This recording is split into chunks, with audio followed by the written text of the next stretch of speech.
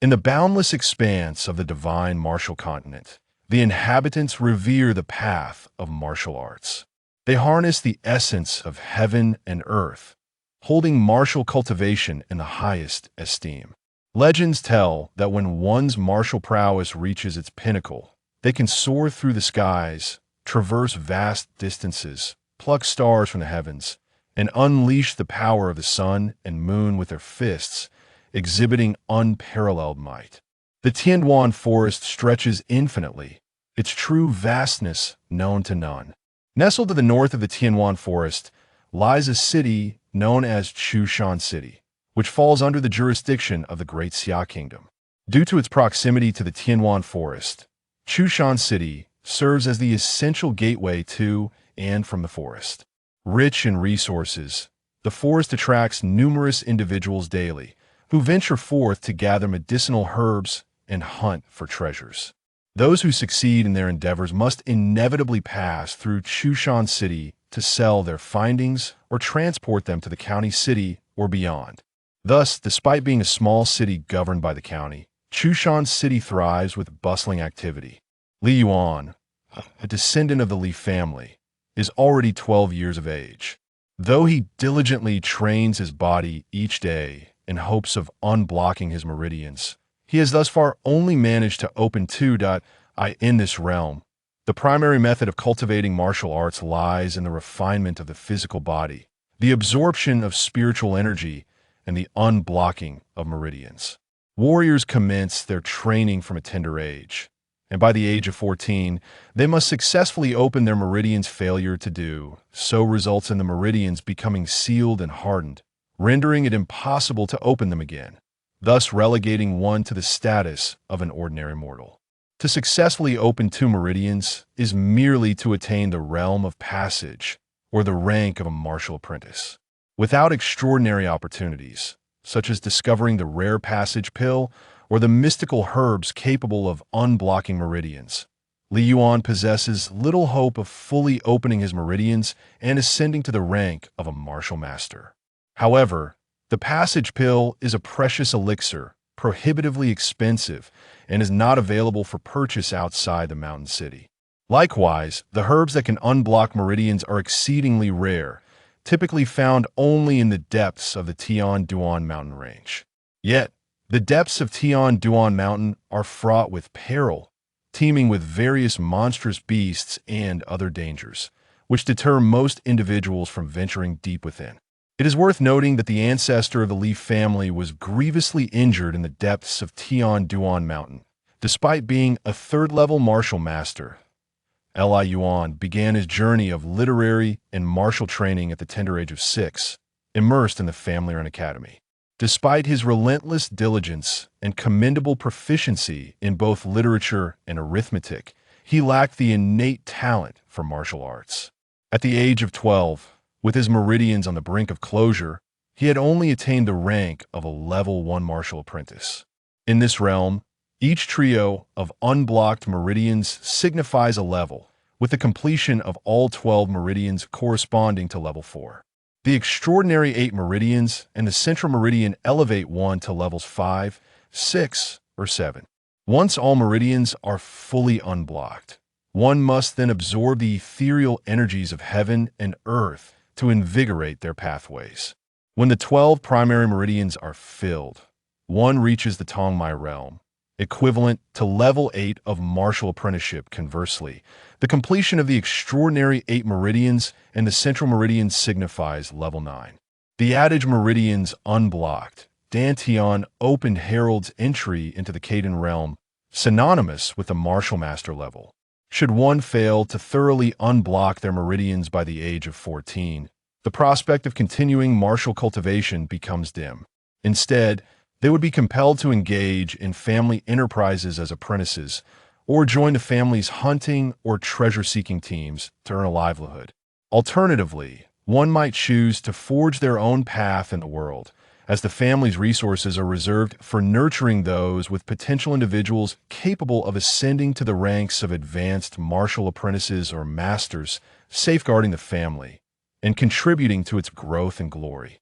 Each family possesses its own commercial ventures and hunting teams, where all profits from business and treasure-seeking endeavors belong to the family, while individuals may receive compensation commensurate with their contributions. However, personal gains from individual pursuits remain the sole property of the individual. In the bustling town of Shansheng, the primary businesses encompass inns, taverns, the procurement of medicinal herbs, animal pelts, elixirs, and pharmacies dedicated to treating various ailments and poisons.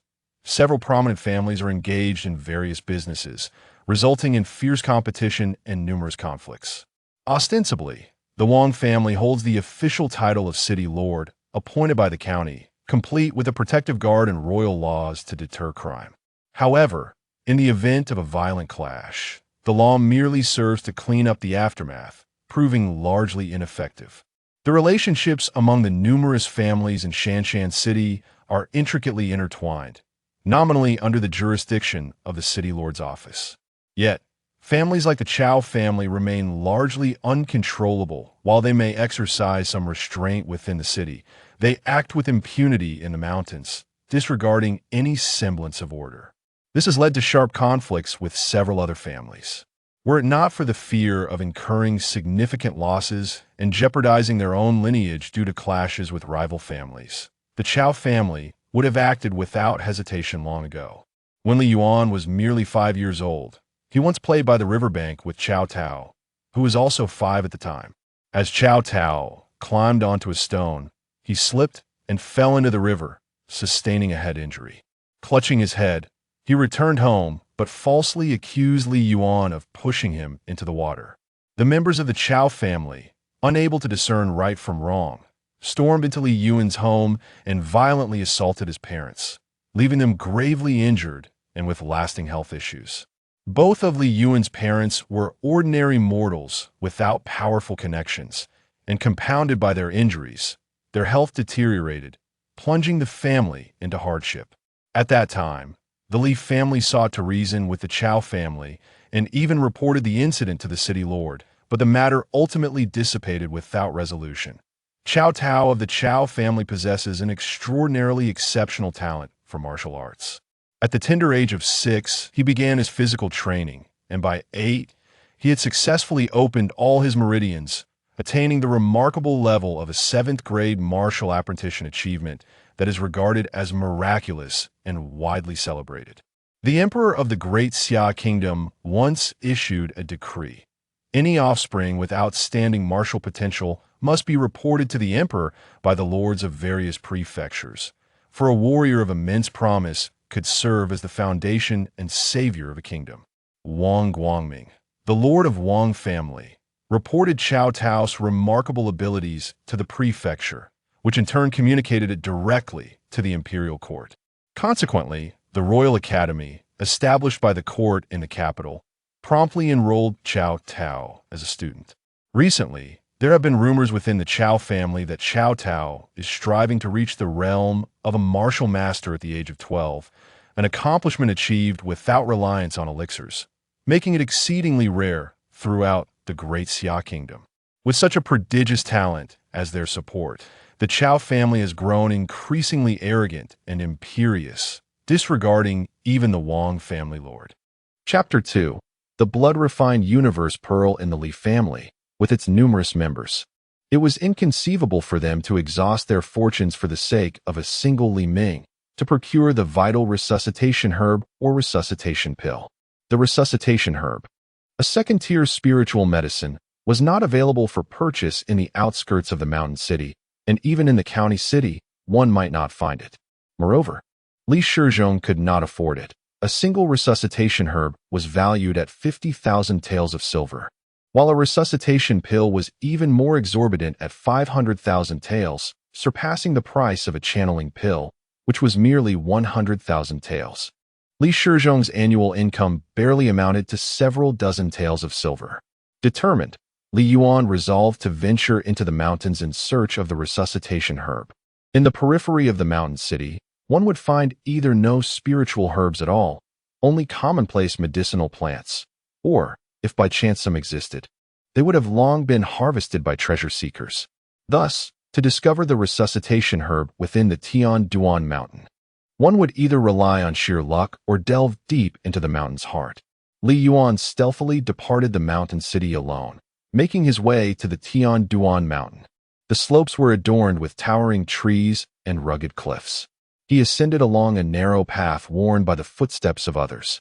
After traversing several dozen miles, he began to veer off the beaten track, seeking out areas seldom trodden by human feet. He understood that the prospect of locating the resuscitation herb in the mountain's outskirts was exceedingly slim. Only in the most perilous and inaccessible locales could hope be found. Upon reaching the edge of a steep ravine, he clung to the branches and stones along the cliff's edge, descending in search of the elusive herb in this untouched expanse. He climbed to a precarious ledge, standing on a jutting rock, scanning his surroundings when suddenly, he heard voices emanating from across the ravine. Lifting his gaze, he beheld a group of hunters approaching the ravine's edge, members of the Chow family. They also spotted Li Yuan. One of the members of the Chow family exclaimed, "Isn't that the little rabbit of the Li family? I recognize him. He is the second son of Li Shizhong, a mere 12 years old, and yet only an initial-level martial artist, utterly worthless. His brother, Li Ming, had some talent for martial arts, but alas, his meridians were severed, rendering him useless. Could it be that he is seeking the rejuvenating herb for his brother? Huh, as if we would find such a treasure here. That is a second-tier spiritual herb, worth 50,000 taels of silver for a single plant." Another member of the Chow family interjected, "Who cares who he is? As long as he belongs to the Li family." The head of the family recently declared that any solitary ones encountered should be eliminated. Enough of this talk. Let us dispose of him. The ravine was scarcely a few dozen yards wide. They could simply hurl stones across to reach him. A group of Chow family members picked up stones from the ground and hurled them towards Li Yuan. Upon realizing his predicament, Li Yuan saw no means to evade the barrage of stones from the Chow family amidst the precipice. The only options for escape were to ascend or descend. However, climbing upwards was fraught with difficulty. Moving slowly could very well result in being struck down by the Chow family before he even reached the cliff summit. Descending, on the other hand, led to an abyss of unimaginable depth, where a fall could shatter him to pieces. As the stones rained down, Li Yuan had no choice but to dodge. Yet, the rocky ledge beneath his feet was perilously small, and after only a few hurried steps, he lost his footing and plummeted down the cliff. Fortunately, as he fell, an arrow struck the very stone where he had just stood. Had he not fallen, he would have met his end. The cliff loomed high, its depths unfathomable, as he tumbled amidst stones and branches on his descent. The Chow family cast a flurry of stones into the abyss where Li Yuan had fallen, laughing heartily before departing. Beneath the mountain ravine, a tangle of vines intertwined, forming a dense net. Before Li Yuan reached the ground, a stone struck his head, causing blood to flow immediately, rendering him unconscious.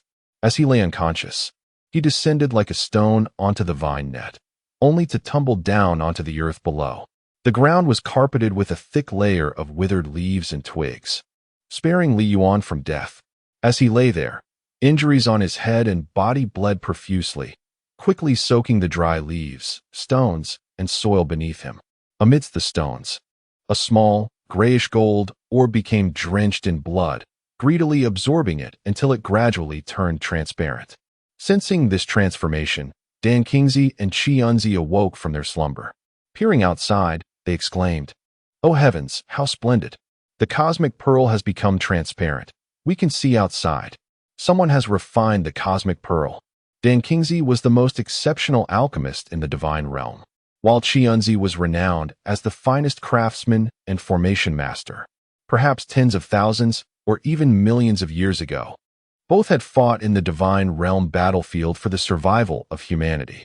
Over countless years, fierce battles erupted there, with the divine clan, beast clan, demon clan, and underworld clans suffering heavy casualties. Yet, survival necessitated combat, for the threat of annihilation loomed. In this war, the divine clan and beast clan forged an alliance to confront the demon clan and underworld clan. Today, as prophecy is a celestial secret. No divine emperor is permitted to disclose it, for to do so would result in immediate annihilation by the cosmic edicts. Chapter 3. The Cosmic Pearl. Over the course of a century, the divine emperors gradually exited the universe, though some sought every possible means to remain clandestinely. The celestial secret emperor was reluctant to depart. Within the primordial cosmos, he could decipher celestial secrets, evade crises, and alter fate, rendering him nearly impossible to locate or harm. However, upon entering the chaos, he was uncertain whether his celestial powers would still hold sway. He invoked his celestial abilities to obscure the truth and remain hidden. Yet the divine retribution struck him with precise fury, compelling him to flee the universe with great urgency. The Time Emperor, Space Emperor, and Causality Emperor also wished to linger.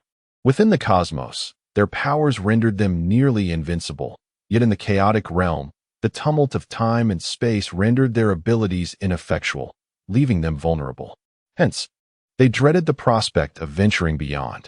The Time Emperor concealed himself a decade ago, while the Space Emperor utilized his powers to evade into the void, and the Causality Emperor attempted to disrupt fate to elude the cosmic search.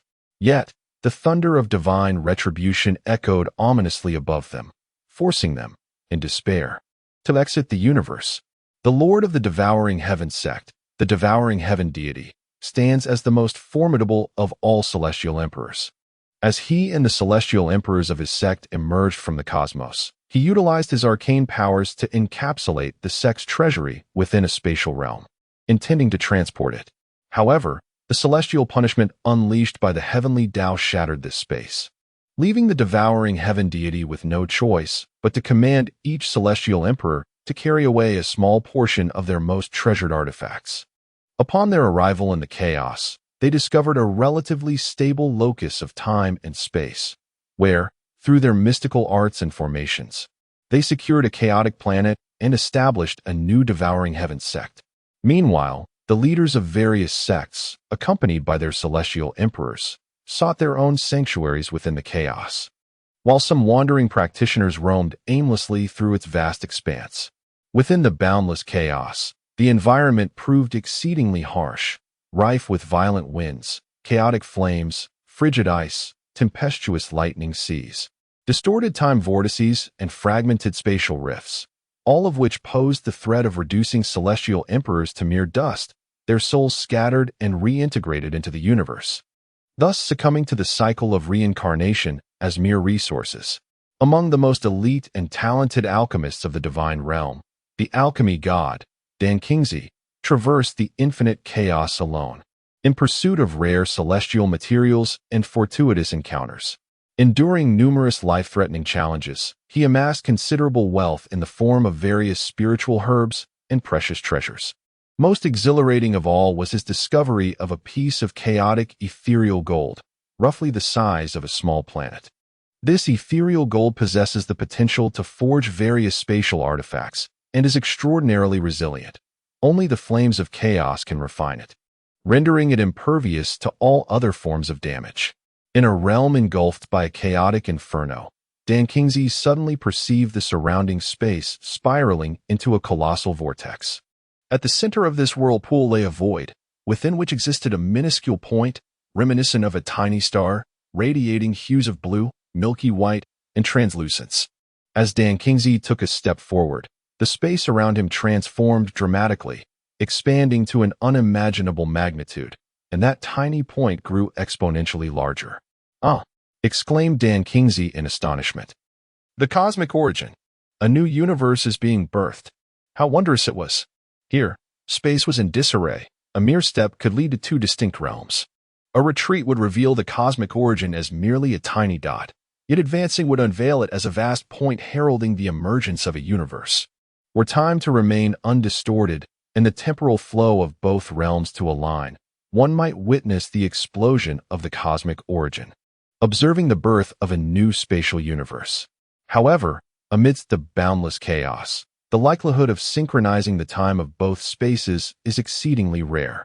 One could exist a millennium in the past, while the other dwells 100 million years into the future. Regardless, within this endless tumult, the chance of encountering the cataclysmic birth of a universe is nearly negligible. Moreover, even if such an encounter were to occur, witnessing it up close would be impossible, for the immense explosion would annihilate all in its vicinity. Should one find themselves amidst the cosmic birth explosion and fail to escape swiftly, it would surely be a fatal fate. The prospect of two realms merely a step apart, with perfectly aligned temporal flows allowing for a seamless transition from one to the other, is virtually non-existent.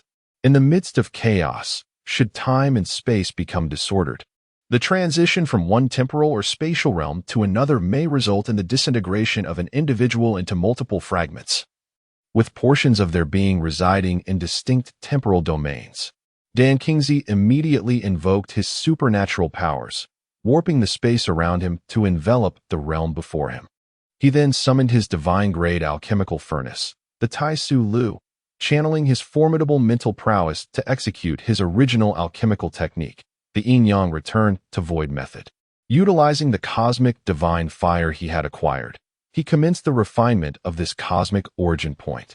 For Dan Kingsley, and indeed for the entirety of the divine realm, such an audacious endeavor had never been attempted, to refine a point on the verge of explosion destined to give birth to a universe. If successful, this would yield an unparalleled treasure within the cosmos, an entire universe's worth of energy. Furthermore, this energy was primordial, birthed directly from the void, capable of transforming into any form of energy, such as fire, wood, or even soul energy. Dan Kingsley first severed the connection between the cosmic origin point and the vast chaos surrounding it, employing spatial sorcery to place the encapsulated origin point within his alchemical furnace. With his mental force, he activated the cosmic divine fire, meticulously peeling away the layers of the origin point's ongoing evolution, synthesizing the process that generates all things. By harnessing temporal sorcery, he arrested the origin point's time at its inception, employing the yin-yang return to void method to reverse the transformations of yin and yang into the void, thereby preserving the cosmic origin point in its primal state. Halting its evolution, Dan Kingsley recognized that his realm was insufficient. He was not yet capable of absorbing this primordial energy, which was exceedingly precious and could be transformed into any attribute, embodying the essence of all things. Regardless of its application, it would be squandered. Moreover, Dan Kingsley harbored an instinctive understanding that this cosmic origin point was intrinsically linked to the refinement of the primordial universe. Thus, he sought to refine various extraordinary abilities within this cosmic origin, preparing himself to utilize it in the future to elevate his realm, refine the heart of the primordial universe, and ultimately become its sovereign. To ensure that no one discerned that this was the cosmic origin prior to the universe's catastrophic explosion, Dan Kingsley employed the chaotic fire beside him to transmute the chaotic ethereal gold he had acquired into a small orb. Within this orb, he meticulously crafted a vast space and encased the cosmic origin within it. Once secured, Dan Kingsley gradually refined the entrance, allowing it to seal shut. The monumental task was on the verge of completion. Upon finalization, an unparalleled treasure would emerge, one that would be unique not only within the universe, but also amidst the chaos itself. Subsequently, Dan Kingsley could infuse his blood to refine this cosmic orb, gradually mastering it with his mental prowess, rendering himself invincible throughout the primordial universe and even within the chaos. Chapter 4. Igniting the chaos suddenly, Dan Kingsley felt a pang of trepidation, an instinctive response to the imminent danger. He lifted his gaze and beheld the foremost array master of the Qi Yunzi domain standing not far away. Having deployed a formidable divine killing formation, the celestial annihilation dragon slaying array, encircling him. It is indeed my own fault for being excessively engrossed in refining the cosmic pearl, neglecting to guard against the perils surrounding me. Why? Inquired Dan Kingsley. Dan Kingsley and Qi Yunzi were somewhat acquainted, having shared previous interactions. In his recollection, Qi Yunzi was not a particularly malevolent individual. Yet, what compelled him to turn against me? Why? You are aware of the current cosmic predicament. Setting aside the fact that the universe is being assimilated by beings from alternate dimensions or by the forces of demons and the underworld, the human race faces the imminent threat of enslavement or annihilation. Even if the universe were to be refined by the devourer of heaven, given his cruelty and inhumanity, It would spell disaster for humanity. The cosmic pearl you are refining is undeniably a treasure of unparalleled worth, but with your capabilities, it is impossible for you to refine the universe. Thus, this cosmic pearl in your possession would be a grievous waste. As for myself, I possess the skills of artifact crafting and array formations. With sufficient energy, I could envelop the entire primordial universe within an array for refinement, thus enabling me to potentially save humanity. Therefore, today, by eliminating you and seizing your cosmic pearl, though it may seem unscrupulous, I act in the interest of all humanity. Even in your demise, you would have made a significant contribution to our kind, and I stand here on behalf of all humanity to express my gratitude to you. With that, Qianzi activated the array, wielding his divine slayer blade as he struck towards Dan Kingsley. Within the annihilation array, countless blade shadows shattered the very fabric of space. In his fervent pursuit of refining the cosmic pearl, Dan Kingsley had exhausted his heart's blood, divine power, and mental strength. Even had he not depleted his energy, he could not hope to breach this annihilation array.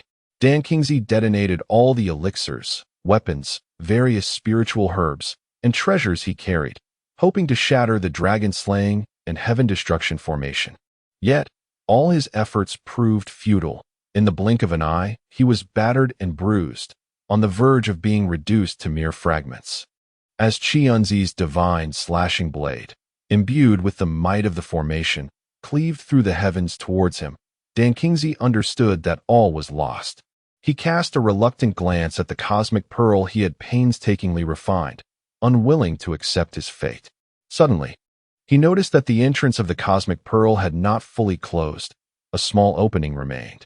Without hesitation, he detonated his divine body and the miniature world within, allowing his minuscule divine infant to escape into the cosmic pearl.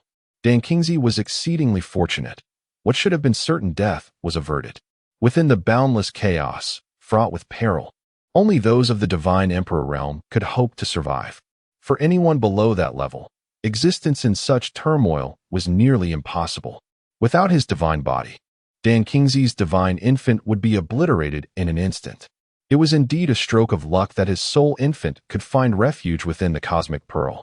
The immense shockwave from his self-detonation shattered the heaven-destruction and dragon-slaying formation, propelling him into the distance.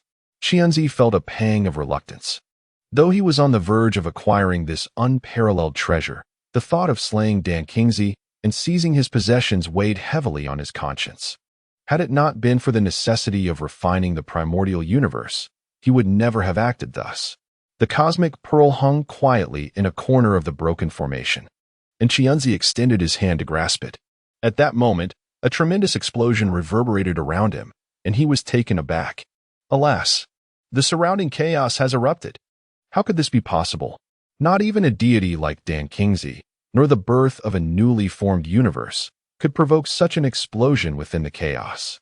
Perhaps the universe, which was destined to explode into existence, failed to do so, thereby disrupting the very fabric of chaos itself. But does chaos adhere to the celestial laws? Red Cloudsy could no longer ponder these matters. The overwhelming explosion reduced everything around him to nothingness. He found himself with no escape, on the verge of being obliterated, his very essence set to scatter into the void. Casting a glance at the cosmic orb in his hand, he suddenly noticed that the small opening had not fully sealed. Without hesitation, Red Cloudsy abandoned his divine form, allowing his spiritual infant to enter the cosmic orb. The opening of the orb closed swiftly. Who could have triggered the chaos's explosion? Ah, my tree of life, my tree of enlightenment, my Tai Dao tree. Flee! The furious roar of the devourer of heaven echoed from the depths of chaos. The cataclysmic explosion obliterated everything in its vicinity. The new headquarters of the Devourer sect was also destroyed in the blast.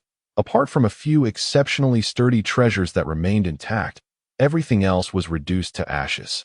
The sect master had not anticipated that, although he had chosen a seemingly solid location. It was akin to erecting a dwelling upon a mountain that suddenly erupted as a volcano. How could the structure possibly endure? The sect master could only lament his misfortune. The cosmic orb and the remaining undestroyed artifacts were propelled far away by the colossal explosion.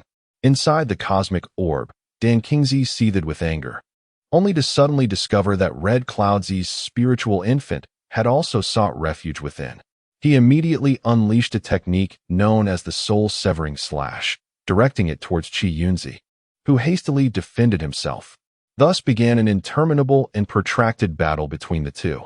Perhaps centuries passed, or even millennia, during which both combatants emerged battered and bruised. The primordial energy surrounding them proved to be exceedingly resilient, leaving them unable to absorb any soul power. Their soul infants had long been wounded at their very essence, diminishing gradually, and it would not be long before they vanished completely. At long last, one day, Chi Yunzi turned to Dan Kingsley and said, "Let us cease our conflict. It was indeed unprincipled of me to covet your cosmic pearl. However, you are aware that chaos has erupted. Even if I refrained from seizing it, you would have no time to refine it for yourself. Such is the nature of fortune. What is not destined for us shall remain unattainable." Presently, both our soul infants are grievously injured, having suffered damage to their very core, rendering them frail. Should we continue to fight, we risk losing our very souls. Even if we halt our engagement now, we are unable to absorb the energy of soul power in this place, and the restoration of our soul infants will inevitably lead to demise, even were there soul power available for recovery. The extent of our injuries means that we would require tens of thousands of years to heal. At present, we must strive to maintain the integrity of our soul infants. Perchance someone will refine this cosmic pearl and assist us, offering a glimmer of hope for our revival. If you do not seize it, and I do not self-destruct my divine form, how could chaos ever be ignited? How did I find myself in this predicament? Was it not for the sake of the countless lives in the universe? Such noble words. Chapter 5. The rescue of Li Yuan. It is uncertain how much time has elapsed, tens of thousands of years, or perhaps millions. At long last, someone has successfully refined the cosmic pearl. At last, someone has refined the cosmic pearl. The two hurriedly gazed outside, only to find themselves in a valley. On the ground lay a young boy, seemingly around 11 or 12 years of age, bleeding and unconscious, his fate uncertain. "It was his blood that refined the cosmic pearl," exclaimed Dan Kingsley. "How could it be his blood that did so? He merely fainted, and his blood fortuitously flowed onto the cosmic pearl. Nevertheless, we must first revive him. Regardless, someone has finally refined the cosmic pearl, granting us the prospect of seeing the light of day once more. There is hope. Without someone to refine the cosmic pearl, we would be forever deprived of the outside world, with no chance of salvation. But how can we save him? We cannot exit, and he remains unaware of our presence." "What do you mean there is no way? His blood is still refining the cosmic pearl, creating a channel of blood. We can harness our soul power to invoke spatial divine abilities and draw him in. This is our singular opportunity. If he were not unconscious, coincidentally refining the pearl and creating a channel with his blood, we would truly be at a loss to rescue him. Yet our soul power has suffered severe damage. Further depletion would only harm our essence, leaving the divine infant even more fragile," warned Qianzi. "This is our only chance, should he perish. Who knows when we might encounter another soul capable of refining the cosmic pearl. Perhaps we would never find another to accomplish this task." Dan Kingsley and Qianzi began to wield their spatial powers, their soul energy traversing the blood channel that Li Yuan had used to refine the cosmic pearl. They journeyed an unknown distance, perhaps thousands or even tens of thousands of miles, until they finally emerged outside the cosmic pearl. Seizing Li Yuan and drawing him into its depths, the two expended immense amounts of soul energy, causing their divine infants to become increasingly ethereal.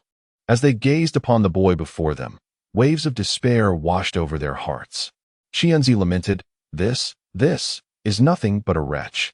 At 12 years of age, he is merely a level 1 martial apprentice, having opened only 2 meridians, with an abysmal talent for martial arts.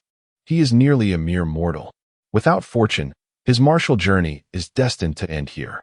To rely on him for our return to the divine realm and to reconstruct our divine forms is utterly impossible. Even if we were to seize his body, we would only extend our existence for a mere 100 years.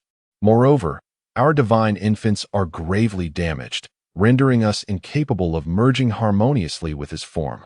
Even if such a fusion were to occur, we would lack the time to restore our divine infants. Without tens of thousands of years, rejuvenation is unattainable. Even with divine pills and herbs, though our divine infants might recover, this wretched body would never reach the pinnacle of divinity. Without achieving divinity, acquiring divine pills and herbs becomes exceedingly difficult. We have squandered the essence of our divine infants, only to find ourselves in vain hopes. Dan Kingsley added, "Do not entertain the notion of seizing such a splendid opportunity. The heavenly Tao no longer permits our continued existence within this universe. Even if we were to possess him, we would not dare to venture out from this cosmic pearl. Within this cosmic pearl lies an alternate realm, one that is not a part of the Hongmeng universe. The celestial order of the Hongmeng does not interfere with our existence. However, should we venture beyond this cosmic pearl, we would be instantly obliterated by the thunderous wrath of the Hongmeng's divine decree. Regardless of his shortcomings, he has now refined the cosmic pearl, granting us the hope of seeing the light of day once more. First, we must ensure his survival, at the very least. We need to wait until he can escort us to a more populated realm. But how can we revive him? His injuries are grievous, and he has lost copious amounts of blood. Without sufficient energy or miraculous elixirs, it seems improbable that he can be saved. Though this cosmic pearl brims with energy, we are utterly unable to harness even a fraction of it. It is indeed a tragic irony to be guardians of a treasure, yet remain impoverished." Qianzi glanced outward. Within this valley, there was not a single herb imbued with spiritual essence, nor any celestial treasures. Why is the spiritual energy of this realm so scarce? What place is this? This is neither the divine realm, nor the celestial realm, nor the realm of cultivation. This is the mortal realm. By heavens, how did this cosmic pearl descend into the mortal realm? There are no celestial treasures, no spiritual essence, nor beings of profound enlightenment. How can we be so unfortunate? Enough of the lamentations. We must prioritize saving him. But how can we accomplish that when we possess no energy? Do not think I am oblivious. When you were thrust into this realm by the chaotic explosion, did not a fragment of your fingernail accompany your soul infant? That fingernail still bears a bit of flesh. Dan Kingsley remarked. Qianzi retorted, "Do not entertain thoughts of my fingernail. I still hold hope that in the future, someone will refine the cosmic pearl, harness sufficient energy, and exchange it for the primordial energy here, thus resurrecting my divine form. In other realms, such a notion might be dismissed as fanciful. However, here lies the cosmic pearl, teeming with inexhaustible primordial energy. As long as there is adequate energy for exchange, my divine body can be reborn. Should he perish, what fortune remains to encounter another capable of refining this cosmic pearl? Moreover, he is but a mortal. There is no need for you to convert all your fingernails into energy. Merely a fraction of what they yield suffices for his needs." Qi Yunzi clutched his own fingernail and approached the gate of exchange. Chapter 7. A first encounter. At that time, when Dan Kingsley was refining the cosmic origin, he realized his realm was insufficient to directly utilize the energy present. Therefore, he employed the technique of yin-yang, returning to nothingness and divine pattern formations within the cosmic origin, establishing numerous wondrous functions such as the gate of exchange, the gate of duplication, and the gate of time. Thus, although he could not momentarily access the energy here, he could draw energy from the external world, regardless of the energy's attributes, as long as it passed through the gate of exchange. It could be integrated into the cosmic origin, transforming into primordial energy. This primordial energy is exceedingly precious, should you desire to alter its attributes. Possessing but a sample will suffice. Place it within the gate of duplication, and it shall replicate the various heavenly and earthly treasures, as well as spiritual herbs and grasses that you seek. In this manner, whatever treasures of heaven and earth, or divine herbs and plants you desire, as long as you possess sufficient energy, regardless of its nature, You can exchange it through the portal of transmutation to acquire the primordial energy from the cosmic source. By placing this primordial energy within the replication portal and then utilizing a sample through the portal, you can duplicate the coveted treasures of heaven and earth, as well as the divine herbs and plants. However, if one lacks primordial energy, the treasures and herbs replicated through the portal cannot be retrieved.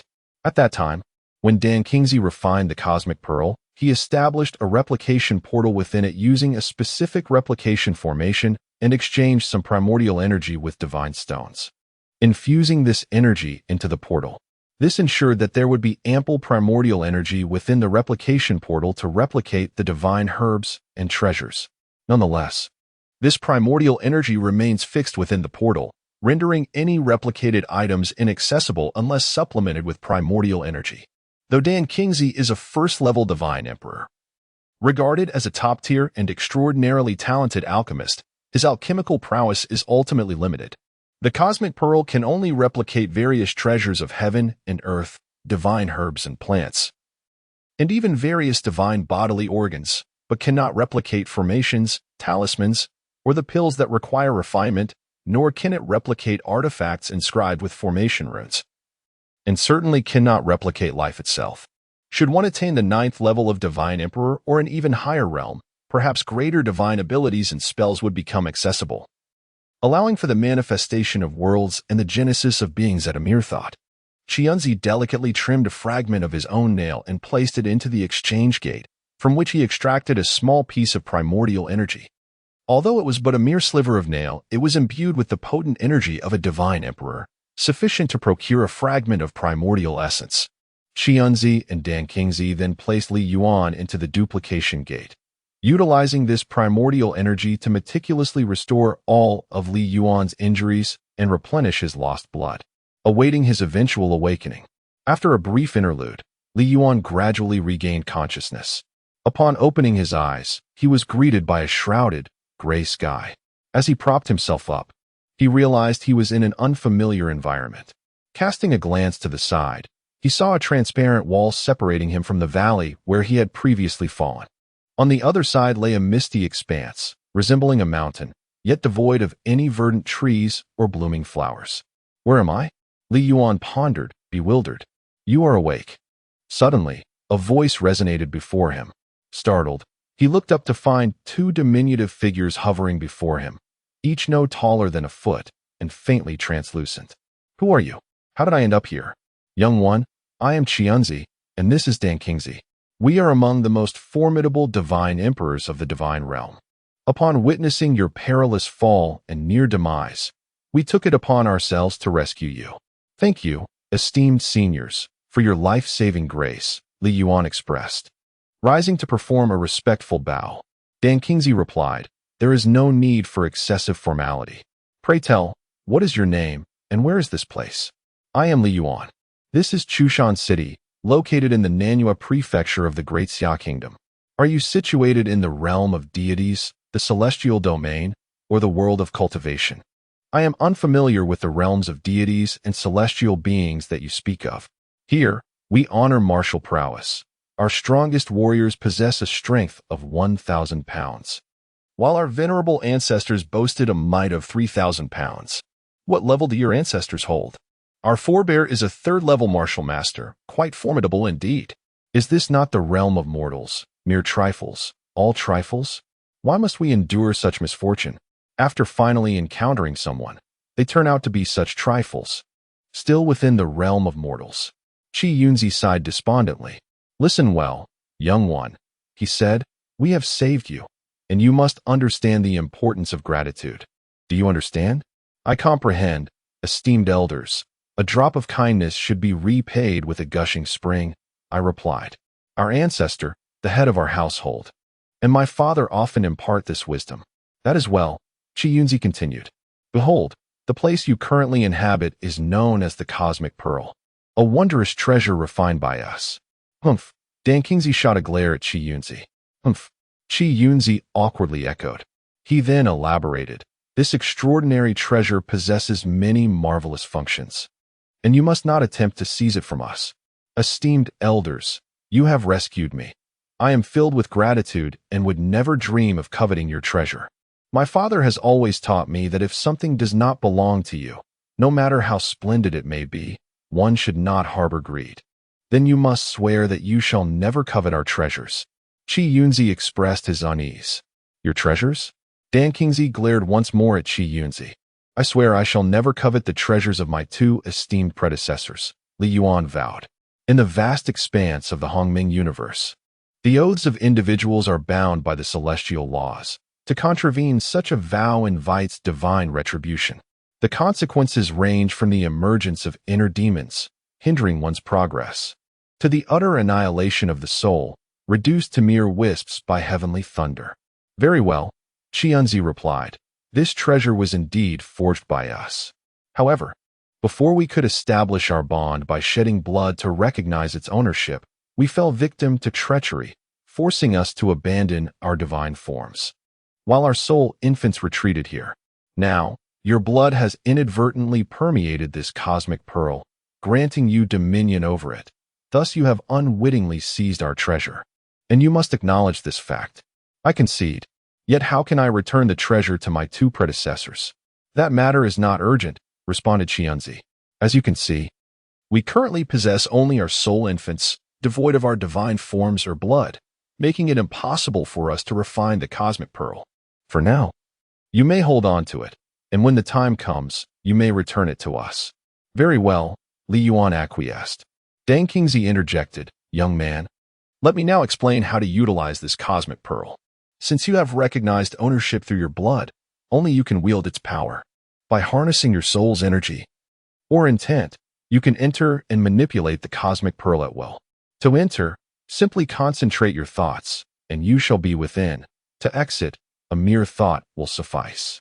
Should you desire it to expand, it will grow boundlessly. Certainly, if you wish to amplify its magnitude, your spiritual essence must be sufficiently potent. Otherwise, you cannot expand it to boundless dimensions. Should you desire diminishment, it may shrink to the size of a mere speck of dust, imperceptible to any observer. You may cradle it within your palms or, through sheer will, conceal it within your dantian. Such mastery can only be achieved through the blood oath of allegiance, where one becomes its sovereign. Without this bond, one cannot attain such dominion. As you can see, we are now left with but soul infants, devoid of our divine forms, and thus lacking the blood night necessary for the refinement of the cosmic pearl. Without the ability to refine the cosmic pearl, we are unable to command it. Presently, we find ourselves trapped, and your intent is essential for our passage. I shall now facilitate your departure, Li Yuan declared. No, interjected Dan Qingzi. We are currently mere soul infants without divine bodies. Should we venture forth, we would not survive long before our souls disperse. Moreover, there are matters unknown to you. Upon our exit, we would be instantly struck down by the heavenly thunder. Therefore, we require your assistance, yet you are presently too feeble to provide substantial aid. Only when you attain greater strength may you assist us. Thus, you must hasten your ascent to power. Naturally, in this mortal realm, formidable arcane arts are scarce. Yet we possess extensive knowledge of various mystical techniques, adept in the art of alchemy, artifact forging, and the intricate arrangements of talismans and formations. We can impart this wisdom to you. Thank you, esteemed seniors. Li Yuan expressed with reverence, bowing deeply. No need for gratitude. We too have needs that require your assistance. This is merely a reciprocal relationship. Now, attempt to manipulate this cosmic pearl. Thank you, esteemed seniors. After Li Yuan expressed his gratitude, he bowed respectfully once more and thought to himself, I must venture forth. Suddenly, Li Yuan felt a dizzying sensation, and he found himself once again standing in the mountain ravine strewn with withered branches and leaves. It was truly astonishing. He paused in bewilderment and then recalled, what about the cosmic pearl? Chapter 8. Mastering the cosmic pearl. Li Yuan hurriedly searched around. After a while, he finally spotted the transparent cosmic pearl nestled among the withered leaves and scattered stones beneath his feet. He discovered that the pearl was the size of a quail egg. Transparent on the outside, yet its interior remained elusive to his gaze. He picked up the pearl and held it in his hand, mentally invoking the word enlarge. Instantly, The pearl began to expand, growing larger before his very eyes until it surpassed the size of an entire room. In a rush, Li Yuan uttered the word shrink, and the cosmic pearl promptly diminished, swiftly becoming so small that it vanished from sight. Anxiously, he commanded it to enlarge once more, and the cosmic pearl reappeared in midair. An extraordinary spectacle indeed. He then said enter, and with a fleeting moment, Li Yuan found himself inside the cosmic pearl. Inside, Dan Qingzi and Qianzi were engaged in conversation about him. Dan Qingzi remarked, "This young man is quite commendable, polite and not covetous of others' possessions. His character appears to be virtuous." Qianzi replied, "It is premature to judge his character. We must observe him closely over time. He is still unfamiliar with the intricacies of human relationships. And should he comprehend the wonders of the cosmic pearl, he may develop a heart of greed and might not so readily agree to return it. The heavenly oath binds only those who cultivate. Its constraints on mortals are limited and will have little effect on him." Dan Qingzi remarked that one could only observe slowly. Upon seeing Li Yuan re-enter, Qianzi inquired, "What are your thoughts? Is this cosmic pearl not wondrous?" Li Yuan replied, "Indeed, it is truly marvelous." "Thank you, esteemed seniors." Dan Qingzi continued, "There are still many more wonders to discover. At present, there are certain mysteries you cannot yet comprehend. You must hasten your cultivation and elevate your realm. You are merely a mortal with exceedingly poor martial aptitude.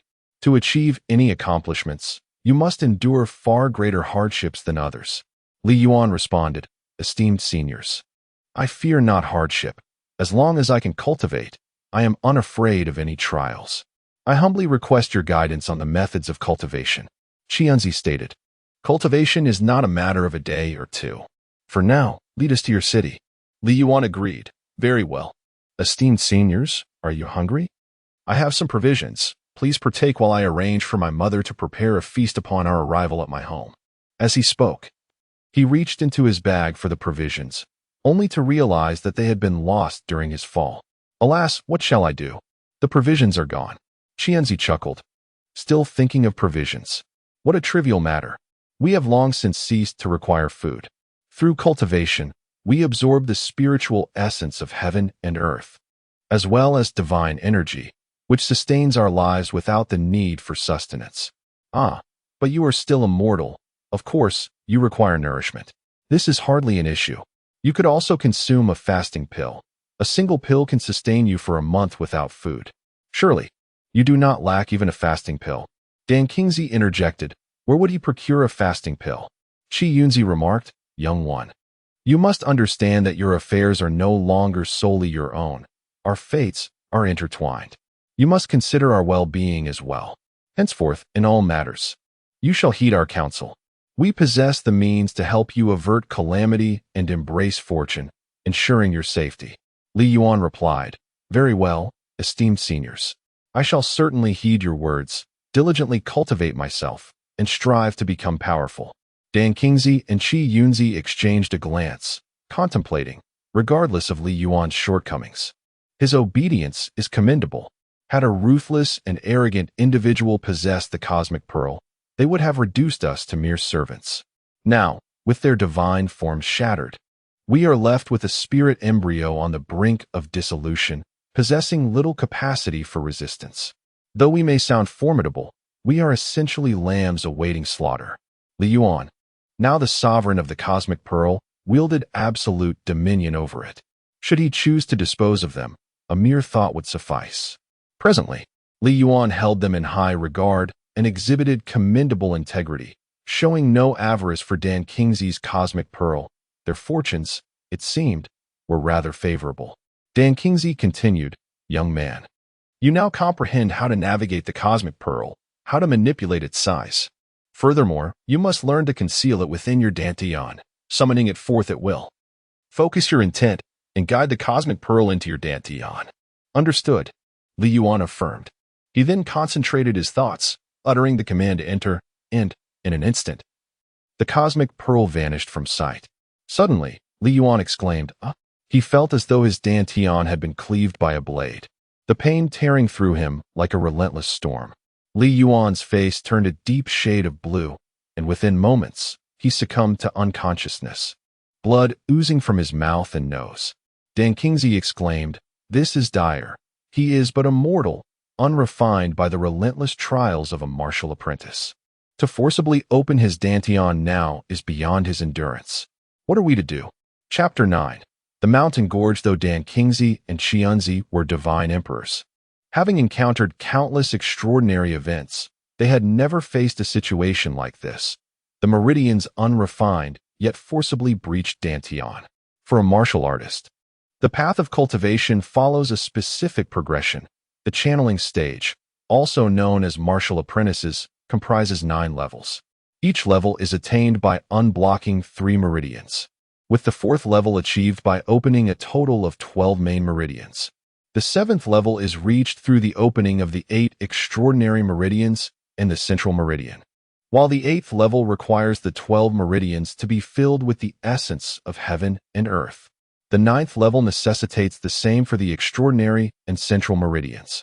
Attaining the 9th level as a martial apprentice offers the potential to breach the dantian and access the Sea of Qi, thus advancing into the realm of martial masters. Only at this stage, when the meridians are saturated with the essence of heaven and earth and the body has been immensely refined, can one endure the excruciating pain associated with opening the Sea of Qi, as the dantian is torn open to access the Qi Sea. The ruptured Qi Sea transcends into another realm. Therefore, one must adhere meticulously to the sequential steps of cultivation.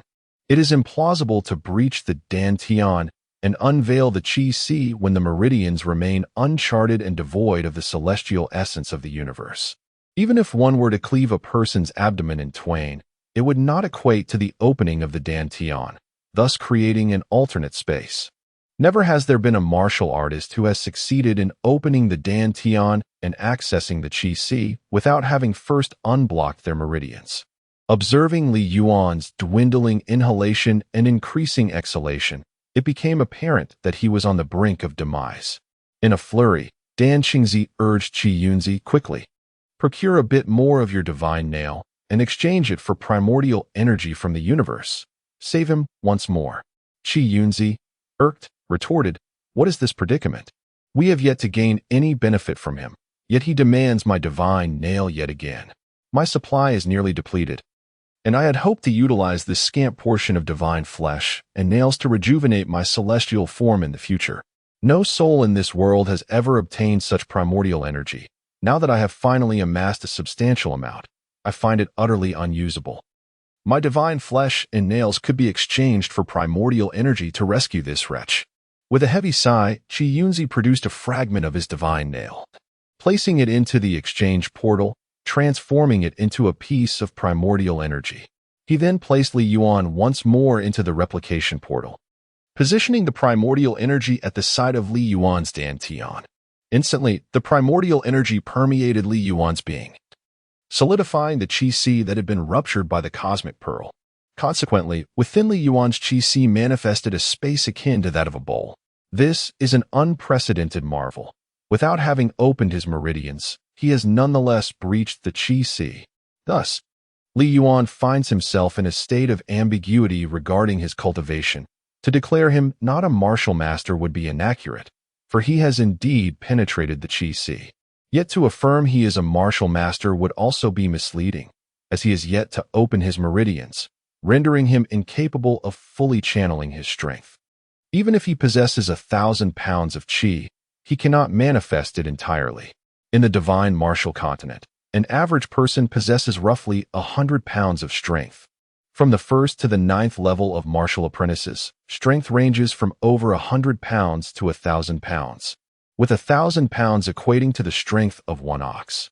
Martial masters, from the 1st to the 9th level, wield strength from over 1,000 pounds to 10,000 pounds, with 10,000 pounds representing the strength of one elephant. Li Yuan gradually awakens from his stupor. He glances at the two elders, Dan Kingzi and Xianzi, and inquires, "Esteemed seniors, why does it hurt so much to place the cosmic pearl into my dantian?" Xianzi promptly replies, "The initial insertion is indeed somewhat painful, but subsequent attempts will not be so. Look at you, lacking fortitude. Just a modicum of pain, and you fainted, causing me to waste my divine nail to rescue you. Li Yuan responds, I apologize, esteemed seniors. I truly lack resilience. The moment I felt that pain, I lost consciousness. Rest assured, in the future, regardless of the circumstances or the intensity of the pain, I will grit my teeth and endure. Thank you for your assistance. And my gratitude to you, Senior Qianzi, for your divine nail. Dan Qingzi observes Li Yuan and muses to himself. This is far from a mere pinch of pain. It is excruciating. This child is remarkably resilient, capable of enduring hardship. Qianzi remarked, remember, you owe me a life-saving grace on 2 occasions and 2 divine nails. In the future, you must repay me when the opportunity arises.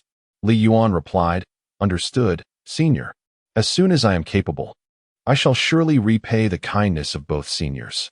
Dan Qingzi interjected, now, take the cosmic pearl from your dantian. Li Yuan acquiesced, all right. Dan Qingzi continued, young man, you must be aware that when the cosmic pearl first entered your dantian, it ruptured it, creating an energy sea within. As per the standards for establishing an energy sea, you have already reached the realm of a martial master. However, since your meridians are not yet unblocked, your strength cannot be fully expressed through them, thus limiting your power to no more than 1,000 pounds. From this perspective, you are not yet considered a martial master. In your spare time, practice how to control the cosmic pearl, allowing it to expand and contract swiftly, enabling you to enter and exit the cosmic pearl with ease, and to place it into your dantian and retrieve it promptly. Now, let us depart and take a look at your home. Very well, Li Yuan responded. With a thought, he emerged from the cosmic pearl. He gazed at the towering cliff before him, contemplating how to ascend. Suddenly, he heard a voice within his body. Upon listening closely, he realized it was Qianzi speaking. You foolish boy, Qianzi chided, though your spiritual strength is still quite feeble. It is indeed possible to enlarge the cosmic pearl to match the height of this ravine. I see you are preparing to ascend. Should you fall from such heights and meet your demise, I shall offer you no salvation. Upon hearing this, Li Yuan hastily produced the cosmic pearl, uttering the command enlarge. And the pearl instantly transformed into a vast sphere. However, upon inspecting it, he realized he could not climb atop the cosmic pearl. What to do? At that moment, the voice of Qianzi resonated within him. Fool, you can gradually expand the cosmic pearl and even reshape it into a square or a chair. Simply sit upon it, and let the pearl elevate you to the summit of the ravine. You possess the ability to manipulate the cosmic pearl as you desire. If you wish for it to grow larger, it shall, or smaller, it shall comply. You can mold it into any shape you envision. If you desire swiftness in its transformation, it will respond accordingly, and if you prefer a gradual change, it shall do so. With but a flicker of your thought, it bends to your will. Chapter 10. Practicing martial arts. Li Yuan had now reached an enigmatic realm of martial prowess. His strength had undeniably increased. Though he lacked the physical fortitude to exert a force of 1,000 pounds, still, he possessed a power of several hundred pounds, granting him a more vigorous gait. As twilight approached, he realized he had gone an entire day without sustenance, having lost his provisions. Thus, he traversed the forest, foraging for wild fruits to stave off his hunger as he slowly made his way toward the outskirts of the dense woods. As he walked, he suddenly heard laughter and chatter behind him, compelling him to conceal himself within the nearby thicket. Today's encounter with the Chow family had imparted a valuable lesson. In these remote mountains, there existed no legal statutes or moral codes. Might was the only law. As soon as he concealed himself deep within the thicket, the voice of Qianzi resonated in his ears.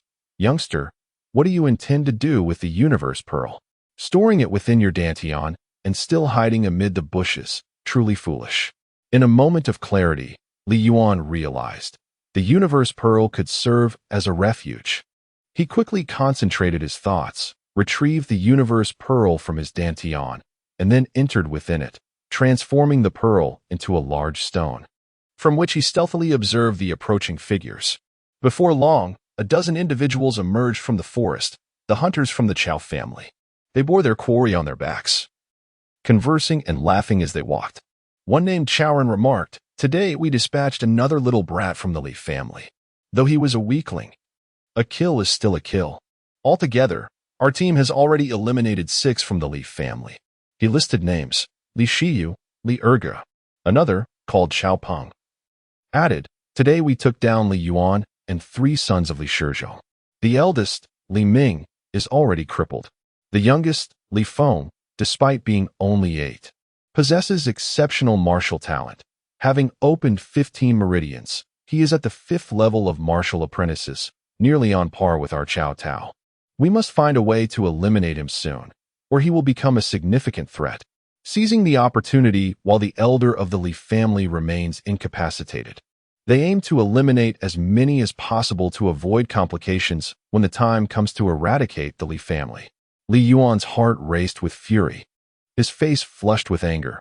I will kill them. As he prepared to emerge, De Kingzi halted him.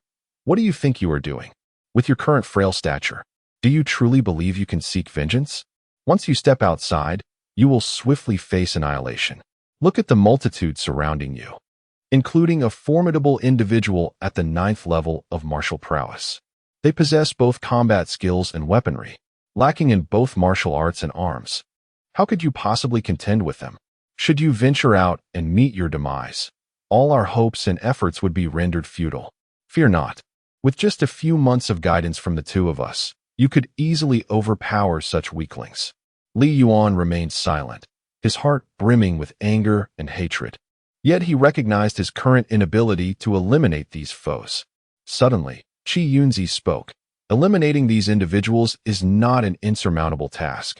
A gentleman does not delay in seeking vengeance.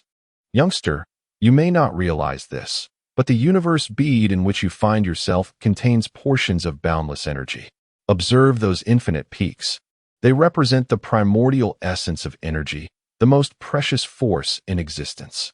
Regrettably, you currently lack the means to extract even a fragment. This energy was destined to explode, birthing a new universe. However, just as it was on the verge of detonation, it was refined by your predecessor, Dan Kingsley, into the present universe bead. Since it did not explode into a universe, the laws and principles of time and space within remain unscattered, resulting in an exceedingly slow passage of time here. Nearly at a standstill, as you delve deeper, the flow of time diminishes further, and space similarly remains unexpanded. The outer shell is forged from a piece of chaotic ethereal gold by your predecessor, Dan Kingsley.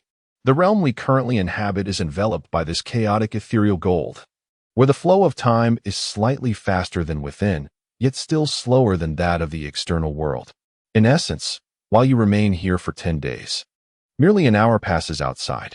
A single day beyond corresponds to 120 days within. Should you eventually venture into the cosmic origin, the deeper you delve, the slower the flow of time becomes. It is conceivable that while a day elapses outside, you may have experienced a year, a decade, or even a century within. There exists a temporal gateway here. The further you progress inward, the more languid time flows, granting you ample opportunity to accomplish your endeavors. However, entry into this temporal gateway necessitates certain physical conditions and a requisite level of martial prowess, which you presently do not possess. This chaos ethereal gold is remarkably resilient, impervious to all but the chaos flame. You may freely transform it into any desired shape, be it a knife, a sword, or an axe. Qi Yunzi gazed at Dan Kingsley and continued, If you were to call upon me for assistance while refining the cosmic pearl, I could inscribe a formation on this chaos ethereal gold, crafting it into an unparalleled weapon, truly formidable. Dan Kingsley shot a fierce glare at Qi Yunzi. Qi Yunzi then proclaimed, I shall devote 3 days to teach you a martial technique, the divine blade technique. This is my original swordsmanship, a divine-level martial art. In your realm of mortal cultivation, martial techniques only encompass the 4 levels of heaven, earth, mystery, and yellow, with no existence of celestial or divine-level arts. Naturally, as you currently lack the necessary power, you cannot wield it. However, if you grasp even a fraction of its essence and transform the cosmic pearl into a blade, severing the heads of those insignificant foes will pose no challenge whatsoever. Within this realm, 3 days will pass, Yet outside, barely half an hour will have elapsed, limiting their distance traveled. Li Yuan hastily expressed his gratitude. Thank you, esteemed seniors. As long as I eliminate these few individuals, I am willing to do anything for both of you. Over the course of 3 days, Li Yuan sustained himself on wild fruits, practicing the technique of divine slashing countless times. Observing Li Yuan's diligent training, Dan Kingsley silently admired his perseverance. Chapter 11. The annihilation of the Chow family hunting team. Li Yuan harnessed his spiritual consciousness to summon a wild boar, which a member of the Chow family had been carrying. Emerging from the cosmic pearl, he pursued the direction the Chow family member had taken. After a short distance, he spotted another member of the Chow family relieving himself. Stealthily, he approached and swiftly dispatched the man with a single stroke. He concealed the prey and continued his pursuit. After a while, he noticed a group of Chow family members resting in a clearing. He crept closer and concealed himself nearby. One of the 9th-tier martial artists from the Chow family remarked, "Where are the two who went to relieve themselves? Go check on them." Before he could shout any louder, Li Yuan surged forward, delivering a decisive blow. The Chow family members stood there momentarily stunned. It was only when the blade was upon him that he instinctively raised his hand to defend himself. Li Yuan's strike cleaved him in two, hand and body severed. Once again, Li Yuan returned to the cosmic pearl, his face pale and heart racing. As he gazed at the lifeless bodies of the 2 Chow family members sprawled on the ground, his legs weakened beneath him. "I have taken lives. I have killed 4 people." At this moment, Li Yuan began to grasp the extent of his own strength and speed, as well as the magnitude of force required to vanquish his foes. Qianzi remarked, "These martial apprentices are mere mortals, with bodies of insufficient resilience, making them quite susceptible to being slain. In the future, should you encounter warriors of higher realms, some with physiques as unyielding as iron, it will not be so easy to vanquish them. As for a divine being, you could strike at will, yet even with this cosmic pearl, you would find yourself incapable of inflicting harm upon him. It would be impossible to even leave a mark upon his flesh." Chowren interjected, "We are on the outskirts of the mountain, devoid of formidable beasts. The bandits dwelling upon the mountain will not hinder our passage. What could possibly go awry? Surely, they are merely dawdling." Chapter 12. Annihilation. Qianzi's words were so far-fetched that Li Yuan found himself in a state of confusion. Nevertheless, he obediently adhered to Qianzi's instructions and began to practice. He repeated the motions, leaning forward, swaying to the left and right, grounding his feet, and thrusting forward with determination. After prolonged practice, even under Qianzi's guidance, he failed to perceive the spatial elements or witness the ground receding beneath him as his body moved through the space. Yet, he sensed a marked increase in his speed. Days later, he felt the wind rush against him as he advanced, his body undulating as he traversed through the air. His velocity had indeed accelerated, and it seemed as if the earth beneath him was retreating. He dashed forward, covering an impressive distance in the blink of an eye, an ability he had never imagined he could possess. Qianzi sighed, "Alas, your mental fortitude is too feeble to perceive the spatial elements. Thus, this shall suffice. However, in this manner, it is sufficient to pursue a 9th-level martial apprentice." The 9th-level martial apprentice retorted, "Nonsense. How can one who is dead be resurrected? It must be that the lad did not perish from the fall. Rather, he escaped and has emerged once more. Just now, he launched a surprise attack on you, did he not?" "No," replied Chowren. Li Yuan, concealed within the cosmic pearl, observed the approach of the 3 members of the Chow family. Qi Yunzi instructed, "Wait until they draw near. Strike one down with a single blow. Then, do not enter the cosmic pearl immediately. Instead, flee to the cover of the thicket before re-entering the pearl. Should they witness your sudden disappearance, fear will seize them, and they will flee. It will not be easy for you to pursue both of them alone. We must not allow the tiger to return to the mountain." Li Yuan acquiesced. As the 3 members of the Chow family passed by, he swiftly emerged from the cosmic pearl and cleaved one in 2 with his blade, then darted towards the dense forest. The remaining 2 members of the Chow family turned to see Li Yuan had slain another, their fury igniting as they immediately pursued him in the direction he had fled. Li Yuan took refuge within a patch of thick foliage before promptly re-entering the cosmic pearl. Having cultivated to the 9th level of a martial disciple, he could harness the celestial energy from his meridians, allowing him to move with remarkable speed. Hastily, Li Yuan employed the technique of shrinking the earth to pursue them. The 9th level martial disciple, now with a severed arm and bleeding profusely, could not sustain his pace for long. As Li Yuan closed in, he struck again, severing the disciple's leg. The martial disciple collapsed, gazing at Li Yuan with terror in his eyes, and pleaded, "Li Yuan, young master, spare me. I was wrong. I shall never dare to offend you again." "Humph. If I spare you, how will you retaliate against me, against the Li family? Do you think I have not heard the conversations you engage in?" With that, he raised his blade, ready to slay the 9th-grade martial artist. Suddenly, Yuan interjected, "Do not be hasty in executing him. He is a 9th-grade martial artist, and his meridians are already infused with the essence of heaven and earth. After you take his life, you must promptly place him into the cosmic pearl. Preserving his vital energy within, it can be exchanged for a modicum of primal energy. Though it is scant, even the smallest morsel is still sustenance." Li Yuan acquiesced with a nod, swiftly dispatching the 9th-grade martial artist, and immediately transferred his corpse into the cosmic pearl. As he entered the cosmic pearl and positioned the body at the exchange portal, he found nothing materializing. He turned to Yuan, perplexed. "Senior, why has no primal energy been produced?" Dan Kingsley replied, "The essence of heaven and earth within him is too meager. You severed an arm and a leg, causing the vital energy contained within to escape.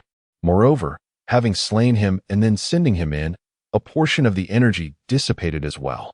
Thus, what remains is insufficient, yielding only a minuscule thread of primal energy, invisible to the naked eye." Yuan lamented, "When did we find ourselves in such dire straits? This paltry offering, previously, a mere exhalation from our nostrils, would have contained thousands of times more vital energy. What is this?" Dan Kingsley responded, "Looking at you, I feel an overwhelming bitterness. Were it not for your interference, I might have already attained the ability to harness the primal energy present here." Li Yuan hastily emerged and approached the resting area of the Chao family, collecting their prey and weapons into the cosmic orb. Yuan remarked, "You should gather some dry wood to roast the meat." Li Yuan ventured into the woods, gathering an ample supply of dry twigs and bringing them into the cosmic orb. He then sliced a piece of wild boar meat with his knife, took out a flint, and began to strike it, igniting a fire for roasting. Yuan inquired, "Is this the only method you use to spark a fire here?" Li Yuan replied, "Indeed. We all utilize flint for ignition. Only the city lord possesses a fire pot that, with a mere press of the hand, emits a flame from a small opening. Quite miraculous. I have heard that it contains the essence of fire." Upon hearing this, Yuan sighed. What a peculiar place this is, so remarkably primitive. Li Yuan took a bite of the roasted meat and stepped out of the cosmic orb, heading towards the mountain city. Chapter 13. Returning home, Li Yuan asserted, "Very well. I shall not disclose the existence of the cosmic orb to anyone." Yuan responded, "Their poor health is of little concern. They need only wait a while. Your esteemed master, Dan Kingsley, will soon teach you the art of alchemy, enabling you to concoct elixirs for their recuperation, so there is no need for haste." Dan Kingsley interjected, "The spiritual energy here is sparse, devoid of rare herbs and medicinal plants. Only common herbs are available. Moreover, his cultivation realm is too low, and his mental acuity is insufficient, lacking a proper fire seed. It is currently impossible for him to learn alchemy." Yuan conceded, "Very well. You do exhibit a commendable filial piety. However, once you embark on the path of cultivation, you will come to realize that the affairs and beings of the mortal realm are hardly worth mentioning. To pursue cultivation, one must relinquish worldly ties. Even if you do not let go, after a millennium or even longer, your parents, siblings, and cherished friends will have long since departed, leaving you with nothing to cling to. Thus, in the realm of cultivation, those who share a bond akin to that of family are the master and disciple, as well as the brothers of the same school, with whom you will spend countless years." Yuan remarked, "Do not worry. It will not be long before you can annihilate this so-called Chao family. Fear not. Dan Kingsley cast a glance at Xianzi and transmitted. Why do you encourage him to reveal himself? Dan Kingsley continued. You have never harbored good intentions. Xianzi retorted. At this juncture, who can afford to be benevolent? Xianzi then addressed Li Yuan. Walk ahead and enlighten us about the circumstances of your mountain city. Let us discern if there are opportunities to aid your swift ascension. Li Yuan complied, walking forth while detailing the families, martial prowess, resources, and social dynamics of the mountain city. Upon hearing this, Dan Kingsley sighed. There are no opportunities here. Xianzi replied, then we must hasten our departure and seek opportunities in the broader cultivation realm. Li Yuan, now endowed with nearly 1,000 pounds of strength, traversed swiftly, covering several dozen miles without the fatigue he once felt. As dusk approached, Li Yuan neared the city gates. Observing movement ahead, he retrieved a firewolf from his cosmic pearl, slinging it over his back as he made his way into the city. One of the guards stationed at the gates curiously inquired, Little fellow, did you hunt this firewolf yourself? You are quite fortunate. Another guard chimed in. Li Yuan responded, Thank you, General. A group of guards erupted into laughter, one of them remarking, This is a little fellow from the Li family, merely a level 1 martial apprentice, lacking any talent for cultivation. Li Yuan, carrying a fire wolf on his back, made his way homeward. The streets bustled with people, and many gazed curiously at Li Yuan's burden, pondering how he had managed to hunt such a creature. From a nearby house emerged a woman in her 40s, clad in coarse garments, her complexion sallow and her health clearly frail. Dan Kingsley remarked, a single recovery pill would suffice to restore her vitality. Xianzi countered, in this lowly place, where the spiritual energy of heaven and earth is so sparse, where can one find the herbs necessary to concoct such a pill? Li Yuan's mother hurriedly urged, quickly, set it down. How could you bear such a heavy firewolf? It's so perilous for a firewolf to approach so closely. You mustn't venture into the deep mountains again. Li Yuan placed the firewolf in the yard and then entered the house, addressing his brother Li Ming. I was fortunate. This firewolf was severely injured, and with a single strike, it succumbed. Li Yuan's father, unwell, was unable to join the hunting team and thus sought work within the family business. He assisted in the family pharmacy, earning a meager salary. Stepping out into the street, Li Yuan observed the shops lining the road, each bustling with commerce. Upon reaching the entrance of the Li family pharmacy, he noticed his father seated with an elder of the family who possessed medical knowledge. Li Yuan affectionately referred to this elder as Grandpa Li, while outsiders called him the Divine Dr. Li. As Li Yuan entered, he overheard the Divine Doctor lament, This business cannot continue. Originally, we conducted our business with integrity, offering fair prices and competent medical skills. Despite the imposing presence of the Chao family, patrons still preferred our apothecary. However, the Chao family has recently engaged a renowned alchemist, capable of concocting elixirs with far superior healing properties than our own. Consequently, the populace has flocked to their establishment, leaving ours nearly deserted. If this trend persists, our apothecary may face closure, forcing us to seek alternative means of survival. Upon hearing of the alchemist, Dan Kingsley promptly declared, We must visit the Chao family apothecary to assess the proficiency of this alchemist. Chapter 14. The Art of Alchemy. Dan Kingsley remarked, Alchemy encompasses numerous stringent requirements. It is not a craft that just anyone can undertake. Firstly, a true alchemist must possess a physique attuned to the fire element. Only those with a fire affinity can endure the searing heat of the alchemical flames. The higher the grade of the elixir being produced, the greater the temperature and intensity of the flames required. Other elemental physiques cannot withstand such extremes. Naturally, if one's physical constitution is exceptionally robust, such as that of a divine emperor, ordinary flames would pose no threat. Furthermore, an alchemist must not only attain a corresponding level of martial cultivation, but also possess formidable mental acuity. This mental fortitude is essential for controlling the alchemical flames, refining herbs, and managing the processes of fusion, separation, and finalization of the elixirs. Lastly, the art of alchemy demands specific methodologies and techniques. The choice of methods and skills is paramount to the success or failure of the alchemical process and dictates the quality and grade of the resulting elixirs. Additionally, there exists a variety of elixirs, each with distinct combinations of medicinal herbs, resulting in differing efficacies and qualities of the concocted pills.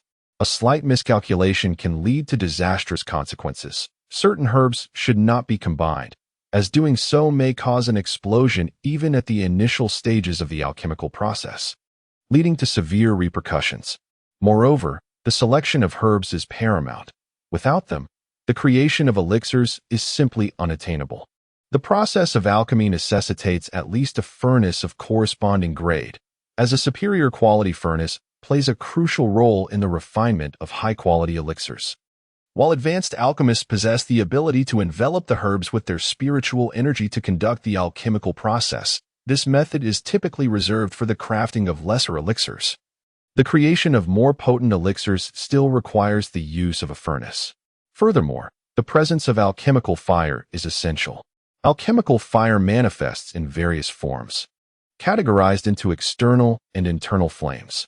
External flames are derived from the combustion of various combustible materials, including fire crystals, elemental fire, and flames governed by the laws of fire. Additionally, there are natural phenomena such as magma, heavenly fire, and other extraordinary flames. The most optimal flames for alchemy are the extraordinary fires of heaven and earth. These extraordinary fires are numerous, and some have even established a hierarchy based on their quality, temperature, intensity, and rarity, culminating in a ranking of 361 types. At the pinnacle of this hierarchy lies the chaotic fire, capable of igniting all things in existence. To date, no one has identified any substance that the chaotic fire cannot consume. However, the chaotic fire is exceedingly difficult to obtain. Firstly, it does not exist within the cosmos, but rather in the realm of chaos, where only the divine emperor can survive. Other martial artists and celestial beings are rendered powerless against the relentless winds, flames, thunder, and icy cold of the boundless chaos. In an instant, these forces can disintegrate a body that lacks sufficient strength into mere dust. Furthermore, the chaotic fire cannot be contained. It possesses the ability to incinerate any material, rendering even the most meticulously crafted space utterly consumed by its flames. No one has succeeded in refining the chaotic fire due to its extreme temperature, which even the body of a divine emperor cannot withstand. The chaotic fire stands as the most exquisite and extraordinary fire within the chaos of the universe, embodying nearly every characteristic of fire and capable of transforming its functions at will. The second-ranked miraculous fire is the cosmic divine fire, which not only boasts an exceedingly high temperature, but also possesses a unique ability to reverse the evolutionary processes of all things. It was the cosmic divine fire that enabled Dan Kingsley to reverse the explosion at the cosmic origin. Dan Kingsley fortuitously encountered this fire seed within a secret realm and, after enduring countless perils, managed to refine it. Harnessing this miraculous fire, Dan Kingsley advanced in alchemy and cultivation, ultimately achieving the realm of the divine emperor. The third-ranked miraculous fire is the true sun fire, distinguished by its remarkable capacity to catalyze the growth of all living things, playing a particularly vital role in alchemy and artifact crafting. Other notable miraculous fires include the demon fire from the demon realm and the ghost fire from the underworld. The essence of alchemical fire primarily resides in the utilization of the spiritual energy of the fire element, manifesting as flames derived from the elemental properties, laws, and doctrines of fire. However, these flames do not represent the pinnacle of alchemical fire. Additionally, employing one's own cultivated spiritual energy for alchemy constitutes a significant waste, as the arduous process of absorbing the spiritual energies of heaven and earth is not to be taken lightly. If expended on alchemy, one may find themselves lacking sufficient energy to enhance their cultivation or transcend their current realm. Although practitioners may enjoy extended lifespans, the path of cultivation resembles a relentless struggle against the current. Upon reaching a certain age without breakthroughs, death becomes inevitable. Thus, The most optimal flames for alchemical endeavors are those derived from the rare, celestial fires of the world, which not only burn intensely but also possess unique and diverse attributes that yield exceptional benefits in alchemical processes. This so-called alchemist is, in fact, a mere pretender. His realm is insufficient, his mental acuity lacking, and his flames feeble. The materials required for alchemy must be rich in spiritual essence, accompanied by a precise formula. Without these, he cannot truly engage in the alchemical art. The process he employs is devoid of authenticity, rendering him incapable of producing genuine elixirs. What he practices is merely the preparation of medicine, heating ordinary herbs with fire, utilizing his meager mental prowess to dissolve each ingredient individually, subsequently allowing the medicinal juices to amalgamate while removing moisture and impurities, culminating in a paste. He then molds this paste into small pills. Undoubtedly, the pills produced by this method far surpass the efficacy of the decoctions brewed in medicinal pots or the powders derived from crushed herbs.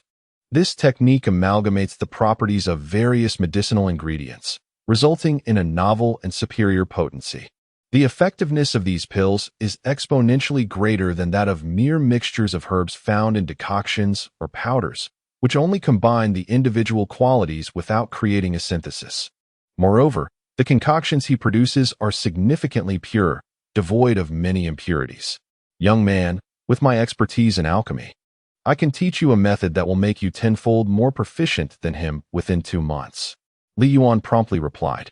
Then I implore you to impart this alchemical knowledge to me. As you can see, our family's apothecary is on the brink of collapse, and my grandfather Li Cheng is renowned as a master healer in this region. Of course, you must also prepare some charcoal.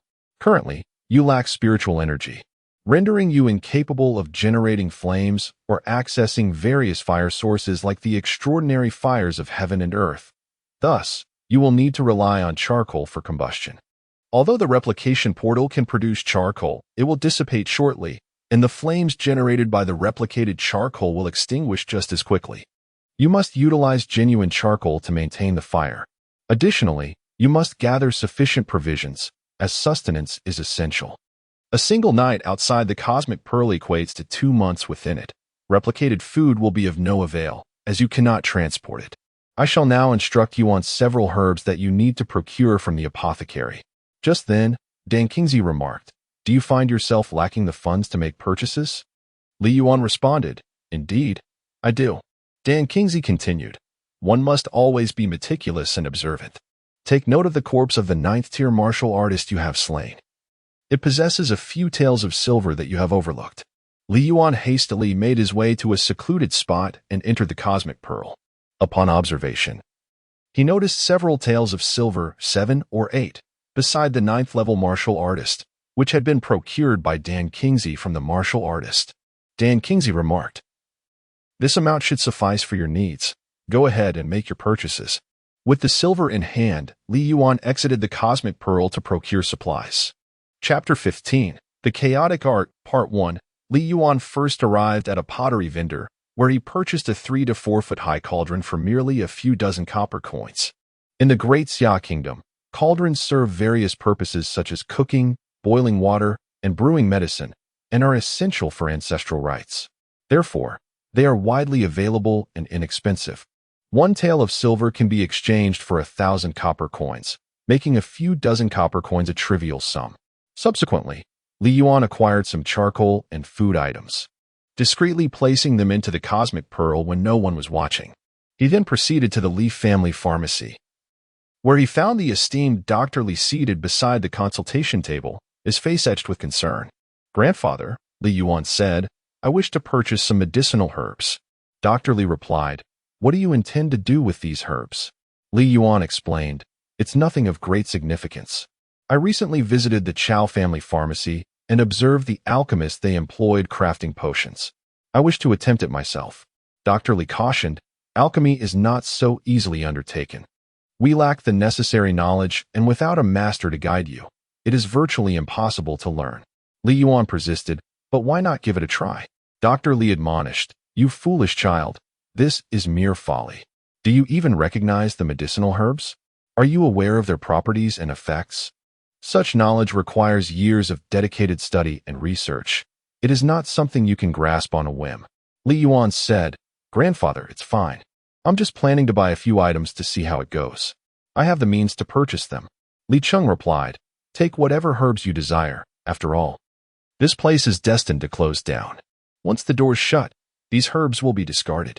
Li Yuan insisted, "I have money. I will buy them." Li Cheng conceded. "Very well. Take what you wish, though it seems rather foolish." Approaching the cabinet of herbs, Li Yuan displayed them to Dan Qingzi, who indicated which herbs he required. Li Yuan collected a small quantity of several dozens of varieties. Dan Qingzi remarked, "That's enough. I will use these herbs to formulate some prescriptions for you and teach you how to refine pills and powders, ensuring their efficacy surpasses that of the concoctions produced by the alchemist hired by the Chao family by tenfold." Li Yuan then approached Li Qing and inquired, "Grandfather, I have gathered these herbs. Could you calculate their cost?" Upon inspecting the assortment, Li Cheng noted that while there were numerous varieties, each was in scant measure. And he responded, "You have only taken a little of each. Such a trifling amount cannot remedy any ailment, nor can it yield an elixir." Li Yuan reassured him, "It's all right, grandfather. I am merely observing and learning. Consider it a form of play." Li Cheng remarked, "Take them. A mere handful holds little value. There is no charge. While learning to heal and save lives is commendable, it is of little use now. With the alchemist from the Chao family, no one seeks treatment or herbs here anymore. Their elixirs can cure all manner of ailments with remarkable efficacy." Li Yuan urged, "Grandfather, please do not disclose my gathering of herbs to others. This must remain confidential." Li Cheng sighed, "Very well, go ahead. Children will be children. There's little more to say." Li Yuan acknowledged, and upon seeing him enter the cosmic pearl, Dan Qingzi remarked, "Tonight, I shall instruct you in the art of potion making. While it is considerably simpler than alchemy, it does share certain connections with it. Potion making employs the most fundamental and elementary techniques derived from alchemy. The alchemist from the Chao family cannot truly be considered an alchemist. He is not even worthy of being called a senior apprentice, but merely a low-level apprentice. In essence, he possesses only the most rudimentary skills to combine medicinal herbs. Alchemy fundamentally involves extracting the unique spiritual essence from various medicinal ingredients, specifically spiritual herbs and treasures from the heavens and earth, each brimming with their own intrinsic energy. These essences, characterized by special attributes and effects, must be amalgamated to create a new, more potent elixir.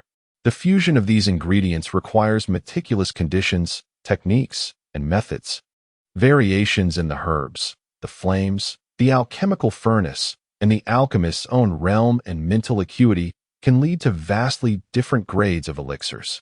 In contrast, the herbs used in potion making are merely ordinary ones, devoid of the celestial energy of the universe, possessing only their inherent medicinal properties.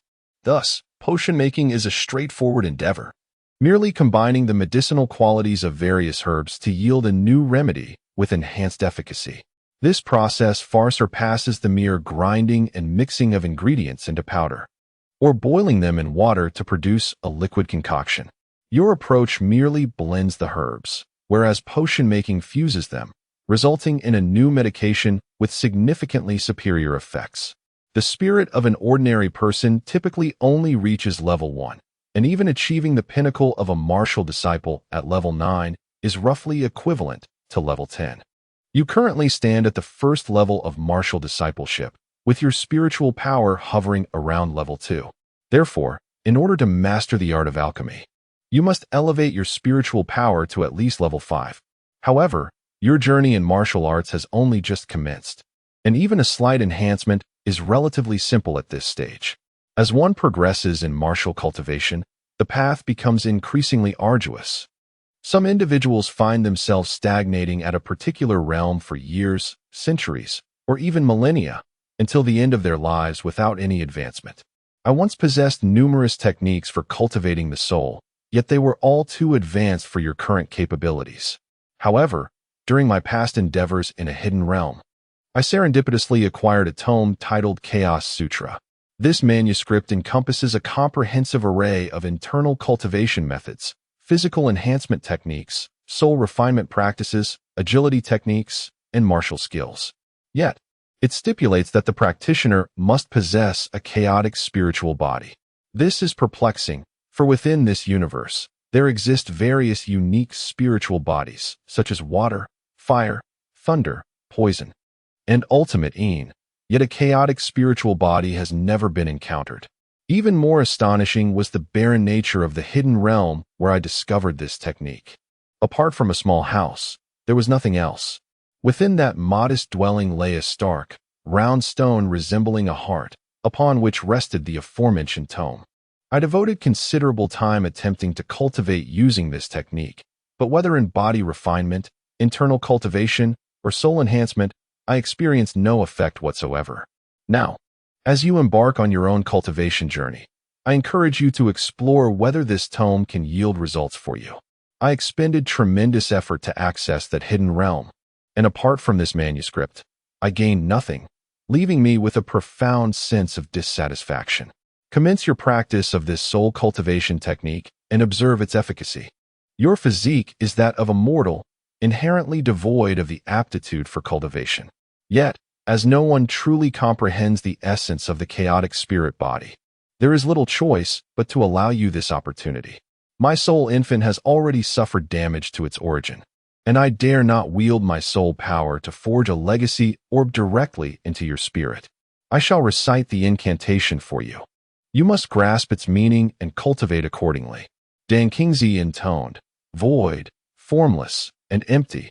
At the pinnacle of emptiness emerges the great void. From the great void springs forth the supreme ultimate, where yin and yang transform into the myriad of things. A lengthy incantation ensued. Yuan recited it twice, imprinting it in his memory. Before inquiring of Dankingzi, I have committed the incantation to memory, but how shall I practice it? The denizens of the underworld possess no corporeal form, existing solely as souls, yet formidable beings among them rival the mightiest deities of other races. Yuan settled in, beginning to visualize the practice of this chaotic soul cultivation technique. Chapter 16. The Chaotic Technique, Part 2. Qianzi conveyed through soul transmission to Dankingzi. I fear this technique may not be suitable for him. Primarily, it necessitates a chaotic body. He is merely a mortal, not even a standard spiritual body. Although he has yet to engage in any form of cultivation, even you would struggle to master this technique. The visualization process is not merely reciting the incantation in one's mind. It requires the genuine manifestation of the supreme ultimate giving rise to yin and yang, which in turn transform into the 5 elements, leading to the myriad of creations. All things are not merely outlines or shapes, they are tangible entities. For instance, a leaf is not just a leaf perceived by the eyes, it is a manifestation transformed from the essence of Taiji into yin and yang, which in turn gives rise to the 5 elements, ultimately coalescing into the form of a leaf. Currently, he is completely oblivious to the 5 elements. So how can he cultivate?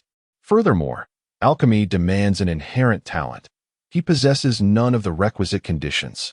The alchemist, Dankingzi, conveyed that to become a high-level alchemist, numerous prerequisites must be met. However, at this moment, merely teaching him the basics of potion making does not necessitate many conditions. Given our present circumstances, we have no alternative. Regardless of his abysmal talent, we must instruct him. At the very least, we must assist him in transcending this mortal realm and reaching the realm of cultivation. For only then might we have a chance of salvation. Qi Yunzi ceased his discourse, while Yuan silently practiced the soul cultivation technique imparted by Dankingzi. Within the cosmic pearl, an entire day elapsed, and Yuan recited the incantation of the chaotic sutra's soul cultivation method numerous times, visualizing its transformations repeatedly. Yet, his spiritual strength showed no signs of enhancement. Qi Yunzi communicated that his talent was indeed dismal, lacking the chaotic spirit body and any aptitude for cultivation, rendering him incapable of mastering this chaotic soul cultivation sutra. Dankingzi sighed, remarking that while this technique had been touted as unmatched and flawless, it was, in truth, misleading. After a moment of contemplation, Dankingzi suddenly pondered, Could the absence of natural spiritual energy be the reason for his lack of progress? Without the infusion of earthly and celestial spiritual energy, no technique could be cultivated. Why not allow him to venture outside and practice for a while? Although this realm is the mortal world, where the spiritual energy is rather scarce, it is certainly better than remaining here. Yuan suggested that trying it out wouldn't hurt, as there was little purpose in his current situation. Dan Qingzi awakened Li Yuan, who was still silently cultivating, and said to him, "Young man, this cosmic pearl contains no spiritual energy from the heavens and the earth, rendering your cultivation ineffective. Therefore, I recommend you step outside and see if it yields any results in enhancing your spiritual power." Li Yuan continued to recite the incantation, feeling as though a gentle breeze swept through his mind, refreshing and invigorating. It was as if a rotating wheel slowly turned within his consciousness with each revolution. He sensed his mind becoming exceptionally clear, as if someone had purified and filtered his thoughts, clearing away the obstructions that had previously clouded his clarity. This sensation was profoundly refreshing and comforting. He immersed himself deeper into this delightful practice, reciting the incantation repeatedly. Suddenly, he heard someone calling his name. It was Dan Qingzi. With a shift of his consciousness, he entered the cosmic pearl. Dan Qingzi inquired, "Young man, you have been cultivating all night as dawn approaches. Have you experienced any effects from your practice?" Li Yuan replied, "Senior, I believe I have. While sitting on my bed and silently reciting the incantation, I felt as if a breeze was flowing through my mind, accompanied by the sensation of a wheel turning within me. The areas that had been touched by this motion felt extraordinarily clear and refreshing, truly delightful." "Is that so?" Dan Qingzi exclaimed, his voice filled with astonishment. "Is that truly the case?" Yuan, filled with astonishment, inquired, "Is it truly so?" Li Yuan, somewhat perplexed, pondered, "Is it not normal to experience some sensations from the techniques you have imparted to me? What is so peculiar or surprising about that?"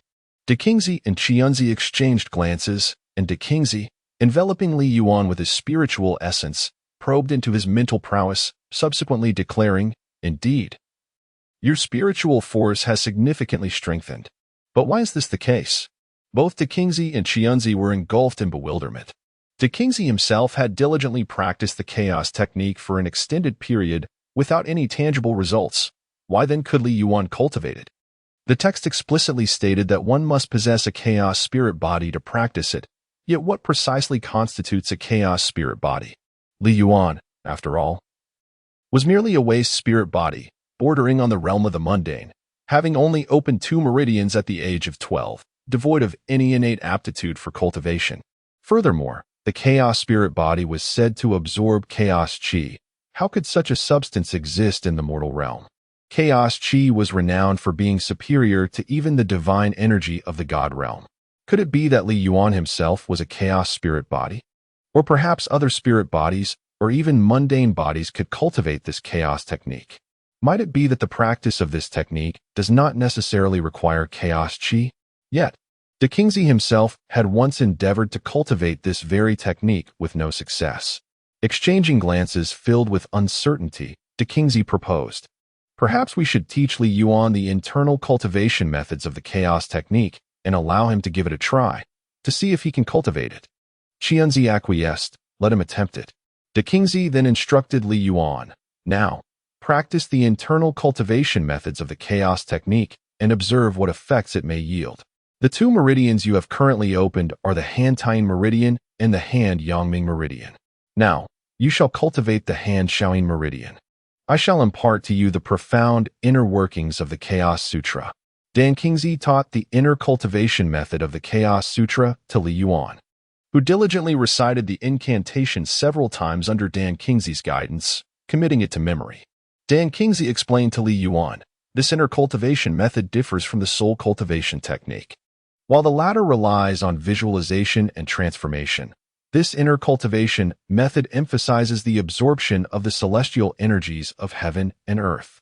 It facilitates the circulation of these energies within your body, allowing you to open all the meridians and acupoints, activate the dantian, accumulate spiritual energy, and elevate your cultivation level. The Chaos Sutra appears deceptively simple, particularly easy to learn, unlike other techniques that are notoriously challenging to comprehend. For instance, many divine-level techniques are currently beyond your ability to grasp. The reason why my senior, Qianzi, and I do not teach you other soul cultivation techniques is that they are too profound. Even if taught, you would struggle to master them. The Chaos Sutra is tailored for novice practitioners. Qianzi added, however, it is not entirely effortless. While the beginning may seem simple, the practice will become increasingly arduous as you progress. Take the soul cultivation technique, for instance. Initially, reciting the incantation is straightforward, but as your cultivation deepens, the visualization in your mind transforms into tangible entities, the laws and principles of the universe. At that stage, it becomes quite challenging. The Chaos Sutra is designed for beginners, allowing practitioners to advance from the superficial to the profound in their training. Dan Qingzi instructed Li Yuan, follow the operational route of this inner cultivation method and practice outside for a while to observe any effects. Li Yuan replied, all right.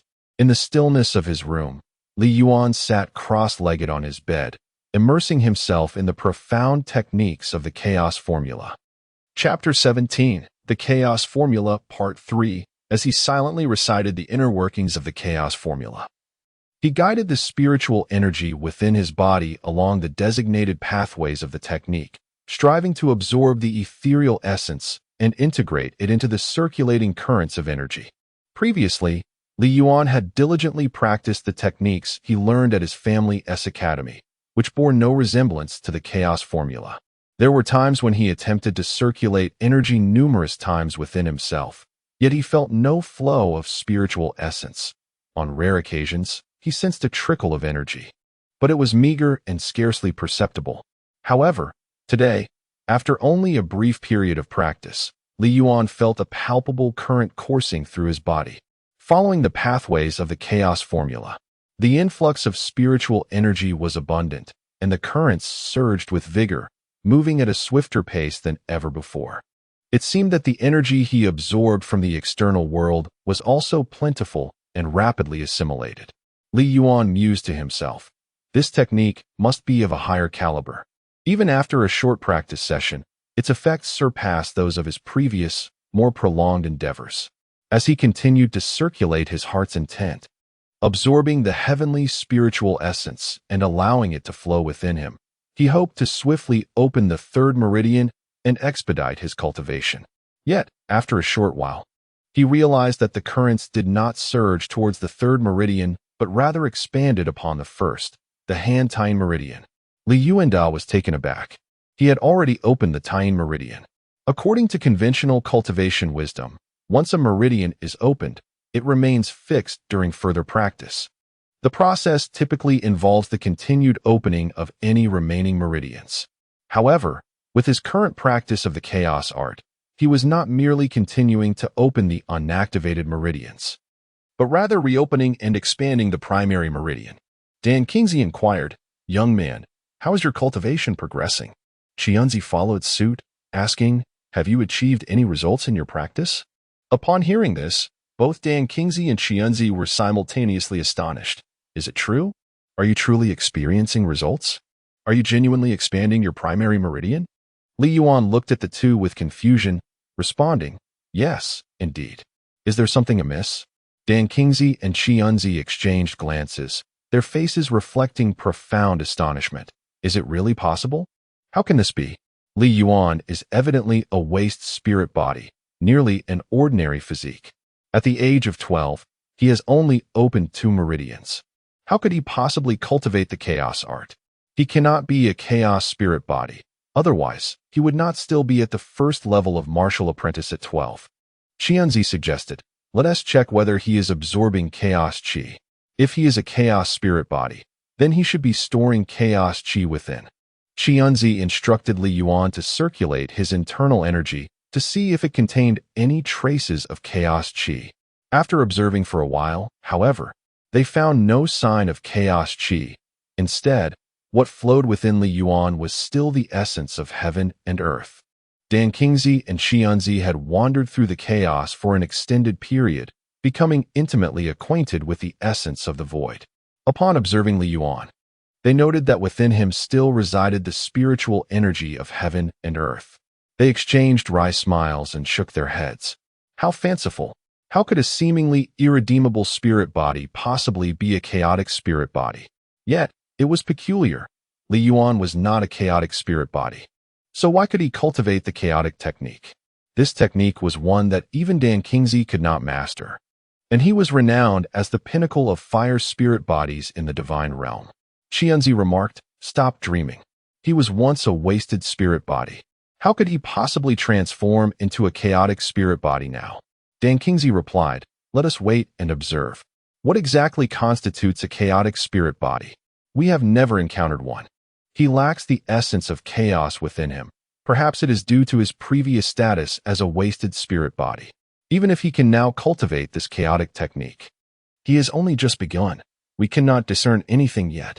Even if there are changes, the duration is too brief for any significant transformation. It is conceivable that he was once a wasted spirit body, but has now evolved into a chaotic spirit body. After all, within his dantian lies a cosmic pearl, a complete universe. Although it has not erupted, it remains a universe. A space capable of containing an entire universe can only be chaotic. Perhaps it is precisely because this cosmic pearl forcibly ruptured his dantian that the space within transformed into chaos, thereby elevating his innate talent from that of a wasted spirit body to that of a chaotic spirit body. Moreover, we have never witnessed a chaotic spirit body. It is possible that such beings are not inherently born, but rather arise from later transformations. Dan Kingsley remarked to Li Yuan that expanding his meridians would be beneficial for him. The channels he had opened were too minuscule, offering little advantage for his future cultivation. The broader and sturdier the meridians he could establish, the higher his cultivation could ascend. And even within the same realm, he would possess greater strength and advantage over others. As dawn approached, he urged Li Yuan to continue his practice outdoors and observe the results. Li Yuan ventured outside to cultivate, leaving Dan Kingsley and Xianzi in contemplative silence, their hearts awash with myriad thoughts and emotions. Since Li Yuan began to refine the cosmic pearl, the two had been filled with joy and hope.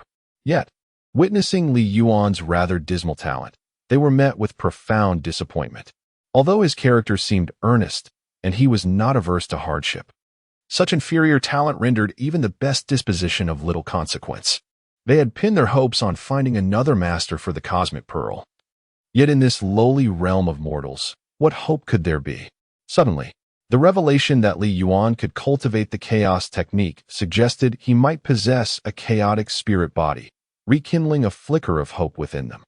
If he were indeed a chaotic spirit body, perhaps he could attain a higher realm, transcending both the mortal and cultivation worlds to enter the realms of immortals and deities, allowing them to reshape their divine forms and continue their cultivation.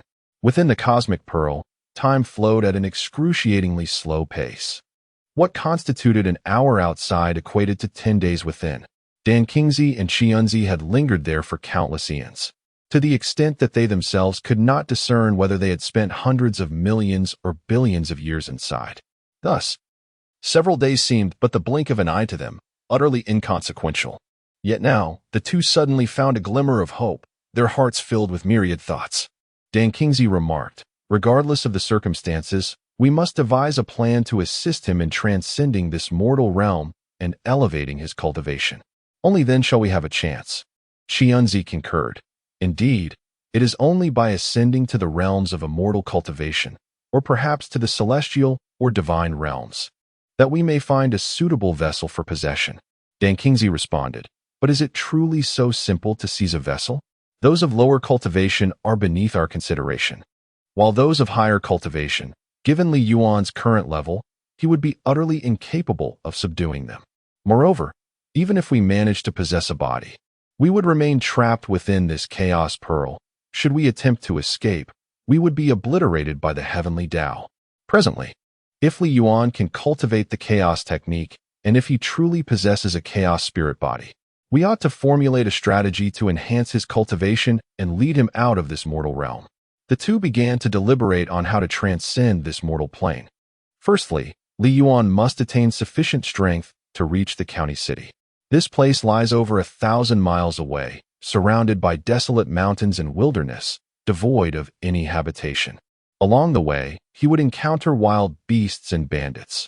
Without a considerable degree of strength and financial means, it would be exceedingly difficult to arrive at the county city. Upon reaching the county city, they should be able to procure spirit herbs and grasses imbued with the essence of heaven and earth, as well as treasures of nature. By utilizing these precious materials, infused with the celestial energy, they could exchange it for the primal energy contained within the cosmic pearl.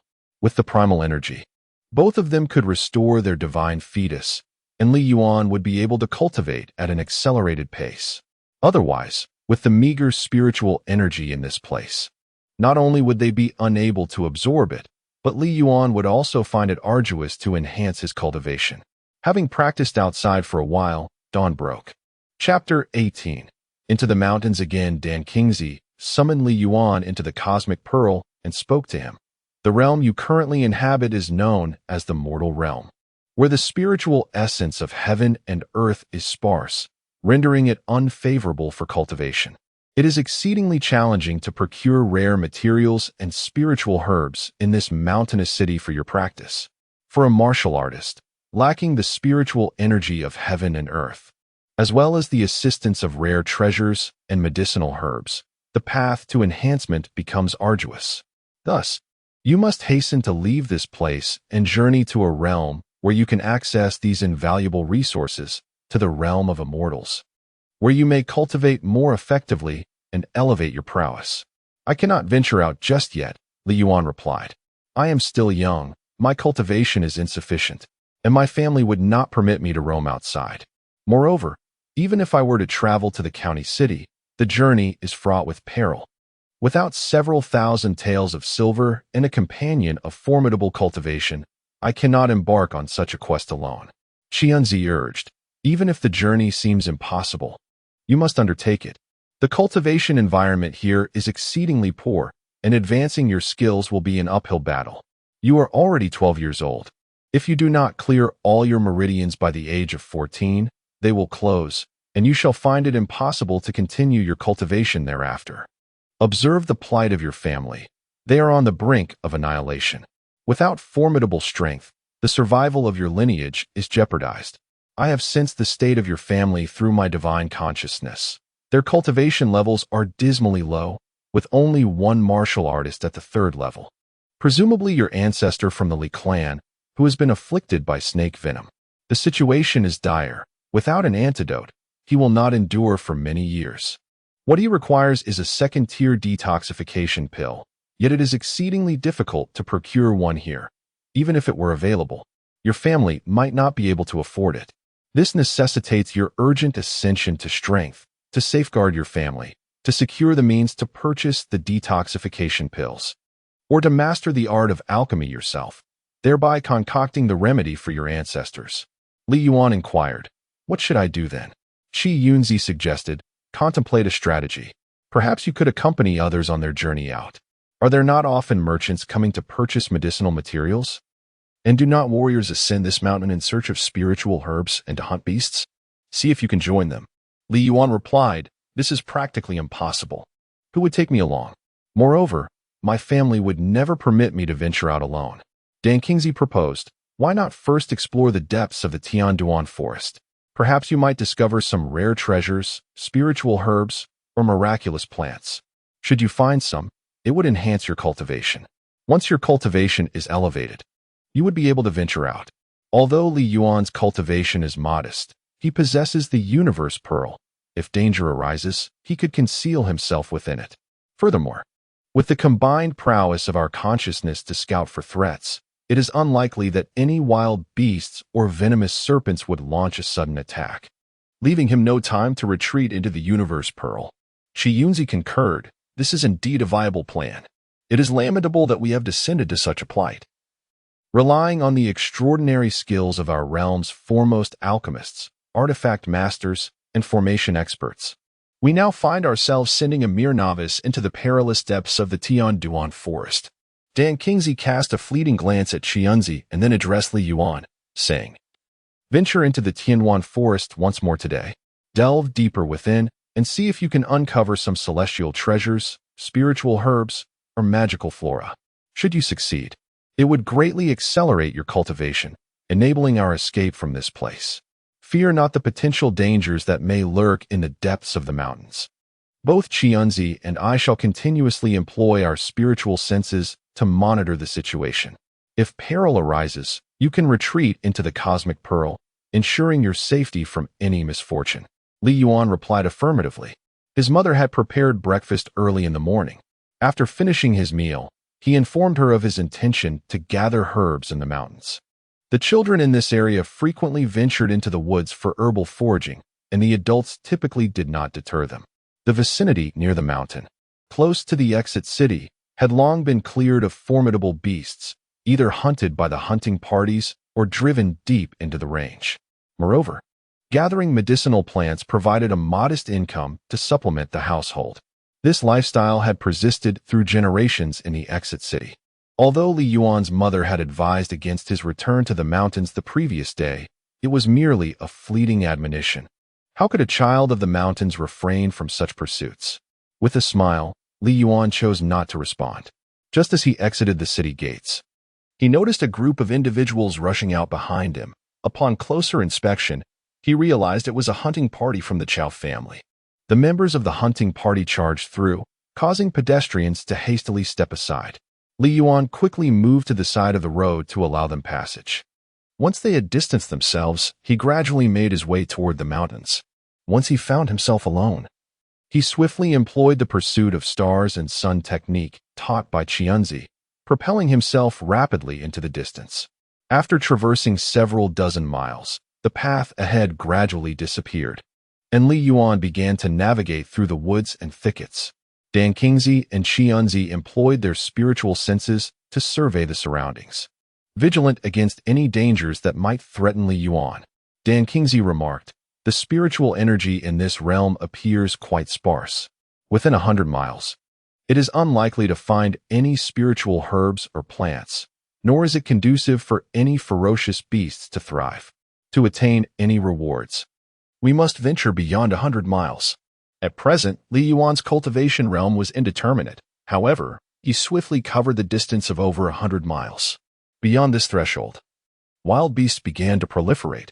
Under the guidance of Qianzi and Dan Qingzi, Li Yuan evaded several venomous snake attacks and successfully hunted a few wild boars, storing the beasts within the cosmic pearl for sustenance in the future. After walking several more miles, a vast gorge came into view. This gorge spanned a width of 1 or 2 miles and plunged deep into the earth, obscured by a veil of mist. The cliffs on either side rose steeply. Qianzi suggested, "Descend into this gorge and see if any spiritual herbs or plants can be found." Li Yuan peered down, but the mist rendered the bottom invisible, and the steepness of the cliffs made descent impossible.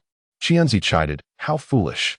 You possess the cosmic pearl, yet you are unaware of its utility and fret over the descent. Simply place the cosmic pearl at the edge of the cliff, enter it, and allow it to fall freely. Are you concerned about damaging the cosmic pearl? Fear not. It is remarkably sturdy and can withstand the weight of this entire realm without harm. Moreover, you need not worry about any impact from the fall.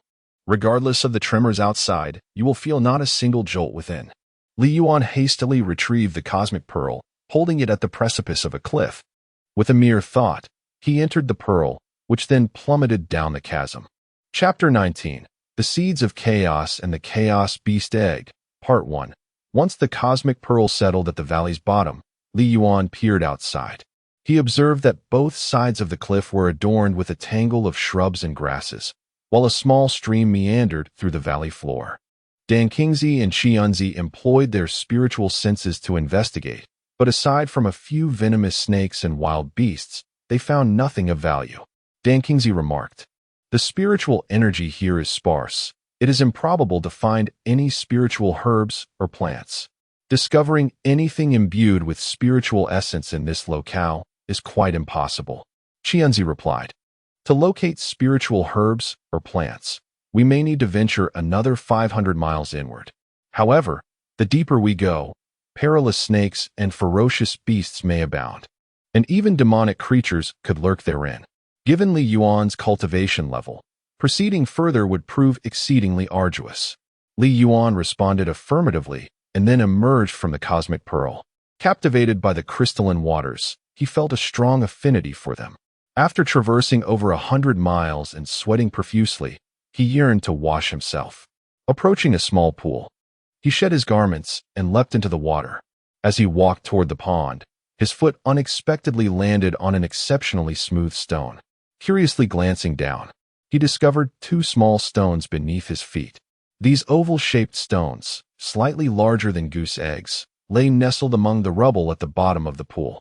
Li Yuan reached down to retrieve them, noticing that one was grayish-blue and the other a pale gray, tethered together by a slender thread. Li Yuan found it rather peculiar. While the small stones resembled goose eggs quite ordinarily, the fact that they were bound together by a slender ribbon rendered them quite strange. Typically, chicken or duck eggs do not lend themselves to being tied together with a string. Just as Li Yuan was pondering this oddity, he suddenly heard Qi Yunzi exclaim, "What is this? Bring it closer for a better look." Li Yuan, holding the 2 small stones, stepped into the cosmic pearl. Qi Yunzi took the stones, scrutinizing them, and his eyes widened in astonishment. This is... Suddenly, Qi Yunzi was at a loss for words. Dan Kingsley hurried over for a glimpse. This is it truly real? Li Yuan observed the 2 with great curiosity. They claimed to be divine emperors, possessing profound cultivation, having not only engendered a divine infant, but now merely retaining a soul infant, yet still able to persist. Given their extensive knowledge and experience, one would expect them to be unimpressed by ordinary objects. What could possibly elicit such astonishment from them upon seeing these 2 small stones? Were they some rare and precious treasures?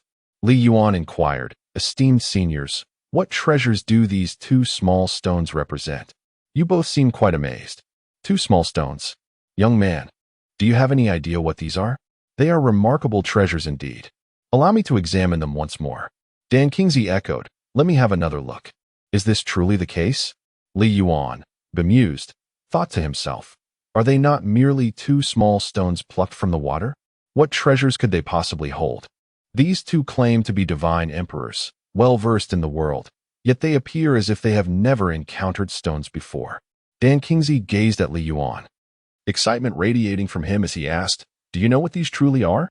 Qi Yunzi, filled with excitement, exclaimed, "Do you know what treasures these are?"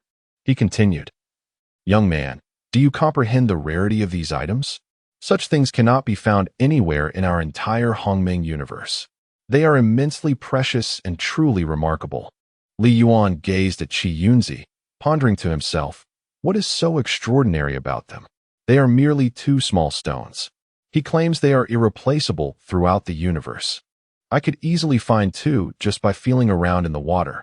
Observing Li Yuan's skeptical expression, Dan Kingsley interjected, "Young man, you do not recognize their true nature and fail to grasp their worth, viewing them as commonplace. In reality, these 2 items are so rare that even a divine emperor could scarcely hope to acquire them. Look at this bluish-gray one. It is not just a small stone, but rather the primordial spark of chaos. Do you realize how invaluable this is?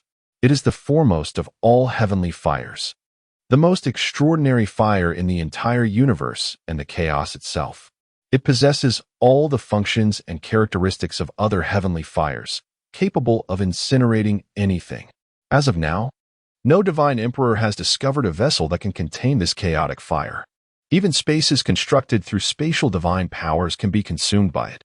The potential of this chaotic fire is boundless during alchemy and artifact forging. Merely a hint of its thermal energy can significantly enhance the quality of the elixirs and weapons produced. The cosmic divine fire I once refined ranks second among heavenly fires, falling vastly short in comparison to this chaotic fire. You, Qi Yunzi, as a master of artifact forging and formations in the divine realm, have only managed to refine the true solar fire, which ranks 3rd among heavenly fires. No one can refine the chaotic fire, yet one can cultivate the ember of this chaotic fire. This ember has yet to grow into a flame, lacking the capacity to incinerate all.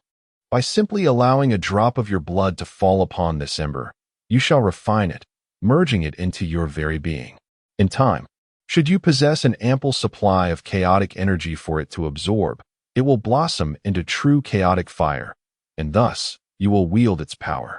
The advantages of this chaotic fire are beyond your imagination, as are its formidable nature. Even without the chaotic fire itself, this ember, though not yet capable of destruction, holds benefits and potential that are unfathomable. You are indeed fortunate. In this universe, even the most exalted deities cannot find or refine the chaotic ember. With the ember in your possession, as long as you have enough chaotic energy to nurture it, you will possess the means to transcend. Alas, we are both devoid of our divine bodies, lacking the blood required to refine this ember. Otherwise, I would trade anything for it. I would even exchange this cosmic pearl to obtain the ember. You must hasten to drop your blood on this ember. Time is fleeting, and no one knows what changes the next moment may bring. Only by refining it and making it your own can you ensure your safety. Upon hearing this, Yuan promptly bit his fingertip and let his blood fall upon the two stones. Yuan hastily interjected, "You need only to drop blood on one. The other is unnecessary." As soon as he finished speaking, a small flame suddenly emerged from the grayish stone, no larger than a silkworm, and vanished in an instant. The three were momentarily taken aback when Yuan felt a peculiar presence in his dantian. Upon introspection, he discovered that it was indeed the small flame. Yuan exclaimed, "Oh dear, this flame has entered my dantian." Yuan was astounded. How could this be possible? Generally, when one refines the extraordinary fire of heaven and earth, it integrates into the body of the practitioner. How could the chaotic fire seed have entered Yuan's dantian? Dan Kingsley remarked, "Perhaps his dantian has genuinely transformed into chaos." The chaotic fire was meant to exist solely within the void of chaos, and now the chaotic fire seed has directly entered his dantian.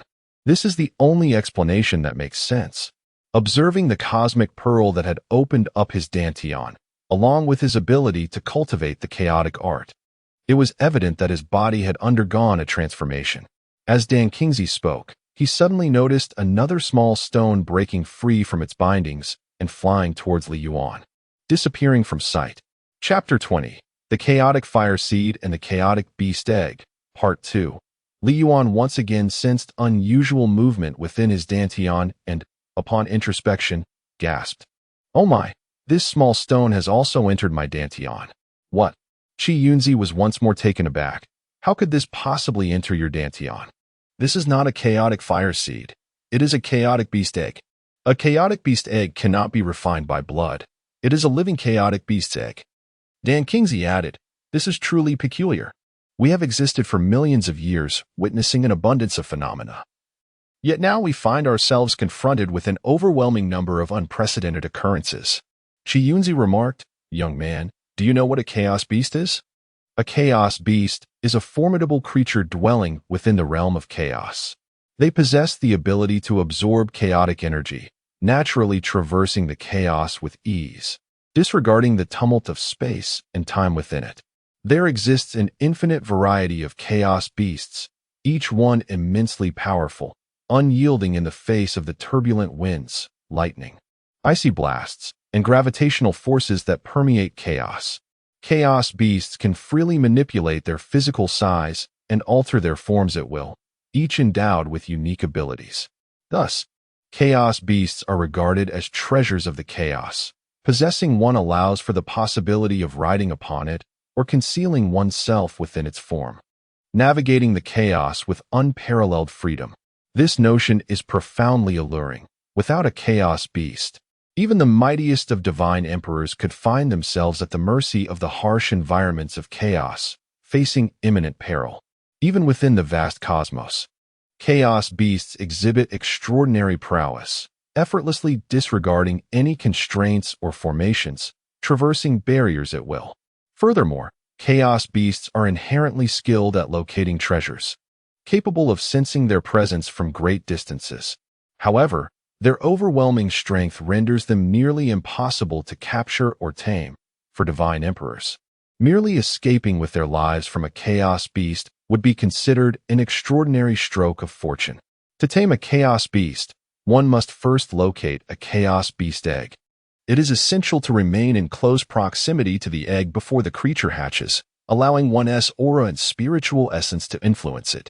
Upon its emergence, the chaos beast will perceive you as kin, fostering a bond that enables you to command it.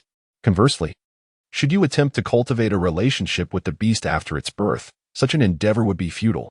Following the laying of its egg, a chaos beast will conceal it in a location that is nearly impossible for others to discover. In the vastness of chaos, finding a single egg is akin to an insurmountable challenge. How fortunate you are to have stumbled upon a chaos beast egg here. How could such an egg possibly be hidden in this place? This is the Hongming universe, not the chaos itself. Dan Kingsley remarked that the most plausible scenario is that during the cataclysmic explosion of chaos, the egg was propelled into this universe. Let us not forget that the universe pearl is also present here, likely cast into this realm during the same explosion.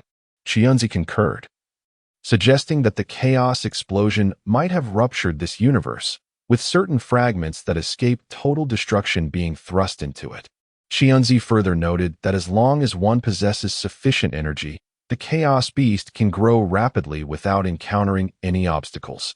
Li Yuan expressed concern, questioning whether this would require an immense amount of energy and how one might procure such power. Must it be the essence of chaos? Xianzi replied that it is not necessarily confined to chaos essence.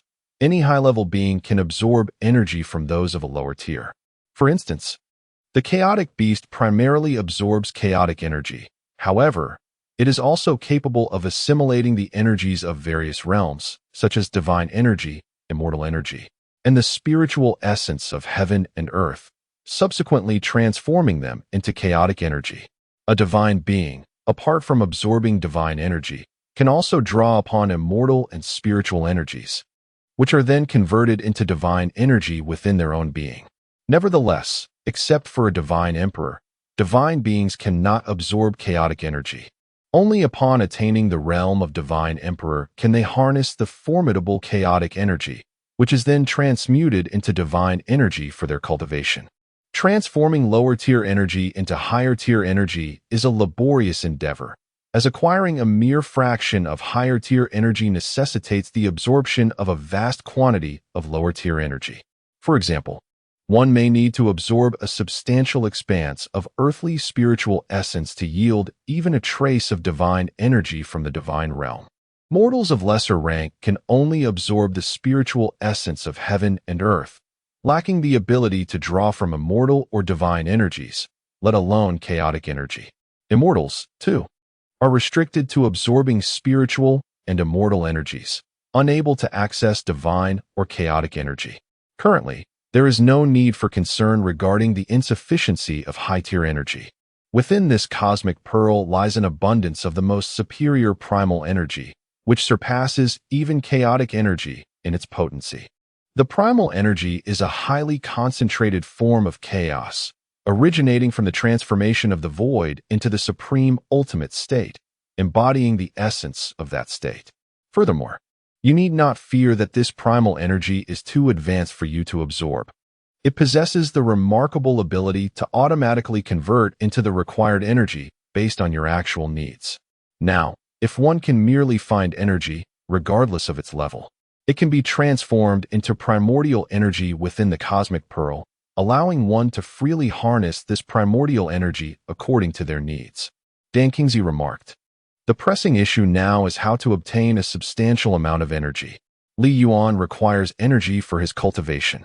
Both of us need energy to restore our divine infants and reconstruct our divine bodies. The chaotic seed longs to evolve into chaotic fire, which demands energy. This chaotic beast egg must acquire energy to hatch and be born. Where can we procure such vast quantities of energy?" Xianzi inquired. It is curious. Why has this chaotic beast egg also found its way into Li Yuan's Dantian? Dan Kingsley replied, there is a possibility that Li Yuan's Dantian space is a chaotic realm. The chaotic beast resides within chaos, and upon sensing Li Yuan's chaotic space, it simply entered. It is noteworthy that chaotic beasts can traverse through space at will, Xianzi suggested. Perhaps it is due to Li Yuan having dripped his blood upon the chaotic beast egg, allowing it to absorb his blood and establish a bloodline connection. Thus, upon sensing Li Yuan's space, it directly entered. Dan Kingsley added, another possibility is that this chaotic beast egg is tethered to the chaotic seed. For the chaotic beast egg to hatch and give birth to a chaotic beast, it requires not only a vast amount of chaotic energy, but also the appropriate temperature. It is speculated that the ancient chaotic beast bound the chaotic seed to the chaotic beast egg precisely to utilize the seed's temperature for hatching the egg. After all, the temperature of the chaotic seed is not excessively high, unlike chaotic fire, which can incinerate all. Now, the chaos fire seed has entered Li Yuan's Dantian space. And sensing this, the chaos beast egg followed suit into Li Yuan's Dantian. Xianzi exclaimed, behold, this stone skin enveloping the chaos fire seed. What a treasure! This is chaos gang stone. The essence of chaos stone, it is exceedingly rare. Even a single chaos planet may not harbor a piece of it. It possesses remarkable hardness, capable of autonomously absorbing chaotic energy, which can be forged into weapons that are not only extraordinarily sharp, but can also absorb chaotic energy, giving rise to sentience and evolving into chaos spiritual treasures, rivaling the power of innate chaos spiritual treasures. It is the premier choice for weapon crafting, holding value akin to that of rare chaos earth. Li Yuan listened, somewhat bewildered. Xianzi continued, observe this ribbon. It is spun from the silk of the chaos silkworm. This silk can bind time and space. Once ensnared by it, escape is utterly impossible. Even a chaos beast, which can disregard the constraints of time and space, cannot extricate itself from this silken binding. Li Yuan mused. He claims that once bound by this silk, escape is futile, yet just moments ago, those two ensnared by the silk have now found their way into my Dantian. Xianzi remarked, do you harbor doubts? You wonder why, if this silk is so powerful, the chaos beast egg and the chaos fire seed managed to break free and enter your Dantian? This is because the chaos beast initially bound them together not to confine them, but to ensure their proximity, allowing the chaos fire seed to incubate the chaos beast egg. Thus, they were never truly trapped. The chaotic silk itself serves as a natural weapon, requiring no refinement. Should it absorb a sufficient amount of chaotic energy, it possesses the potential to give rise to sentience, generating spiritual entities and transforming into a chaotic spiritual treasure. Dan Kingsley remarked. Within these two items lies the essence of chaotic energy, which can be exchanged for primordial power. What? Xianzi exclaimed.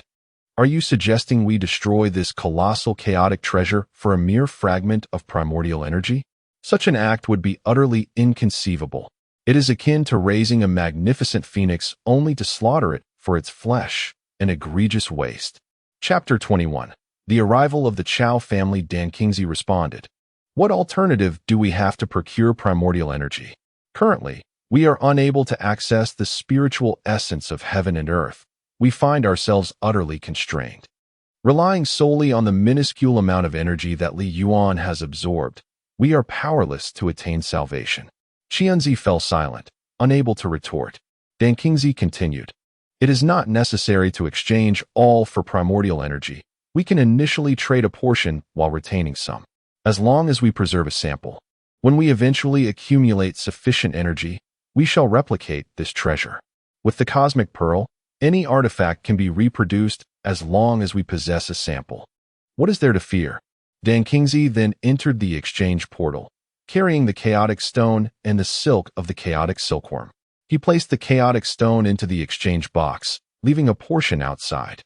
After a brief moment, the chaotic stone within the box vanished, and from the aperture below, a fragment of primordial energy emerged. Dan Kingsley collected the portion of chaotic stone that remained outside and stored it in a treasury. He then proceeded to replicate the process, exchanging a piece of chaotic silk for another fragment of primordial energy. Gazing upon the two primal energies, Dan Kingsley and Xianzi found themselves on the verge of tears. The astonishing treasures, elusive within this chaotic realm, had now been exchanged for these two fragments of primal power. How should they utilize this meager energy? Both Dan Kingsley and Xianzi were perplexed. The energy was insufficient, and the demand for energy was overwhelming. Dan Kingsley remarked, with such a trifling amount of energy, its application elsewhere would bear little significance. Even if employed to enhance Li Yuan's cultivation, the improvement would be minimal. It would be more prudent for Li Yuan to harness this energy to cultivate his spiritual power. Currently, his spiritual power stands at level 2. If he could elevate it to level 10, he would barely be able to refine elixirs, forge tools, or create talismans. Once he can refine elixirs, forge tools, or create talismans, he would be capable of earning energy upon our exit from this place, thus alleviating our predicament. Xianzi acquiesced, very well. The two then entrusted these fragments of primal energy to Li Yuan, instructing him to employ them for the cultivation of his spiritual power. Li Yuan grasped the two fragments and activated the soul cultivation techniques within the chaotic formula, commencing his training. A day and night elapsed within the cosmic pearl, and the primal energy in Li Yuan's hands vanished. He ceased his cultivation. Xianzi hastily inquired, "How did it go? What level has your spiritual power attained?" Li Yuan replied, "Level 7. Xianzi expressed astonishment. "Only level 7? These two fragments of primal energy should have elevated your spiritual power to level 10 or beyond." Dan Kingsley interjected, "Let me take a look." Enveloping Li Yuan with his spiritual power for observation, Dan Kingsley confirmed, "Indeed, it is level 7. Li Yuan possessed an extraordinary mental fortitude. Although he was merely at the 7th level, each tier surpassed that of others, making his 7th level potentially more formidable than others' 10th or 11th levels. Qi Yunzi remarked, "That is splendid. As long as one can achieve the prowess of the 10th level, one can forge elixirs and weapons, thus earning a substantial income." Emerging from the cosmic pearl, Li Yuan surveyed his surroundings and was suddenly struck by the clarity of his vision. Able to see great distances and perceive even the minutest details with remarkable precision. His mental awareness, sensations, and consciousness had all significantly intensified. Upon closing his eyes, he could still sense the objects around him. Indeed, he felt as if he could manipulate the air with his mind and displace objects, a truly wondrous sensation. Li Yuan produced the cosmic pearl and commanded it to transform into a chair, upon which he seated himself, directing it to ascend. Gradually, the chair rose higher and higher, revealing the impressive depth of the canyon. It continued to elevate without reaching the canyon's apex. Fortunately, Li Yuan's mental strength had vastly increased. Otherwise, his consciousness might have lacked the capacity to guide the cosmic pearl to the summit of the gorge. Upon witnessing Li Yuan's ability to control the cosmic pearl to such heights, Dan Kingsley and Qi Yunzi rejoiced, acknowledging the remarkable enhancement of his mental power. Even though he was only at the 7th level, such formidable mental prowess would undoubtedly enable him to craft first-tier elixirs and weapons. Li Yuan then employed the star-chasing and sun-pursuing steps taught by Qi Yunzi, swiftly making his way home. With a smile, he entered the city gates and proceeded towards his residence. Upon seeing Li Yuan, Li Fu quickly pulled him aside and warned, "Do not let the Chao family see you." Unbeknownst to you, today a hunting party from the Chao family ventured into the mountains, only to discover that another hunting team from their clan had been brutally slaughtered days prior. Among the deceased was an individual named Chao Run, who met his end by being cleaved in half.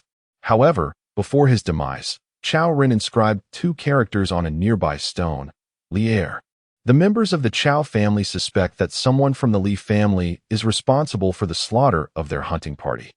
Yet they are unable to identify anyone within the Li family by the name of Lier. Upon hearing this, Li Yuan's heart surged with indignation. The Chao family, ever arrogant and oppressive, has covertly caused the demise of many from the Li family. Now, based on such flimsy evidence, they dare to brazenly confront them. Observing the Chao family approach with an imposing demeanor, Li Yuan could no longer contain his fury and silently prepared to confront these intruders. He communicated telepathically with Dan Kingsley, expressing his concern, "They are heading to my home. What shall I do?" I cannot simply stand by and allow them to bully my family. If they dare to harass my kin, I shall fight them to the bitter end. Chapter 22. The Art of Alchemy. As a group from the Chao family reached the threshold of Li Yuan's residence, they had yet to step into the courtyard when suddenly, two first-level martial masters from the Li family, Li Wenxing and Li Wanyao, confronted them. Li Wenxing glared at Chao Liang and commanded, "Leave."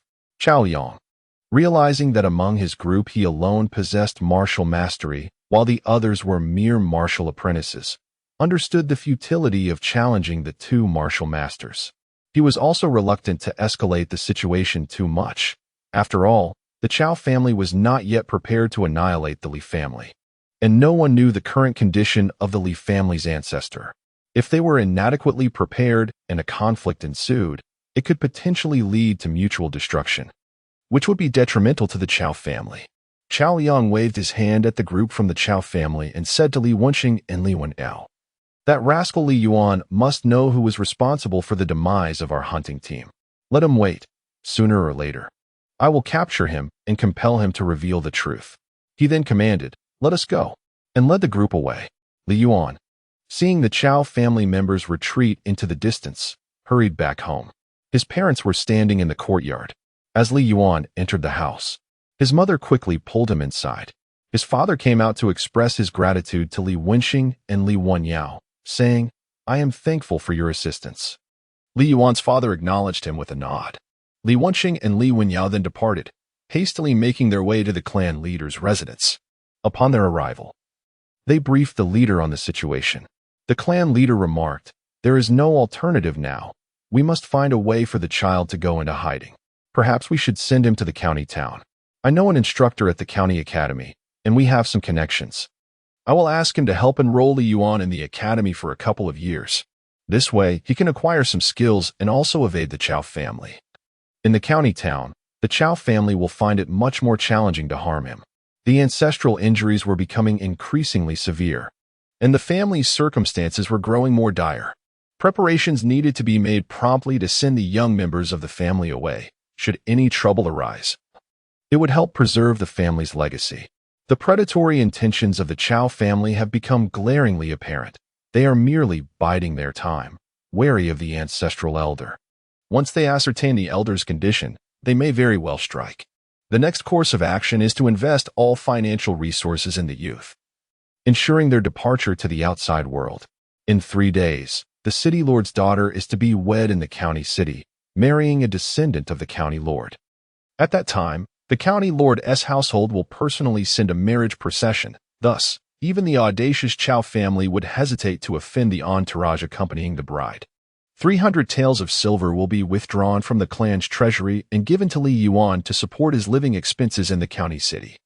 The head of the Li family penned a letter to the instructor in the county city, entrusting it to Li Wenxing, who would convey the name of the instructor to Li Yuan. Additionally, Li Wenxing was instructed to withdraw 300 taels of silver from the clan's account and present it to Li Yuan. Upon arriving at Li Yuan's residence, Li Wenxing found his parents in deep distress. He conveyed his purpose to them, and upon hearing the news, they were overwhelmed with joy, preparing to personally express their gratitude to the clan leader. However, Li Wenxing urged them to maintain discretion. After Li Wenxing departed, Li Yuan remarked, "Given our family's precarious situation, I cannot leave." His father responded, "Remaining here, you are always at risk of being captured by the Chao family. Furthermore, should our family encounter misfortune, you would inevitably share in that plight. Outside, at the very least, you may preserve your life. The clan leader has provided 300 taels of silver and an opportunity to join the marriage procession to the county city and study at the academy, a chance we could scarcely dream of. How could we possibly refuse?" Within the cosmic pearl, Qianzi communicated, "Indeed, we must seize this opportunity. What a splendid chance it is. In this place, your cultivation cannot be advanced. Any matters that arise only become a burden for your family, rendering you incapable of offering any assistance. However, once you step outside and discover spiritual herbs and precious treasures, I assure you that your cultivation will swiftly ascend, allowing you to vanquish the Chao family." Li Yuan's heart was filled with turmoil. He conveyed to the two within the cosmic pearl, "Currently, The Chow family has engaged an alchemist, and our family is facing financial difficulties. Not only can I not aid my family, but I have also taken away 300 taels of silver from them. How can this be acceptable? Dan Kingsley replied, "This matter is easily resolved. Tonight, I shall teach you the art of potion making. While an entire night outside equates to 60 days within, it will suffice for me to instruct you. Tomorrow, you can impart this knowledge to some members of your family. And I will provide you with several formulas, ensuring that the efficacy of your family's potions surpasses that of the Chow families. This way, you will compensate your family. And do not let the expenditure weigh heavily on your conscience. Soon, you will contribute significantly to your family's success. In the future, your family shall soar to great heights because of you." Upon entering, Dan Kingsley said to Li Yuan, "Tonight, I will first teach you potion making. We can gradually delve into alchemy later when time permits." Alchemy is no simple task. It requires not only mental acuity, a fire spirit body, the alchemical flame, and foundational recipes, but also innate talent for alchemy, which is of utmost importance. However, for tonight, I shall only instruct you in potion making, which is considerably easier. As long as your mental strength reaches level 5, you will be able to concoct potions.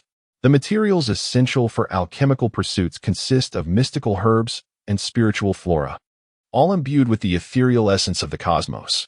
During the alchemical process, harnessing the spiritual energy to create new, desired attributes proves to be an arduous task. Conversely, the ingredients employed in potion making lack the celestial essence, thus relying solely on the application of fire to extract the inherent medicinal properties from the herbs. Subsequently, one must employ mental acuity to facilitate their amalgamation, yielding the necessary medicinal potency. Countless individuals have devoted their lives and energies to the exploration of the properties and effects of various herbs, as well as the new potencies born from their combinations, resulting in an abundance of formulas for both potions and elixirs. This knowledge constitutes the most treasured aspect of alchemy and potion making. Many of these formulas are closely guarded secrets, cherished by physicians and alchemists alike, rarely shared for the sake of study. The efficacy of concoctions derived from differing combinations of herbs can vary dramatically. The herbalist from the Chow family, for instance, produces potions with superior effects compared to those of a standard practitioner. Tonight, I shall present you with several formulas whose resultant potencies will surpass those of the Chow family's herbalist by several magnitudes, all at a significantly lower cost. These formulas are sufficient to empower your Li family's apothecary to triumph over the Chow establishment. Furthermore, it is imperative to familiarize oneself with the properties and effects of various herbs. Only through a comprehensive understanding of these medicinal attributes can one excel in potion making. This evening, you shall begin to acclimate yourself to the characteristics and effects of these dozens of herbs, with the prospect of systematic learning at a later opportunity. Dan Kingsley meticulously elucidated the traits, medicinal properties, and potential pairings of these herbs to Li Yuan, detailing the new effects that would emerge from their combinations. He then proceeded to explain how to envelop the refined liquid with mental energy, ensuring the thorough integration and transformation of the various elixirs, thereby crafting the desired potions, pills, and powders. Li Yuan acquainted himself with each aspect, diligently practicing. Now, his mental fortitude was exceptionally robust, allowing him to swiftly memorize the characteristics of dozens of medicinal herbs and the intricate steps involved in alchemy. Dan Kingsley observed Li Yuan's rapid learning with concealed delight, pondering that perhaps Li Yuan possessed a remarkable talent for alchemy, as evidenced by his quick mastery of the craft. Once Dan Kingsley noted that Li Yuan had grasped the fundamental methods, he remarked, "Now, I shall formulate several prescriptions. Pay close attention, for you will learn to concoct them." Each of these prescriptions is far superior to those of the Chow family, both in efficacy and quality, sufficient to ensure that your Li family apothecary surpasses that of the Chow family. Dan Kingsley proceeded to combine various herbs into several prescriptions, instructing Li Yuan on their effects: an antidote for snake venom, a remedy for bee stings, a pill for scorpion venom, blood-replenishing pills, bone-setting powder, pain relief powder, and strength-enhancing elixirs, among others. He then taught Li Yuan how to amalgamate these ingredients using his mental prowess. Li Yuan practiced repeatedly. When the herbs were depleted, he would replicate them anew. The concocted potions and pills would soon dissipate, reverting to the inherent energy of the replication portal. Li Yuan mused, "This is truly marvelous. There is no waste," allowing for boundless practice. He alternated between using charcoal fire for his exercises and the more adept chaos fire seed. The latter responded effortlessly to his will, adjusting its temperature to be high or low as he desired, while the charcoal fire required frequent adjustments, which could not be immediately realized. Li Yuan remarked, "The chaos fire seed is remarkably convenient, allowing me to adjust the temperature at will and control the intensity of the flames, far surpassing the utility of charcoal." To this, Yunzi replied, "You have no idea how fortunate you are. Typically, alchemists and craftsmen struggle without the extraordinary fires of heaven and earth. Utilizing alternative flames, be it ground fire, fire crystal, or flames derived from one's own spiritual energy, proves to be quite challenging, necessitating countless repetitions for mastery. Thus, the ability to control fire stands as the most crucial skill for alchemists and craftsmen. Yet, you, having refined the chaos fire seed, can manipulate the flames perfectly without the need for practice. Few possess such fortune as you. In the entirety of the universe, you are the sole individual capable of refining the chaos fire seed. Within the confines of the cosmic pearl, time flows exceedingly slowly. Whenever Li Yuan felt hunger, he would roast beast meat, and when fatigue set in, he would meditate for a brief respite. Eventually, Li Yuan mastered the intricate methods of several medicinal formulas. Observing that further practice was unnecessary, Dan Qingzi provided Li Yuan with additional prescriptions, elucidating their effects and the ailments they could treat. These prescriptions required no refinement. They could simply be prepared using traditional methods, either by simmering the ingredients into a medicinal liquid or grinding them into powder to create medicinal wine. Li Yuan diligently memorized these formulas and ventured out to procure pen and paper, meticulously recording them. He also detailed the methods for those formulas that necessitated spiritual energy for refinement, including temperature variations during the process and the techniques for combining energies. He prepared to impart this knowledge to his family the following day. Once Dan Qingzi observed that Li Yuan had completed his records, he encouraged him to step outside and engage in cultivation to enhance his abilities. Chapter 23. The sale of the potion formula after a period of cultivation, dawn broke. Dan Qingzi called Li Yuan into the cosmic pearl and advised him, "You must refrain from directly approaching your family's apothecary to impart this alchemical knowledge. Should you openly share it, the news will inevitably reach others, leading them to speculate on the source of your skills. They may wonder if you have encountered an extraordinary opportunity, compelling them to seize you and demand that you produce elixirs, thereby amassing great wealth. This situation could result in not only other families attempting to capture and imprison you, but even your only family potentially restraining your freedom, insisting that you remain within the clan to serve their alchemical needs. If the Chow family becomes aware, they would harbor even greater suspicions regarding your involvement in the demise of their hunting squad, and they would stop at nothing to eliminate you." Li Yuan inquired, "What should I do then?" Qianzi interjected, "You must employ disguise, transform yourself into an unrecognizable form, masquerading as a venerable master. This way, none would dare to confront you. I shall teach you a method of disguise that utilizes spiritual energy to alter the shape of your muscles and bones, allowing you to assume another appearance. Fortunately, your cultivation of spiritual energy, albeit at the 7th level, is relatively potent and can be utilized for this technique, which typically requires an 11th level mastery, equivalent to that of a seasoned martial artist." Qianzi proceeded to explain to Li Yuan how to control his spiritual energy to modify the shape and position of his muscles and bones. Li Yuan practiced diligently, with Qianzi providing guidance at every turn. After an extended period of effort, Li Yuan finally transformed his appearance to such an extent that he could scarcely recognize himself. Qianzi remarked, "Let it be so. With such a low cultivation level and feeble spirit, I can only slightly alter my appearance, but cannot change my physique. This diminutive stature unmistakably reveals me as a mere child, incapable of impersonating a venerable elder of profound skill. Dan Kingsley replied, Then let us masquerade as the disciple of an esteemed master. It matters not. We shall merely impart some formulas and alchemical techniques to them. And after 2 or 3 days, we shall depart without a trace. The two then instructed Li Yuan to venture forth and procure a set of unfamiliar garments. Li Yuan scoured his home but found nothing suitable, so he resolved to seek out the marketplace. He entered the Cosmic Pearl and retrieved several pieces of beast hide. Under Qianzi's guidance, he utilized the Chaos Fire Seed to treat the material and subsequently sought needles, thread, and scissors. Within the Cosmic Pearl, he fashioned the beast hide into a rudimentary attire.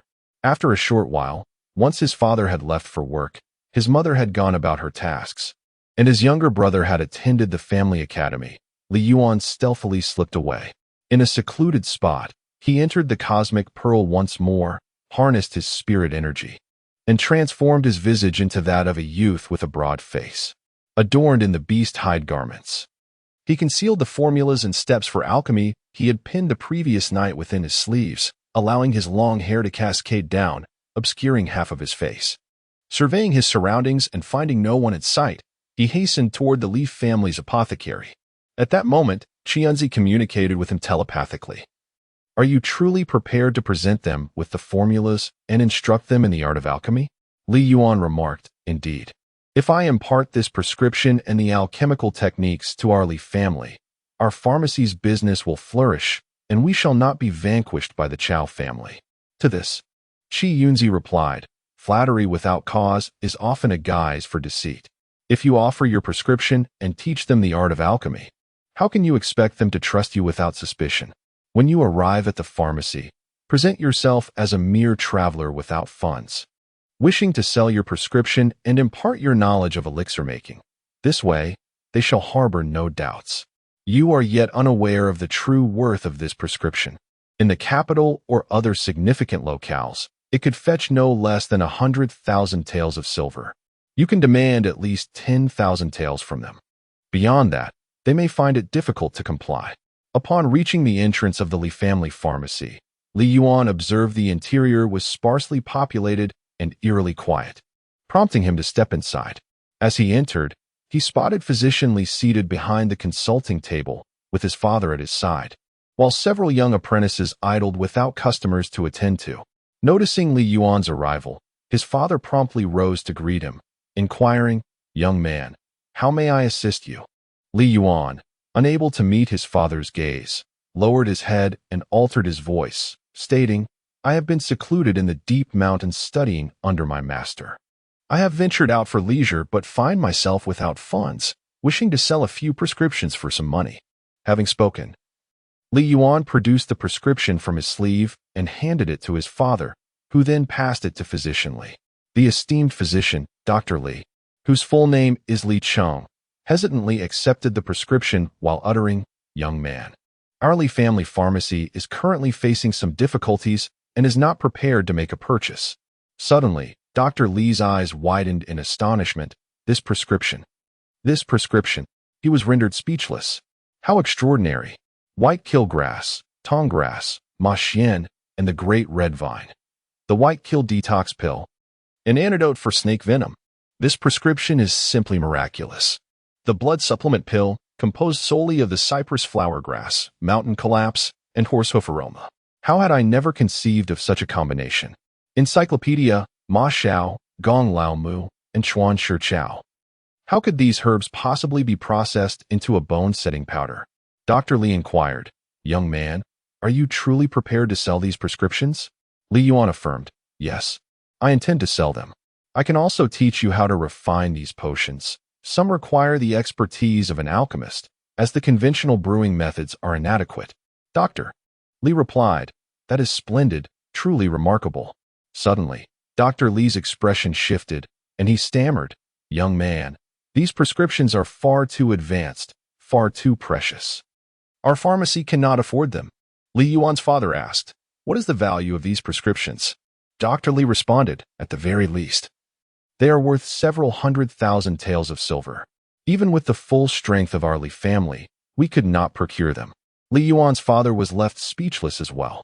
Hearing this, Li Yuan felt anxious and wished to convey that he did not intend to demand an exorbitant price.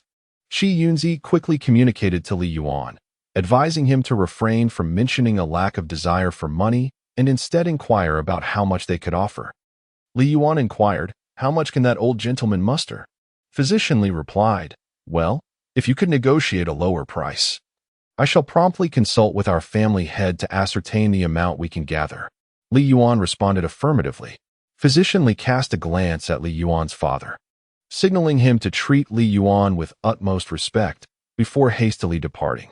Li Yuan's father respectfully invited him to sit and served him a cup of tea. In an attempt to strike up a conversation, he inquired, "Young man, where do you practice your cultivation?" Li Yuan, wary of revealing too much to his father for fear of being recognized, replied evasively, "In the mountains." Li Yuan's father remarked, "The mountains are fraught with danger. To cultivate there, your master must be quite remarkable and formidable." Li Yuan affirmed, "Indeed." Unsure of how to continue the conversation without arousing suspicion, he stood and said, "Uncle, you must be busy. I shall browse at my leisure." Li Yuan's father promptly replied, "Of course, feel free to look around. Our pharmacy is the most reputable and trustworthy in this mountain town, fair in pricing, and known for its warm service."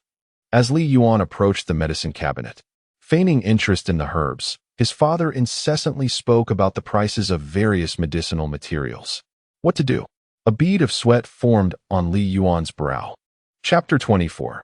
Meeting the family head, Physician Li hurriedly made his way to the residence of the family head. Upon arrival, he encountered Li Tianan, the family head, and found himself momentarily breathless, unable to articulate his thoughts. Li Tianan quickly reassured him, "What troubles you? Do not rush. Speak slowly." Li Qing, the esteemed physician, took a deep breath and said, "Patriarch, a youth recently visited our apothecary, clad in garments fashioned from animal hides. He claims to hail from the depths of the mountains. Having ventured out for leisure, he mentioned that he lacks funds but offered several medicinal formulas for sale, some of which require the expertise of an alchemist for their preparation. He has graciously agreed to instruct us in the art of crafting them. These formulas are extraordinarily advanced, remarkably ingenious, and utterly astounding, beyond imagination. Among them is a formula for the white-killing detoxification pill, specifically designed to counteract snake venom. It is truly miraculous. I had never conceived that these ingredients could yield an antidote for snake poison. Should we acquire these formulas and master the techniques for their preparation, the Chow family will no longer be able to suppress our apothecary. The ingredients required for these formulas are remarkably inexpensive, yet their efficacy surpasses that of ordinary remedies by several folds. Furthermore, although the white-killing detoxification pill is not concocted from spiritual herbs, it still holds certain efficacy against the snake venom inflicted upon our ancestors." Upon hearing this, Li Tianan quickly exclaimed, "Then we must purchase them." Li Qing replied, "However, these formulas are exceedingly precious, and several require the use guidance on their preparation. I fear we may not afford them." Li Tianan inquired, "What is the cost?" Li Cheng responded, "A minimum of several 100,000 taels of silver." Li Tianan gasped in astonishment. "Is it truly so exorbitant?" Li Cheng affirmed, "If we can secure them, our family will benefit for generations to come. The advantages are simply unimaginable. Merely these formulas could provide our clan with a fortune." Li Tianan remarked, however, "The current situation of our family. I have just conferred with Wenqing and Wenyo to prevent our family from being annihilated by the Chow family. We must gradually send away the younger generation, preserving the flame of our lineage. All the family's wealth should be devoted to the children. At this moment, it is not merely a matter of gathering hundreds of thousands of taels of silver. The harsh reality is that we cannot even amass a few thousand taels to procure these prescriptions." Li Qing interjected, "But we desperately need this Baisha detoxification pill." Li Tianan suggested, "What if we only acquire the prescription and the method for crafting the Baisha detoxification pill?" Li Qing responded, however, "We are uncertain whether that young man would be willing to sell. He has come to our pharmacy. If he were to approach the Chow, Wang, or Zhang families, they would undoubtedly purchase those prescriptions without hesitation. These prescriptions are akin to a treasure trove, with profits beyond imagination. What should we do? After a moment of contemplation, Li Tianen said, perhaps we should invite the young man over and negotiate with him. We could initially purchase his Baisha detoxification pill, or we could acquire it all and defer payment until our crisis is resolved and our family is in a position to repay him generously. Li Cheng queried, is that feasible? Li Tianen sighed. There seems to be no alternative. Let us invite him and assess the situation. Li Cheng agreed. Very well, I will go fetch him. At the very least, we must secure his Baisha detoxification pill. With that, Li Cheng exited Li Tianen's residence, hastening towards the pharmacy. Inside, Li Yuan was in a state of agitation, feeling as though time dragged on interminably, consumed by anxiety. His father observed his anxious demeanor. Fearing that he might storm off in anger, hence he accompanied him with increased caution and respect, engaging in idle conversation.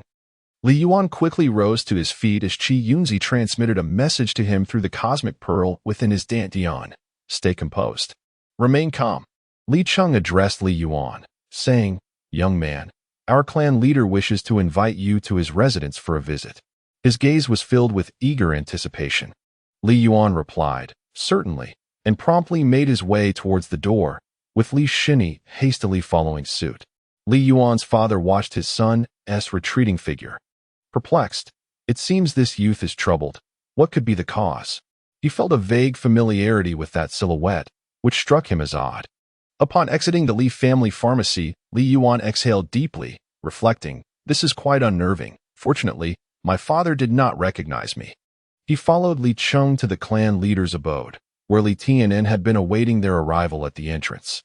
Upon spotting Li Yuan approach, he hurried over and greeted him, saying, my young friend, your efforts are much appreciated. Your presence truly honors our Li family. Li Yuan quickly clasped his hands in respect, responding, not at all, clan leader, you are too kind. It is rather impolite to trouble you, esteemed leader. After speaking, he broke into a sweat, feeling at a loss for words. Noticing Li Yuan's excessive reverence, Li Tianen felt a sense of confusion. This young man is undoubtedly a treasure. He should not adopt such a humble demeanor. It appears that the Li family seeks his favor. He seems quite amenable. Li Tianen promptly ushered Li Yuan inside, personally preparing and serving him tea.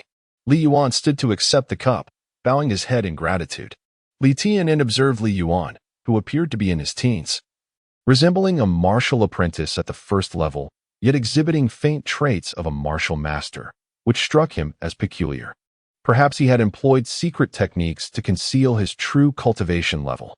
Generally, one's cultivation can be discerned by anyone whose mental prowess exceeds the 10th level, simply by a sweep of their spiritual awareness. However, certain secret arts exist that can shroud one's true abilities.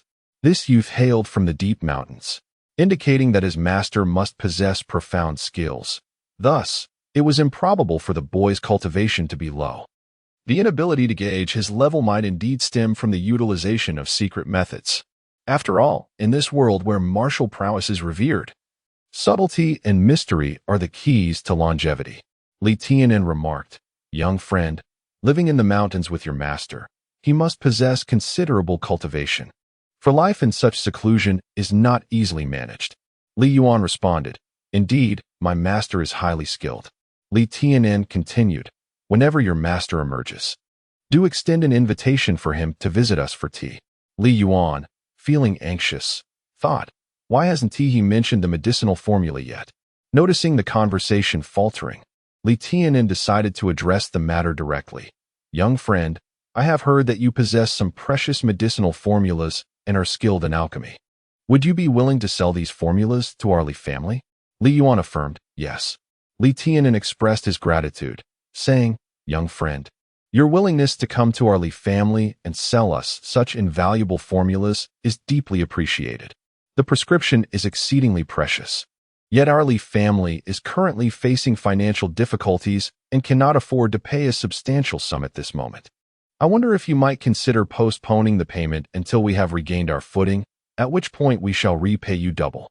Alternatively, Li Tianan initially believed that Li Yuan would never agree to a deferred payment, so he intended to suggest that Li Yuan sell them merely the detoxification pill. However, just as he was about to utter the word "if" and gauge Li Yuan's reaction, he heard Li Yuan respond, "That is acceptable. You may pay me when you have the means."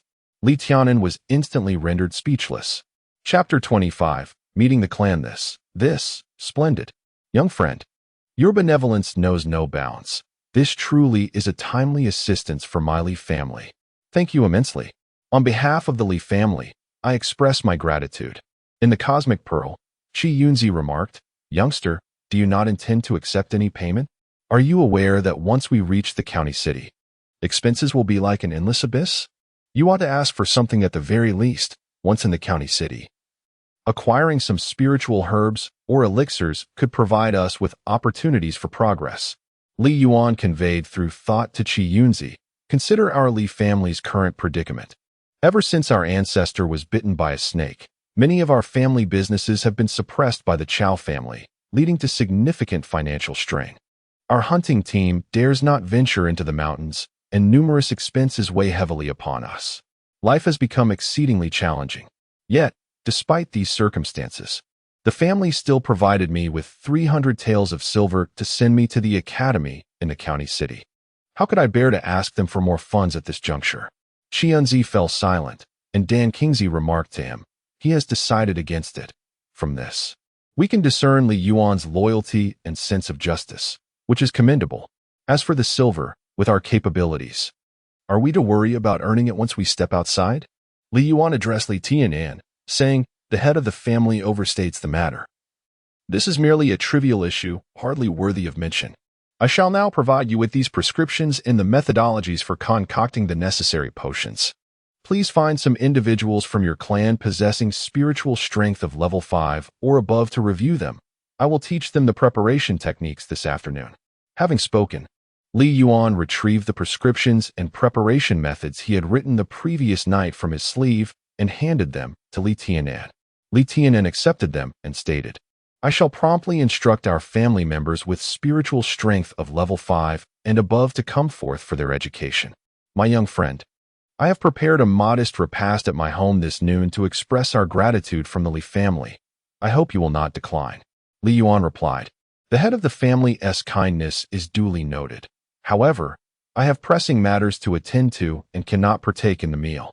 I hope for your understanding." With that, Li Yuan rose to take his leave. Despite Li Tianan's repeated attempts to persuade him to stay, Li Yuan remained resolute in his departure. Once Li Yuan had left, Li Tianan turned to Li Qing and inquired, "Why do I perceive this young man as overly accommodating? Is there something amiss? Are those prescriptions truly exceptional?" Li Qing responded, "Indeed, these prescriptions are remarkable. They are truly outstanding, and there is nothing inappropriate about them. After years in the medical field, I can discern the quality of such prescriptions. This young man's amiability may stem from his reclusive life in the deep mountains, where he remains untainted by worldly affairs and lacks understanding of societal nuances. Now that he has provided us with the prescription and the method of concoction, it is evident that he possesses no ulterior motives. Otherwise, he would never have entrusted us with such knowledge. It is fortunate that he came to our Li family. Had he sought refuge with the Chow family or other clans, he might have been devoured without a trace. Master of the house, he is wandering alone outside. Could there be any danger? Should we assign someone to protect him discreetly?" Li Tianan replied, "There is no need.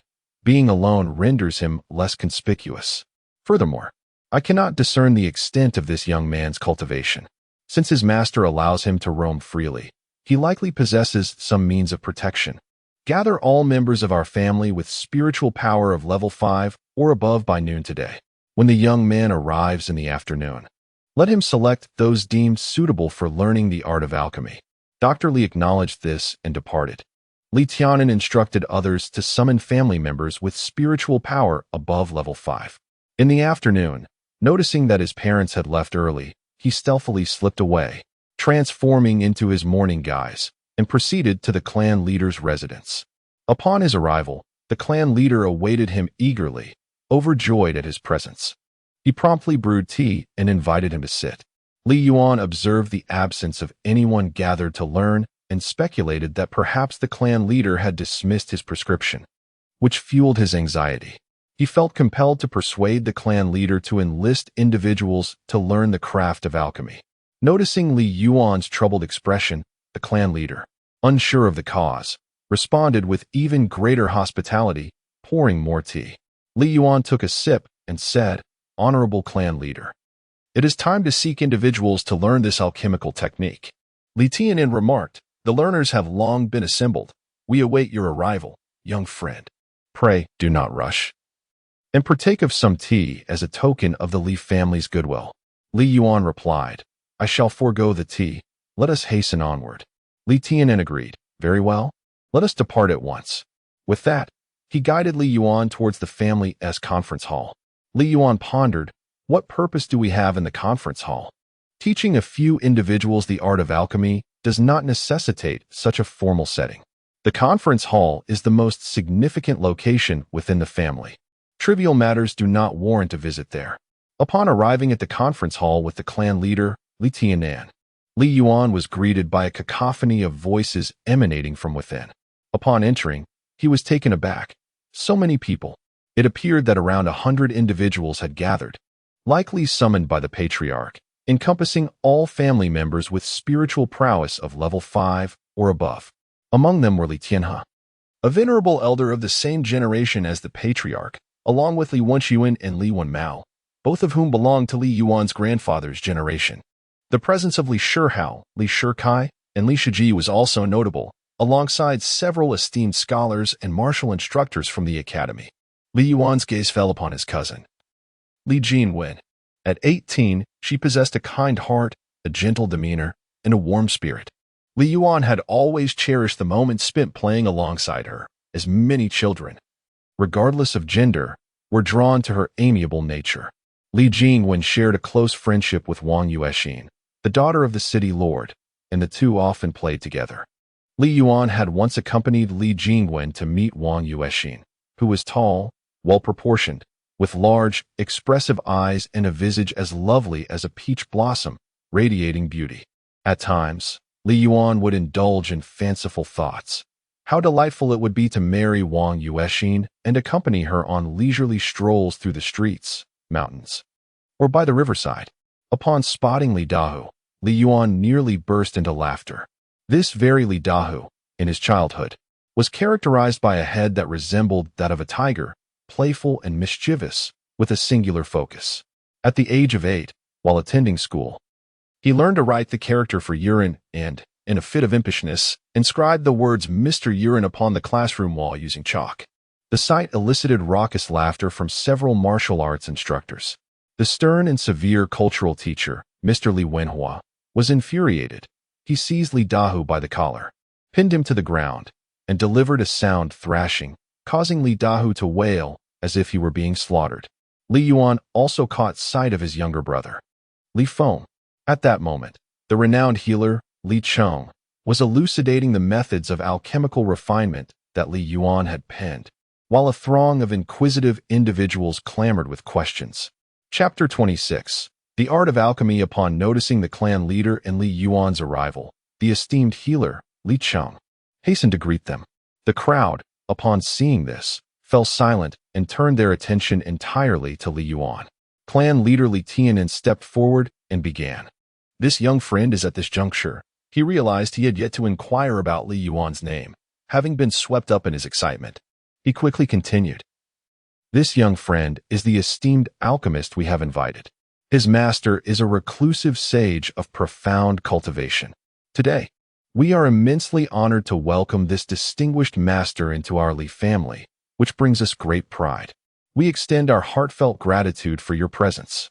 Li Yuanshi could no longer endure the situation. Observing the individuals before him, many of whom he held in profound respect, and who were pivotal to the survival and development of the Li family, he felt overwhelmed by the reverence directed towards him. He conveyed his thoughts to Dan Kingsley. How am I to discern those suitable for alchemy among such a multitude? Dan Kingsley responded, You should have them envelop the herbs with their spiritual energy. I shall observe who can maintain a more enduring, tighter, and complete encapsulation of the herbs, and who can emanate greater strands of spiritual energy to envelop a wider variety of medicinal materials.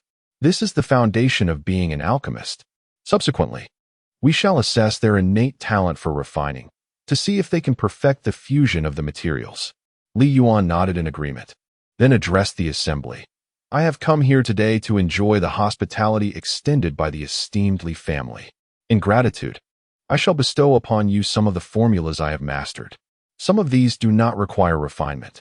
They can be directly simmered in a pot or ground into powder to brew medicinal wine. I have meticulously documented the methods, and adherence to these instructions will suffice. For those that require refinement, I must first select individuals possessing the talent for alchemy before imparting the knowledge of the craft. Upon hearing Li Yuan's offer of the formulas, the esteemed physician Li Qing was momentarily stunned. Is this truly the case?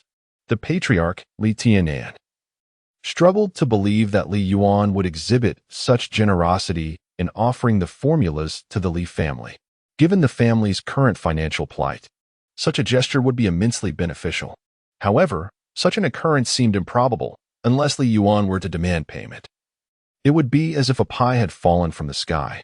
Li Yuan elucidated the selection methods and the requirements for packaging medicinal herbs to the members of the Li family.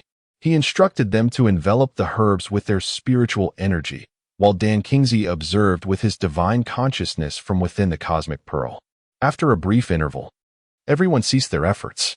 Dan Kingsley then presented several suitable candidates to Li Yuan, among whom he was astonished to find his own younger brother, Li Feng, and his cousin, Li Jingwen. Remarkably, at merely 8 years old and at the 5th level of martial apprentice, Li Feng exhibited an innate talent for alchemy. Meanwhile, his cousin, Li Jingwen, at the 7th level of martial apprentice, was recognized as the most gifted girl in the Li family. Should she master the alchemical recipes, her future would be assuredly prosperous and devoid of hardship. It is crucial to note that these recipes were bestowed by the Divine Emperor, possessing an unparalleled level of sophistication. In addition to Li Feng and Li Jingwen, Dan Kingsley also selected 5 or 6 others: Li Tiankai, Li Wenxue, Li Shihao, Li Shiji, Li Shihua, and Li Shihan. Li Yuan instructed these 8 chosen individuals to each procure a medicinal cauldron along with an ample supply of herbs and other essentials such as dragon sandalwood charcoal required for alchemical processes. In truth, these supplies had already been prepared by the esteemed Dr. Li and Li Tianan. Clan leader Li Tianan advised those not selected to maintain strict confidentiality regarding this matter and subsequently dispersed them. Dr. Li intentionally sought to retain more individuals for learning purposes, casting repeated glances at Li Tianan. Yet Li Tianan was concerned that too many voices would lead to indiscretion. If any of them were to master the alchemical techniques and disclose them, it could spell great misfortune for the Li family. Furthermore, Li Yuan mentioned that instruction would commence in the afternoon, leaving uncertainty as to whether it would be limited to that single afternoon or extend into the following day. If only a few are taught in one afternoon, an excess of participants might hinder everyone's ability to learn. It would be more prudent to first ensure that a select few become proficient. Once one individual masters the art, they can be entrusted to instruct others in this alchemical craft. Li Yuan initially aspired to have a larger group learn the art of potion making. Yet he harbored concerns that some may be reluctant to learn from a mere child. Many of these individuals were once figures he looked up to with great admiration. He speculated that their hesitation might stem from a desire to avoid offending the clan leader or a fear of wasting precious medicinal materials, which could explain the reluctance to allow more people to observe and learn. Once the others departed, Li Yuan gathered the few individuals together and commenced their instruction in the alchemical arts. He began by elucidating the fundamental knowledge, methodologies, and techniques of potion making. To create a potion, one must first envelop the materials with mental energy, subsequently utilizing the power of flame to facilitate their melting. This initial step is crucial in determining whether a practitioner possesses the innate talent for alchemy. Without the ability to encase the materials in mental energy and direct them through flame, one cannot hope to master the craft. If the materials lack this mental encapsulation, They will merely be incinerated into ashes rather than melted. Following the melting process, the next stage involves purification, where the essence of the materials is extracted. The quality of the resulting elixir hinges on this pivotal step. Once the essence is refined, it is held in place by mental energy while the next material undergoes the same purification process. This continues until all materials are purified, after which the next phase is fusion. The success of this fusion will significantly impact the subsequent step, the synthesis. The quality and grade of the elixir are determined by the process of fusion, which hinges on the mastery of spiritual energy, the control of speed during the fusion, and the completeness of the amalgamation. Following the fusion, one engages in the processes of essence refining, dividing the essence, and gathering the essence. After elucidating these concepts, Yuan commenced a detailed explanation of the methods and steps required for the preparation of several distinct medicinal formulas, highlighting the unique requirements for each. Upon concluding his discourse, Yuan personally concocted a batch of white-kill detoxifying pill for everyone to observe. Subsequently, he invited a few individuals to attempt the crafting themselves, providing guidance and resolving their queries along the way. The attendees were left in profound admiration, utterly astonished that this individual was indeed Yuan. Shi Yunzi remarked on the youth's remarkable talent for alchemy, noting how, after only a few attempts, he demonstrated an extraordinary understanding of the art, articulating the nuances with remarkable clarity, truly embodying the essence of alchemical mastery. After allowing the participants some practice time, Yuan meticulously prepared the various formulas once more as a demonstration, before encouraging them to continue their practice. Li Tianan and Li Cheng, watching from the side, were deeply moved. This young man was genuinely imparting knowledge without the slightest hint of selfishness. Some techniques and processes are closely guarded secrets, seldom shared lightly. Yet Yuan disclosed them without reservation. Such methods and steps are often not conveyed so selflessly even within families, or between masters and apprentices, or across generations. Chapter 27. At the Wang family, an entire afternoon slipped by unnoticed as the group fervently practiced. However, the art of alchemy is not easily mastered. Having acquired knowledge, methods, and steps for alchemy, one may still find themselves incapable of producing elixirs.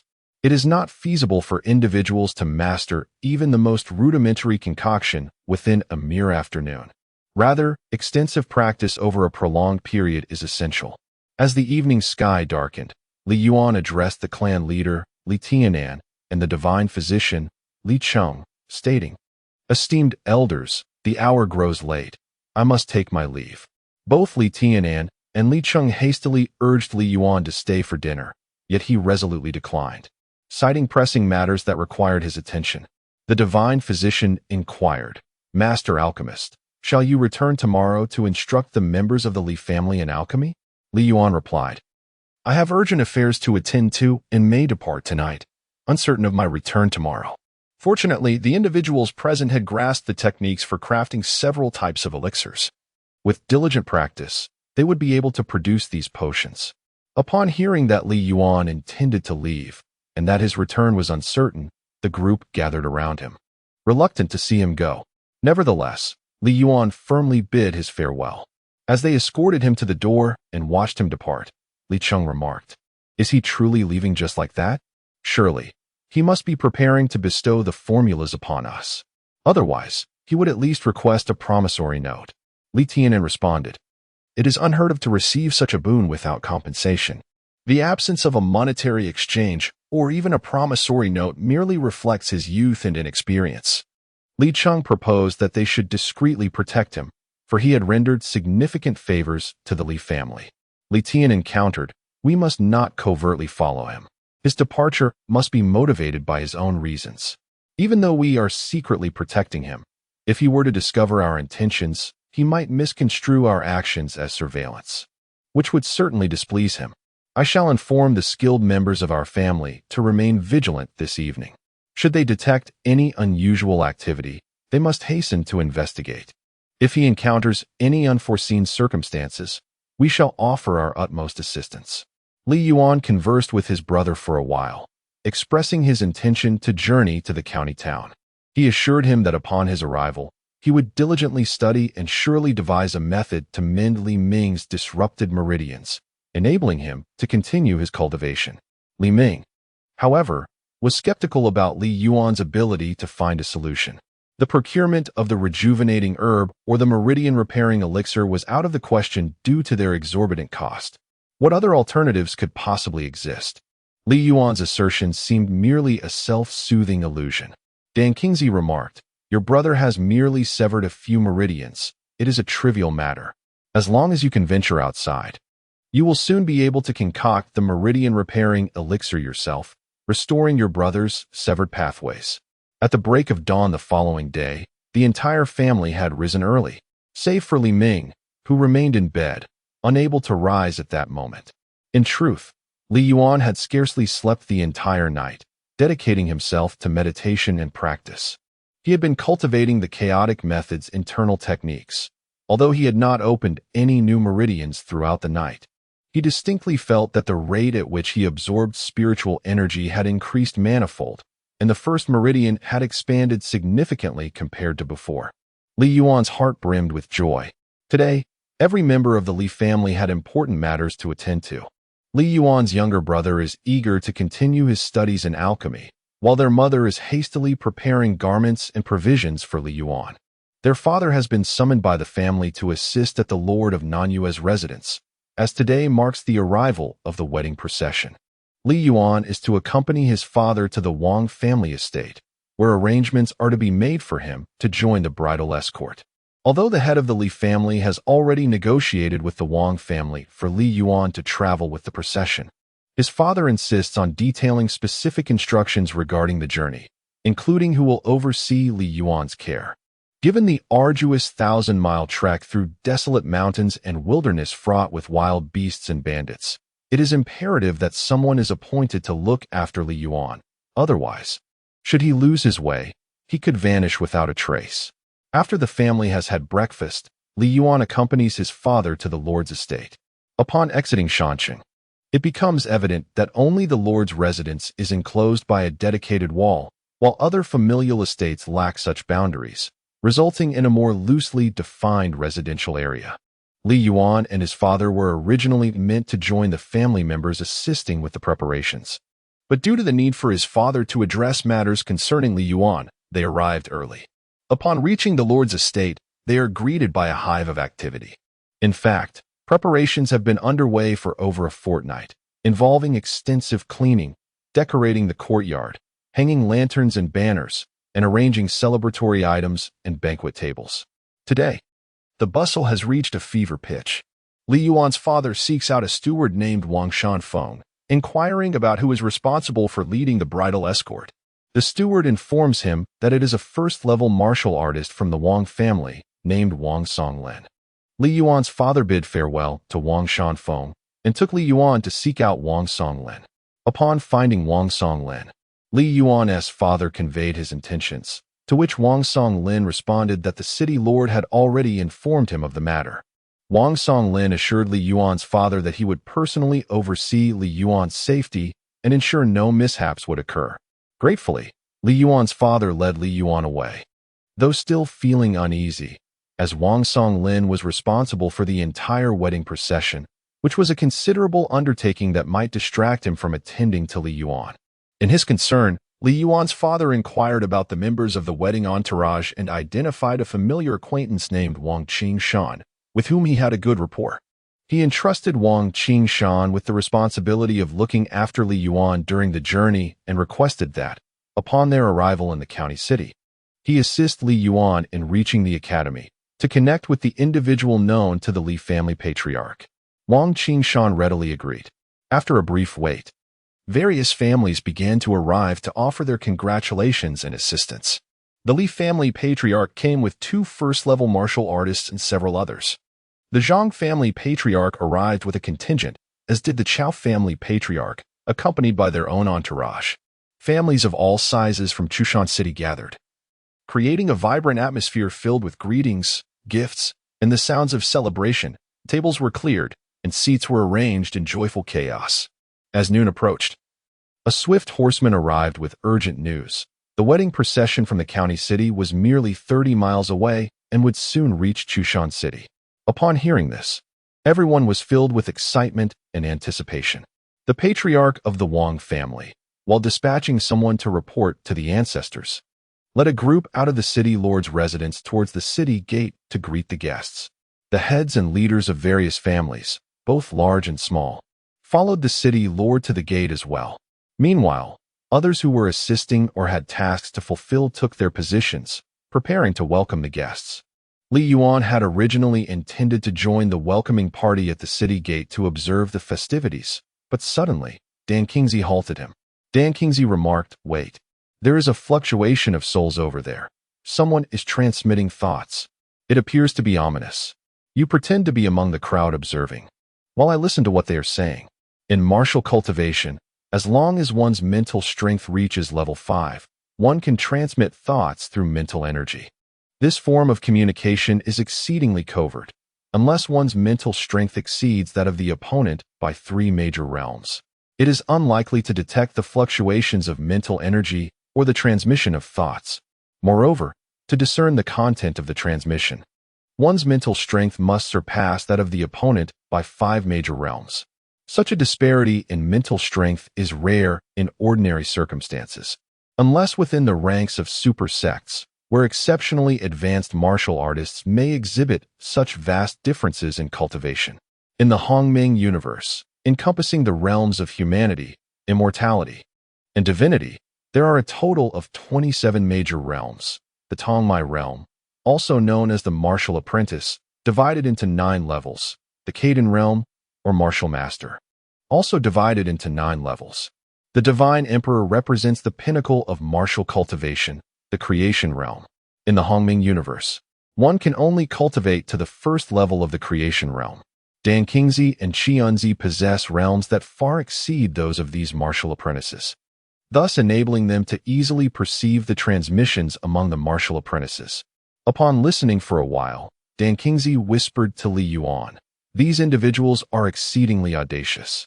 They intend to pilfer the bridal gifts." Qianzi replied, "Seize an opportune moment, ensuring you remain unseen, and stealthily ascend to the high platform over there. Then enter the cosmic pearl." Li Yuan discreetly approached the edge of the platform, taking advantage of others' inattention to climb up, subsequently entering the cosmic pearl. Li Yuan had also heard of storage bags, reputed to be crafted from the hides of 4th-tier and higher magical beasts, inscribed with formations that create an independent space, a realm apart. These storage bags are remarkably enchanting. A seemingly diminutive pouch conceals an expansive interior, with spaces ranging from the size of a small chest to those accommodating 4 or 5 such chests. Items stored within, regardless of their weight, impart no sense of heft. A mere drop of blood upon its surface establishes a connection with one's spiritual consciousness.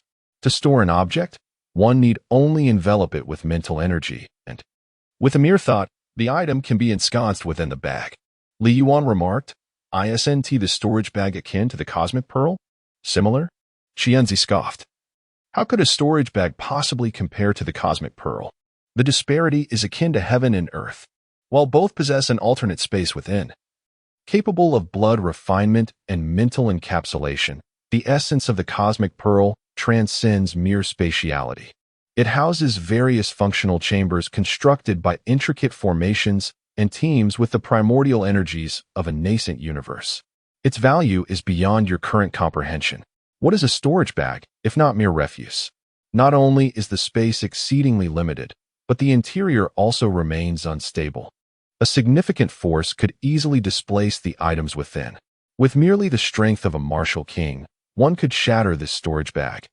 Upon hearing about the strength required to be at the martial king level, Li Yuan couldn't help but sigh internally.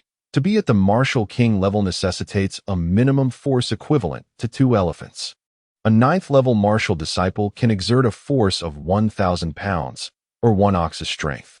A 1st-level martial master reaches 2,000 pounds, while a 9th-level martial master can achieve a force of 10,000 pounds, equating to 1 elephant strength.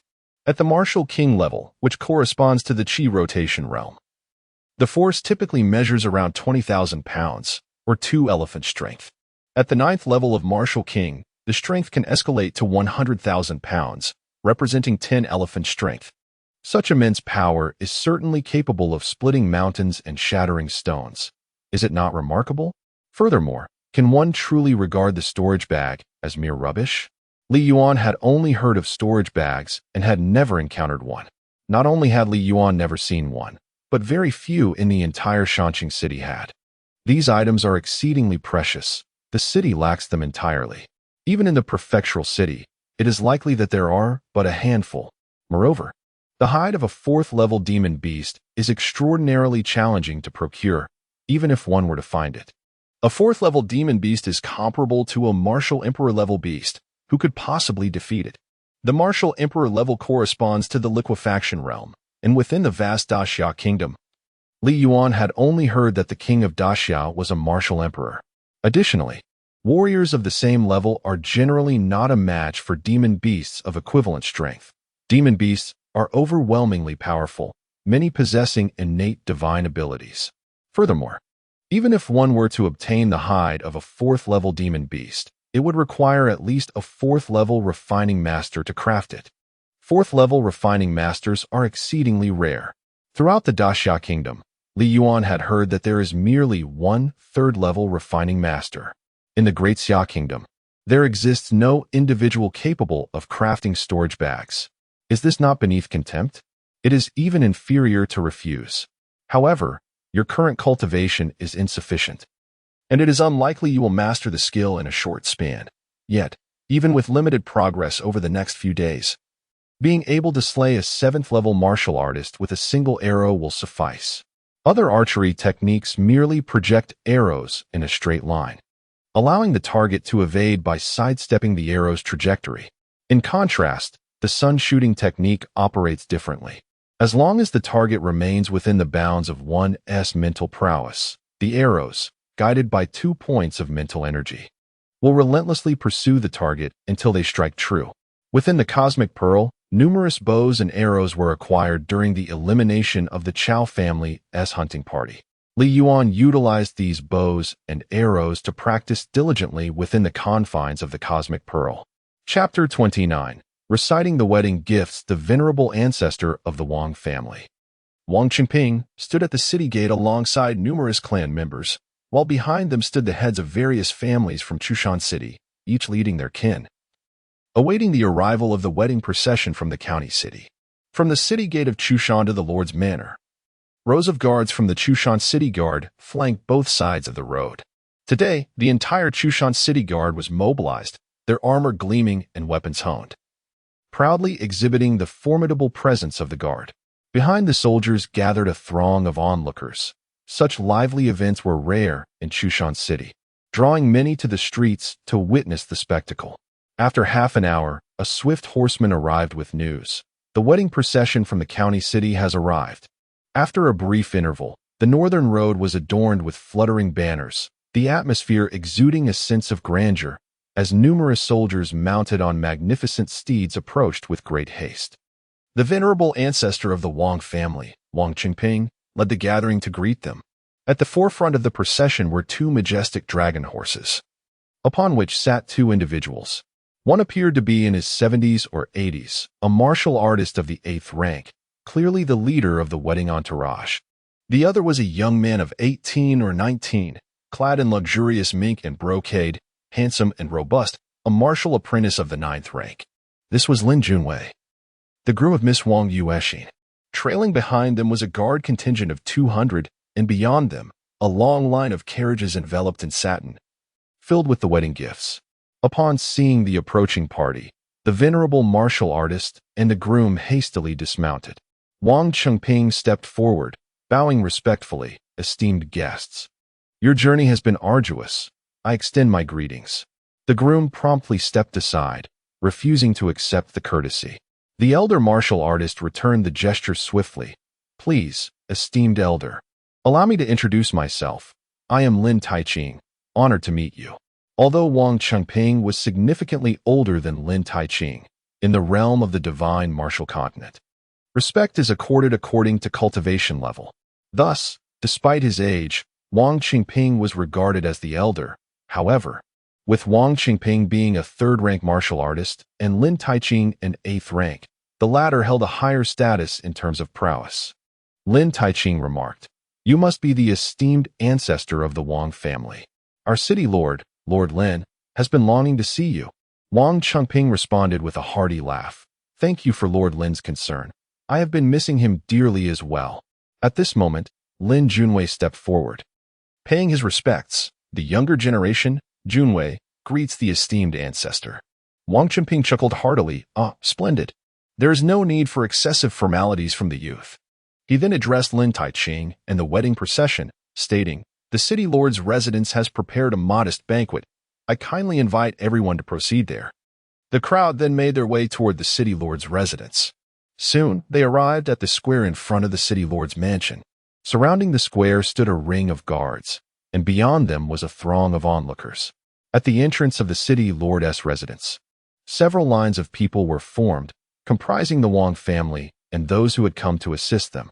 The wedding party halted in the square, and the individuals in the carriage began to unload the boxes of wedding gifts. A steward held out a large red gift list, presenting it to the Wang family's chief steward. The chief steward then passed the list to a Wang family steward, who was in charge of announcing the gifts. This steward, upon receiving the list, proclaimed loudly, "From the Lin family of Nanwei County, Lin Junwei is to wed the esteemed Miss Yuexin of the Wang family." Presenting the following gifts: one storage bag. A collective gasp echoed throughout the assembly, as the crowd momentarily stood in astonishment before erupting in awe. The storage bag was immensely valuable. Its worth was not merely a matter of price, but rather its rarity. One could not simply purchase it, regardless of wealth. Perhaps only a handful existed in all of Nanhua County, with none in the entire Great Xia nation capable of crafting it. 10 spirit stones. Came another wave of exclamations from the crowd. Spirit stones are a type of mineral imbued with the essence of heaven and earth, classified into various categories. These include the fire spirit stone, which contains the attribute of fire, the thunder spirit stone, embodying the essence of lightning, as well as stones associated with earth, metal, darkness, life, and other attributes. Additionally, some stones possess no specific attribute, merely exuding ordinary spiritual energy. Spirit stone mines form in areas rich with the essence of heaven and earth. Yet the Great Xia Kingdom lacks such resources. 10 Qi Gathering Pills. A wave of gasps rippled through the crowd. The Qi Gathering Pill is a type of elixir infused with the essence of heaven and earth, akin to the nature of spirit stones, and is crafted by alchemists. A Huang-level spirit weapon, the Flowing Moonblade. In the Great Xia Kingdom, weapons are categorized into mundane and spiritual types. Mundane weapons are forged from iron and steel, while spiritual weapons are crafted by weapon masters using treasures rich in the essence of heaven and earth, possessing power that far surpasses that of mundane weapons. Subsequently, the steward of the Wang family announced the offerings of fabrics, silks, and various other items. Many were perplexed as to why the city lord of the county would part with such precious dowries for the marriage of a junior. It is important to note that the county lord is a baron bestowed by the sovereign of the Great Xia Kingdom, a martial king of considerable prowess. Given such status and capability, if he wished to secure a bride for his junior nephew, coupled with Lin Junwei's handsome and abundant appearance, many families would willingly pay to marry their daughters into the Lin family. Although the young lady of the Wang family is undoubtedly beautiful and possesses a kind disposition, there seems little need for such an extravagant dowry and grand display for the wedding. The ancestor of the Wang family from Chushan City is merely a third-tier martial artist, and the position of the city lord of Chushan City is hardly noteworthy. An informed individual disclosed the origins of the matter. It turns out that the venerable ancestor of the Wang family and Lininghao, the lord of the county, once served together in the dragon army of the Daxia Kingdom, valiantly resisting the incursions of the rival Dachin Kingdom. On one occasion, a small squad led by Lininghao fell into an ambush set by the enemy. Lininghao and his team fought tenaciously against their assailants. However, overwhelmed by the sheer numbers of the adversaries, they found themselves unable to break free from the encirclement. In the end, only Lininghao remained. witnessing the impending annihilation of his squad. At that critical moment, Wang Qingping arrived on the scene. At that time, Wang Qingping was a first-level martial artist, as was Lin Yinghao. Within the realms of the Daxia and Dachan kingdoms, only the emperor held the rank of martial emperor, while the martial kings were exceedingly few, representing the pinnacle of martial prowess and rarely engaging in combat. Martial kings possessed a strength ranging from 2 to 10 symbols, wielding tremendous destructive power. Their involvement in battle could inflict significant damage, and losing even one would greatly impact the national strength. Martial artists served as the backbone of the military, with most being appointed as squad leaders, platoon leaders, battalion leaders, or generals based on their cultivation levels. On that day, the forces surrounding Lin Yinghao consisted of several squads led by first-level martial artists. However, during the battle, Wang Qingping sustained grave injuries, damaging his martial foundation, which subsequently hindered his cultivation progress. From that point on, he advanced slowly and ultimately could not surpass the third level of martial artist. Conversely, Lin Yinghao continued to enhance his cultivation, eventually breaking through to the rank of martial king, becoming a pillar of strength for the Daxia kingdom. He was conferred the title of Baron by the emperor and appointed as the Lord of Nanhua County. Wang Guangming, possessing considerable martial talent, reached the second level of martial artist at a young age, making him the highest-ranking martial artist in the Wang family, aside from Wang Qingping.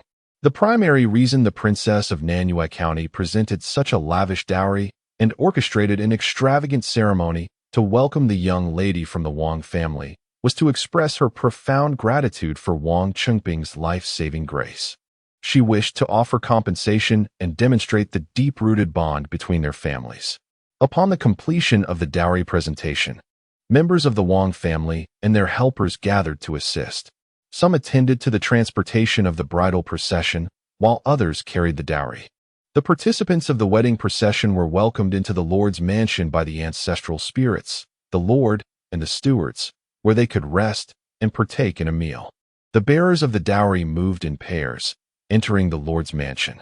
The dowry was brought to the exterior of the Lord's warehouse, where a steward opened the large doors to prepare for the registration of the items according to the list. Dan Qingzi and Xianzi, both of whom were deities, had previously been accustomed to observing only monumental events. In their past, such occurrences would have seemed trivial and unworthy of mention. However, now reduced to mere divine infants, they had become akin to lambs awaiting slaughter. In the vastness of the universe Pearl, they had unknowingly endured eons of solitude and tedium, which had long since eroded their former pride and aloofness. Now, fully engrossed in this seemingly insignificant affair, one could only ponder how they would reflect upon this shift in perspective should they become aware of it. Xianzi stated. Their plan was thus. The two members of the Chao family would carry a bridal gift box, and as they approached the entrance of the warehouse, they would suddenly feign the box slipping from their grasp, exclaiming loudly to draw the attention of the crowd. Concurrently, the three thieves would conceal the diminutive thief, who would then utilize a storage bag to discreetly collect the bridal gift box while subsequently releasing a decoy box from the storage bag. As the two members of the Chao family approached the warehouse with the bridal gift box, the shoulder yoke unexpectedly slipped from one of their shoulders, prompting a loud cry of surprise, causing the box to crash to the ground with a resounding thud. The attention of the onlookers was immediately captured. At that moment, Qianzi commanded, "Release." Li Yuan swiftly loosed an arrow from his drawn bow, targeting the diminutive thief. The three thieves shielded their smaller companion, who, just as he had summoned the bridal gift box into his storage bag, had not yet managed to produce the decoy box when an arrow suddenly struck him in the head. The diminutive thief let out a startled cry as the arrow pierced through his skull, causing him to collapse to the side. The crowd was left in stunned disbelief at the abrupt turn of events. A steward from the Wang family quickly regained his composure and shouted, "No one is to move."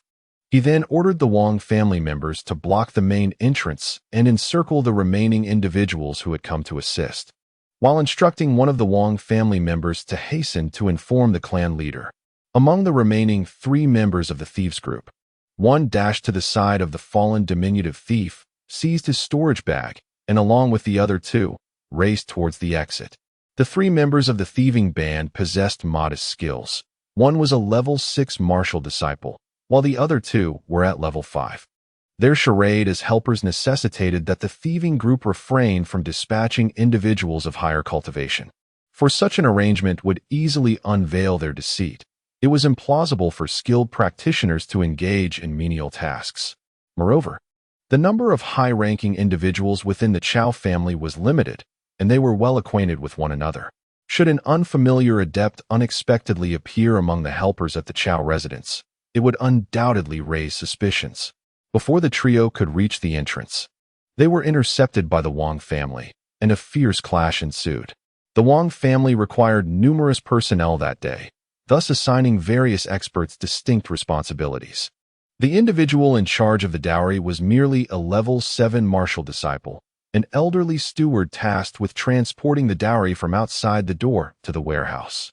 Such a straightforward task, under the watchful eyes of many, seemed impervious to mishaps. Yet, paradoxically, it was precisely in this seemingly foolproof scenario that calamity struck.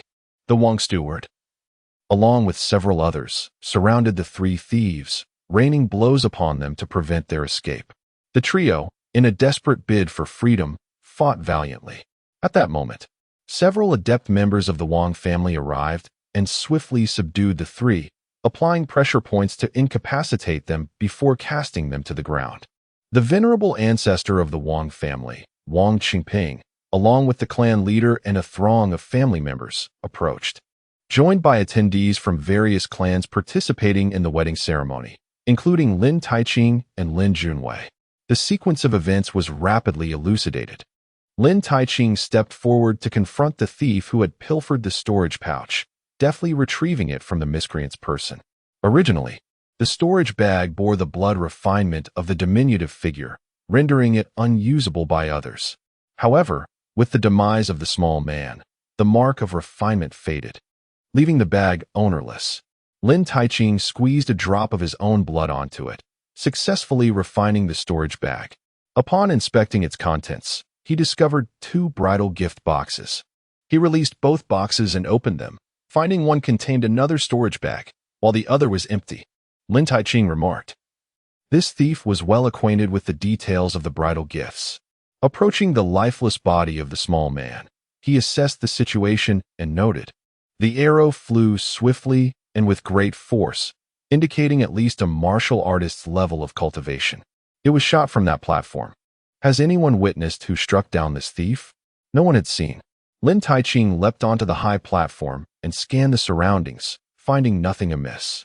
He clasped his fists in a gesture of respect and proclaimed, I am Lin Taiqing of Nanhua County, grateful for the assistance of any esteemed senior. I humbly thank you for your aid and request the honor of your presence. After a moment of waiting without a response, he expressed his gratitude once more to the unseen benefactor and turned his attention to the head of the Chow family. The head of the Chow family immediately paled. Lin Taiqing inquired of Wang Qingping, May I assist in the annihilation of the Chow family? Being an 8th-level martial artist, Lin Taiqing found that the highest cultivation level within the Chow family barely reached the 3rd level, making their destruction a mere trifling task for him. Wang Qingping ordered the captured individuals to be confined in a cell while the deceased was dragged away. Today, the situation is shrouded in mystery. The members of the Wang family are perplexed, uncertain of the identity of the hidden expert who has provided clandestine assistance, and thus they are hesitant to act rashly. Wang Qingping and the clan leader, after hosting the guests for the wedding, arranged for everyone to rest before convening to deliberate on the matter at hand. The interrogation of the 3 thieves yielded immediate results. The 4 individuals, under the command of the bandit leader, masqueraded as members of the Chow family to infiltrate the city lord's residence, biding their time to pilfer the storage bags concealed within the wedding gifts. When pressed further, they professed ignorance. They could not explain how they learned of the storage bag's existence, which box contained them, or how they colluded with the Chow family. Each claimed to know nothing. Despite relentless torture, no further information could be extracted.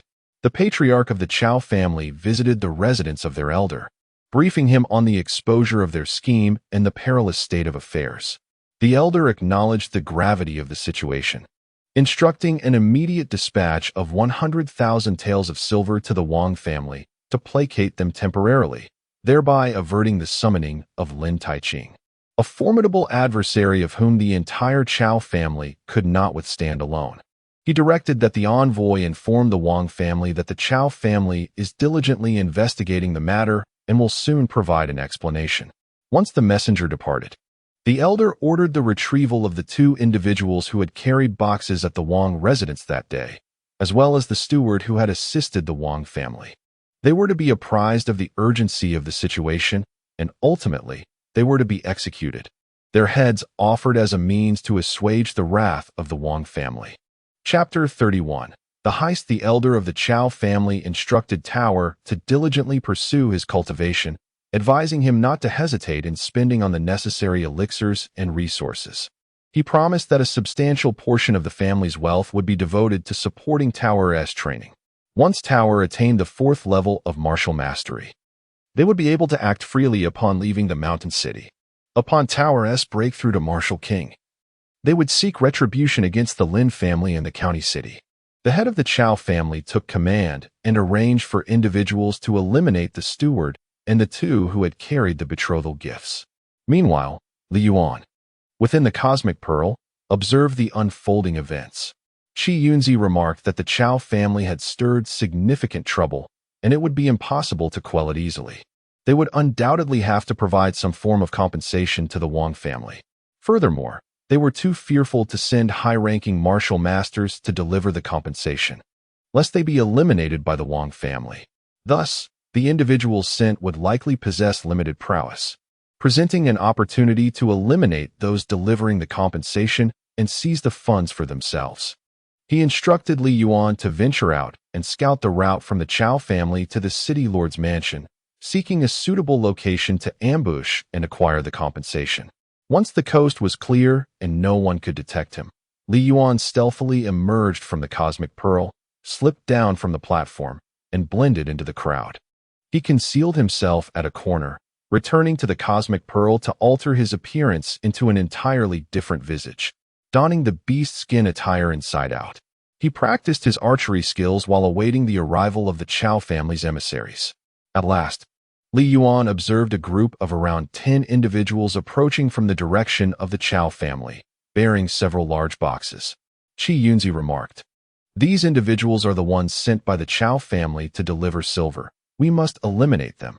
As the group ambled closer, Yuan drew his bow, imprinting his mental energy onto the head of a Chao family member, and swiftly released an arrow.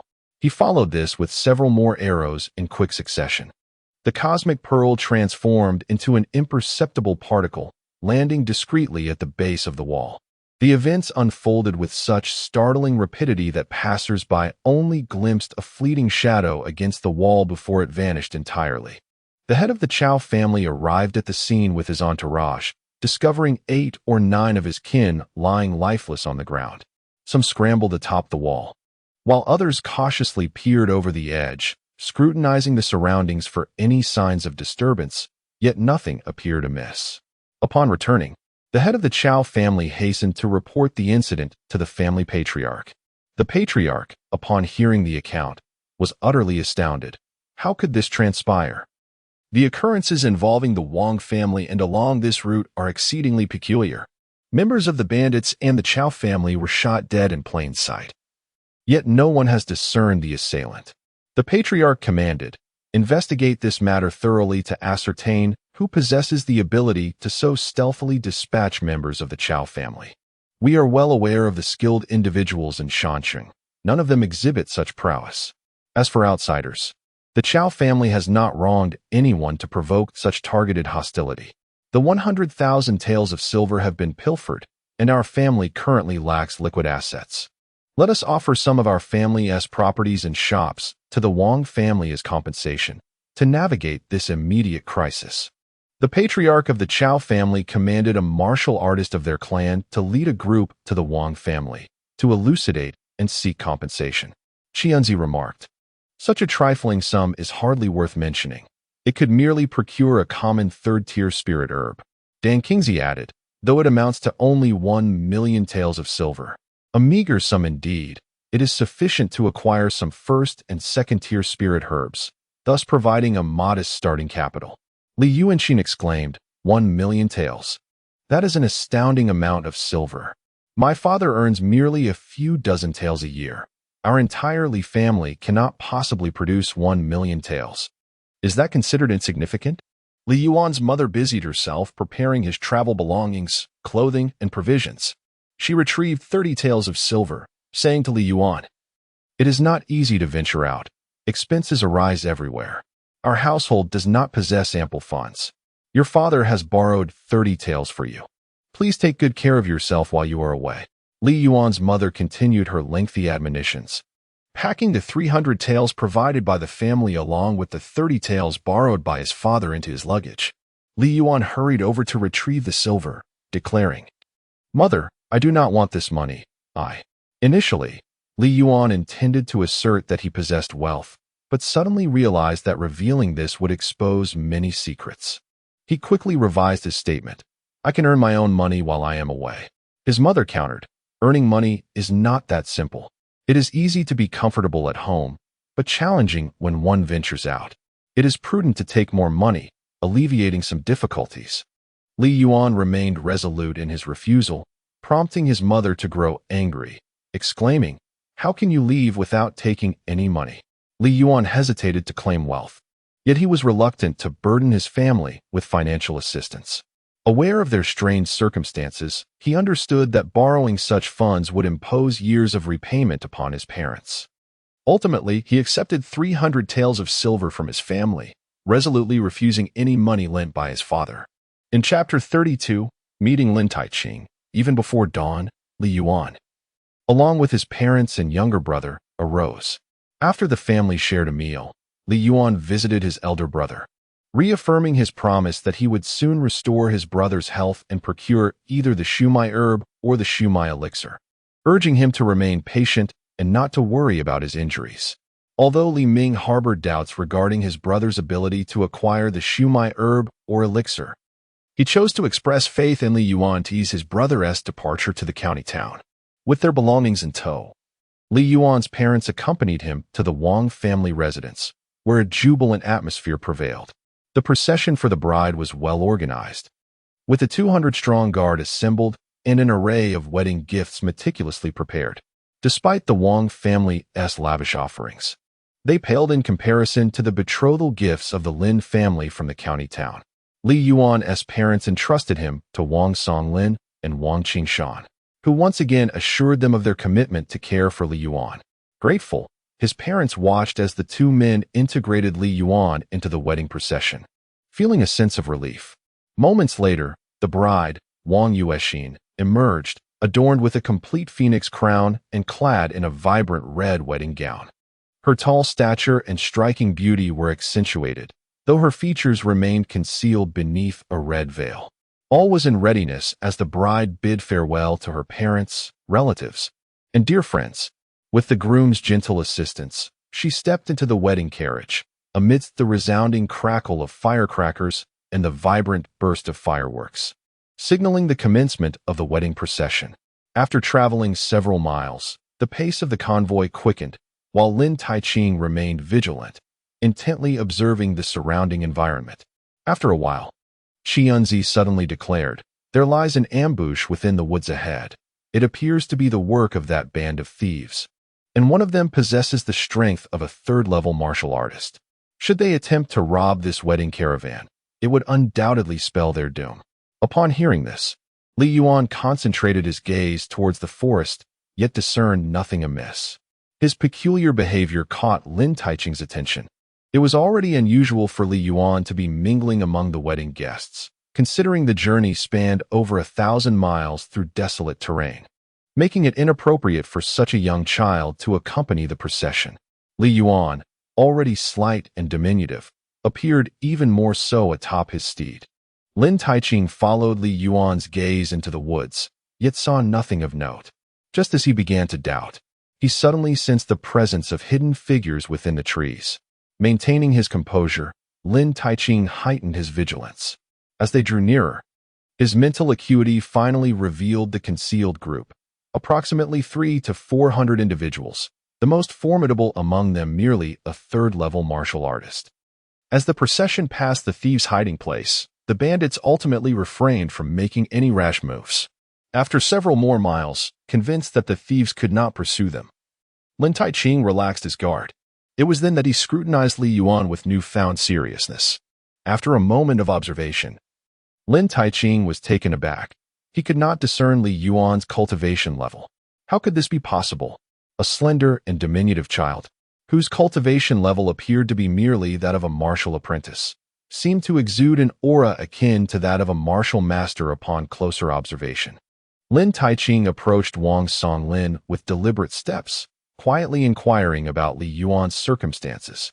Wang Songlin recounted the details of Li Yuan's situation in a rather mundane manner, prompting Lin Taiqing to shake his head in disbelief.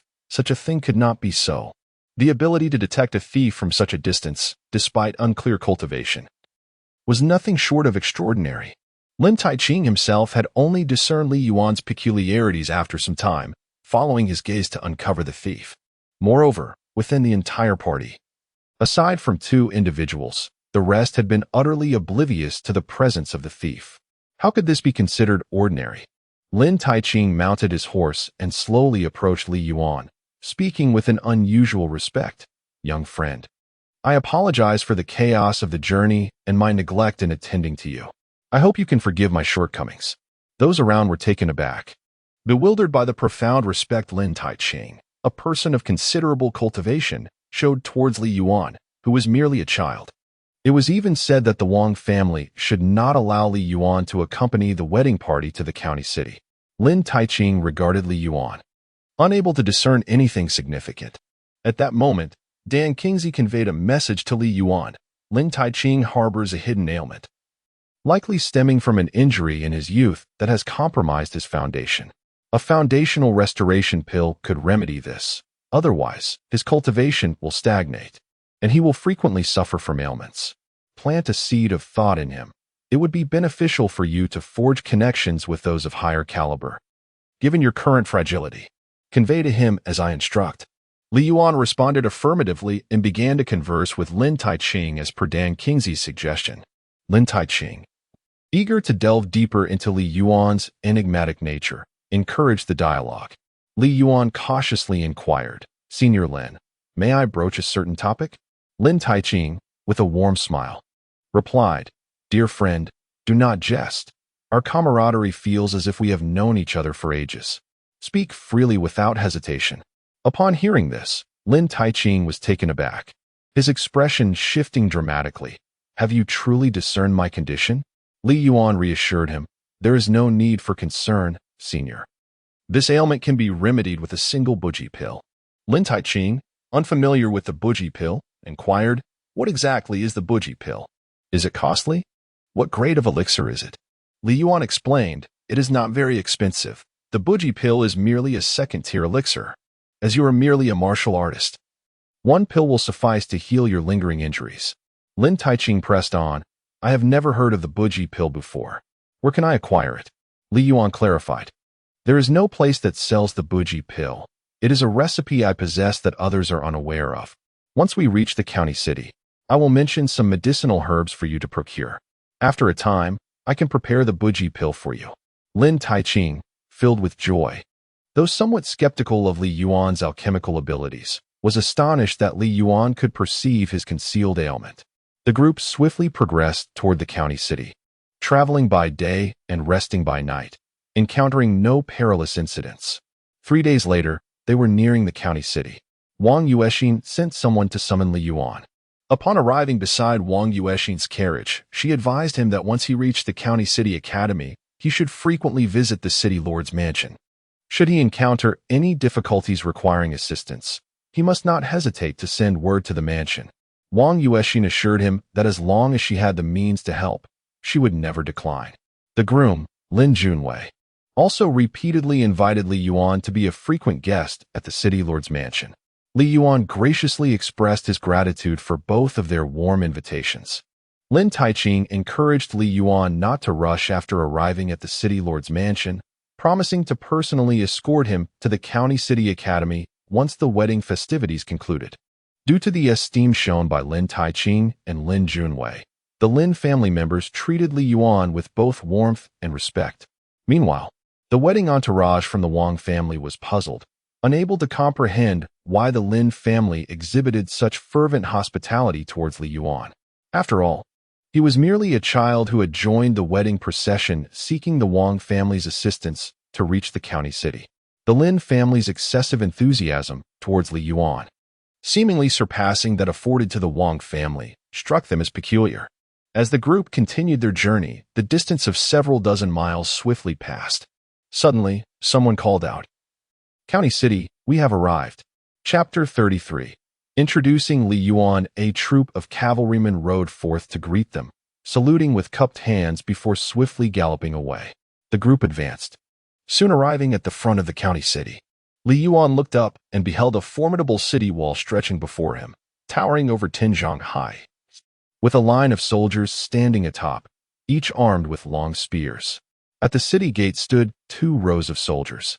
The gate, measuring 3 zhang in width and 5 or 6 zhang in height, was constructed of solid steel, each of its 2 leaves being 3 feet thick. Li Yuan was observing when he suddenly noticed 2 squads of guards emerging from within the gate. Upon their exit, they parted to the sides, allowing a group of individuals of varying ages to approach the wedding procession. Among them was a figure resembling a chief steward, who stepped forward and clasped his hands in greeting, saying, "Esteemed guests, your journey has been arduous. I am honored to welcome you." Lin Taiqing promptly dismounted and returned the gesture, expressing gratitude. "Thank you, esteemed steward, for personally coming out to greet us. Such a joyous occasion brings us immense joy, even amidst our fatigue." He then guided the steward to the front of the wedding party. Wang Songlin and the others had already dismounted and approached. Upon seeing the welcoming party, they quickly performed their respects. Lin Taiqing introduced the steward. "This is Lord Liningjie, the chief steward of our county's lord's manor." Wang Songlin and the others hastily bowed, saying, "Greetings, esteemed steward." Lin Taiqing continued with the introductions. "This is Steward Wang Songlin." Wang Songlin immediately returned the courtesy, stating, "I have the honor of meeting you, esteemed steward." Liningjie acknowledged him, replying, "Steward Wang, your efforts are appreciated." Lin Taiqing then introduced another. "This young brother is Li Yuan, the brother of the young mistress, Yuan." Everyone was taken aback. With so many in the wedding procession, it was one thing for Lin Taiqing not to introduce them, as he had previously introduced the leader of the wedding party. However, after introducing Wang Songlin, he proceeded to introduce Li Yuan to the chief steward of the county lord's manor. Let us not dwell on the fact that Li Yuan is merely 12 years old. Still a child. Even if he were not, it would hardly be appropriate to introduce him. Li Yuan is not a member of the Wang family. He is merely mingling among the wedding procession to reach the county city. Li Yuan hastily stepped forward to bow, addressing the steward. "I, Li Yuan, pay my respects to you, esteemed sir." Noticing Li Yuan's courteous gesture, Liningjie quickly responded, Ah, this young man." Suddenly at a loss for words, Liningjie found himself unsure of how to address him. He had just overheard Lin Taiqing refer to Li Yuan as Wang Yuexin's younger brother, which positioned him as Li Yuan's ancestor, given that Lin Taiqing also belonged to the same generation as Wang Yuexin. How could he possibly call Li Yuan little brother? Unsure of how to proceed, Liningjie settled for, "This young friend has worked hard." He cast a glance at Lin Taiqing and continued, "Everyone has endured quite a journey. The city lord is eagerly awaiting your return at the city lord's residence." The group mounted their horses and followed the welcoming party toward the city lord's mansion. Upon arrival, they were met by the welcoming committee, guiding the wedding party into a courtyard within the estate. There, the guests gathered around the bride's wedding carriage, making their way to the grand hall of the city lord's residence for the wedding ceremony. In a moment of respite, Lin Taiqing took the opportunity to explain to Liningjie the remarkable qualities of Li Yuan.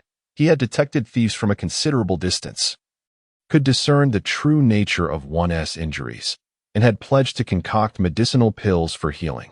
It is noteworthy that Li Yuan is only 12 years old, and according to his own words, the foundational pill is a second-tier elixir. Such elixirs can only be crafted by a second-tier alchemist. Could it be possible that Li Yuan is indeed a second-tier alchemist? It is important to note that within the entirety of the Southern Yu district, there exists but a single first-tier alchemist, who is already over a century old. Lin Taiqing also recounted to Lin Yingxie the events that transpired in Chushan City. An arrow appeared out of thin air, striking down a thief who had pilfered a storage bag. The individual who had stolen from the Chao family vanished without a trace.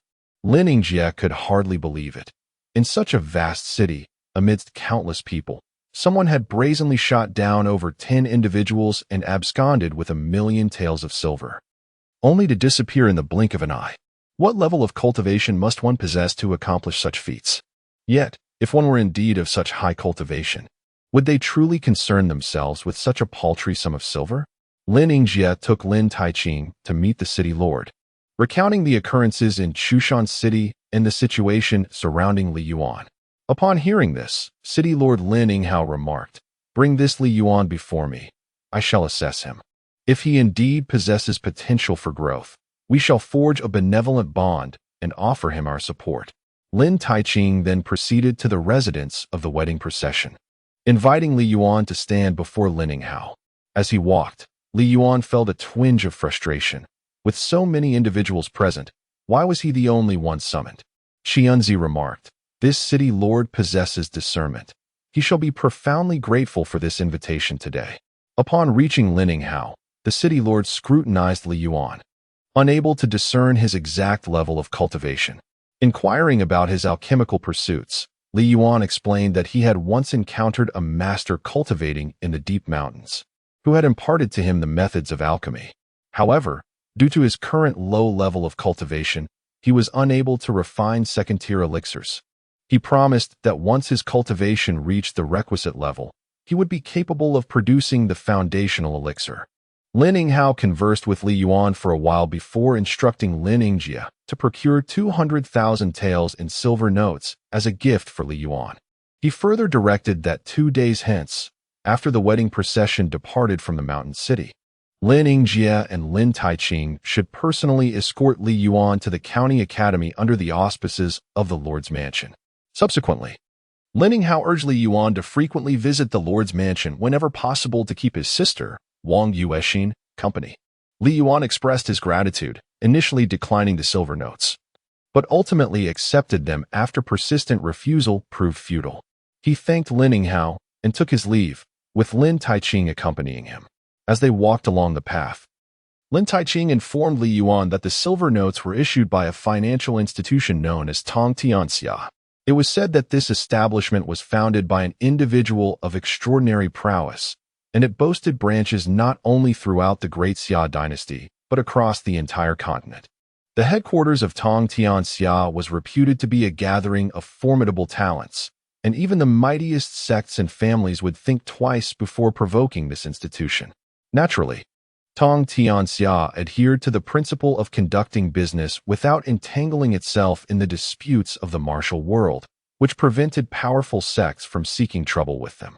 Conversely, lesser sects did not dare to confront Tong Tianxia.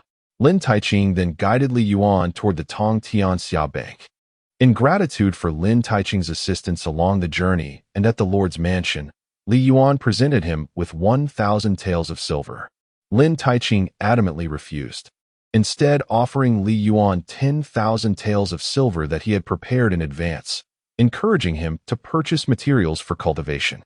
He expressed his desire to enlist Li Yuan's help in concocting foundational elixirs once Li Yuan's cultivation level had sufficiently advanced. Li Yuan politely declined several times, but Lin Taiqing insisted on offering him the silver. Unable to refuse any longer, Li Yuan accepted the gift and proceeded to jot down the medicinal herbs required for concocting the foundational elixir, handing the list to Lin Taiqing for him to prepare in advance. They agreed upon a time to visit the county academy, after which Lin Taiqing took his leave. Li Yuan then approached Wang Songlin and Wang Qingshan, informing them of his meeting with the city lord. He presented them with 2,000 taels of silver, intending to give each of them 1,000. However, both men resolutely declined, expressing their embarrassment. They explained that while Li Yuan's parents had entrusted them with his journey to the county academy, the support he received from Lin Yingjie and Lin Taiqing, acting on behalf of the city lord's mansion, was vastly superior to their own efforts. They felt they had done nothing for Li Yuan yet had gained the goodwill of his parents. And they recognized that it was precisely because of Li Yuan that the city lord's mansion had shown them such exceptional warmth. Now, as Li Yuan embarked on his studies in a foreign land, he would undoubtedly encounter numerous expenses. They felt it would be inappropriate to accept any financial assistance from him, given their inability to contribute to his journey. Both men wholeheartedly agreed to assist Li Yuan and expressed their admiration for him, envious of the Li family for having such a considerate, wise, and magnanimous descendant. Meanwhile, Lin Junwei and Wang Yusen arrived early at the residence of the Wang family to bid farewell to the wedding procession. The city lord, Lin Yinghao, personally escorted everyone out of the city lord's mansion. Lin Yingjie and Lin Taiqing accompanied the guests all the way to the city gate before bidding them farewell and watching them depart. After the departure of the wedding party, Lin Yingjie addressed Li Yuan, saying, "Young Lin, if there are no further matters, shall we proceed to the county academy today?" Li Yuan readily acquiesced, and then followed Lin Yingjie and Lin Taiqing towards the academy. Lin Yingjie commanded a captain to lead a squad of guards ahead to clear the path, as the group marched with an air of authority towards the county academy. Chapter 34. A skirmish. The group swiftly arrived at the county academy. Upon reaching its entrance, Li Yuan looked up to behold the academy situated to the west of the city, enclosed by towering walls that safeguarded an expansive courtyard. Li Yuan mused that the area occupied by the county academy might rival that of the entire Chushan city. The grand entrance of the academy exuded an antique charm, with 4 prominent characters inscribed above, County Academy. The soldiers stationed at the academy's gate recognized the steward of the city lord's mansion and promptly entered to inform the principal. Upon hearing the news, the principal hastily emerged, accompanied by a cadre of academy officials to extend a warm welcome. After a brief exchange of pleasantries, the principal invited the group into the academy's reception room. Lin Yingjie articulated their purpose and introduced Li Yuan to the principal and other officials. The principal readily agreed and pledged to ensure that the matter would be duly arranged. Satisfied that affairs were in order, Lin Yingjie and the others bid farewell to Li Yuan and departed. The principal assigned a vice principal to personally guide Li Yuan and oversee the completion of his enrollment procedures. Following a bustling morning, Li Yuan finally finalized all the requisite formalities for admission. The regulations of the county academy stipulated that students would be classified into 3 tiers based on age and cultivation level: the lower class, the intermediate class, and the advanced class. Li Yuan, at the tender age of 12, possessed merely the skills of a novice martial artist, having only recently joined the academy as a transfer student. Consequently, he was placed in a lower-tier class. The vice principal, responsible for overseeing Li Yuan's enrollment, repeatedly sought his input regarding class arrangements, but Li Yuan remained indifferent, expressing that any class would suffice. According to Qianzi, one should not expect to acquire any genuine skills from the academy. Even a modicum of instruction from him and Dan Qingzi would surpass what the academy's instructors could impart, regardless of their efforts. However, Qianzi insisted that Li Yuan firmly request a private courtyard for himself, even if the cost were somewhat elevated. The academy typically forbade students from renting independent quarters, as it aimed to cultivate resilience and a spirit of camaraderie among its scholars. Students were expected to share accommodations, often living in groups. Yet, Li Yuan's resolute demand for solitude prompted the vice principal to reconsider. He was reluctant to displease a student personally appointed by the city lord, whose steward had delivered Li Yuan to the academy. Although the depth of Li Yuan's background remained unknown, it was evident that it was no ordinary lineage. Thus, the vice principal acquiesced to Li Yuan's request, arranging for him to rent a separate courtyard. After making some minor adjustments to the space, Li Yuan ventured out to familiarize himself with the academy's surroundings and to procure a true alchemical furnace. one suitable for refining spiritual herbs rather than the mundane cooking cauldrons. A genuine alchemical furnace must be significantly sturdier, as the pressures and temperatures involved in alchemy far exceed those encountered in mere culinary practices. Moreover, without a cauldron forged from the essence of extraordinary treasures, one's spiritual energy cannot adequately permeate, thus hindering the alchemical process. It is also essential to procure various spiritual herbs and plants. To embark on the path of alchemy without these vital ingredients is akin to attempting to cook without rice. Li Yuan was uncertain about the variety and quality of spiritual herbs available in this county town. Dan Kingsley and Xianzi were quite anxious, eager to ascertain the potential for development in this place. Should they fail to locate an assortment of herbs infused with the vitality of heaven and earth, along with rare treasures, the enhancement of Li Yuan's cultivation and the acquisition of other urgently needed energies would be utterly unattainable. As Li Yuan ventured forth, following the directions provided by the vice president, he made his way to the dining hall, observing his surroundings as he walked. At that moment, it was the mealtime for students, and numerous scholars were converging from all directions towards the dining hall. While strolling, Li Yuan suddenly noticed 5 youths approaching him head-on. These boys were all students of the academy, often prone to bullying the weak and extorting those of lesser background and lower cultivation levels. Today, upon exiting the academy, they spotted a stranger, an isolated youth heading towards the dining hall, evidently a new arrival. The absence of companions suggested a lack of influence. Had he possessed any connections, he would undoubtedly have been accompanied. After a brief consultation among themselves, the group decided to confront Li Yuan with the intent of extortion. Several individuals approached Li Yuan, and one of them, a youth of around 15 or 16, spoke. "Hey kid, I see you're new here. Let me enlighten you. We are the 5 Tigers gang of the academy. Hand over 500 taels of silver, and from now on, my brothers and I will protect you within the school. With our backing, you can stroll through the academy with ease. But beware, if you upset us, your days will take a turn for the worse." For a moment, Li Yuan was taken aback. Then, with a flick of his mind, he summoned the cosmic pearl from his dantian, transforming it into a blade. Employing the god-slaying sword technique taught by Qi Yunzi, he swiftly placed the blade against the neck of the audacious youth. Coldly, he declared, "Listen closely. I never hesitate when it comes to taking a life. Depart." With a swift kick, he sent the youth flying aside. The youth was merely a 6th-level martial apprentice, and the 4 companions accompanying him were 5th-level martial apprentices, collectively possessing a mere strength of 5 to 600 jin.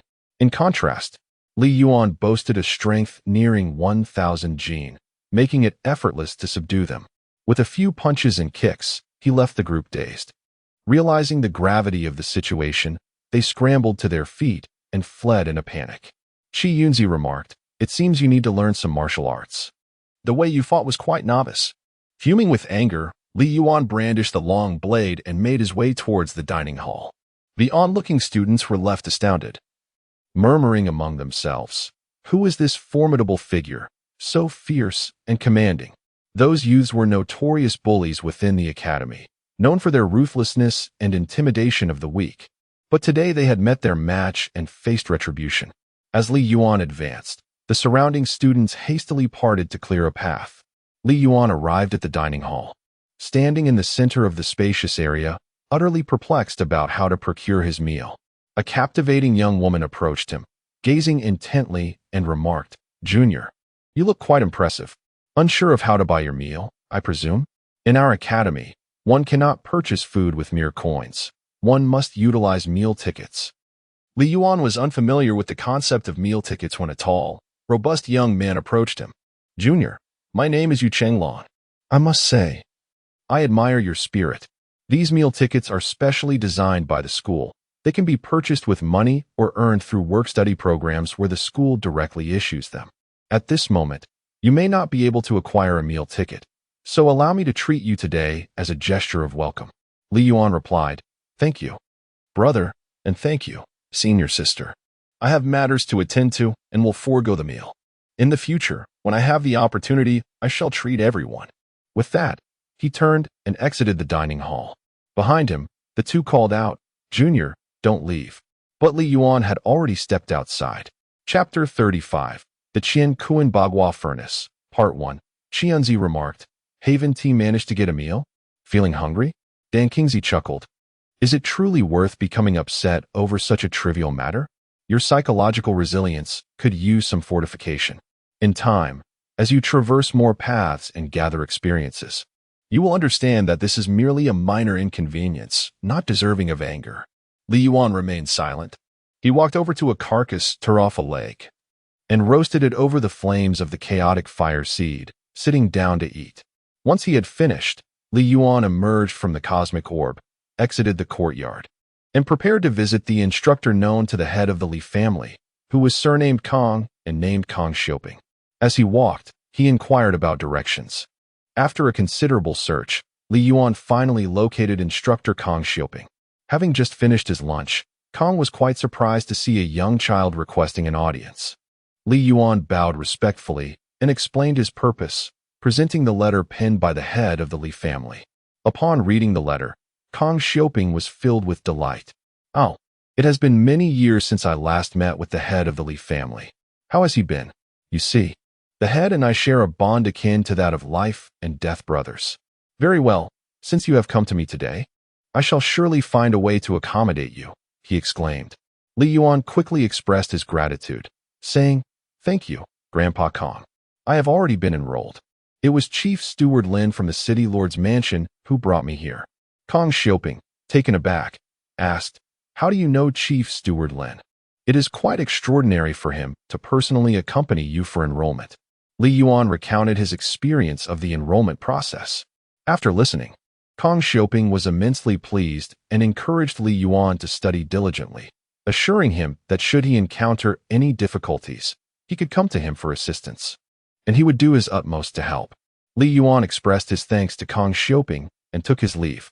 After departing from Kang's residence, he continued to explore the academy, familiarizing himself with its surroundings. Spending 2 hours, Li Yuan managed to survey the layout of the academy. He discovered that apart from the areas designated for students of the 3 grades to study and train, there was also a section reserved for Instructor 1, the martial arts teacher. Additionally, several other crucial locations included the task assignment area for work-study programs, the library, the treasure chamber, and the academy's trade zone. Ji Yunzi suggested, "Let's visit these locations and see if there are any rare materials or treasures to be found. Here lies the county academy, a place most likely to possess treasures imbued with spiritual energy." Li Yuan first ventured into the library. He presented his student ID to the gatekeeper and then proceeded inside. After surveying the surroundings, Qianzi remarked, "Let us depart. There is nothing of worth here." Next, Li Yuan arrived at the work-study task posting area, only to find an array of mundane tasks, sweeping, guarding, and miscellaneous chores, none of which promised a swift accumulation of wealth. He then approached the treasure chamber, guarded by an elderly man, a martial artist of the 9th level. The old man firmly denied Li Yuan entry, stating that the treasure chamber was a restricted area of the academy, accessible only with the hand order of a vice president. Li Yuan presented his student ID once more, but the old man reiterated that possession of the ID did not grant access. Qianzi, residing within the Cosmic Pearl, interjected, "There is no need to enter. I have already surveyed the contents. There are no precious items, only some first-level spiritual herbs and materials, alongside a collection of mundane antiques and paintings devoid of heavenly energy." Subsequently, Li Yuan made his way to the Trade and Commerce District. Qianzi urged him to procure some essential supplies, food, clothing, and the like, to be stored within the Cosmic Pearl. This precaution was necessary, as a single day outside equated to 120 days within the Cosmic Pearl. Should Li Yuan remain there for an extended period, he would require ample sustenance and several sets of clothing. Previously, upon leaving the mountain city, he had to resort to sewing animal hides into a makeshift garment due to a lack of proper attire. In this trading area, students primarily exchange goods amongst themselves. Whenever a student finds themselves in need of cash or has an item they no longer require, they bring it to trade for something they desire or to sell for money. As they are all students, their needs are generally similar. What one may not find useful could very well be of great value to another, which explains the bustling activity in this marketplace. As Li Yuan strolled through, he scanned the surroundings, hoping to spot something of interest. Suddenly, Dan Kingsley exclaimed with palpable excitement, "Look at that small stove over there. Buy it." Quickly, Li Yuan turned his gaze and noticed a student, seemingly around 15 or 16 years old, crouched on the ground. Before him lay a cloth spread with a few items. Approaching the cloth, Li Yuan pointed at the small stove and inquired, "How much for this little stove?" The student replied, "What do you mean a little stove? This is a lampstand. Have you ever seen such a diminutive stove? This lampstand may appear worn and dark, but it is remarkably sturdy. No matter how you drop it or what you strike it with, it will not break." Li Yuan asked, "What is the price of this lampstand?" The student responded, "1 tael of silver." At that moment, another student interjected, "Who would pay 1 tael of silver for such a shabby lampstand? That's a scam." The seller defended his item, stating, "This lampstand is exceptionally durable. The materials used in its construction may be quite costly and of high quality. Simply the material itself could indeed be worth 1 tael of silver." In the cosmic pearl, Dan Kingsley exclaimed, "Purchase it quickly, hurry and buy it. Haha, it is splendid." Li Yuan produced a couple of silver coins and handed them to the seller of the furnace, then picked up the furnace and stood up to walk ahead. Dan Kingsley urged, "Let us make haste and leave this place." Li Yuan, confused, feigned interest by glancing at other stalls before turning to depart. Upon reaching a secluded area, he focused his mind and entered the cosmic pearl. Once inside, he beheld Dan Kingsley and Xianzi, both visibly excited as they examined the small furnace. Upon noticing Li Yuan's arrival, Dan Kingsley joyfully declared, "Haha, little fellow, you have stumbled upon a treasure this time." Xianzi then added, "Do you know what this is? This is the Qian Kuan Bagua furnace, an innate spiritual treasure, one of the most exquisite treasures in the entire universe." Dan Kingsley continued, "This innate spiritual treasure was formed during the initial explosion of the universe, alongside the creation of heaven and earth. Such innate treasures are exceedingly rare. Each possesses immense capabilities and can only be obtained by those of great fortune. The most powerful of artifact craftsmen may forge spiritual treasures, yet those are merely postnatal treasures. Their functions and powers pale in comparison to those of innate treasures. You, esteemed Qianzi, can indeed craft postnatal treasures, but each creation demands an enormous expenditure of invaluable materials, countless efforts, and a protracted passage of time. Thus, no craftsman would undertake the forging of a postnatal treasure lightly. The Qiankuan Bagua furnace, a treasure acquired by the great Emperor Shutian, was once an object of my fervent desire. I was willing to devote a millennium to refining elixirs for the great emperor without recompense, all in exchange for this magnificent furnace. Alternatively, I would have offered anything within my means, yet the great emperor remained resolute in his refusal. This Bagua furnace possesses the remarkable ability to amalgamate medicinal liquids with a finesse and perfection that surpasses my Taishu furnace, evoking envy in all who behold it. Do you comprehend the profundity of this? The mere existence of this Bagua furnace holds greater value than the entirety of your realm, this mortal plane. It is irreplaceable. Fortune, dear friend, often dictates one's fate. When luck smiles upon you, even the celestial order bends to your will. Conversely, should fortune frown, even if you were to refine the cosmos, it would amount to crafting garments for another's wedding. Chapter 36. The Qiankuan Bagua Furnace, Part 2. Qianzi remarked, "This Qiankuan Bagua furnace is the cherished possession of the great Emperor Shutian and should not be present in this locale. Observe its surface. Darkened as though scorched by smoke and fire. It must have been propelled here by the cataclysmic explosion of chaos. Truly, this is the Qiankuan Bagua furnace. Only the flames of chaos possess the power to tarnish its exterior. Though the furnace has sustained damage from the explosion, it is merely superficial. The core remains intact. Thus, you may still engage in alchemical pursuits. Many of its other functions, however, are beyond your current capabilities, even if it were undamaged. Your present cultivation level would render them inaccessible. In the future, As your prowess ascends and you acquire rare treasures capable of mending this Chinquan Bagua furnace, you shall witness its extraordinary wonders, which will undoubtedly leave you in awe. Dan Kingsley spoke. Very well. Now hasten to refine this cauldron with your blood and witness its marvels. Ha! This cauldron is versatile, capable of great expansion and contraction, lightness and heaviness. In the future, as your cultivation advances and you master the profound art of alchemy, you can enlarge it tremendously, utilizing spatial divine powers to refine an entire realm. Even now, should you wish to increase its weight, it can indeed become quite heavy. In combat, there will be no need for you to engage directly. Simply harness your mental energy to enlarge and weigh down the cauldron, then launch it with your will. Li Yuan promptly pricked his finger, squeezing out a drop of blood onto the Bagua cauldron. After a moment, he slowly began to feel a connection between his consciousness and the cauldron.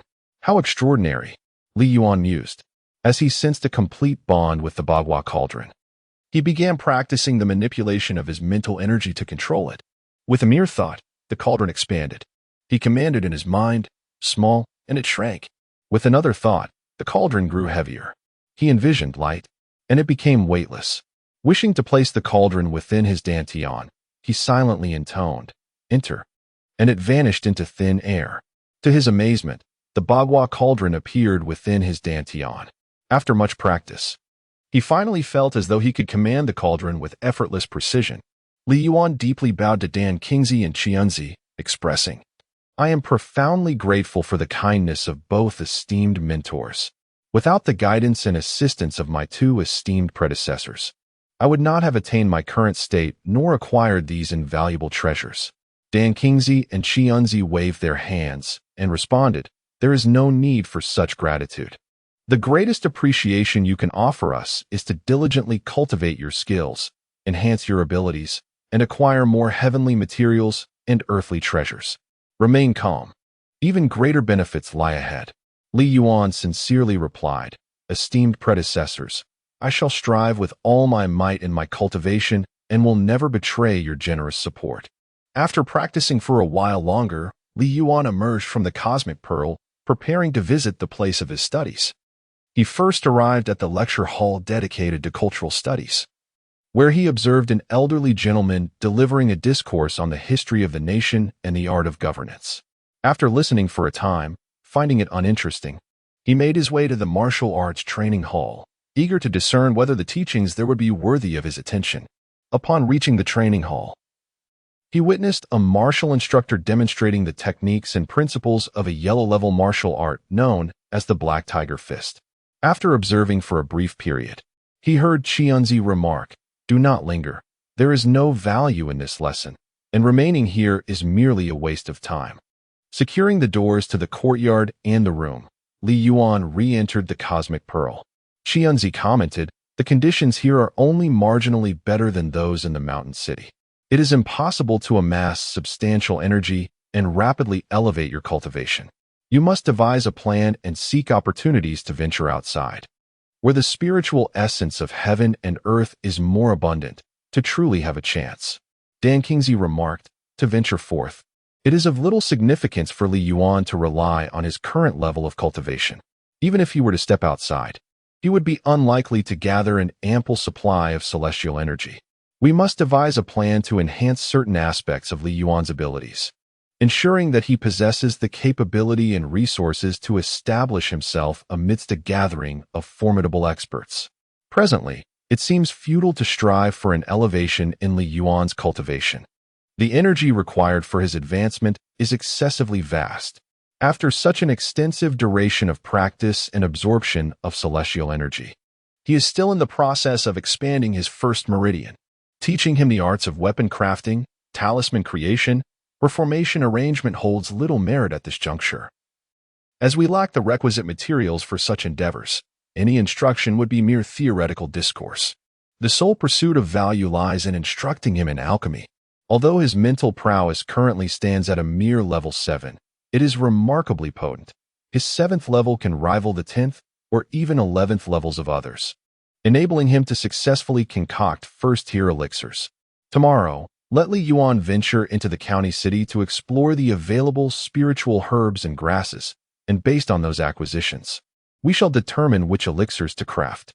Dan Kingsley began imparting to Li Yuan the intricate methods of alchemy, encompassing the refining of medicinal materials, the separation of impurities, the purification of essence, the fusion of essences, the chemical processes, the nurturing of elixirs, the division of elixirs, and the collection of elixirs, among others. The alchemical techniques taught by Dan Kingsley were founded upon his own creation, the yin-yang return to void method, which represents the pinnacle of alchemical practices in the divine realm, or indeed, throughout the entire cosmos. Certainly, at present, Li Yuan can only acquire the most rudimentary knowledge and methods of alchemy. The profound art of yin-yang return to void remains beyond his grasp for the time being. Not only is his cultivation insufficient, but the art of alchemy itself demands formidable prowess and mental fortitude for its execution. Even should he elevate his abilities in the future, if he lacks the innate talent for alchemy, or if his talent is merely mediocre, mastery will elude him.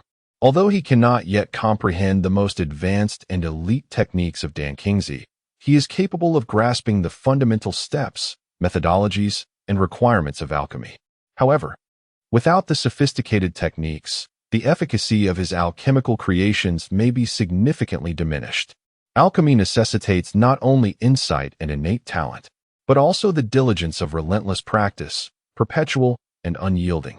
If a practitioner can fulfill these prerequisites, the true challenge of alchemy lies in the procurement of medicinal materials. A seasoned alchemist dedicates countless hours to their craft, yet each attempt incurs substantial financial expenditure. Each precious herb and spiritual plant holds considerable value, with some being exceedingly rare, veritable treasures beyond price. In the course of practice, however, these invaluable resources may be squandered by the dozens, hundreds, or even thousands, transforming into mere refuse. Thus, an alchemist is indeed sculpted by wealth, amassed through the relentless consumption of resources. Chapter 37. The purchase of spiritual elixirs and herbs on this night, which stretched over a span of 60 days. Dan Kingsley meticulously elucidated every step of the alchemical process, the methods, techniques, and requirements. He expounded on how to better harness one's mental prowess in refining elixirs, regulating the intensity of the flames, and the unique prerequisites for concocting each type of potion. Li Yuan listened intently, striving to comprehend and retain the information, immersing himself in his studies with an insatiable thirst for knowledge. The results of his diligence were remarkable. Dan Kingsley and his companion observed Li Yuan's rapid learning and profound understanding with great delight. Perhaps this young lad truly possessed an innate talent for alchemy. As the night transitioned into dawn, Li Yuan emerged from the Cosmic Pearl, preparing to venture into the county town to procure some ingredients and provisions, while also seeking any spiritual herbs or elixirs available for purchase. After wandering through the town, he discovered a prominent establishment owned by the Lin family, the town's leaders. Upon entering, a saleswoman promptly approached him, inquiring how she might assist him. Li Yuan expressed his desire to explore the available spiritual herbs and elixirs, prompting the saleswoman to eagerly escort him to the section dedicated to spiritual goods, whether potions or herbs.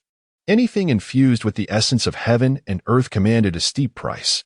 The saleswoman understood that even the sale of modest elixirs or herbs would yield her a considerable commission, fueling her enthusiasm in assisting Li Yuan. Li Yuan arrived at the area for the sale of spiritual items and first surveyed the medicinal pills, which were all of the lowest tier and offered a meager variety. They consisted merely of ordinary channeling pills, chi-gathering pills, healing pills, blood-replenishing pills, and detoxification pills. Dan Kingsley remarked, "What are these so-called pills? They are nothing but refuse. The quality is abysmally low, some barely qualify as inferior grade, merely discarded remnants, and yet they are put up for sale." Li Yuan continued to browse. The sales attendant, noticing his lack of intent to purchase, felt a pang of disappointment. She did not harbor any illusions that he would buy any spiritual herbs or plants. It was well known that consuming spiritual herbs directly without proper refinement, rendered most of their efficacy nearly non-existent, laden with impurities that could harm the body. Thus, unless one were grievously injured and in dire need of such remedies without the means to procure pills, one would not resort to consuming raw herbs. The sales attendant observed that Li Yuan did not appear to be severely injured, leading her to conclude that he likely would not be purchasing any spiritual herbs. Upon reaching the section dedicated to spiritual herbs, Li Yuan found a plethora of offerings. However, all were of the first tier, with none above that level, each priced around 10,000 taels of silver. He selected one of each variety and then inquired of the sales attendant, "Do you have any other types of spiritual herbs?" The attendant noted that despite Li Yuan's selection of numerous herbs, he had chosen only a single quantity of each, which struck her as peculiar. Nonetheless, if he intended to purchase all that he had gathered, it would amount to a considerable sum. She hurriedly replied, "Yes, indeed. What we have displayed here are merely samples. A vast array of spiritual items resides in our storeroom. However, those are typically sold to the imperial city or other distant locales, and rarely do they find buyers in our county." Li Yuan inquired, "May I take a look?" The sales assistant responded, "I must consult with my supervisor regarding that." She then entered the interior of the shop to seek permission. After a brief interval, she emerged, accompanied by an elderly gentleman, likely in his 70s or 80s. The old man appeared to be a martial artist of around the 4th or 5th rank. Li Yuan refrained from probing the old man's exact level of cultivation with his spiritual sense, as it is generally considered impolite to intrude upon another's privacy in such a manner. Upon noticing Li Yuan, the old man approached and asked, "Young friend, are you interested in examining the spiritual herbs and medicinal plants in our storeroom?" Li Yuan replied, "Yes, esteemed sir. I wish to purchase some materials for alchemy, including spiritual herbs, medicinal plants, and the inner dan and organs of animals. I am curious about the variety of alchemical materials you have available." The old man inquired cautiously, "May I ask, young friend, do you possess the skill to refine elixirs yourself, or are you purchasing on behalf of someone else? We have an abundance of spiritual herbs and medicinal plants for alchemy, as well as animal inner dawn and organs. Might I inquire which specific items you require?" Li Yuan responded, "I shall take a look. I am inclined to purchase anything that may be of use." "Very well," the old man said. "Allow me to escort you to our storeroom for your perusal." The elderly gentleman remarked, "Young friend, our Lin family's apothecary not only sells medicinal herbs and elixirs, but also acquires them. If you possess the art of alchemy or know friends or relatives who do, any elixirs produced could be offered for sale at our establishment. Our shop is renowned for its excellent reputation and fair pricing. Honesty is our policy for all, young and old alike." Li Yuan replied, "Very well, esteemed elder. Should we wish to sell any elixirs, we shall certainly prioritize your shop." As the elder conversed with Li Yuan, he guided him toward the warehouse. Upon arrival, Li Yuan discovered an abundance of first-grade spiritual herbs and various high-quality ingredients for alchemy, including the inner organs of first-grade creatures. The elder proclaimed, "Our Lin family's apothecary is the largest and most diverse in the entire county. Please peruse and see if anything piques your interest." Li Yuan inquired, "Esteemed elder, do you possess any second-grade spiritual herbs or alchemical materials?" The elder responded, "Unfortunately, we do not. Second-grade spiritual herbs are exceedingly difficult for us to procure. On the rare occasion we acquire some, they are promptly dispatched to the imperial city. The demand for second-grade spiritual herbs is exceptionally high, and we have no clientele seeking them here. However, if you require them in the future, I shall set some aside for you upon acquisition." Li Yuan expressed his gratitude. "Thank you, esteemed elder. Should the need arise, I will inform you. I appreciate your kindness." The elder replied, "It is my pleasure. It is indeed an honor for our shop to have your patronage." Li Yuan meticulously selected over a dozen types of alchemical materials within the warehouse. Upon calculating the total, he realized he had expended approximately 600,000 to 700,000 taels of silver. He could not help but exclaim how swiftly money seems to dissipate. After settling the payment, both the sales assistant and the elderly gentleman were perplexed They had not observed Li Yuan possessing a storage bag. Where, they wondered, was he concealing such a substantial sum? How could he produce so much money in the blink of an eye? As Li Yuan exited the shop, Dan Kingsley remarked, "You must find a way to acquire a storage bag. This way, when you retrieve items from the Cosmic Pearl, others shall not question where your money is hidden. Otherwise, it is only a matter of time before someone discovers your Cosmic Pearl." Li Yuan meandered through the streets for a while longer, seeking out a few more shops to procure varieties that were absent from the Lin family's store. Entering the Cosmic Pearl, he arranged all the spiritual herbs and alchemical materials before him. Dan Kingsley stated, "These spiritual herbs and materials can yield the necessary components for over 10 different alchemical recipes. From this day forth, you shall dedicate yourself to mastering the art of alchemy within the Cosmic Pearl."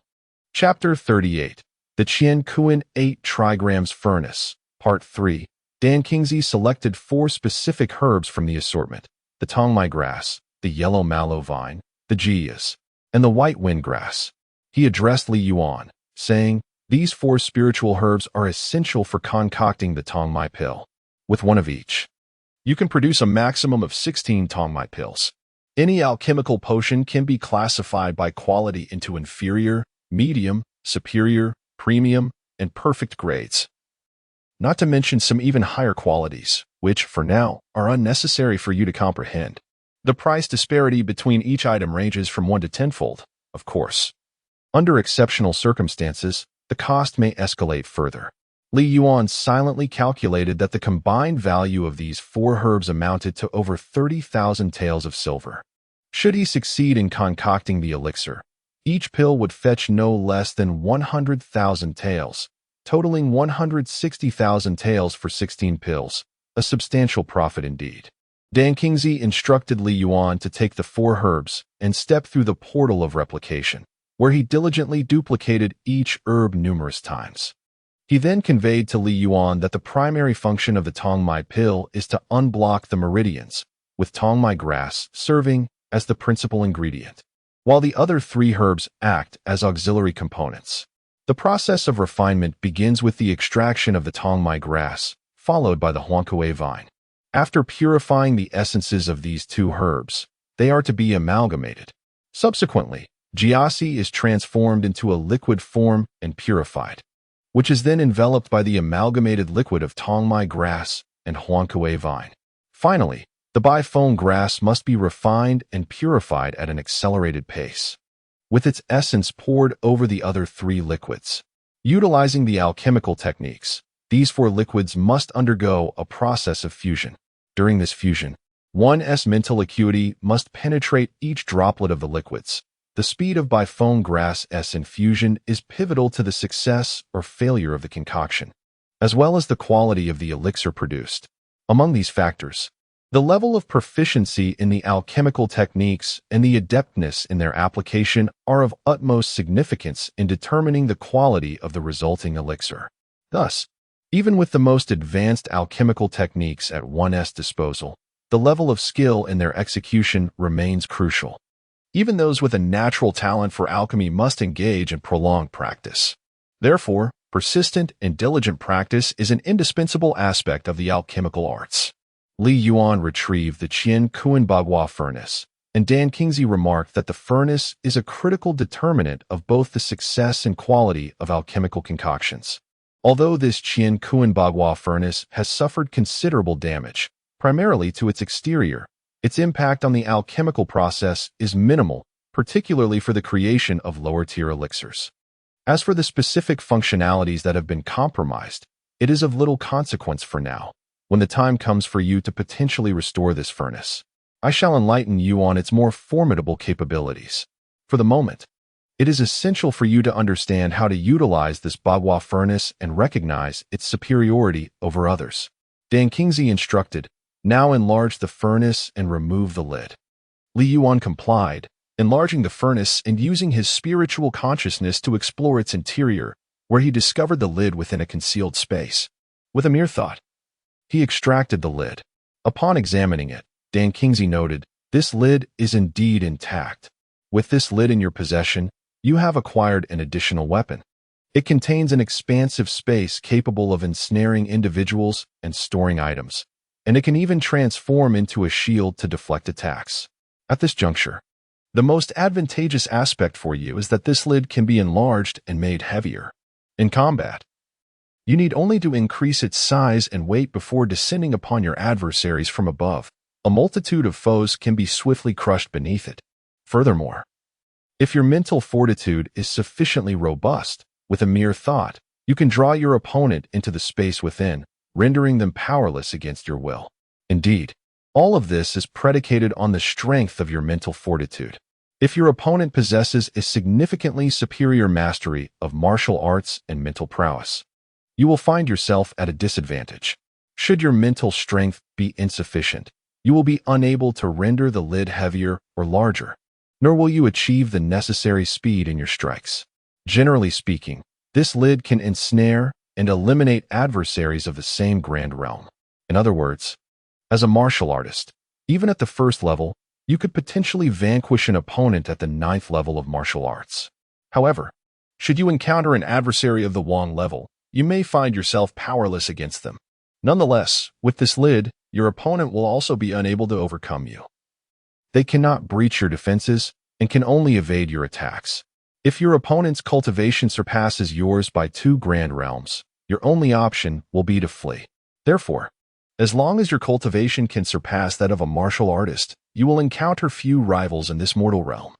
Try using your mental energy to probe this furnace lid. Yuan employed his mental energy to investigate the lid and discovered a vast space within. However, his mental strength was insufficient, allowing him to perceive only a limited area, while the more distant regions remained beyond his reach. Yuan remarked, "Your mental strength is lacking. You cannot perceive the vastness of the space. Once your mental fortitude strengthens in the future, you will be able to explore a greater expanse. Perhaps the Devourer of Heaven Emperor has stored some treasures inside." Yuan replied, "Did I not refine this Bagua furnace with my blood? Why am I still unable to fully master it?" Yuan responded, "This is a primordial spiritual treasure.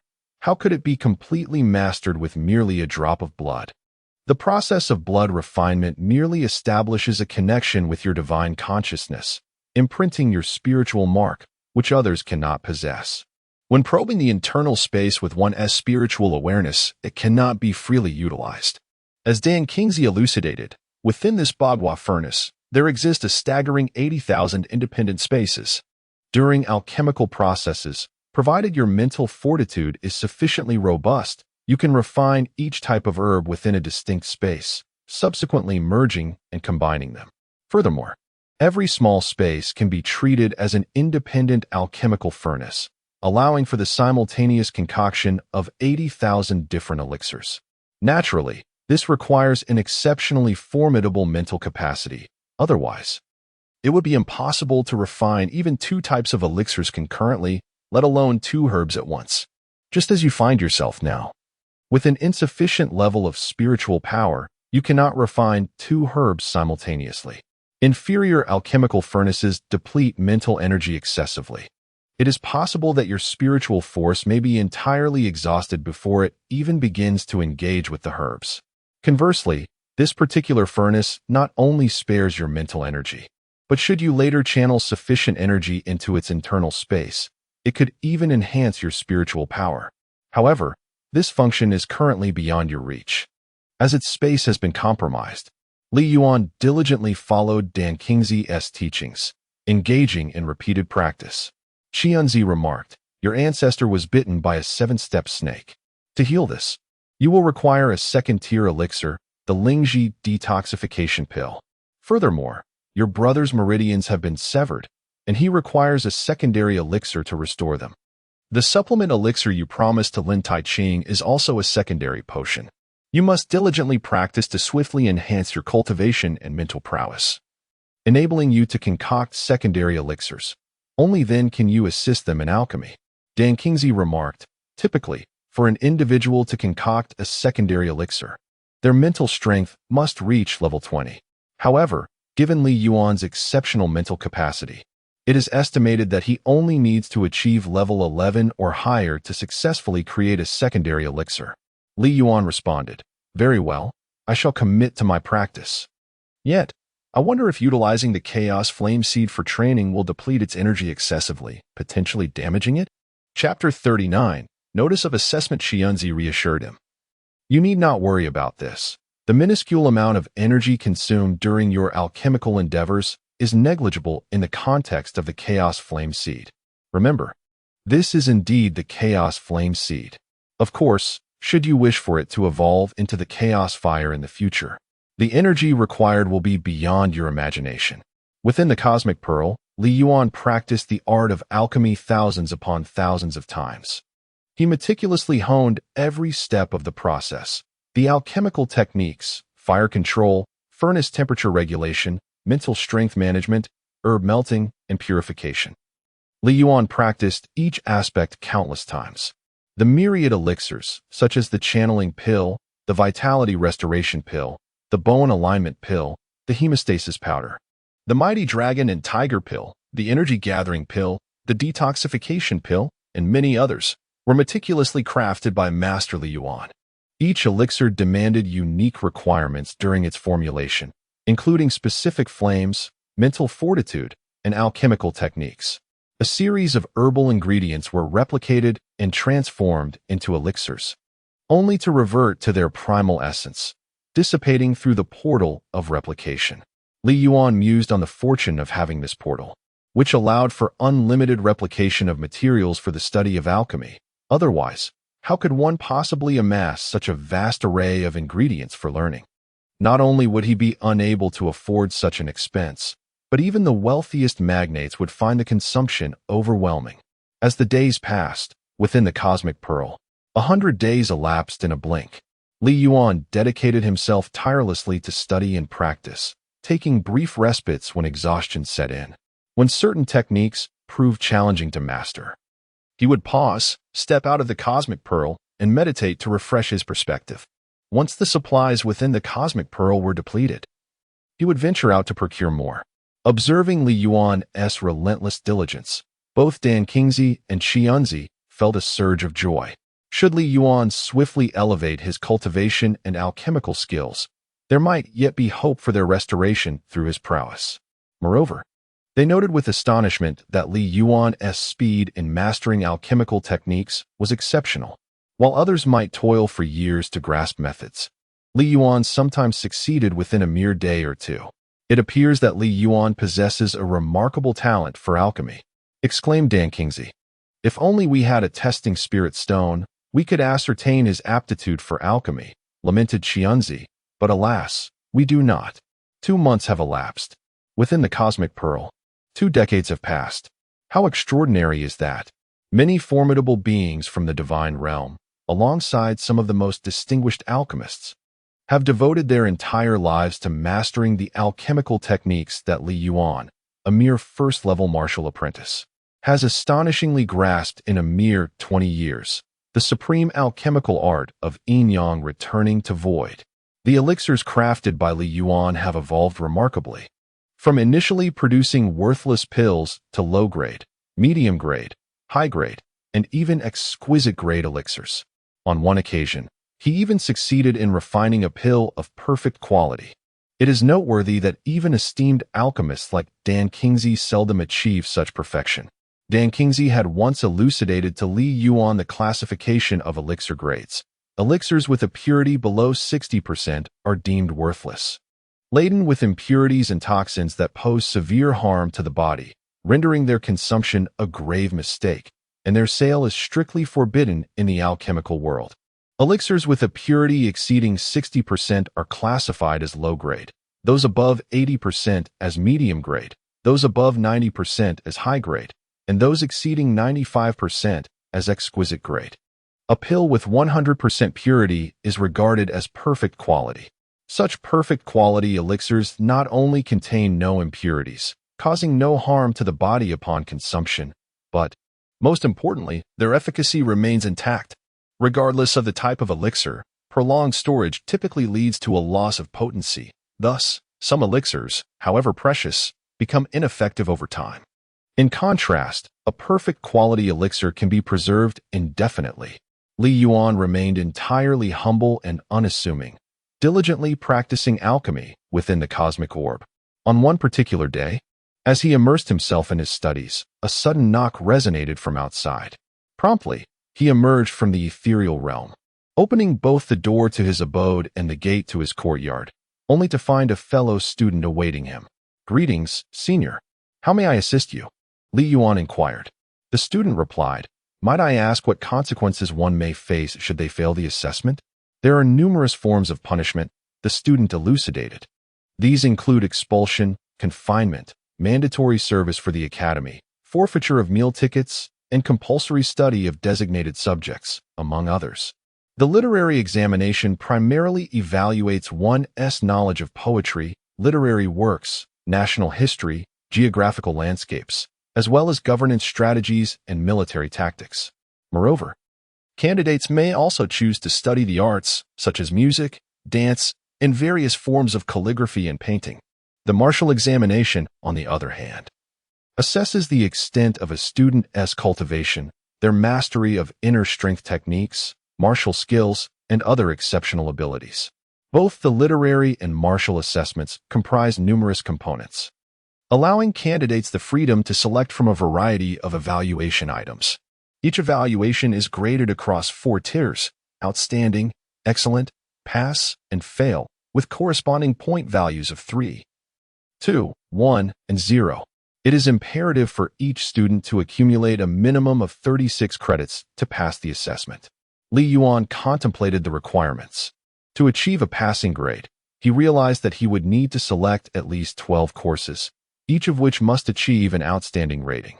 Within the student handbook, there were also several special bonus opportunities regarding assessments, such as contributions to the academy or securing a place within the top 10 during combat evaluations, all of which could earn additional credits. Li Yuan assessed his situation. In the literary examination, whether it be literature, poetry, songs, dances, or the arts of chess, calligraphy, and painting, along with the knowledge of national history, geography, and strategies for governance and military affairs, he found himself lacking in all areas.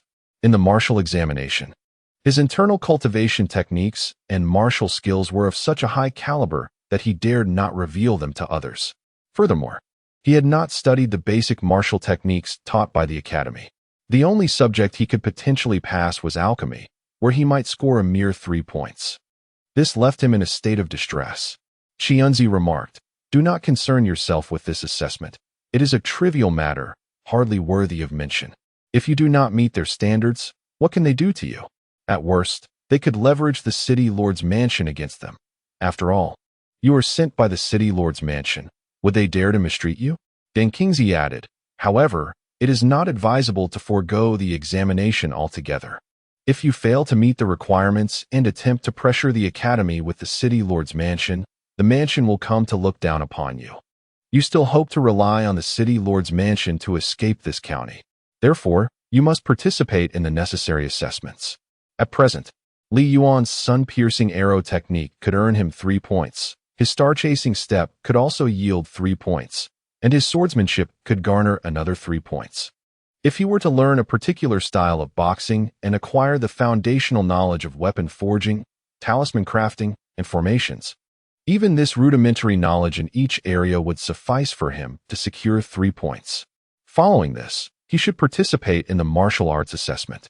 According to the Academy's student handbook, securing first place in the martial competition would grant him 10 points. This should be nearly sufficient. Should an unforeseen circumstance arise, let Li Yuan refine a channeling pill for them, or casually provide them with a martial technique or skill. Any of the most inferior techniques would still surpass their advanced abilities. Li Yuan inquired, "Might this expose our martial arts?" To which Dan Kingsley replied, "Fear not. This place is rather primitive. No one here can discern the sophistication of these techniques. Moreover, there is no one here who poses a threat to you. Now, venture into the city to procure some materials for artifact refinement. Any spiritual material, no matter how trivial, will suffice to begin learning the craft.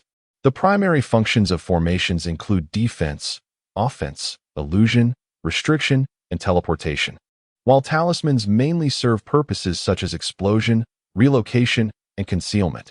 Should you possess the talent for arranging formations, crafting talismans, or refining artifacts, the benefits would be boundless. Emerging from the cosmic pearl, Yuan prepared to visit the academy to purchase practice boards before seeking spiritual materials in the city for artifact refinement and talisman paper or the pelts of magical beasts. Chapter 40. Acquiring spiritual materials. Yuan exited his modest courtyard and made his way toward the academy's training hall, intending to inquire about where practice boards could be purchased. As he walked, he asked passers-by for directions until he finally located the establishment selling practice boards. Upon inquiring about the price, he was informed that a single board costs 100 taels of silver. Yuan exclaimed, "Why is it so expensive?" The vendor explained, "These practice boards are crafted by pulverizing grayish stones and mixing the powder with that of the dragonite stone, a rare and spiritually rich material. The process of creation is intricate, and the Longan stone, a precious treasure of heaven and earth, is exceedingly costly. A single practice board is sold for 100 taels of silver, which is by no means exorbitant." Yuan produced 200 taels of silver to purchase 2 practice boards. He then inquired of the vendor, "Does our academy possess any heavenly materials for artifact forging?" The vendor replied, "I have not heard of our academy selling any heavenly materials for artifact forging. If you wish to procure some, you might visit the Lin family shop in the city. If they do not have it, then it is unlikely that any other shop will." Grateful for the information, Yuan exited the academy and made his way to the city. Upon arriving at the Lin family's establishment that sells spiritual herbs and grasses, he encountered the same salesgirl from his previous visit. Her face lit up with joy upon seeing him, as his prior purchases had earned her a substantial commission. She rushed to greet him, asking, "Hello, young sir. How may I assist you today?" Yuan replied, "I intend to purchase some more spiritual herbs and grasses." He listed the items he desired, and the salesgirl promptly led him to the manager's office. The manager expressed great delight at Yuan's arrival and inquired about his needs. Yuan articulated his requirements for spiritual herbs and grasses, and the manager directed the salesgirl to fetch them. Yuan then asked the manager, "Esteemed sir, do you accept the purchase of elixirs?" The manager responded, "Indeed, we do. Do you possess the skill to refine elixirs? Can you transform these spiritual herbs and grasses into elixirs? If you can refine elixirs, our shop would be willing to purchase them at a high price." Yuan replied, "Very well. Once I have refined these spiritual herbs into elixirs, I shall bring them forth for sale at your esteemed establishment." The shopkeeper, upon hearing this, was filled with immense joy, repeatedly exclaiming, "Excellent! Excellent! I am most grateful to you, young friend." Yuan then inquired of the shopkeeper, "Esteemed sir, I wish to procure some rare materials for artifact crafting. Might you have any in your store?" The shopkeeper replied, "Young friend, you are adept at crafting artifacts as well? Regrettably, we do not stock such rare materials. However, if you are indeed in need, I can make arrangements to source some for you." Hearing this, Yuan promptly expressed his gratitude and asked when the shopkeeper might be able to procure these precious materials for him. The shopkeeper responded, "In 3 days' time, come back, and I shall see how many crafting materials I can acquire for you. However, do bear in mind that these materials are exceedingly costly, so you must be prepared." Yuan replied, "That is quite all right, esteemed sir. As long as you are willing to purchase my elixirs, I shall sell them and then acquire these rare materials." The shopkeeper affirmed, "Splendid.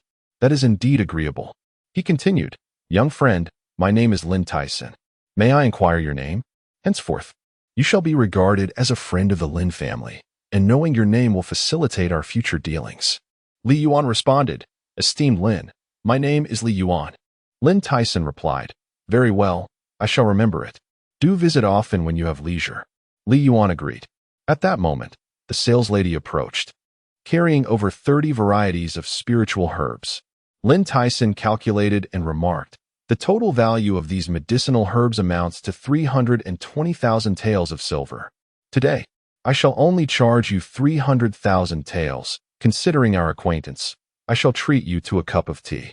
Yuan expressed his gratitude to Lin Tyson and, with the precious herbs in hand, departed from the Lin family shop. Once Yuan had left, Lin Tyson hastened to the city lord's manor to seek an audience with the chief steward, Linningjia.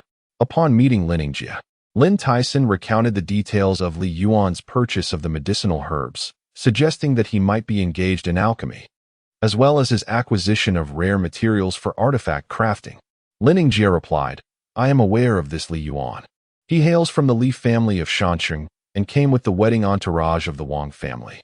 Due to the peculiar events surrounding him, the city lord holds him in high regard, having previously gifted him 200,000 taels of silver and instructed me to personally escort him to the county academy.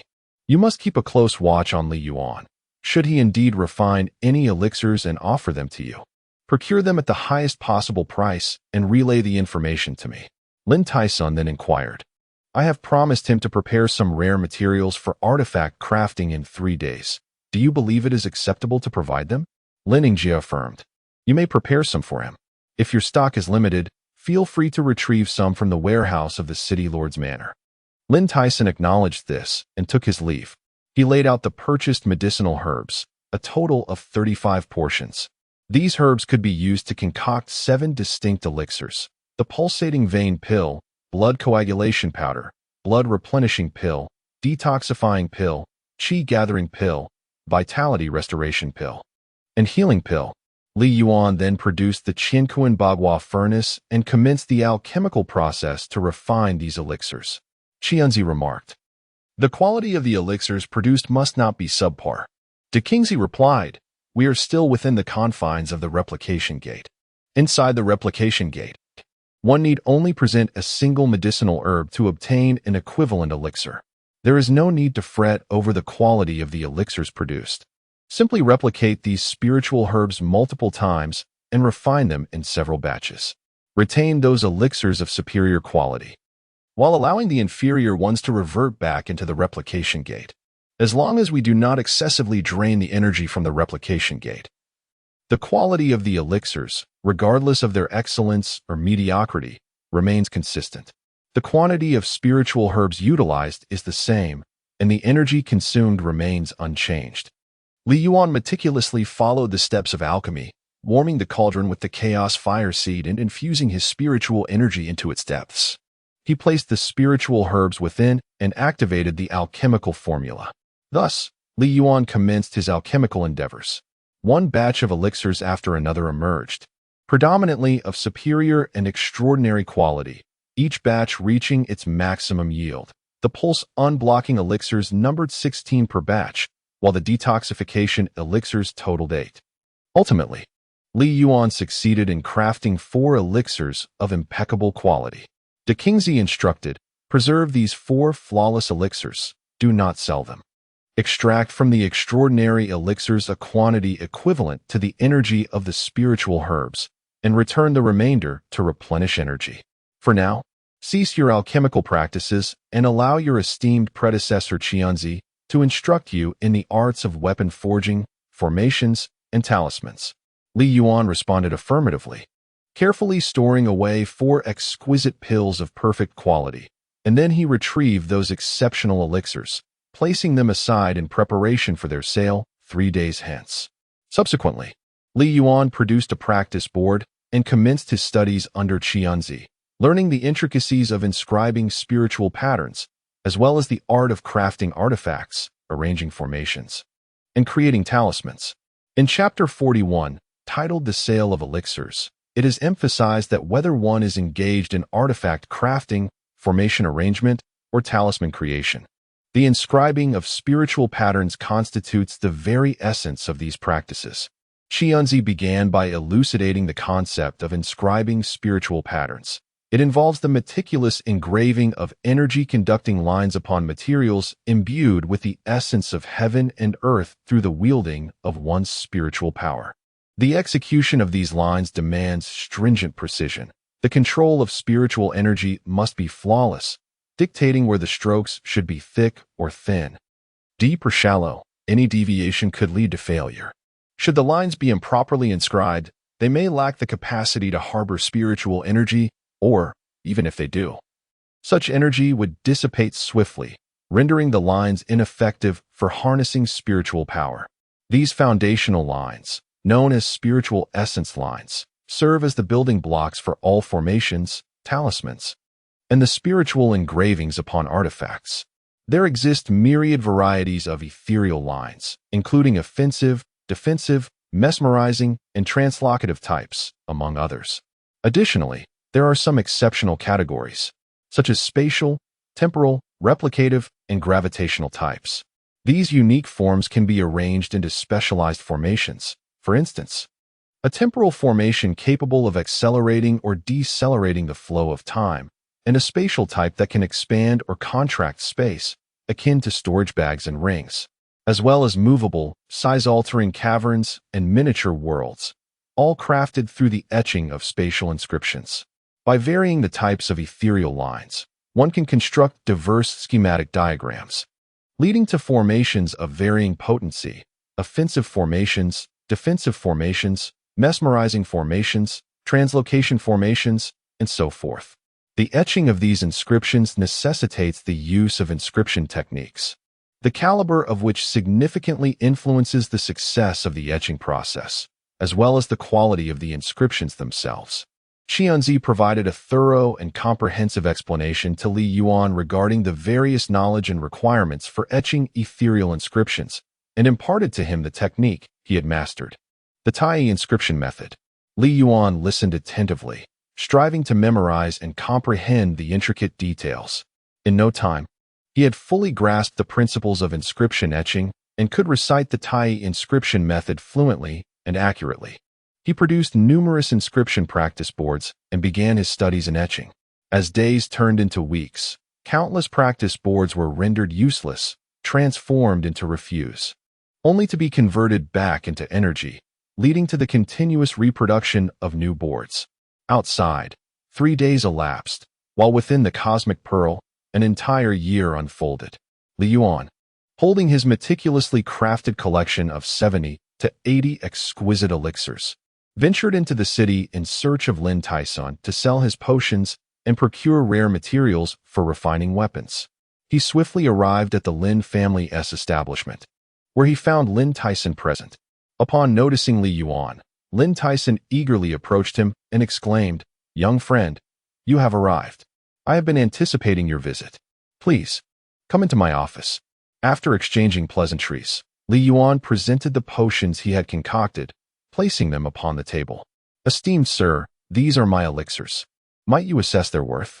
Upon inspecting the offerings, Lin Tyson observed 7 ceramic vials before him. He pondered, how precious are these elixirs? Others encase their potions within spiritual boxes or vials that preserve their efficacy. Yet this young lad has chosen mere ceramic vessels devoid of spiritual energy. How could Li Yuan, a mere child of 11 or 12, possibly possess the skill to concoct elixirs?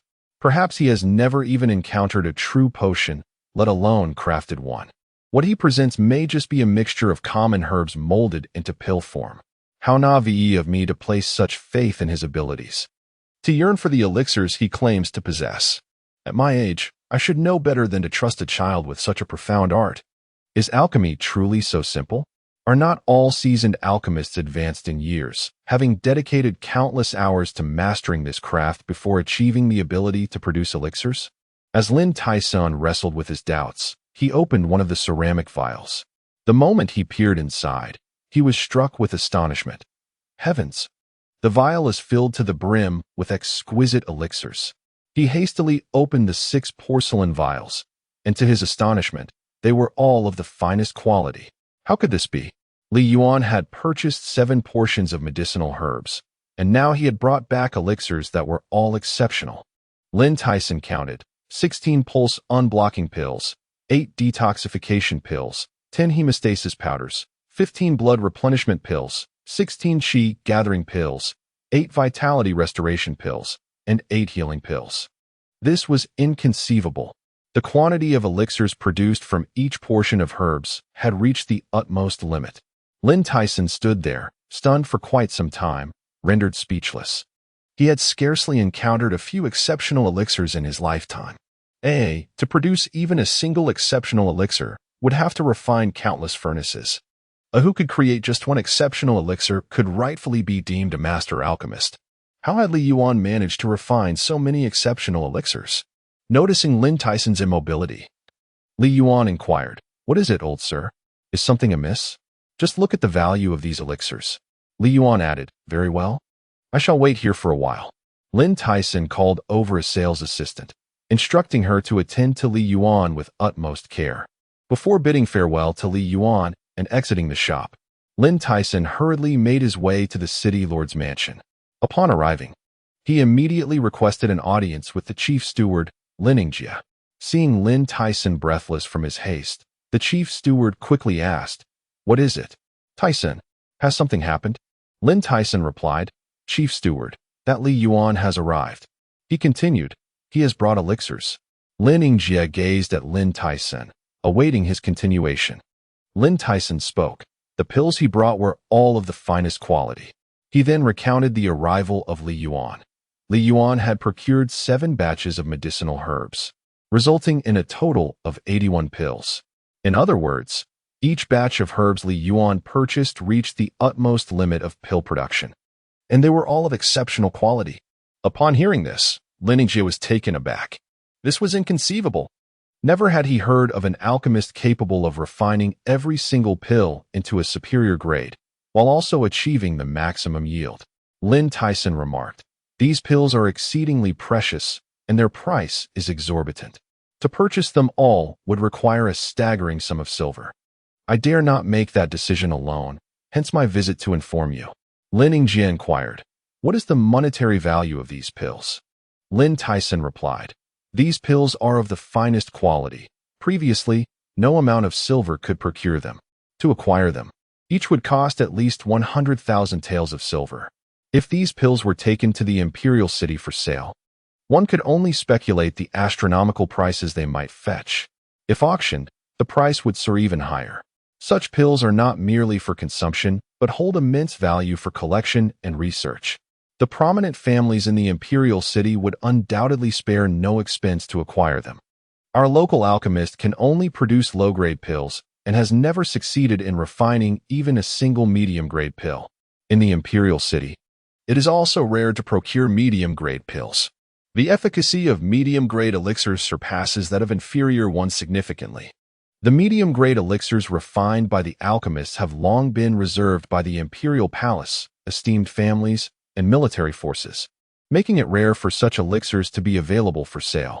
Lin Yingjie inquired, "What do you estimate the cost of acquiring these elixirs to be?" Lin Tyson replied, "Even if each elixir is priced at 1 million taels of silver, we would still require 80 million taels in total.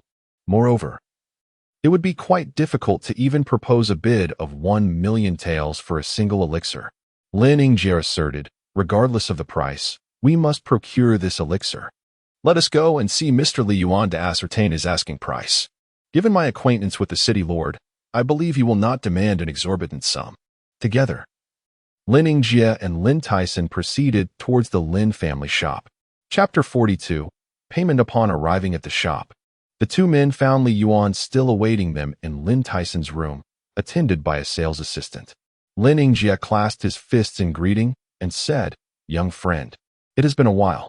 How have you fared at the county academy?" Upon noticing Lin Yingjie and Lin Tyson's entrance, Li Yuan promptly rose to his feet. When Lin Yingjie bowed to him, he immediately returned the gesture, saying, "I am unworthy of such deference from my senior. I am truly grateful for your recognition and assistance, esteemed senior, and I feel deeply indebted for having troubled you." Lin Yingjie replied, "Young friend, you are a rare talent among your peers, a prodigy of remarkable caliber. It is indeed a privilege for Lin Yingjie to have made your acquaintance." Li Yuan was left speechless, reflecting that the elder was exceedingly courteous today.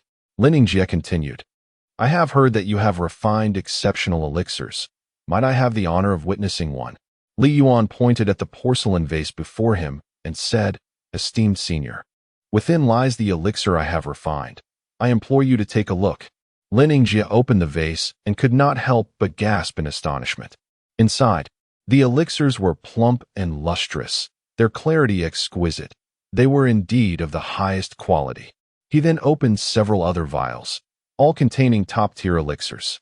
Lin Yingjie turned to Lin Tyson and remarked, Such precious elixirs deserve far more elegant vessels.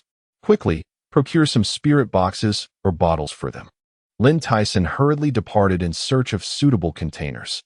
Lin Yingjie addressed Li Yuan, saying, "These elixirs are exceedingly valuable. We, the Lin family, are profoundly grateful for your willingness to sell them in our establishment." Li Yuan replied, "My arrival in this county city is due to the assistance of the Lin family. Upon my arrival, I received considerable aid from esteemed seniors, for which I am eternally thankful. Now that I have successfully refined these elixirs, it is only natural for me to disturb the Lin family." Lin Yingjie responded, "Dear friend, you are too modest." At that moment, Lin Tyson returned with the spirit bottles, promptly transferring all the elixirs into them.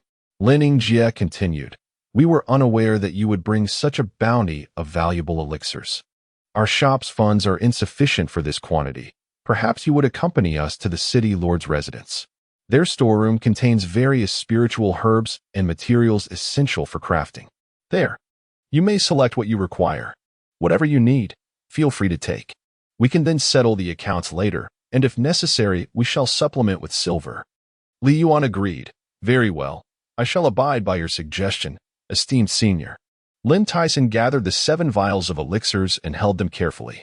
Accompanied by Lin Yingjie, Li Yuan arrived at the city lord's mansion. Upon reaching their destination, Lin Yingjie instructed Lin Tyson to attend to Li Yuan's brief respite while he sought an audience with the city lord. Upon meeting Lord Lin Yinghao, Lin Yingjie recounted the situation in detail, leaving the lord quite astonished. He remarked to Lin Yingjie, "If Li Yuan seeks spiritual herbs and precious materials, let him choose freely from our entire stock. As long as his demands are not exorbitant, we shall accommodate him and procure his elixirs. We must not dwell on immediate gains or losses. This young man possesses immense potential and is destined to soar to great heights. By fostering a connection with him now, we shall benefit when he ascends to greatness in the future." Lin Yingjie nodded in agreement, bidding farewell to Lord Lin Yinghao before returning to meet Li Yuan. He addressed Li Yuan, saying, "Young friend, allow me to guide you to the storeroom of the city lord's mansion. Whatever you desire, take it freely. We shall convert it into silver to offset the cost of your elixirs. What do you think?" Li Yuan replied, "That sounds splendid." Together with Lin Yingjie and Lin Tyson, Li Yuan proceeded to the storeroom. Within its confines, Lin Yingjie and his companion led Li Yuan on a thorough exploration. Meanwhile, Dan Qingzi and Qianzi observed from within the cosmic pearl, directing Li Yuan in gathering all the spiritual herbs and precious materials. Once all items imbued with spiritual energy were collected, Li Yuan and Lin Yingjie exited the storeroom and entered a reception room. Li Yuan displayed the materials he had gathered, and after a brief assessment, Lin Yingjie and his companion estimated their worth to be approximately 80 million taels of silver. Lin Tyson once again presented his meticulously prepared spiritual herbs and various precious materials, estimating their value anew. The worth of these materials amounted to approximately 10 million taels. Lin Yingjie remarked to Li Yuan, "Young friend, the value of these materials is roughly 90 million taels of silver. Our city lord's mansion will contribute an additional 10 million taels as an initial payment to you. You may assess the worth of your elixirs, and once our funds are replenished, we shall compensate you further. What do you think?" Li Yuan responded, "Thank you, senior. Such a sum is unnecessary. Senior, please evaluate the worth of these elixirs and offer me an amount accordingly." Lin Yingjie replied, "The value of these elixirs certainly exceeds 100 million taels of silver. However, due to the substantial sum involved, it is challenging for the city lord's mansion to gather it all at once. Thus, we can initially provide you with 100 million taels, and once our funds are restored, we will make up the difference." Li Yuan said, "If you believe these elixirs to be worth 100 million taels of silver, then that shall suffice. I am grateful to both of you. If there is nothing else, I shall take my leave." With that, Li Yuan bid farewell and departed. After seeing Li Yuan off, Lin Yingjie and Lin Tyson proceeded to present the elixirs to City Lord Lin Yinghao. Upon their meeting, Lin Tyson unveiled the elixirs for Lin Yinghao to examine.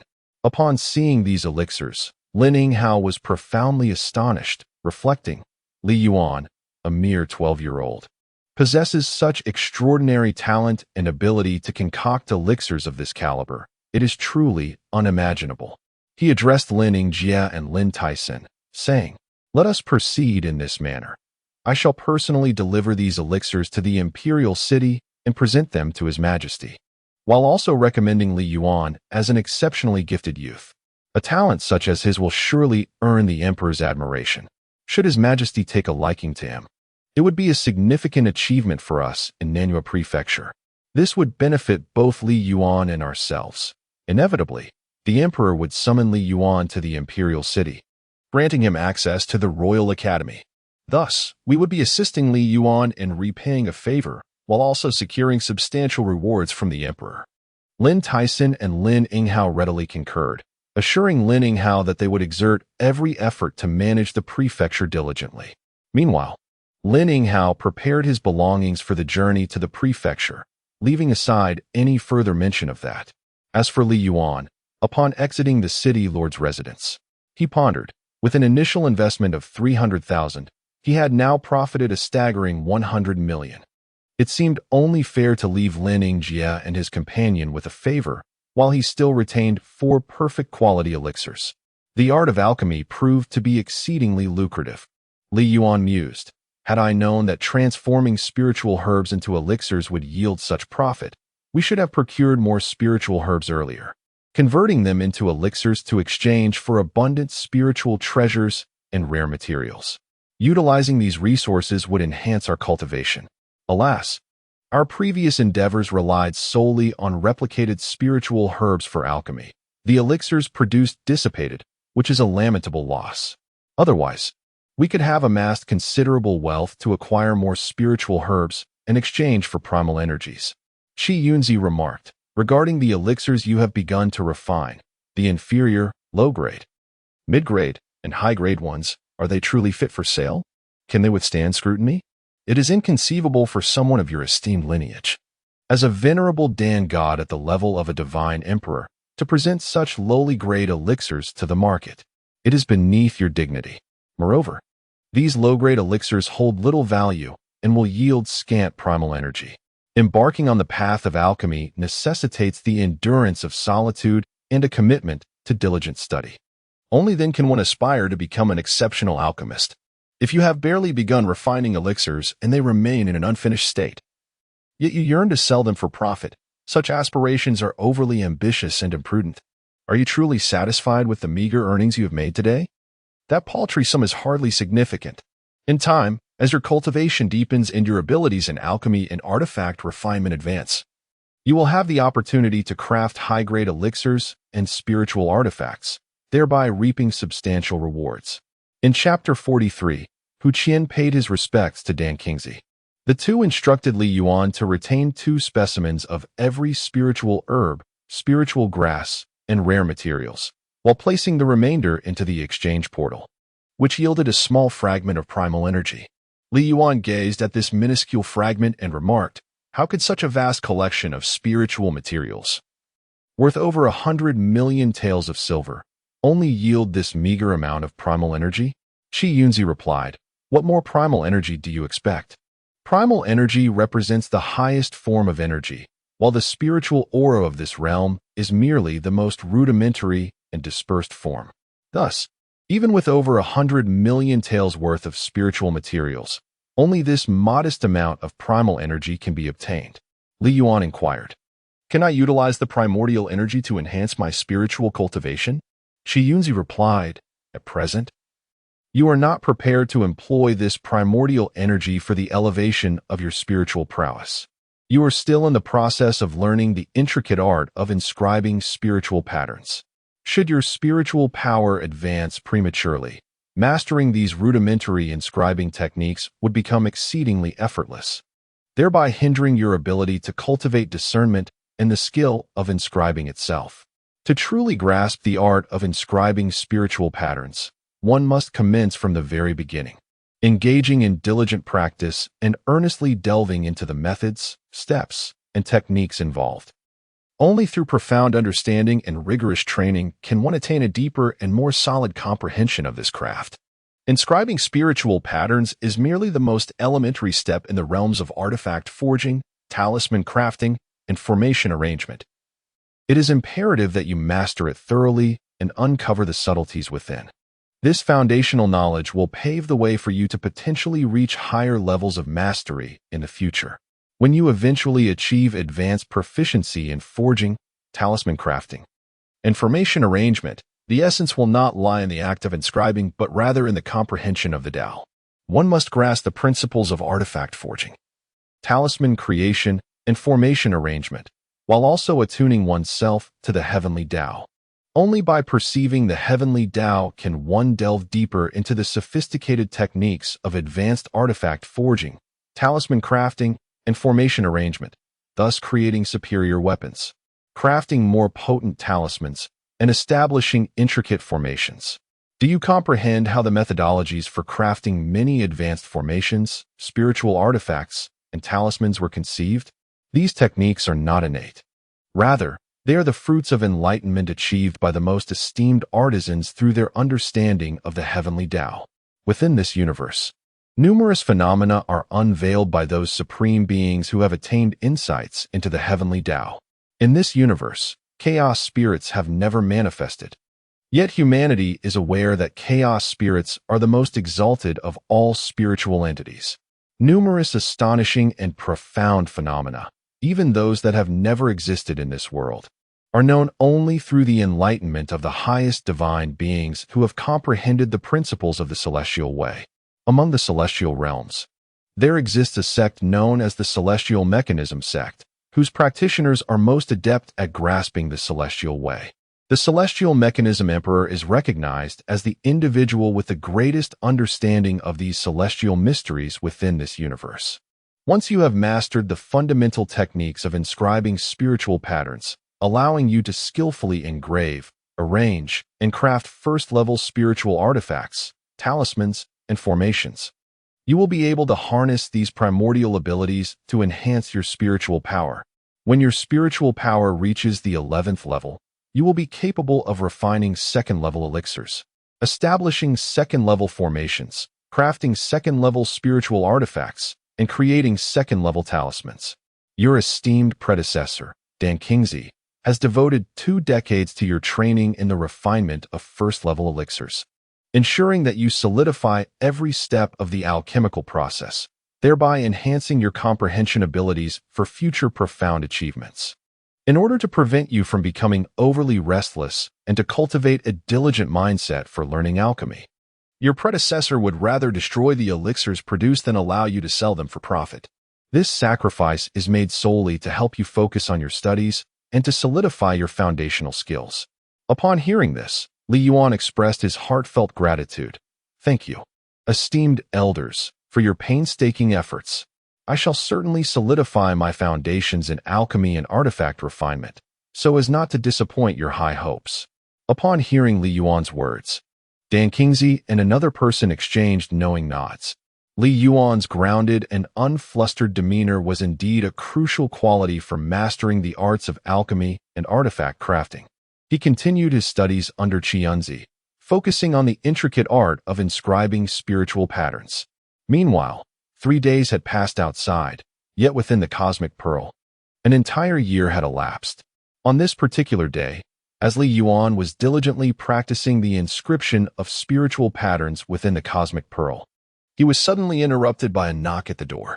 Hastily, he emerged from the cosmic pearl and opened the courtyard door to find the dean and vice dean of the county academy, accompanied by an elderly gentleman standing outside.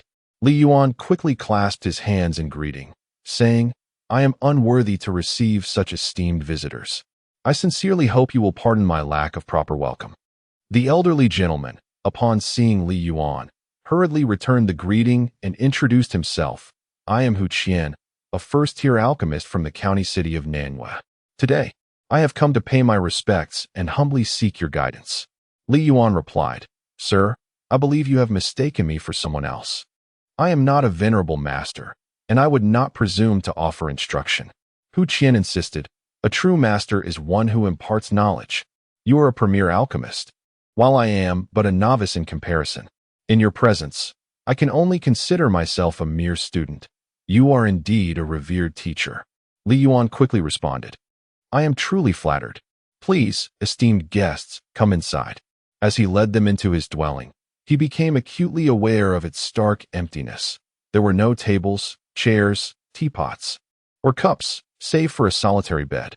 Embarrassed, Li Yuan said, I typically meditate upon this bed. I have not prepared anything else. I hope you will forgive the lack of hospitality. A few individuals were perplexed. What could possibly be in this room? And how could Li Yuan sustain himself with food and tea? The instructors and students of the academy rarely observed Li Yuan venturing outside. Many students did not even recognize him or had never encountered him. Yet, he seemed to spend all his time in this room, devoid of any apparent means of sustenance. Hu Qian felt even more bewildered. He had not seen any alchemical furnaces, charcoal, or medicinal herbs within Li Yuan's quarters. How could he possibly concoct elixirs? Where did he perform his alchemical work? Realizing the precariousness of the situation, Li Yuan feared that if these inquiries continued, he would find himself at a loss for words. He hastily inquired, Esteemed seniors, what brings you here? How may I assist you? Hu Qian promptly replied, We have come primarily to seek your guidance on the art of alchemy, and we hope you will be generous in sharing your knowledge. Upon finishing his statement, Hu Qian produced several banknotes from his pocket, saying, This is a humble token of respect from the student to the esteemed elder. I hope you will graciously accept it. Upon inspecting the notes, Li Yuan noted the staggering sum of 5 million taels of silver.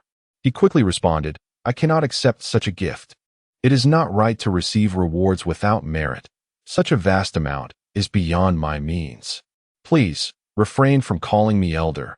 I am unworthy of such honor. Hu Qian insisted on pressing the banknotes into Li Yuan's hands, stating, As long as you can offer even a modicum of guidance in my alchemical pursuits, I would be eternally grateful. Recognizing Hu Qian's sincere intent, Li Yuan relented, saying, Very well then, what queries do you wish to pose? I too had the fortune of encountering a wise elder on a mountain once, who imparted some techniques of alchemy to me. My knowledge in this field is, however, quite limited. At this moment, Dan Qingzi spoke within the Cosmic Pearl, remarking on Hu Qian's remarkable humility. He inquired about his alchemical techniques, noting that their own methods were far too advanced to be imparted to him. However, he suggested reviewing Hu Qian's alchemical practices for potential improvements before revealing the techniques for concocting several specific elixirs, thereby justifying the 5 million taels of silver Hu Qian had gifted him. Li Yuan then asked Hu Qian, What are your alchemical techniques? Could you share them with me? Hu Qian eagerly responded, Of course. He recited his alchemical formula to Li Yuan. Upon completion, Dan Qingzi remarked, What you have shared is hardly an alchemical technique. It is merely a rudimentary incantation that can barely stimulate one's spiritual energy, if it can even be classified as an incantation at all. It is far too simplistic and outdated. Allow me to refine it. Suddenly, a moment of enlightenment struck him, and his face illuminated with ecstatic joy. After a brief interlude, he adopted a respectful demeanor, adjusting his garments and kneeling on both knees, exclaiming, Esteemed master, please accept this bow from your disciple. It is noteworthy that Hu Qian was highly esteemed and revered throughout the entire Nanhua prefecture, frequently associating with the dignitaries of the county lord's residence, the county academy, and the heads of the prominent families within the city. Now, this esteemed alchemist was kneeling before Li Yuan, a mere boy of 11 or 12 years, addressing him as master and proclaiming himself as a disciple. Such an occurrence was unprecedented. Surely, Hu Qian must have lost his senses.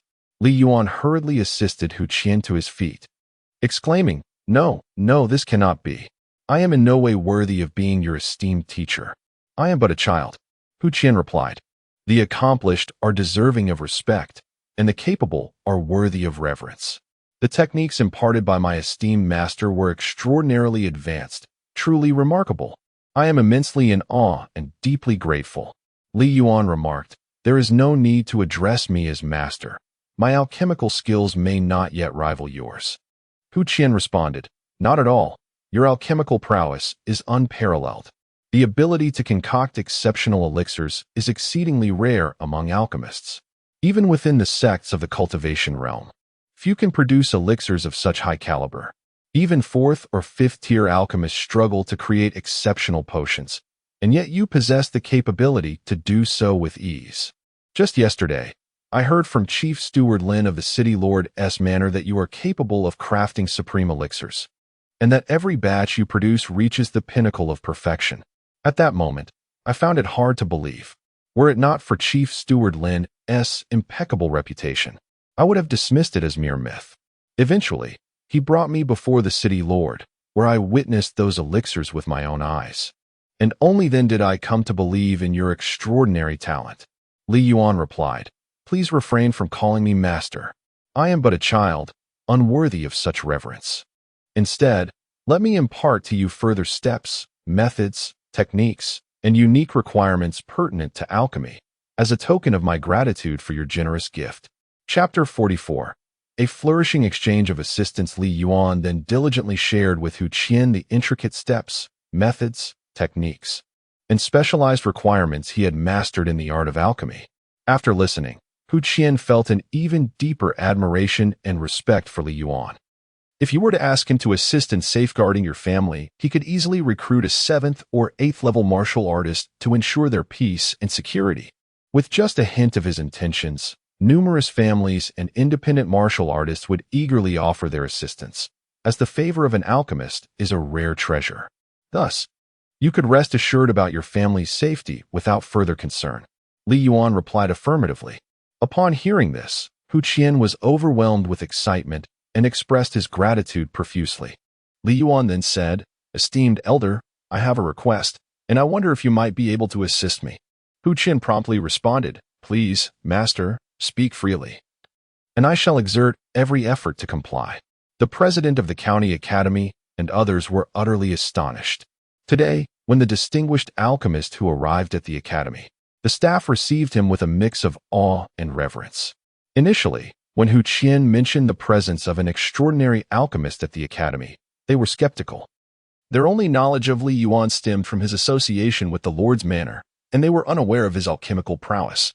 However, witnessing Hu Qian's profound respect for Li Yuan and observing Li Yuan demonstrate seemingly remarkable alchemical skills, they began to believe.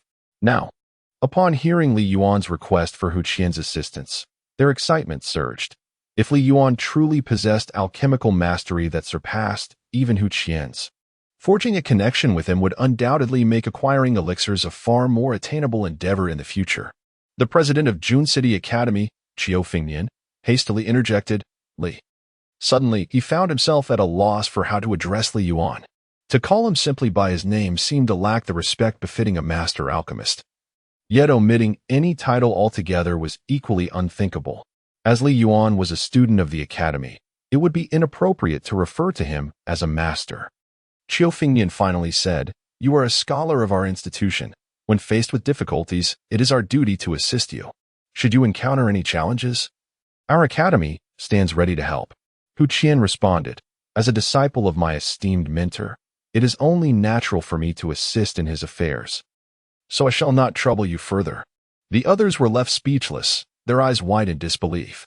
Upon hearing that delivering a small token to the mountain city was deemed a trivial matter, they realized that such an act could create a debt of gratitude with an alchemist, an opportunity too rare to overlook. They silently regretted not having offered their assistance sooner. Knowing now that Li Yuan possessed such remarkable skills, Hu Qian then said, "This is easily resolved.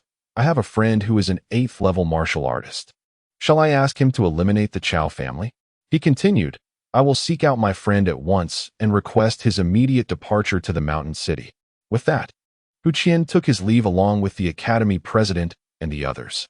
Hu Qian sought out his friend, while Li Yuan entered the cosmic pearl and commenced the alchemical process of crafting elixirs: the recovery pill, the bone aligning pill, the meridian unblocking pill, the hemostasis powder, and the healing pill. After the departure of the academy's president, Qiu Fingnian, and others, he made his way directly to the city lord's residence, where he found the steward, Linningjie. He recounted the situation regarding Li Yuan, mentioning that when he had requested assistance for Li Yuan, Hu Qian had refrained from allowing it, insisting instead that he himself would lend a hand. Lin Yingjie suggested, "Let us dispatch someone to Chushan City to oversee the Wang family, ostensibly to assist in safeguarding the family of the young mistress, Xinu, while also aiding Li Yuan in watching over the Li household. This way, should the Li family encounter any peril, we would be able to extend our assistance to Li Yuan." Upon hearing this, Qiu Fengyan readily agreed. Lin Yingjie selected an 8th-level martial artist to journey to Chushan City and take residence at the Wang family. Upon learning of this arrangement, Wang Xingyue was filled with immense excitement. Her family's significance was evidently recognized by the Lin family, which brought her great joy. When Hu Qian encountered Li Yuan, he introduced, "Master, this is my friend Wang Quan. I have invited him to Chushan City to assist in watching over the Li family." Li Yuan expressed his heartfelt gratitude to both Hu Qian and Wang Quan, vowing to repay their kindness in the future. He then presented the elixirs he had refined, explaining the nature of each and their intended recipients. As Li Yuan revealed the flawless recovery pill, bone aligning pill, and meridian unblocking pill, both Hu Qian and Wang Quan were left in awe. They had never before witnessed elixirs of such impeccable quality. Their admiration for Li Yuan deepened profoundly. After bidding farewell to the two, Li Yuan resumed his studies in inscribing spiritual runes. After bidding farewell to Wang Quan, Hu Qian made his way directly to the city lord's mansion, seeking out Lin Taiqing to urgently gather the necessary herbs for concocting the recovery foundation pill. This would enable Li Yuan to swiftly create the pill, allowing Hu Qian to learn alongside him. In a bid to expedite the process, Hu Qian even presented his cherished herbs, accumulated over many years, for Lin Taiqing to select from, hoping to find the required materials for the pill. Upon hearing that Li Yuan was not only capable of refining first-grade elixirs, but also produced exceptional quality, even perfect-grade pills, Lin Taiqing was astounded. He had never anticipated that Li Yuan was not only proficient in alchemy, but also a master of unparalleled skill, or rather, a perfect-grade alchemist. Chapter 45. The defense of Chushan City. Lin Yingjie dispatched an 8th-level martial artist named Lin Taiqi to Chushan City. Lin Taiqi arrived at Chushan City in the company of Wang Quan, causing quite a stir throughout the town. The Wang family welcomed Lin Taiqi with great ceremony at the city lord's mansion, where Wang Qingping personally attended to him, arranging for a cozy, tidy, and aesthetically pleasing courtyard for his stay. The Wang family was elated. The prominence bestowed upon them by the Lin family of the county solidified their standing in Chushan City. With the presence of this 8th-level martial artist, no family in the city would dare to disrespect the Wang family or commit any acts of offense against them. Wang Quan then visited the Li family to convey his purpose and presented the elixirs brought by Li Yuan. The entire Li family was left in disbelief after hearing Wang Quan's account. Is this truly possible? Could this be real? Although the members of the Li family were initially skeptical of Li Yuan's ability to concoct elixirs, the substantial sum of 200,000 taels of silver sent by him, along with the numerous medicinal pills delivered by Wang Quan, left them utterly perplexed. How had Li Yuan suddenly acquired such remarkable prowess? The patriarch of the Li family, along with all its members, expressed profound gratitude for Wang Quan's arrival, extending to him the highest standards of hospitality. Regardless of food and accommodation, the Li family offered their finest provisions. Despite Wang Quan's insistence that he was merely there to assist and that his needs were modest, the Li family could not possibly treat him with indifference. After all, he was a formidable 8th-level martial master from the county city, and his willingness to lend aid was an immense favor that warranted exceptional treatment. Wang Quan paid his respects to Li Yuan's parents, who were taken aback by his deference and held him in great esteem. In turn, Wang Quan exhibited even greater respect for them, fostering an atmosphere of harmony among all. From that moment forward, the entire Li family regarded Li Yuan's parents with utmost reverence and gratitude. Upon Lin Taiqi's arrival, he promptly came to pay his respects to Wang Quan and the patriarch of the Li family. With Lin Taiqi's visit, the Li family members gradually began to believe in Li Yuan's genuine capabilities. How else could such a highly skilled individual come to offer assistance? Wang Quan and Lin Taichi joined forces to patrol the outskirts of the city, swiftly eliminating several members of the Chao family who had been bullying the weak and engaging in lawlessness.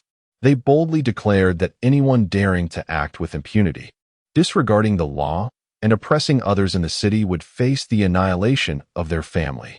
The venerable ancestor of the Chao family and the clan leader promptly issued a directive to their kin, urging them to restrain all unruly behavior, forbidding any further acts of oppression against the weak or violations of the royal law. Suddenly, the younger generation of the Li family experienced a remarkable enhancement in their martial prowess, not to mention the formidable presence of Lin Taichi and Wang Quan, who stationed themselves in the mountain city to bolster the Li and Wang families against the Chao clan, nor the endeavors of Lin Taichi in sourcing medicinal herbs for the refinement of foundational elixirs. Let us focus on Li Yuan, who continued his studies within the Cosmic Pearl, diligently engraving spiritual patterns. Having mastered the application of mental energy in alchemy, Li Yuan found it equally effortless to employ such energy in the practice of inscribing spiritual patterns. His comprehension of the Tai engraving technique had also progressed, allowing him to grasp the rudiments of this profound art. On one particular day, Qianzi addressed Li Yuan, stating that his foundational skills in engraving spiritual patterns had shown promise. The next step would involve learning to inscribe two types of spiritual patterns, the yin-yang pattern. He was to learn how to combine these patterns into diagrams, such as the 5 elements diagram and the Bagua diagram, paving the way for him to inscribe the simplest formation maps, talismans, and spiritual inscriptions on weapons. However, before all this, Qianzi insisted on teaching him a set of boxing techniques, the sky-splitting fist. This technique, regarded as one of the most elite martial arts in the divine realm, possesses unparalleled might when mastered to a profound degree. Of course, it would be unfeasible for him to attain such depth at this stage, as his current martial cultivation was insufficient for grasping the intricacies of the technique. Nevertheless, should he manage to comprehend even the basics, it would suffice for him within his domain. With a modest proficiency in this boxing technique, he would become invincible in this realm. In the blink of an eye, a month has elapsed, yet within the Cosmic Pearl, a decade has unfolded. Li Yuan diligently practiced the rending sky fist, ultimately honing it to the pinnacle of his capabilities. Regrettably, his cultivation level remained insufficient, rendering his mastery of the rending sky fist little more than an empty framework, lacking substantial internal power application. Li Yuan made remarkable strides in the art of spirit pattern engraving. His singular spirit-infusing patterns approached perfection. Furthermore, his mastery of the yin-yang patterns evolved to a state where the yin contained yang, and vice versa, embodying the cycle of mutual generation and infinite recurrence.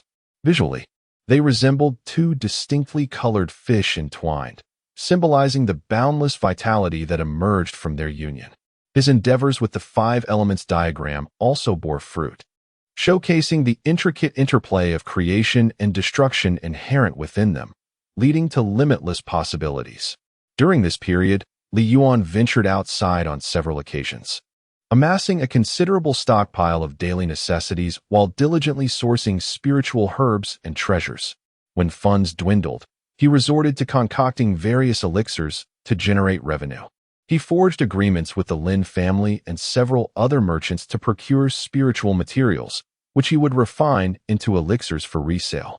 Ultimately, the spiritual herbs and flora in the southern region's capital were nearly exhausted, leaving most shops devoid of either currency or spiritual items to trade for his potions. Li Yuan had enlisted the help of the Lin family and numerous other establishments to gather ingredients for the continuity elixir and the Lingji detoxification pill, yet thus far, no shop had succeeded in sourcing the necessary materials. As a result, Li Yuan found himself unable to sell his elixirs, leaving him with no choice but to persist in his practice of spirit pattern engraving within the Cosmic Pearl. During this period, Li Yuan acquired an entire set of furniture, including sofas, tables, chairs, and tea sets, to avoid the embarrassing situation that arose during the last visit from Hu Qian and Director Chiu. He spent 1,000,000 taels of silver to purchase an alchemical furnace, albeit the most rudimentary kind, capable of refining only first and second-tier elixirs. Li Yuan intended this furnace merely as a decorative piece to deceive others, concealing the existence of his superior Qian Kuanbagua furnace, a top-tier alchemical apparatus. He had attempted to use the purchased furnace to refine a few batches of elixirs, but the results were dismal. Most of the elixirs produced were of mediocre quality, with only a scant few being exceptional.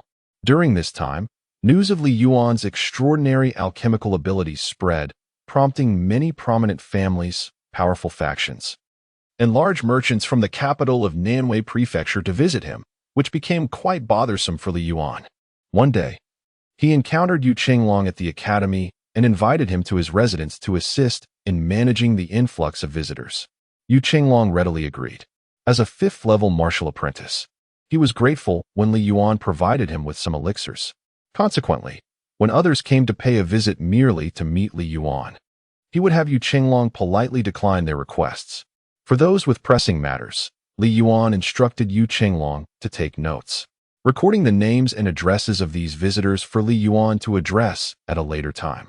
This arrangement significantly alleviated Li Yuan's burdens. Thus, a month passed in this manner.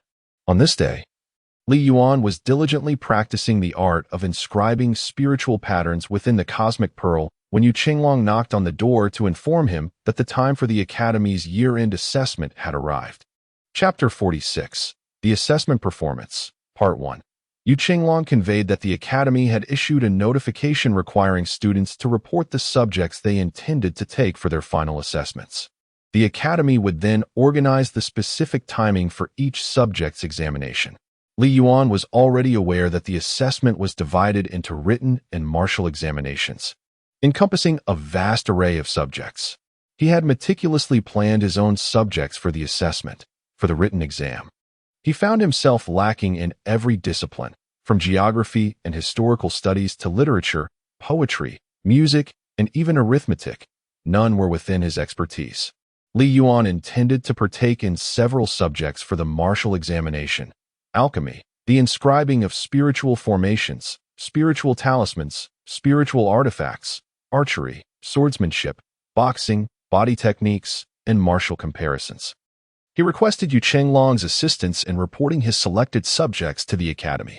Thereafter, Li Yuan resumed his studies on inscribing spiritual patterns within the cosmic pearl.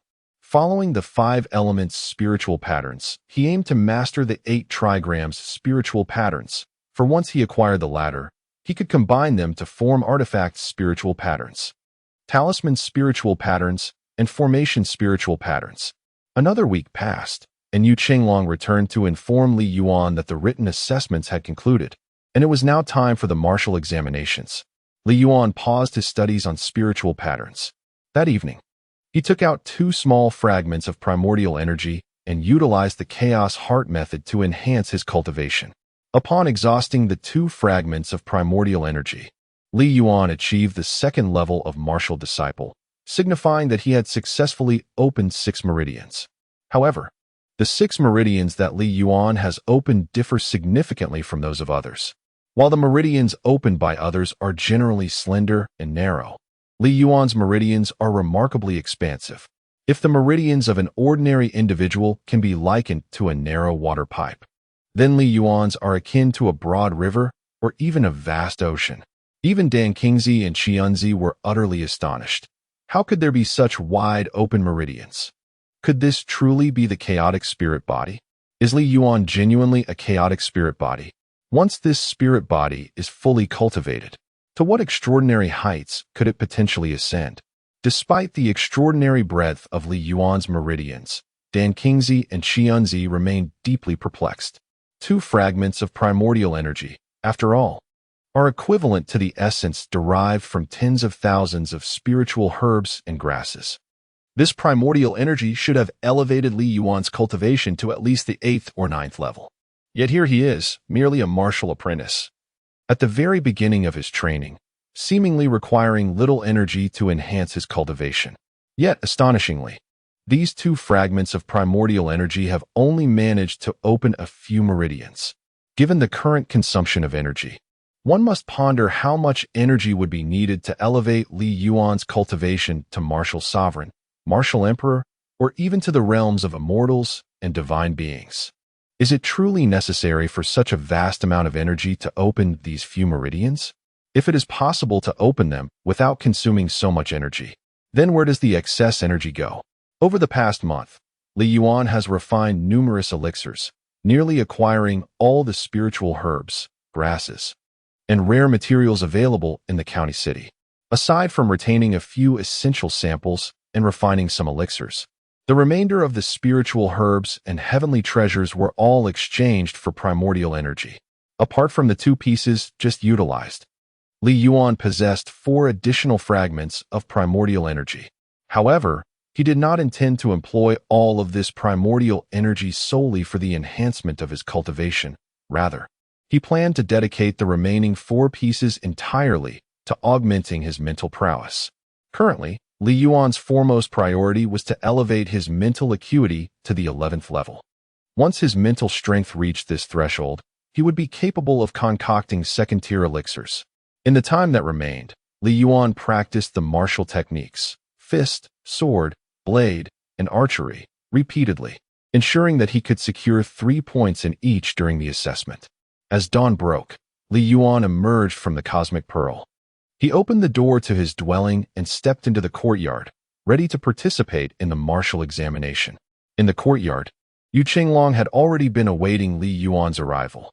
Upon seeing Li Yuan emerge, he promptly accompanied him to the venue of the martial assessment. Together, they arrived at the training ground, which was already teeming with spectators. Li Yuan surmised that these individuals were likely the instructors overseeing the assessment as well as the candidates participating in it. Approaching the forefront, he noticed a high platform at the front of the training ground, where the academy's president, vice president, and several others stood.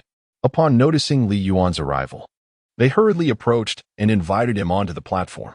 President Qiu Fingyan addressed Li Yuan, stating, "Master Alchemist Li Yuan, in light of your extraordinary talent in alchemy, the leadership of our academy has deliberated and decided to exempt you from the assessment.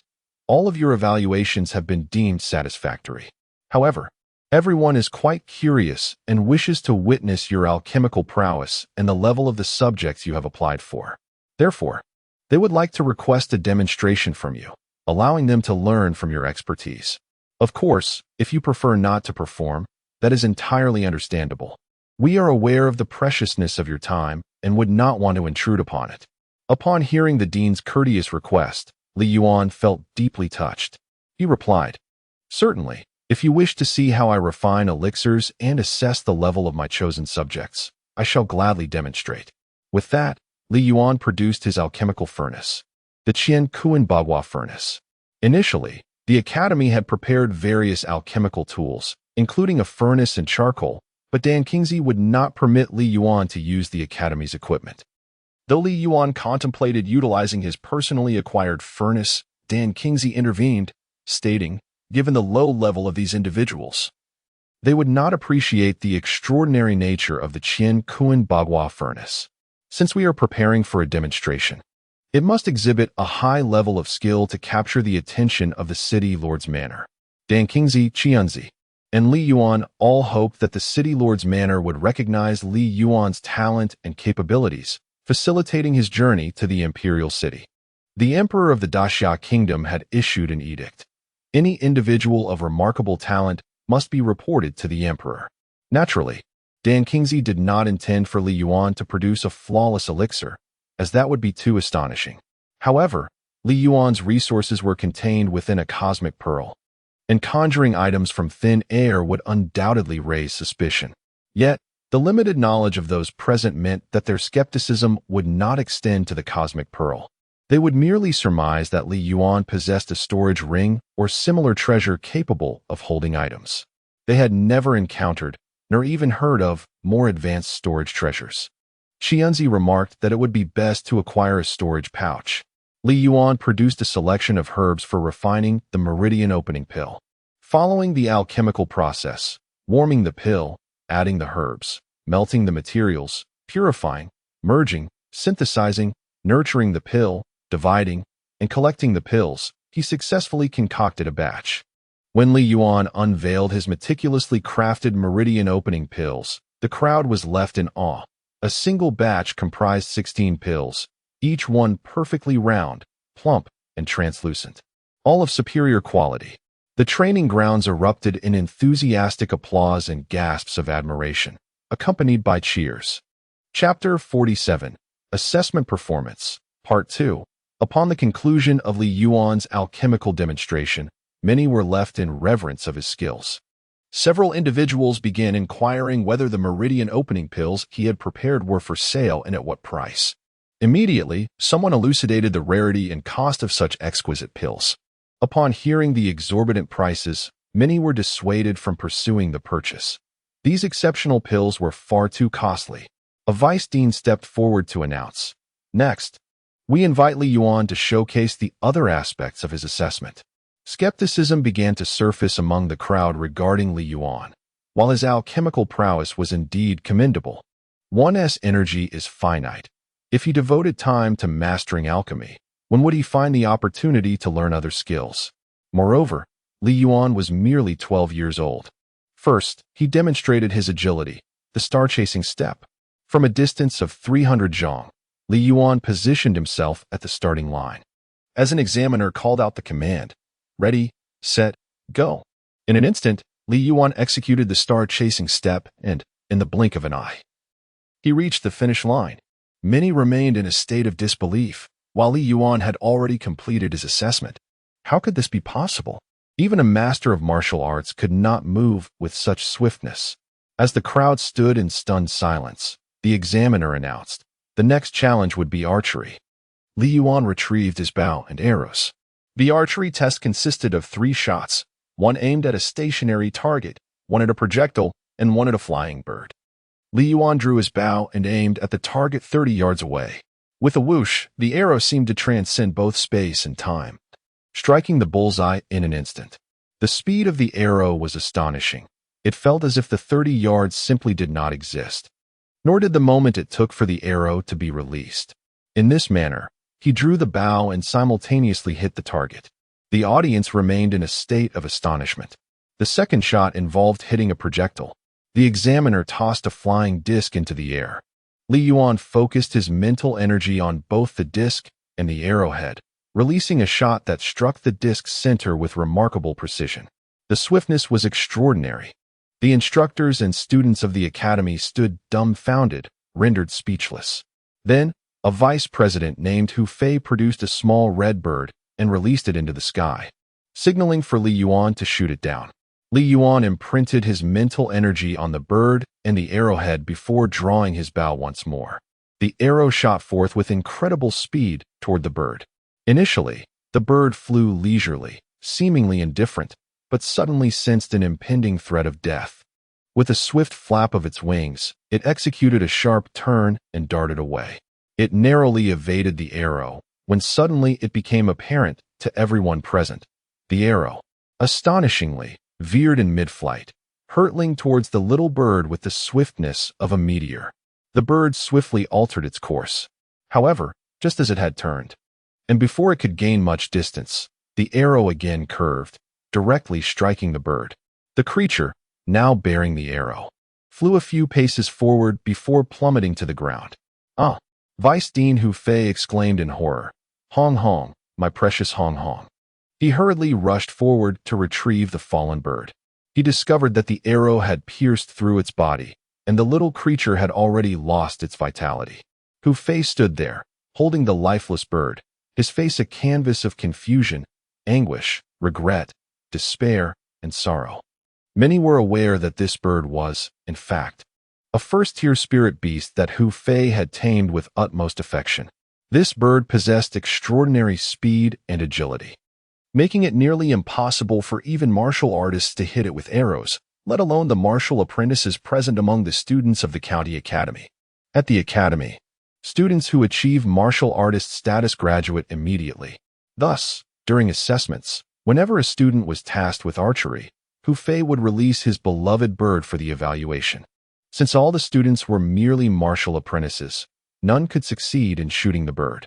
This little creature brought immense pride to Vice Dean Hu Fei, who felt profoundly satisfied after each assessment. Certainly, the fact that the trainee failed to strike the small bird does not imply a failure in the assessment. As long as the speed and strength of the archery technique meet the required standards, Vice Dean Hu Fei would still grant ample scores. Now, this small bird has been struck down. Furthermore, what astonished the observing academy leaders, instructors, and trainees was the revelation that the arrow shot by Li Yuan could actually curve. It pursued its target, twisting in accordance with the target's movements. How could this be possible? What manner of archery is this?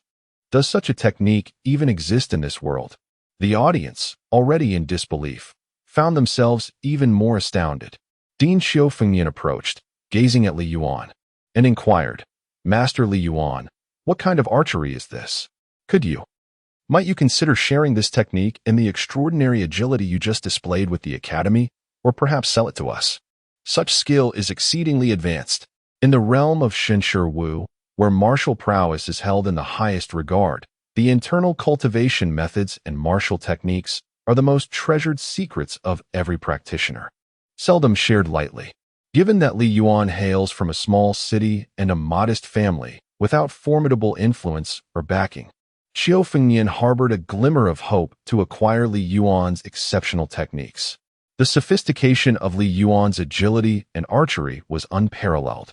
Anyone who witnessed it would undoubtedly be tempted to claim it as their own. Xianzi scoffed, saying, "To desire such agility and archery is truly a fanciful thought.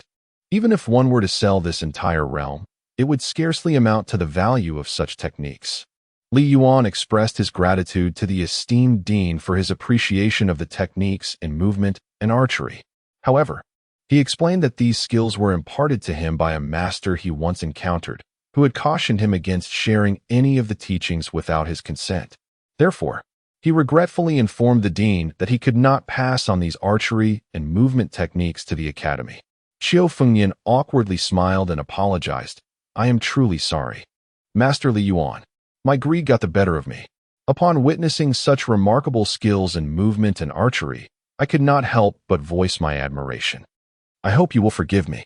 "There's no need for concern," Li Yuan replied, expressing his gratitude for the dean's understanding. The fourth assessment Li Yuan was to undertake involved martial arts. A vice dean named Zhou Fei announced, "I shall evaluate Li Yuan's boxing skills." Zhou Fei, along with Hu Fei, were both vice deans of the academy, known as the Twin Feis, and shared a commendable rapport. Having witnessed Li Yuan's exceptional skills in movement and archery, Zhou Fei was eager to assess Li Yuan's boxing abilities. However, he also aimed to impart a slight lesson, as Li Yuan had inadvertently shot Hu Fei's beloved bird, which caused Hu Fei considerable distress. Zhou Fei felt a twinge of pain himself and wished to remind Li Yuan that his actions regarding the demise of Hu Fei's bird were rather excessive. This, however, was a misunderstanding on Li Yuan's part. He was unaware of the circumstances surrounding the bird and believed that hitting or killing a bird during the archery assessment was a requisite for passing. Zhou Fei addressed Li Yuan. "Attack me using the boxing techniques you have prepared for the assessment, and do not hold back." Zhou Fei and Hu Fei both possessed an 8th-level mastery in martial arts. Zhou Fei secretly resolved to engage in a direct confrontation with Li Yuan when his fist came hurtling towards him, hoping to not only withstand the impact, but also inflict some pain upon Li Yuan. "Very well," Li Yuan replied, tightening his fist as he charged toward Zhou Fei. Zhou Fei, too, clenched his fist, bracing himself for the impending clash. Li Yuan approached Zhou Fei with astonishing speed. Just as Zhou Fei prepared to meet Li Yuan's fist, a fleeting thought crossed his mind, and before he could even elevate his fist to his chest, Li Yuan was already upon him, swinging his fist at Zhou Fei's chest. The velocity of the blow seemed to transcend both time and space. Even as Zhou Fei's fist remained unraised, Li Yuan's punch struck his chest with unrelenting force. At present, Li Yuan was at the 2nd level of martial apprentice, yet due to having broken through his dantian, he could be vaguely considered at the martial master level. Moreover, the 6 meridians he had opened were particularly expansive, granting him a strength exceeding 1,000 pounds. Zhou Fei, being a martial master, originally wielded a power of over 8,000 pounds. Regrettably, he underestimated both the speed and strength of Li Yuan, failing to prepare with his full capacity. Lost in thought for a moment, he had no time to brace himself against Li Yuan's impending strike. As a result, Li Yuan's fist collided with Zhou Fei's chest, sending him hurtling backward. Zhou Fei flew more than 2 zhang before crashing to the ground. Struggling momentarily, he sat up, violently coughing and subsequently spitting out 2 mouthfuls of blood. He sat on the ground, momentarily stunned, as his consciousness swept over his body, revealing that 2 of his ribs were fractured. How could this be? Zhou Fei remained seated, utterly astonished, even forgetting the pain radiating from his chest. How could this possibly occur? All who bore witness were equally shocked, rendered speechless. It is essential to note that Hu Fei was an 8th-level martial artist, while Li Yuan was merely a 2nd-level martial apprentice. How could Li Yuan have sent Zhou Fei flying with a single punch, causing him to spit blood and breaking 2 of his ribs? The scene fell into a profound silence, devoid of any sound. Chapter 48, Assessment Performance, Part 3, Haha. Yunzi erupted into laughter within the Cosmic Pearl. This is what it means to flaunt one's prowess and suffer the consequences. Li Yuan addressed Zhou Fei. I apologize. Vice Dean Zhou, I was unaware that during the assessment, students must strike with their fists, and the examiners cannot evade or defend. It seems I may have exerted a bit too much force, injuring you in the process. Here, I have some bone-reinforcing pills. As he spoke, Li Yuan produced several bone-reinforcing pills and offered them to Zhou Fei. Zhou Fei, in a state of disarray, noticed the exquisite pills Li Yuan was extending. He hurriedly accepted them, saying, It's nothing at all. It's merely an assessment. Minor accidents are inevitable. I shall consume the bone-reinforcing pills right away. With that, he quickly ingested 1 pill, stowing the remaining ones in his pocket, and then sat cross-legged on the ground to begin cultivating and healing. Li Yuan's subsequent performance would focus on his swordsmanship. This time, no one dared to engage Li Yuan directly, as Zhou Fei had. Dean Xiao Fengnian instructed, You may simply demonstrate your sword technique. Li Yuan found himself in a quandary. With no one to practice with, how was he to perform?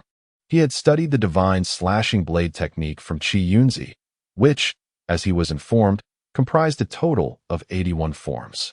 Yet, he had only mastered the first form. The divine slash. What could possibly be showcased with such limited skill? All it entailed was a mere slash of the blade. He retrieved a sword from the Cosmic Pearl and surveyed his surroundings, noticing several colorful flags inserted into the ground at one corner of the stage. Channeling the pursuing stars and catching the sun technique, he dashed towards the flags and struck the flagpole with his sword. The blade made contact with the pole, and there he stood, turning to glance at Xiao Fengnian, contemplating whether this single technique would suffice. At that moment, Xiao Fengnian was utterly taken aback. As were all the onlookers, what manner of swordplay was this? How had Li Yuan, in the blink of an eye, managed to position his sword against the flagpole from such a distance? If this technique were to be employed against an adversary, how could they possibly evade it? Li Yuan's next assessment was a martial arts competition. The rules dictated that students of the same grade would be grouped together for a series of duels. There were 10 stages, and any student could seize control of one. The first group of students to claim a stage would earn their rank based on the number of the stage they occupied, provided they successfully defended it. For each opponent defeated, the defending student would be granted a respite of 1 hour. Each day, if they overcame 5 opponents, their day would conclude, only to resume the following day, continuing until they successfully defended their stage without further challengers, thus solidifying their rank based on the stage number they occupied.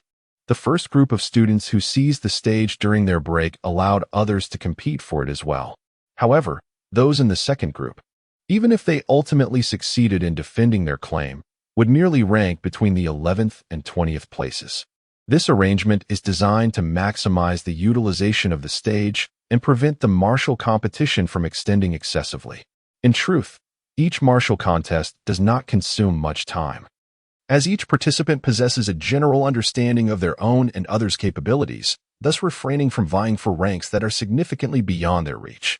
For instance, if one claims the first stage, As long as they defeat 5 opponents each day until there are no challengers left, they will be crowned first.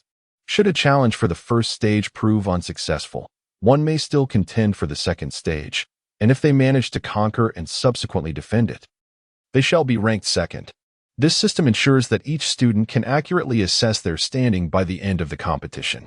However, for today's assessment, the Academy, in order to demonstrate its regard for Li Yuan, disrupted the usual procedure and allowed him to perform solo. This not only minimizes the time wasted for Li Yuan, but also enables everyone to focus on witnessing his demonstration. After all, the performance of a first-tier alchemist is highly anticipated. It is noteworthy that there is only one first-tier alchemist in the entire county, and he is merely a low-grade practitioner. While Li Yuan is an exceptional alchemist, standing upon the first stage, Li Yuan found himself unchallenged, for it would be folly to contest against him. He had previously defeated Vice Dean Zhou Fei, an 8th-level martial artist, with a single blow, leaving him bloodied and with 2 broken ribs.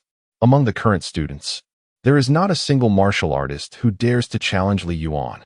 Setting aside his martial arts prowess, one only needs to consider Li Yuan's speed and mastery of the blade. How could anyone possibly compete?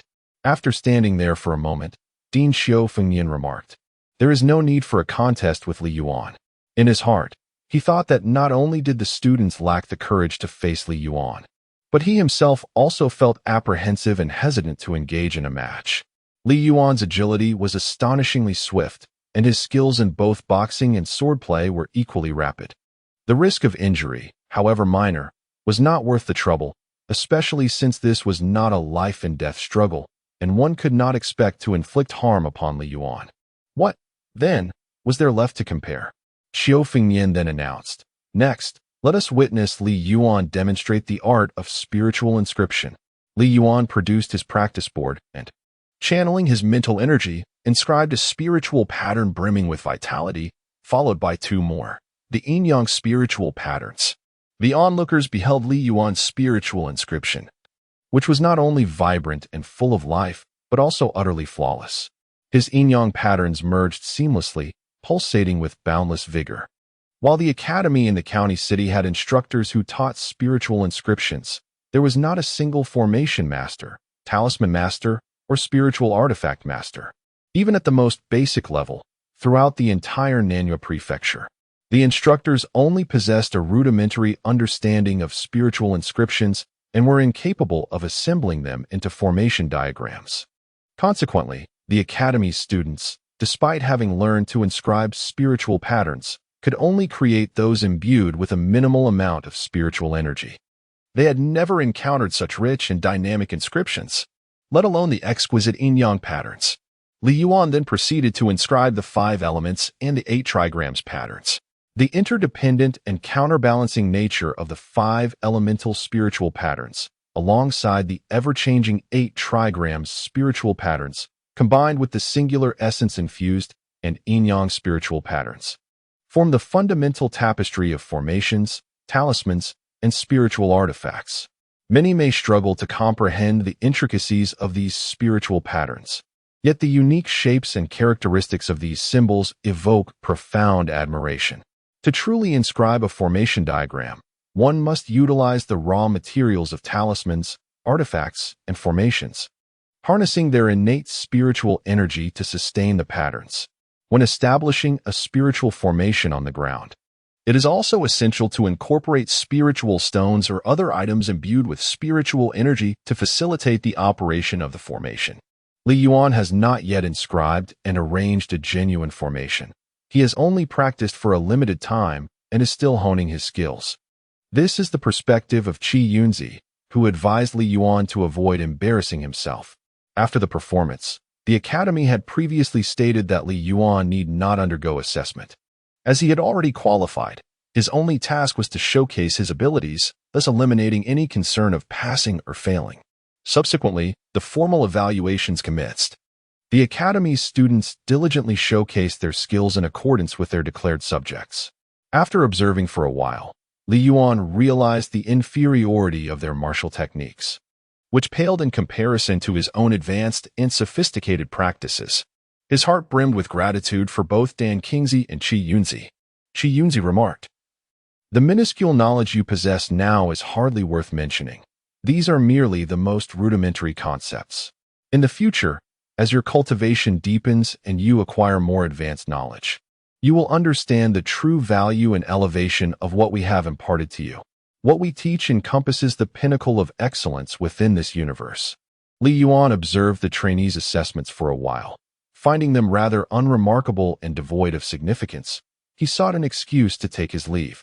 Behind him, the air was filled with exclamations and discussions that resonated throughout the training arena. Chapter 49. The Return of the City Lord. 15 days passed, and within the Cosmic Pearl, 5 years elapsed. At last, Li Yuan had perfected the foundational spiritual patterns. Master Qianzi began instructing him on how to combine these basic patterns into a myriad of diagrams, formations, talisman diagrams, and spiritual weapon diagrams. Although these diagrams were all of the first rank, their variety was particularly extensive. Confinement formations, killing formations, illusion formations, restriction formations, teleportation formations, flame explosion talismans, freezing talismans, displacement talismans, invisibility talismans, shape-shifting talismans, speed-type spiritual weapon diagrams, attack-type spiritual weapon diagrams, defense-type spiritual weapon diagrams, gravity-type spiritual weapon diagrams, and so forth. Master Qianzi explained, "These diagrams are essentially foundational. There are many special diagrams as well, such as those capable of altering size, manipulating time, and transforming space. However, most of these unique diagrams necessitate specific spiritual materials. Without the appropriate materials, one cannot inscribe such diagrams. Naturally, some exceedingly rare and precious spiritual materials possess such inherent abilities, eliminating the need for inscribing spiritual patterns. These materials are extraordinarily scarce and valuable, making them difficult to procure. For instance, the chaotic ethereal gold found outside this cosmic pearl possesses such capabilities, allowing it to change size without the need for spiritual patterns, rendering it immensely precious. You, Senior Dan Kingsley, are truly fortunate to have acquired such a substantial piece." After hearing this, Dan Kingsley shot a furious glare at Qianzi, who, feeling guilty, fell silent. Li Yuan began to meticulously practice the intricate designs of the diagrams, skillfully engraving the ethereal patterns of spirit, the yin-yang motifs, the 5 elemental symbols, and the trigrams, all of which were flawlessly interwoven to create a variety of diagrams. Qianzi stood nearby, offering diligent guidance. As days turned into weeks, Li Yuan's practice of these diagrams gradually reached a state of perfection. Not only did he become exceptionally adept at engraving the designs, but he also gained profound insights into the craft, much to Qianzi's satisfaction. In truth, neither Qianzi nor Dan Kingsley had ever mentioned to Li Yuan that they had never encountered anyone who could achieve such perfection in the art of alchemy and diagram engraving during their martial apprentice phase. No one had ever reached such mastery while learning to concoct first-grade elixirs or engrave first-grade diagrams. This was certainly aided by the abundant time within the Cosmic Pearl, as they were trapped there with little to occupy themselves. However, a significant part of the reason was their growing admiration for Li Yuan, his diligence, resolve, resilience, perceptiveness, seemingly improving talents, and, perhaps most importantly, his fortune, virtuous character, respect towards them, and obedience. If they were to abandon Li Yuan in search of another, regardless of the feasibility, could they possibly find someone of his caliber? On this particular day, as Li Yuan was engrossed in practicing various diagrams within the Cosmic Pearl, he suddenly heard a knock at the door. He stepped outside and opened the courtyard gate, only to find Yu Qinglong accompanied by the Academy's president, Qiu Fengyan, and the chief steward of the City Lord's mansion, Lin Yingjie, along with a group of individuals standing outside. Li Yuan promptly approached to pay his respects, and Lin Yingjie and Qiu Fengyan quickly returned the gesture. Li Yuan ushered the group inside and invited everyone to take a seat. Upon hearing their words, he swiftly expressed his gratitude, saying, "I am deeply appreciative of the City Lord and Chief Steward's kindness. Your warm assistance will forever be etched in my heart." and I shall repay it in due course. At present, I have no pressing matters. We may proceed to the city lord's mansion at once." Li Yuan then accompanied Lin Yingjie and the others to the city lord's residence. They soon arrived at the grand entrance, where they encountered city lord Lin Yinghao, who was accompanied by a group and a general standing at the threshold. Upon noticing Li Yuan and the others approaching, they hurriedly came forth to greet them. Li Yuan clasped his hands in salute, saying, "I pay my respects to the city lord and the esteemed general." City lord Lin Yinghao approached and took Li Yuan by the hand, introducing him to the general, General Zhao. "This is Master Li Yuan, the renowned alchemist." The general, Zhao Taijun, returned the salute, stating, "General Zhao Taijun pays his respects to Master Li Yuan." Lin Yinghao continued, "Master Li Yuan. This general is Zhao Taijun of the Imperial Forest Army.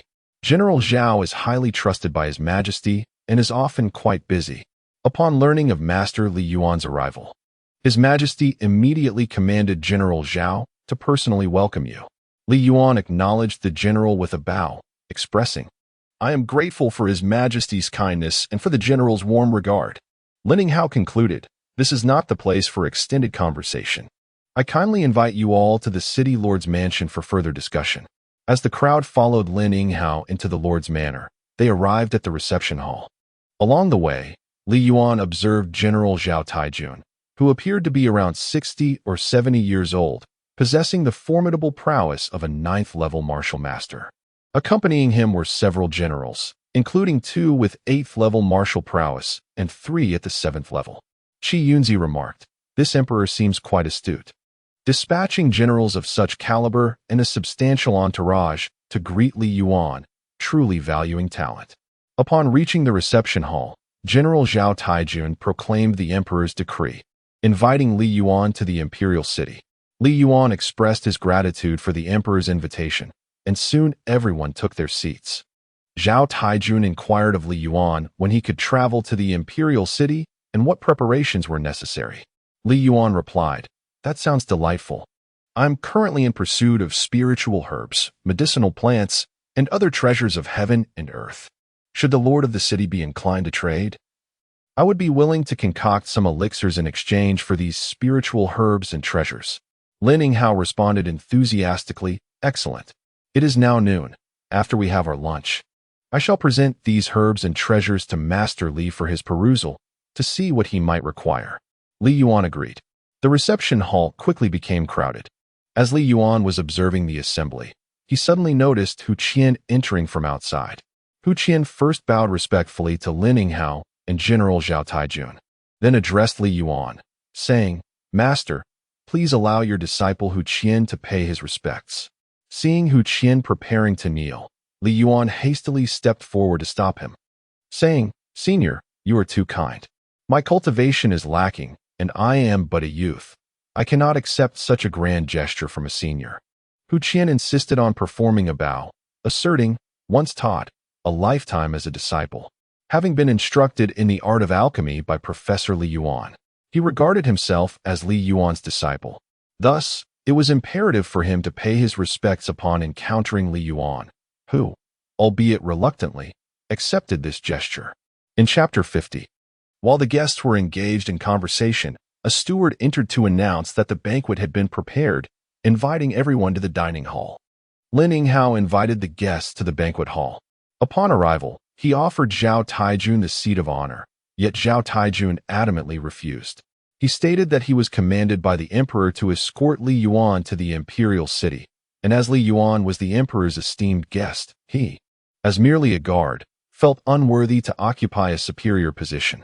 Furthermore, he acknowledged Lin Yinghao's status as a martial king and a baron bestowed by the emperor, deeming it inappropriate for him to sit above Lin Yinghao.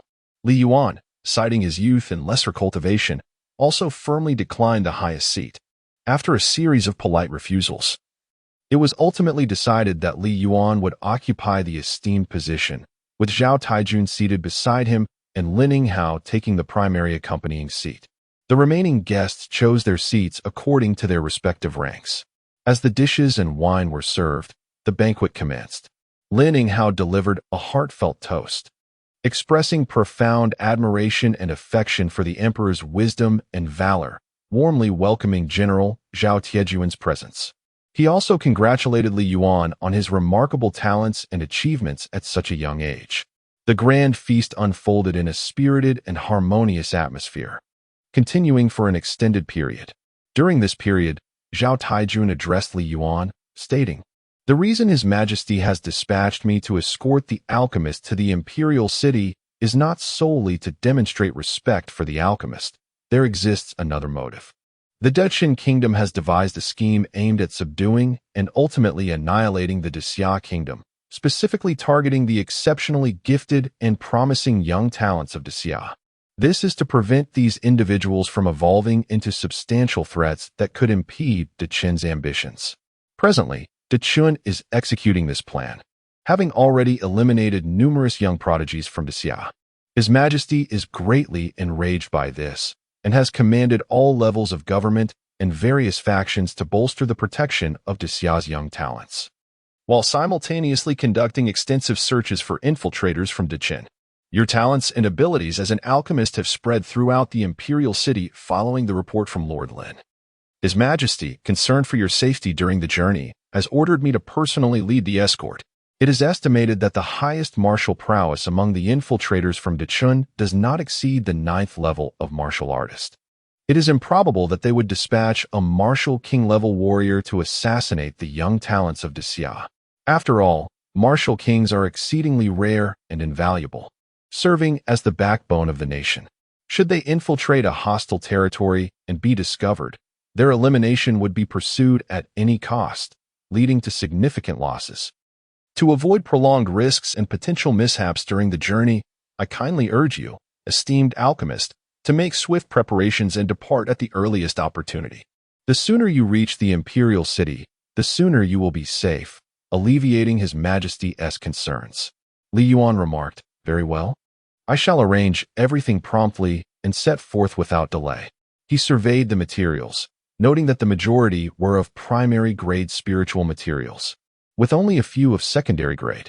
Dan Xingzi commented, "There are herbs suitable for concocting the continuation pulse pill, as well as those for the foundation establishment pill. This is indeed commendable. I wonder if anyone in this realm possesses the ability to refine the foundation establishment pill, as it is an exceedingly beneficial elixir. Although the foundation establishment pill is merely a secondary grade elixir, intended for use by martial apprentices and martial masters, its effects are remarkably profound.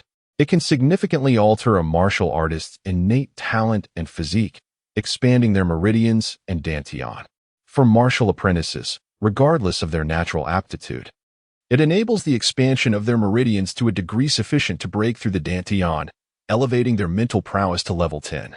By this merit alone, its efficacy rivals that of the cleansing marrow pill, albeit only the primary and secondary grades thereof.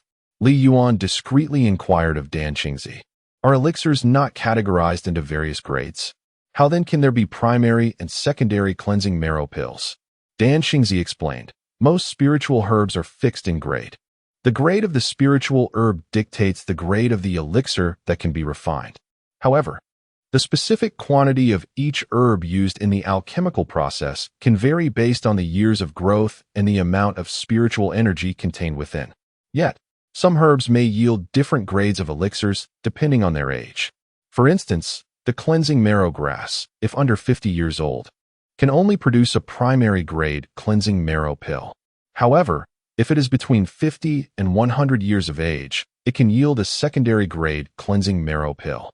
For those aged between 100 and 300 years, one can refine a third grade washing the sutras and exorcising the marrow pill. Such elixirs are typically suitable for warriors of corresponding levels." Dan Xingzi continued, lamenting the insufficiency of medicinal materials for concocting the Lingji detoxification pill, thus rendering it impossible to prepare such a potion for your esteemed ancestor. Furthermore, the resources required for the restoration pill were also lacking, leaving one to wonder how many materials Lin Taiqing had gathered for its preparation. If the collection he amassed, combined with what is available here, still fails to fulfill the requirements for the restoration pill, then you will be unable to concoct it for Lin Taiqing. Take all the spiritual herbs and treasures from this place and assess their worth. Then produce an equivalent value in elixirs for them. Inquire about the quantity of materials Lin Taiching has gathered for the restoration pill, and ensure that all promised elixirs are crafted so as not to owe any favors. Li Yuan consented with a nod. He then addressed Lin Yinghao. I require all these spiritual herbs and treasures. My lord, may I first take these materials with me? Once I have crafted the elixirs, I shall settle the value of these materials. Lin Yinghao replied, Very well. Take all that you need. As for the price, just concoct a few pills for me, and their worth will surpass that of these herbs. Li Yuan agreed. Then I shall take all these materials. Once the elixirs are ready, I will return to compensate you, my lord. Upon completing his statement, Li Yuan enveloped the materials with his spiritual energy and transported them into the cosmic pearl. Lin Yinghao, astonished, noted that he had not observed Li Yuan possessing any storage bags or rings, nor any other spatial treasures. Where did he store these spiritual materials? Does Li Yuan possess more advanced spatial treasures? That seems implausible. Advanced spatial treasures are something Lin Yinghao has only vaguely heard of, without a clear understanding of their true nature. After Li Yuan stored the spiritual materials, he addressed Lin Yinghao, stating, I pledge to concoct a foundational pill for Senior Lin Taiching. I wonder if Senior Lin has gathered sufficient medicinal ingredients. I would appreciate it if the city lord could inform Senior Lin Taiching to visit for a discussion. Lin Yinghao consented and sent someone to seek out Lin Taiching. Before long, Lin Taiching arrived. Li Yuan invited Lin Taiching to present the medicinal ingredients he had collected. Lin Taiching retrieved a bundle from his back, opened it, and displayed the gathered materials to Li Yuan. He remarked, There are still a few ingredients you requested that I have not been able to procure. Dan Kingsley interjected, That is sufficient. The materials he has gathered, combined with some from the cosmic pearl, are adequate for the creation of the foundational pill. Li Yuan responded, Senior Lin, I also possess several ingredients for the foundational pill. Together with yours, we will have enough. When time permits, I shall concoct the foundational pill for you. Lin Taiching expressed his heartfelt gratitude as he handed over the materials to Li Yuan. In Chapter 51, Learning to Refine Second-Level Pills, Dan Kingsley instructed, Now, take out the remaining 4 pieces of primordial energy and use them to enhance your mental strength. Let us see if you can elevate your mental prowess to the 11th level.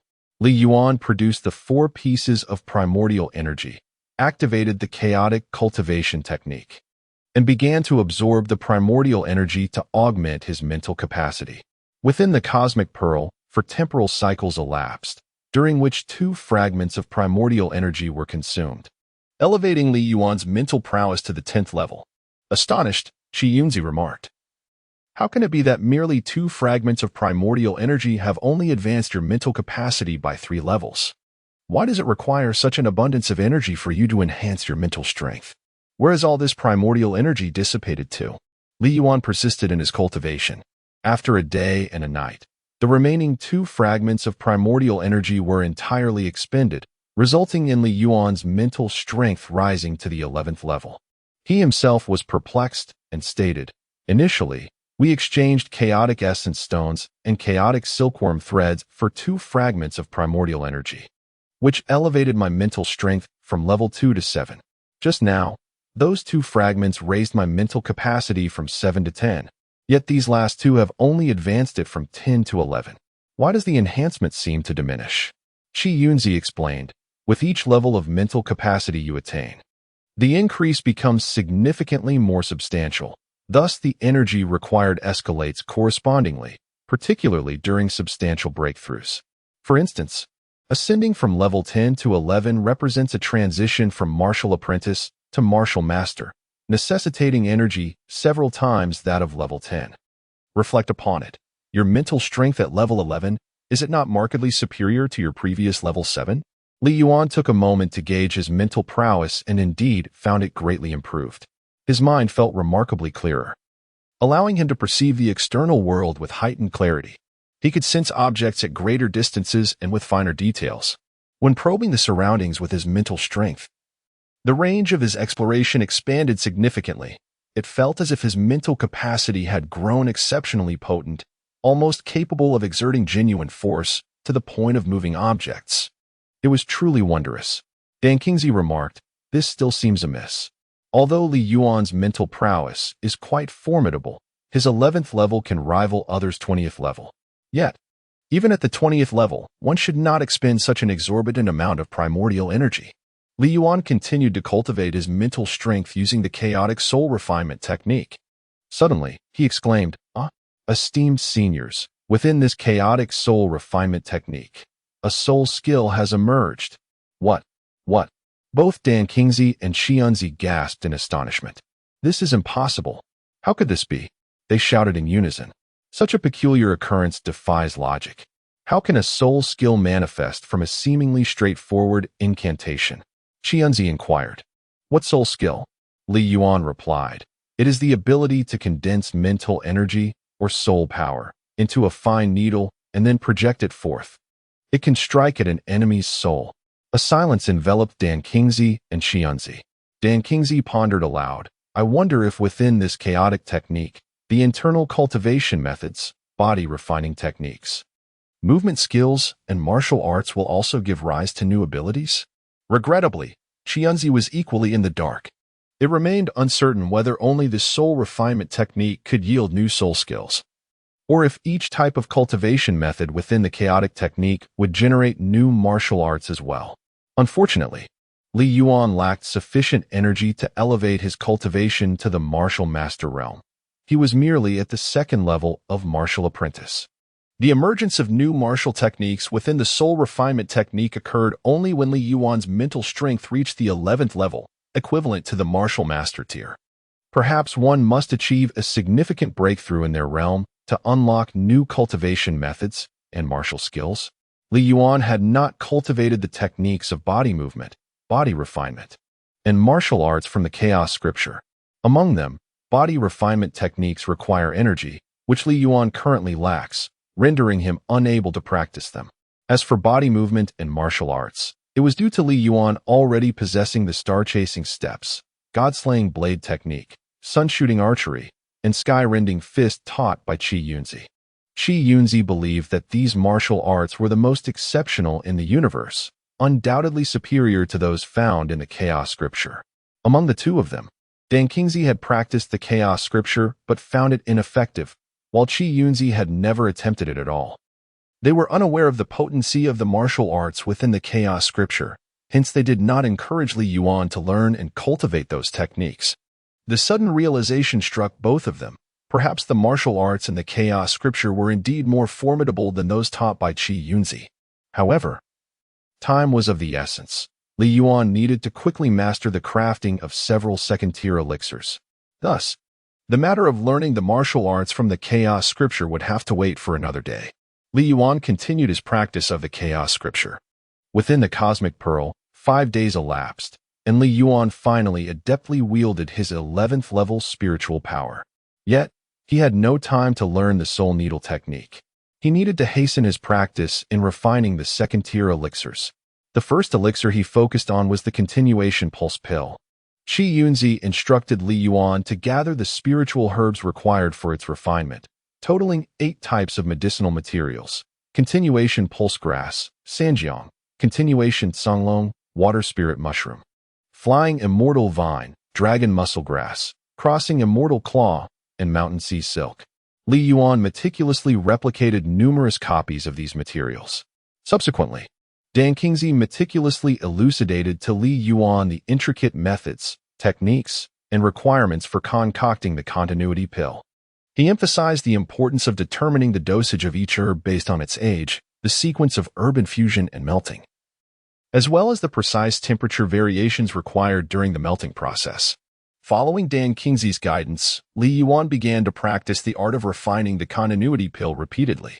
Within the cosmic pearl, 10 days elapsed, and Li Yuan successfully produced continuity pills of the highest quality. Thereafter, he embarked on learning to formulate the foundation supplement pill. After another 10 days, he mastered its preparation. Li Yuan then proceeded to study the foundation establishment pill, achieving proficiency in its creation after another 10 days. In the ensuing period, he diligently crafted a multitude of foundation supplement and foundation establishment pills. An abundance of spiritual herbs, magical grasses, and celestial treasures were transmuted into primordial energy through the exchange gate. Li Yuan then placed this primordial energy into the replication gate, producing samples of each herb used in the creation of these 3 types of pills, subsequently replicating all the primordial energy into these herbs and utilizing them to concoct numerous pills. Another 20 days passed, and as dawn broke outside the cosmic pearl, Li Yuan instructed Yu Qinglong to summon Hu Qian and Lin Taiqing. He intended to teach Hu Qian the art of refining the foundation establishment pill, the foundation supplement pill, and the continuity pill, while also preparing to gift Lin Taiqing one of each of the foundation supplement and foundation establishment pills he had crafted. Shortly thereafter, Lin Taiqing and Hu Qian arrived. Li Yuan presented a foundation supplement pill and a foundation establishment pill to Lin Taiqing, who expressed his heartfelt gratitude before departing.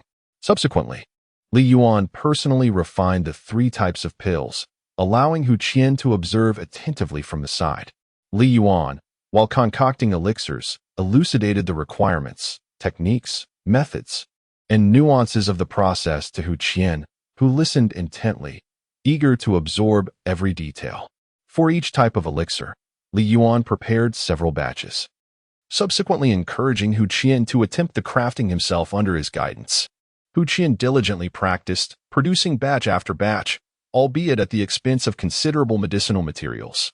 He felt a pang of regret over the wasted resources, repeatedly assuring Li Yuan that he would reimburse him for the materials used.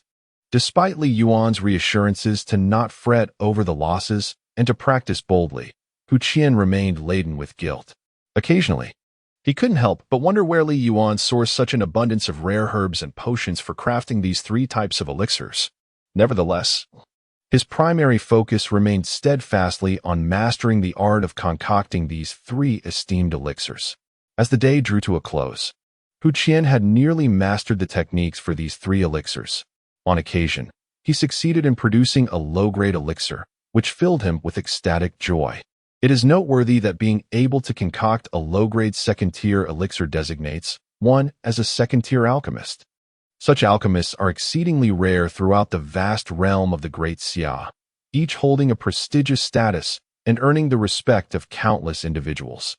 It is worth mentioning that the entire Great Xia has only one third-tier alchemist.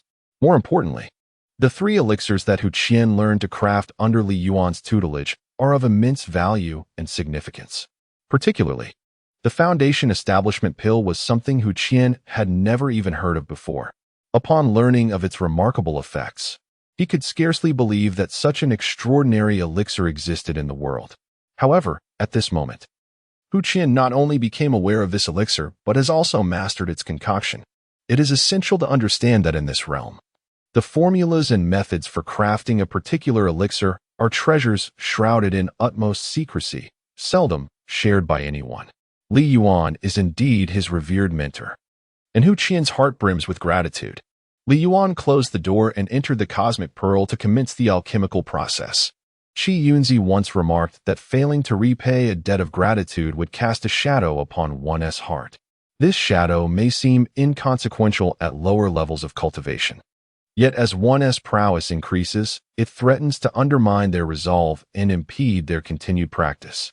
In severe cases, it could even halt one's progress, manifesting as inner demons during tribulations or ascensions, leading to dire consequences. Li Yuan diligently crafted a substantial quantity of foundation establishment pills and supplementary pills, as well as various elixirs needed by his family for their use.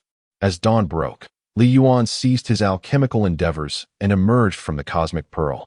His first destination was the modest dwelling of Yu Qinglong. Ever since Li Yuan invited Yu Qinglong to assist him in managing the influx of visitors, he had been residing in a small cabin at the entrance of the courtyard, holding the foundation establishment pills and supplementary pills given by Li Yuan. Yu Qinglong was elated. These are second-tier elixirs. Even the inferior ones command a price of at least 500,000 taels of silver. What Li Yuan provided, however, are of the finest quality.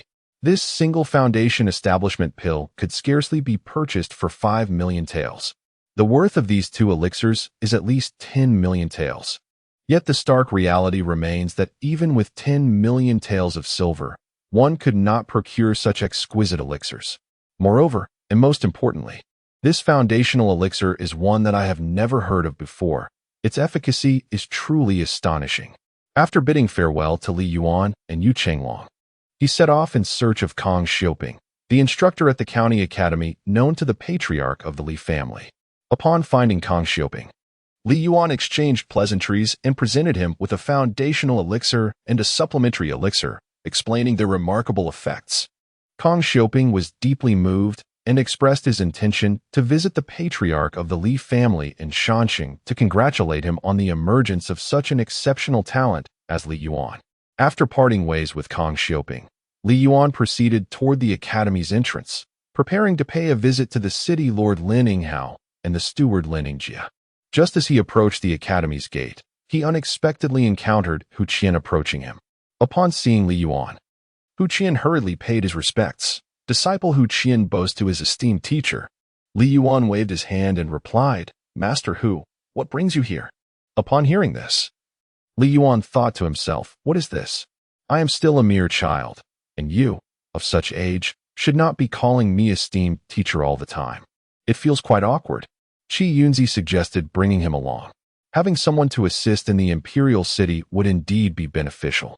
Individuals like Hu Qian, with extensive worldly experience, are reliable and seem genuinely loyal, which is particularly commendable. Li Yuan stated, You may accompany me to the imperial city, but refrain from calling me esteemed teacher incessantly. You are of considerable age, while I am still just a child. It feels quite out of place. Hu Qian replied, Once a teacher, always a teacher. Age matters not. The accomplished are mentors, and the capable are teachers. You are indeed my esteemed mentor. If I err in any way, I humbly request your guidance at any moment. Li Yuan found it challenging to reason with Hu Qian, who was so obstinately rigid, yet he also appreciated Hu Qian's unwavering loyalty to himself. So he chose to let the matter rest. They proceeded to the city lord's mansion. Along the way, Li Yuan addressed Hu Qian, saying, Your friend dispatched to Shanxing. Named Wang Quan, is he not? I am truly grateful for his willingness to assist in overseeing the Li family. I possess a foundational elixir and a supplementary elixir that I wish to present to Wang Quan. Initially, I intended to entrust these two elixirs to you for delivery. However, since you are accompanying me, these elixirs, Hu Qian interjected, Wang Quan is my brother through life and death. This matter is easily resolved. I shall find another person to deliver them to him. Li Yuan replied, Let us first see the city lord upon our arrival at the mansion. Upon reaching the city lord's residence, Li Yuan requested an audience with Lord Lininghao. Upon hearing of Li Yuan's arrival, Lininghao hurriedly came out to greet him. Having met with Lin Taiqing the previous day, Lin Taiqing had informed Lininghao and Liningjia of the efficacy of the foundational elixirs refined by Li Yuan. Naturally, Lininghao and Liningjia were filled with anticipation for Li Yuan's foundational elixirs. Therefore, how could they refrain from hastening to welcome him? Lininghao ushered Li Yuan into his chamber. Upon entering, Lininghao was astonished. Such a plethora of foundational elixirs, supplementary elixirs, and pulse-reinforcing elixirs. What a fortune they must be worth. The spiritual materials he had provided to Li Yuan, although valuable, paled in comparison to the worth of these elixirs. Perhaps merely a fraction of their total value. Lininghao promptly commanded someone to summon Liningjia. Once Liningjia arrived, Lininghao recounted the situation to him in detail. Liningjia was taken aback and found himself in a dilemma after hearing the news. So many elixirs. Precious elixirs. Exceptional elixirs. How wonderful it would be if we could procure them all. Unfortunately, the city lord's mansion lacks sufficient funds. Perhaps even selling the mansion would not cover the cost of these elixirs. Liningjia awkwardly remarked, These elixirs are truly magnificent, but alas, they are far too precious for us to afford. Lininghao then addressed Liningjia, saying, Since our young friend Li Yuan has expressed this, let us owe him a favor for the time being. Please go to the treasury of the city lord's mansion and retrieve all the spiritual herbs, celestial materials, and all the wealth we possess, and present them to our young friend Li Yuan as a modest compensation. Linningjie agreed with a nod and departed. However, Linningjie had already left. In Chapter 53, the martial king attacks. Li Yuan turned to Linninghao and said, "Esteemed city lord, I have a request. I wish to ask for your assistance in sending some elixirs to the mountain outpost." Linninghao replied, "This is a trivial matter. I shall find someone immediately to assist you with the delivery of the elixirs." With that, he instructed his men to summon a man named Lin Tade. After a short while, someone entered to report, "Lin Tade has arrived." Linninghao commanded them to bring Lin Tade in. Upon entering, Li Yuan observed that Lin Tade was a tall man, in his 50s or 60s, possessing the strength of an 8th-level martial artist. Lin Tade entered and paid his respects to Linninghao. Linninghao introduced, "This is Master Alchemist Li Yuan. He wishes to send some elixirs to the mountain outpost for his family and seeks your assistance in this matter." Lin Tade responded affirmatively, "As you command." Li Yuan produced the elixirs he had concocted and informed others which were intended for his family, which were meant for his own household, which were for his grandmother's family, and those designated for Wang Quan. Additionally, he bestowed several elixirs upon the Wang family of Shancheng as a token of gratitude for their assistance in escorting him to the county city. Subsequently, Li Yuan presented a foundation establishment pill and a supplementary foundation pill to Lin Tade, stating, "These 2 elixirs are for you, esteemed Elder Lin. In appreciation of your kindness in bestowing me with pills." Lin Tade glanced at Linninghao, who signaled him to accept the gift. Gratefully, Lin Tade accepted the precious elixirs, fully aware of their immense value. Li Yuan then procured another foundation establishment pill and a supplementary foundation pill, offering them to Lin Tade once more. "These 2 elixirs are for the esteemed Lin Taichi, dispatched by the city lord's mansion to the Wang family in Shancheng." As a heartfelt acknowledgement of his care for the Li family, Lin Tade promptly accepted them, expressing gratitude on behalf of Lin Taichi. Li Yuan then presented several elixirs to Linninghao, requesting him to deliver them to Wang Yuexin and Lin Junwei. Linninghao received the elixirs with thanks and sent someone to invite Lin Junwei and Wang Yuexin to his residence. After a short wait, Lin Junwei and Wang Yuexin arrived at Lin Yinghao's abode, both beaming with joy. Upon seeing them, Li Yuan hurried to greet them, and they reciprocated with equal enthusiasm. Li Yuan was particularly delighted to see Wang Yuexin, having traveled with her from Shancheng, and he held a special fondness for her, which made their encounter feel especially warm and familiar. After a while, Lin Yingjie approached, retrieving various spiritual materials, gold, silver, and several ancient artifacts and paintings from a storage bag, seemingly having collected all the valuable items from the warehouse. Li Yuan had initially no intention of accepting these offerings, but after the persistent entreaties of Lin Yinghao and Lin Yingjie, he reluctantly accepted some spiritual materials and a modest amount of silver, firmly declining the rest, which left Lin Yinghao and Lin Yingjie with no choice but to acquiesce.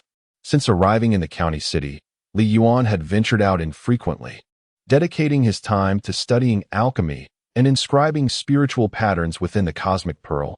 Thus he had made but a few acquaintances. Soon, he bid farewell, and at that moment, Zhao Taijun and others who had come to greet him were fully prepared. The group, grand and imposing, exited the city lord's mansion, making their way towards the imperial city. The imperial city lay over 10,000 miles away, and the journey was fraught with towering mountains, vast rivers, marshes, and dense forests, rendering the path exceedingly treacherous. Even though the entire party comprised martial cultivators, reaching the imperial city would take them at least a month. Li Yuan rode a sweat-dripping dragon horse. Positioned in the midst of the procession, practicing the internal cultivation method of the chaotic art as he walked. Due to the thinness of the spiritual energy in the environment and the inability to meditate while on the move, the effectiveness of his practice was greatly diminished, barely yielding any results. Occasionally, he attempted to cultivate the newly emerged soul technique, the soul needle, from the chaotic soul cultivation art.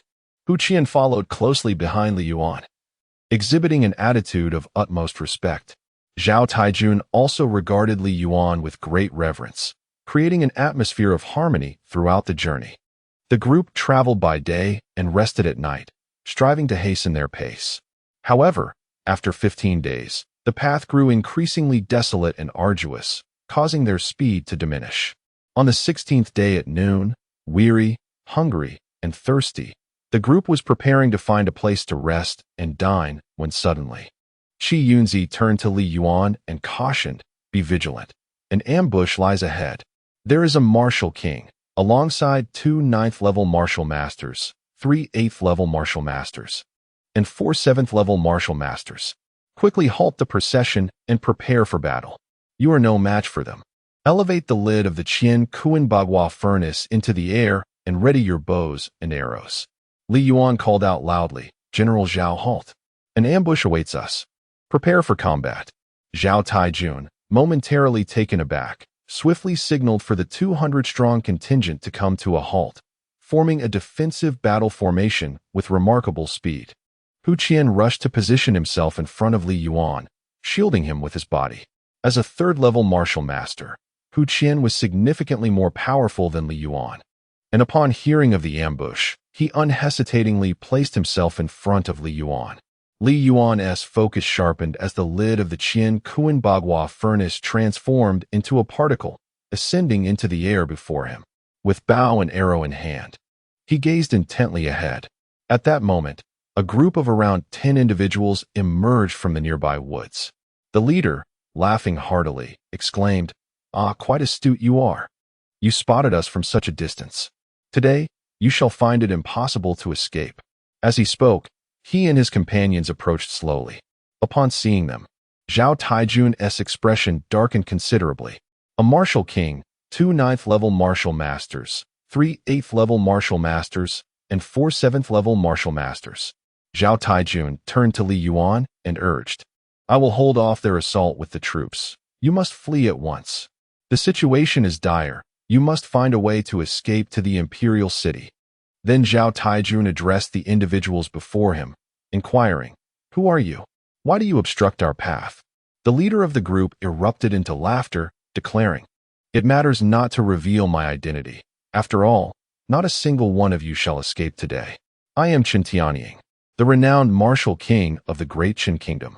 My mission is to eradicate the exceptionally gifted young talents of the Great Xia Kingdom before they have the chance to mature, ensuring their demise in utter humiliation." Ha. Zhao Tianying's expression shifted dramatically. He realized that Martial King Qin Tianying was a formidable 1st-level martial king, celebrated for his unparalleled speed and agility, making him exceedingly difficult to capture or destroy. In the southwestern battlefield, 2 3rd-level martial kings from the Great Xia Kingdom had previously attempted to apprehend Qin Tianying, but had failed miserably, allowing him to escape. Now, standing before him was the very Qin Tianying. Given his leadership of this group, alongside Li Yuan and Hu Qian, the prospect of escape seemed utterly futile. In the presence of martial king Qin Tianying, they would all feel as helpless as chicks facing a hawk, unable to flee. Zhao Taijun signaled to Li Yuan, then drew his battle blade, preparing to confront Qin Tianying's assault, hoping to buy Li Yuan precious moments to flee. With a wave of his hand, Qin Tianying grinned menacingly and commanded, "Attack." As Li Yuan focused his thoughts, the lid of the Qian Kuanbagua furnace, suspended in midair, suddenly transformed into a colossal cover, weighing several 100,000 pounds, plummeting downward. Qin Tianying and his 10 companions sensed something amiss, glancing upward just in time to witness the enormous lid descending upon them. The 10 individuals hastily extended their hands to brace against it. But could the swiftly descending heavy lid be resisted by mere hands of these few individuals? Li Yuan's mental force had long been imprinted upon Qin Tianying and the arrowhead. He witnessed Qin Tianying reaching out to prop up the lid, and instantly drew his bow to shoot. The arrow seemed to transcend both time and space, directly piercing into Qin Tianying's eye. Previously, Qi Yunzi had informed Li Yuan to aim for Qin Tianying's eyes, as he was a martial king with an exceptionally resilient body. The bows and arrows at Li Yuan's disposal were merely ordinary ones, not spiritual artifacts, making it exceedingly difficult for them to penetrate Qin Tianying's formidable physique. Only by targeting his eyes could there be a chance of inflicting harm. Just as Qin Tianying attempted to brace against the falling lid, an arrow suddenly flew forth, striking directly into his eye. With a cry of agony, he hunched down and retreated, escaping the cover of the lid. The lid, akin to a colossal mountain, crashed down heavily. The remaining 9 individuals trying to prop it up were crushed like cucumbers under a hammer, reduced to pulp. Thus, a sudden crisis was abruptly averted. Faced with the enormous lid plummeting from the heavens, Zhao Taijun and the others stood in stunned silence. What is this object? How did such a thing fall from the sky? Qi Yunzi, from within the cosmic pearl, urged, quickly secure the lid and prepare for battle. Your experience is woefully inadequate. Should that martial king decide to strike at this moment, you would have no time to react. Remember, every battle requires your utmost effort. After each attack or defense, you must recover with the utmost speed, preparing yourself for the next confrontation. Li Yuan hastily secured the lid, preparing to confront the assault of the martial king. Chapter 54. The Art of Crafting Second-Level Spirit Artifacts. The onlookers were utterly astonished, gazing at the lid, when suddenly, it vanished from sight. With the lid gone, they beheld the gruesome sight of 9 individuals from the great Qin kingdom, reduced to mere pulp upon the ground. Their astonishment and disbelief deepened. Li Yuan summoned the lid of the Qian Kuan Bagua furnace to float once more in the air, transforming it into a minuscule particle, ever ready to counter the impending attack of the martial king. Qi Yunzi instructed, have someone gather the storage bags of these individuals. We must ascertain if there are any useful items among them. The situation is dire. Should the martial king strike again and penetrate the crowd, your lid will prove futile, and all 200 of these people may fall to his wrath. Inform Zhao Taijun to pause for the moment and be wary of the martial king's sudden onslaught. You must separate from them. Let them remain in the light while you conceal yourself in the shadows, retreating into the universe pearl. Li Yuan conveyed to Zhao Taijun to collect the storage bags of the fallen, arranging a defensive formation to guard against the martial king's attack. He assured Zhao that he would remain hidden, poised to ambush the martial king. However, Zhao Taijun urged Li Yuan to flee swiftly, as he would lead the team to intercept Qin Tianying's assault, thus granting Li Yuan a chance to escape. Li Yuan resolutely declared that he would not flee alone. He would remain concealed to strike at Qin Tianying. Furthermore, he expressed a desire to consult General Zhao regarding the acquisition of rare materials for crafting. He intended to borrow them momentarily, promising to repay double upon reaching the imperial city. Zhao Taijun responded, what need is there to speak of repayment? If we cannot withstand the onslaught of the formidable King Wu, Qin Tianying, and no one comes to our aid, we shall face total annihilation. What then can we discuss regarding precious materials? Zhao Taijun commanded, whoever possesses any rare materials suitable for forging, please contribute them. Should fortune favor us, and we survive, I shall repay everyone generously. All understood the gravity of the present crisis, and one by one, the rare materials were gathered. Li Yuan received these precious items and stored them within the cosmic pearl. He then concealed himself within the nearby thicket. Zhao Taijun ordered the formation of a defensive line to repel the attacks of the King Wu. Li Yuan evaded the crowd and entered the cosmic pearl. Qi Yunzi addressed Li Yuan. To thwart the assault of this King Wu, you must at least employ a Grade 2 spirit weapon, specifically a Grade 2 bow. You must begin learning how to forge such a weapon. Li Yuan replied, I have yet to forge a single Grade 1 spirit weapon. How could I possibly create a Grade 2 bow? Qi Yunzi responded, you have already mastered the blueprint for Grade 1 spirit weapons with great proficiency. You will swiftly learn the blueprint for Grade 2 spirit weapons. A Grade 2 spirit weapon is merely a matter of first forging a Grade 2 weapon blank, and then inscribing the corresponding spirit pattern upon it. For now, focus on learning to forge the Grade 2 weapon blank. Based on the inherent qualities of the spiritual materials, they can be classified into levels such as Grade 1, Grade 2, and so forth. Each level of material can forge a corresponding level of weapon blank. You possess a piece of Grade 2 spiritual material, Huanglong wood, which can be fashioned into the bow body of a Grade 2 bow. This chaotic silkworm silk can serve as the bowstring. And here is a shaft of arrow reed for the arrow shaft, while the arrowhead can be crafted directly from chaotic essence stone. On the arrowheads crafted from chaotic essence stone, engravings of penetrating runes and explosive runes are inscribed. With these arrowheads made from chaotic essence stone, a mere 3 or 4 second-tier spiritual arrows suffice to slay this martial king.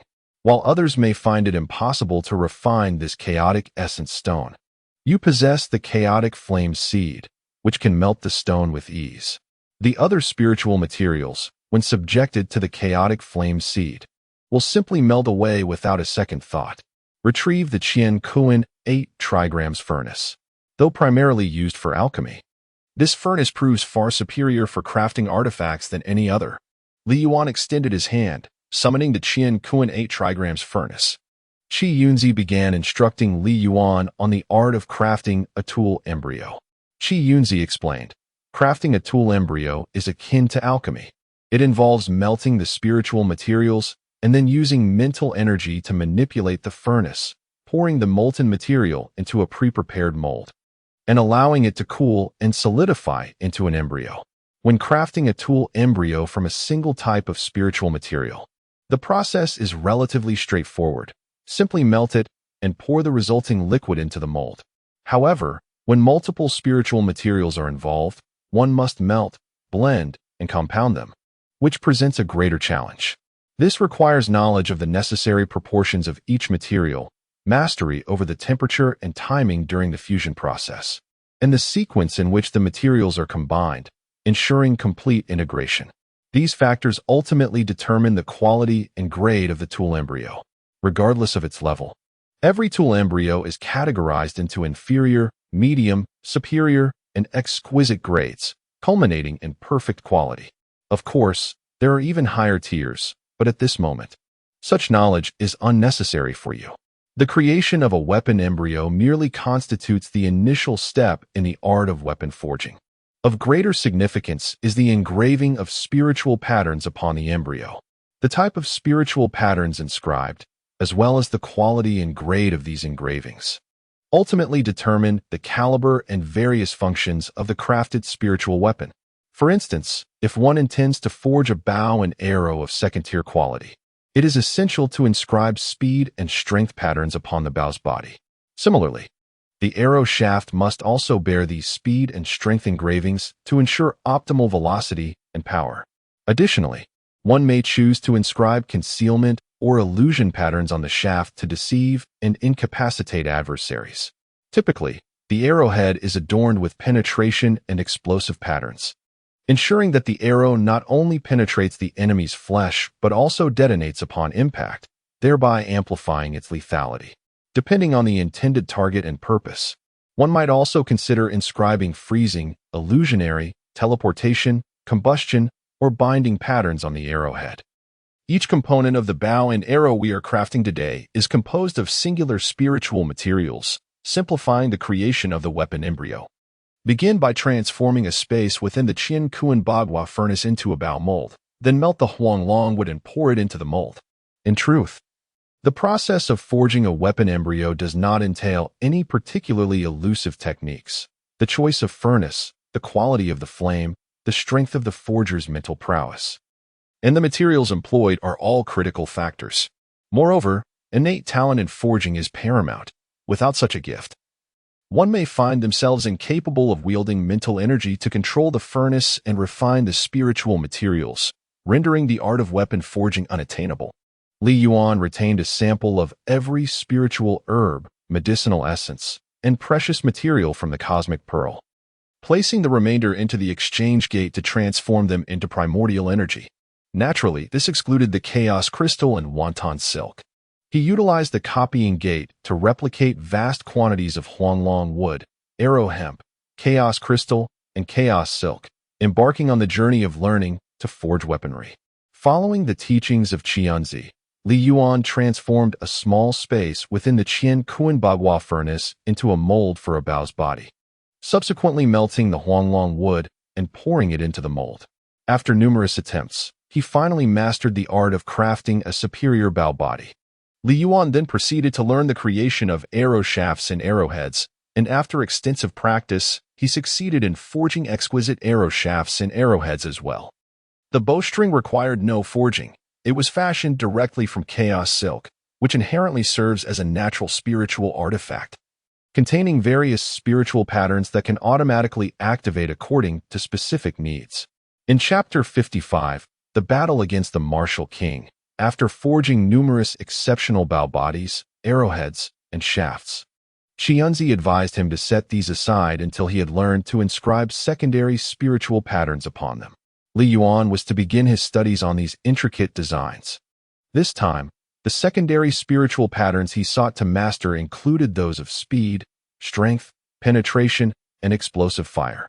Under Qianzi's guidance, Li Yuan replicated numerous spiritual boards and commenced his lessons in engraving these 4 types of secondary spiritual patterns.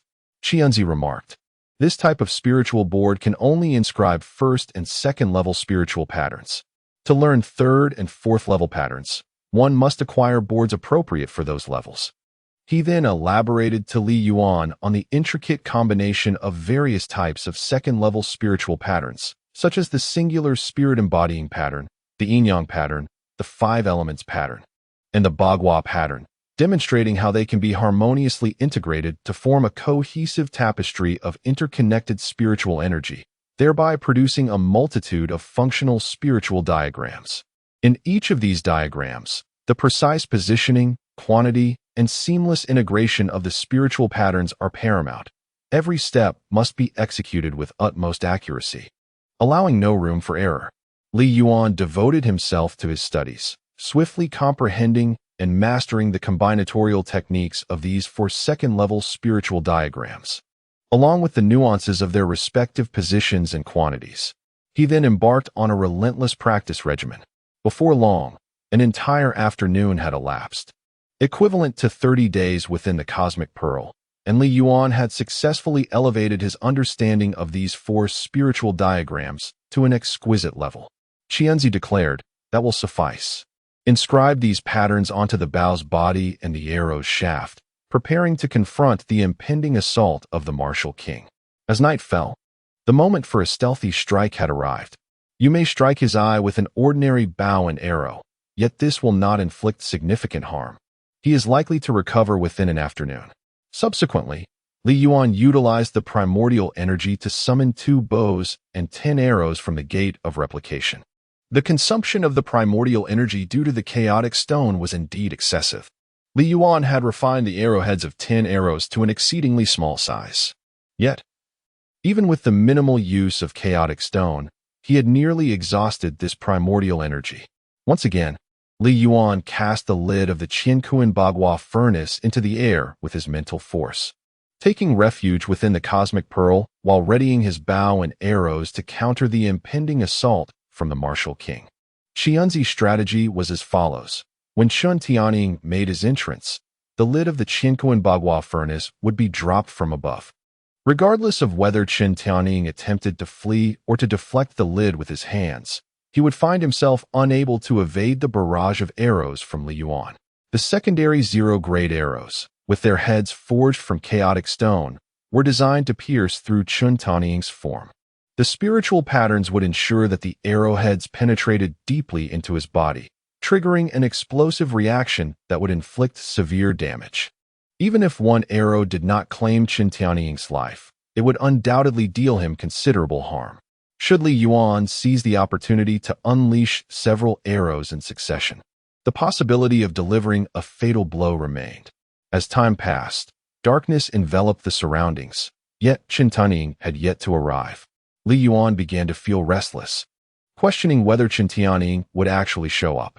Qianzi reassured him, urging patience. "Do not rush. Such matters require time. In the future, you will understand that sometimes one must wait for decades, even millennia. This brief moment you have spent waiting is but a trifling duration." Moments later, within the Cosmic Pearl, 5 days had elapsed. Li Yuan, his mind in turmoil, intermittently practiced the soul techniques from the chaotic soul cultivation method. Suddenly, Qianzi exclaimed, "Prepare yourself. He is coming."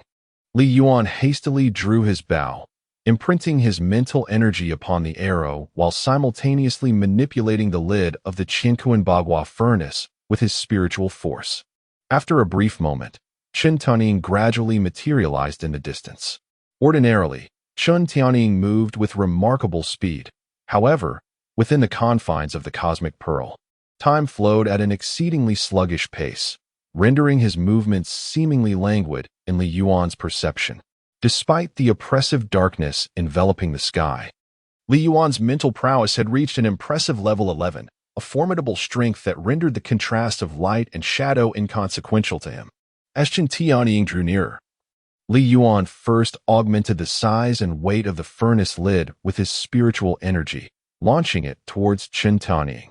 He then inscribed his mental force upon Chen Tianying's form, releasing the arrow aimed directly at him. Initially, Li Yuan's strategy appeared to be quite promising. However, an unforeseen event transpired.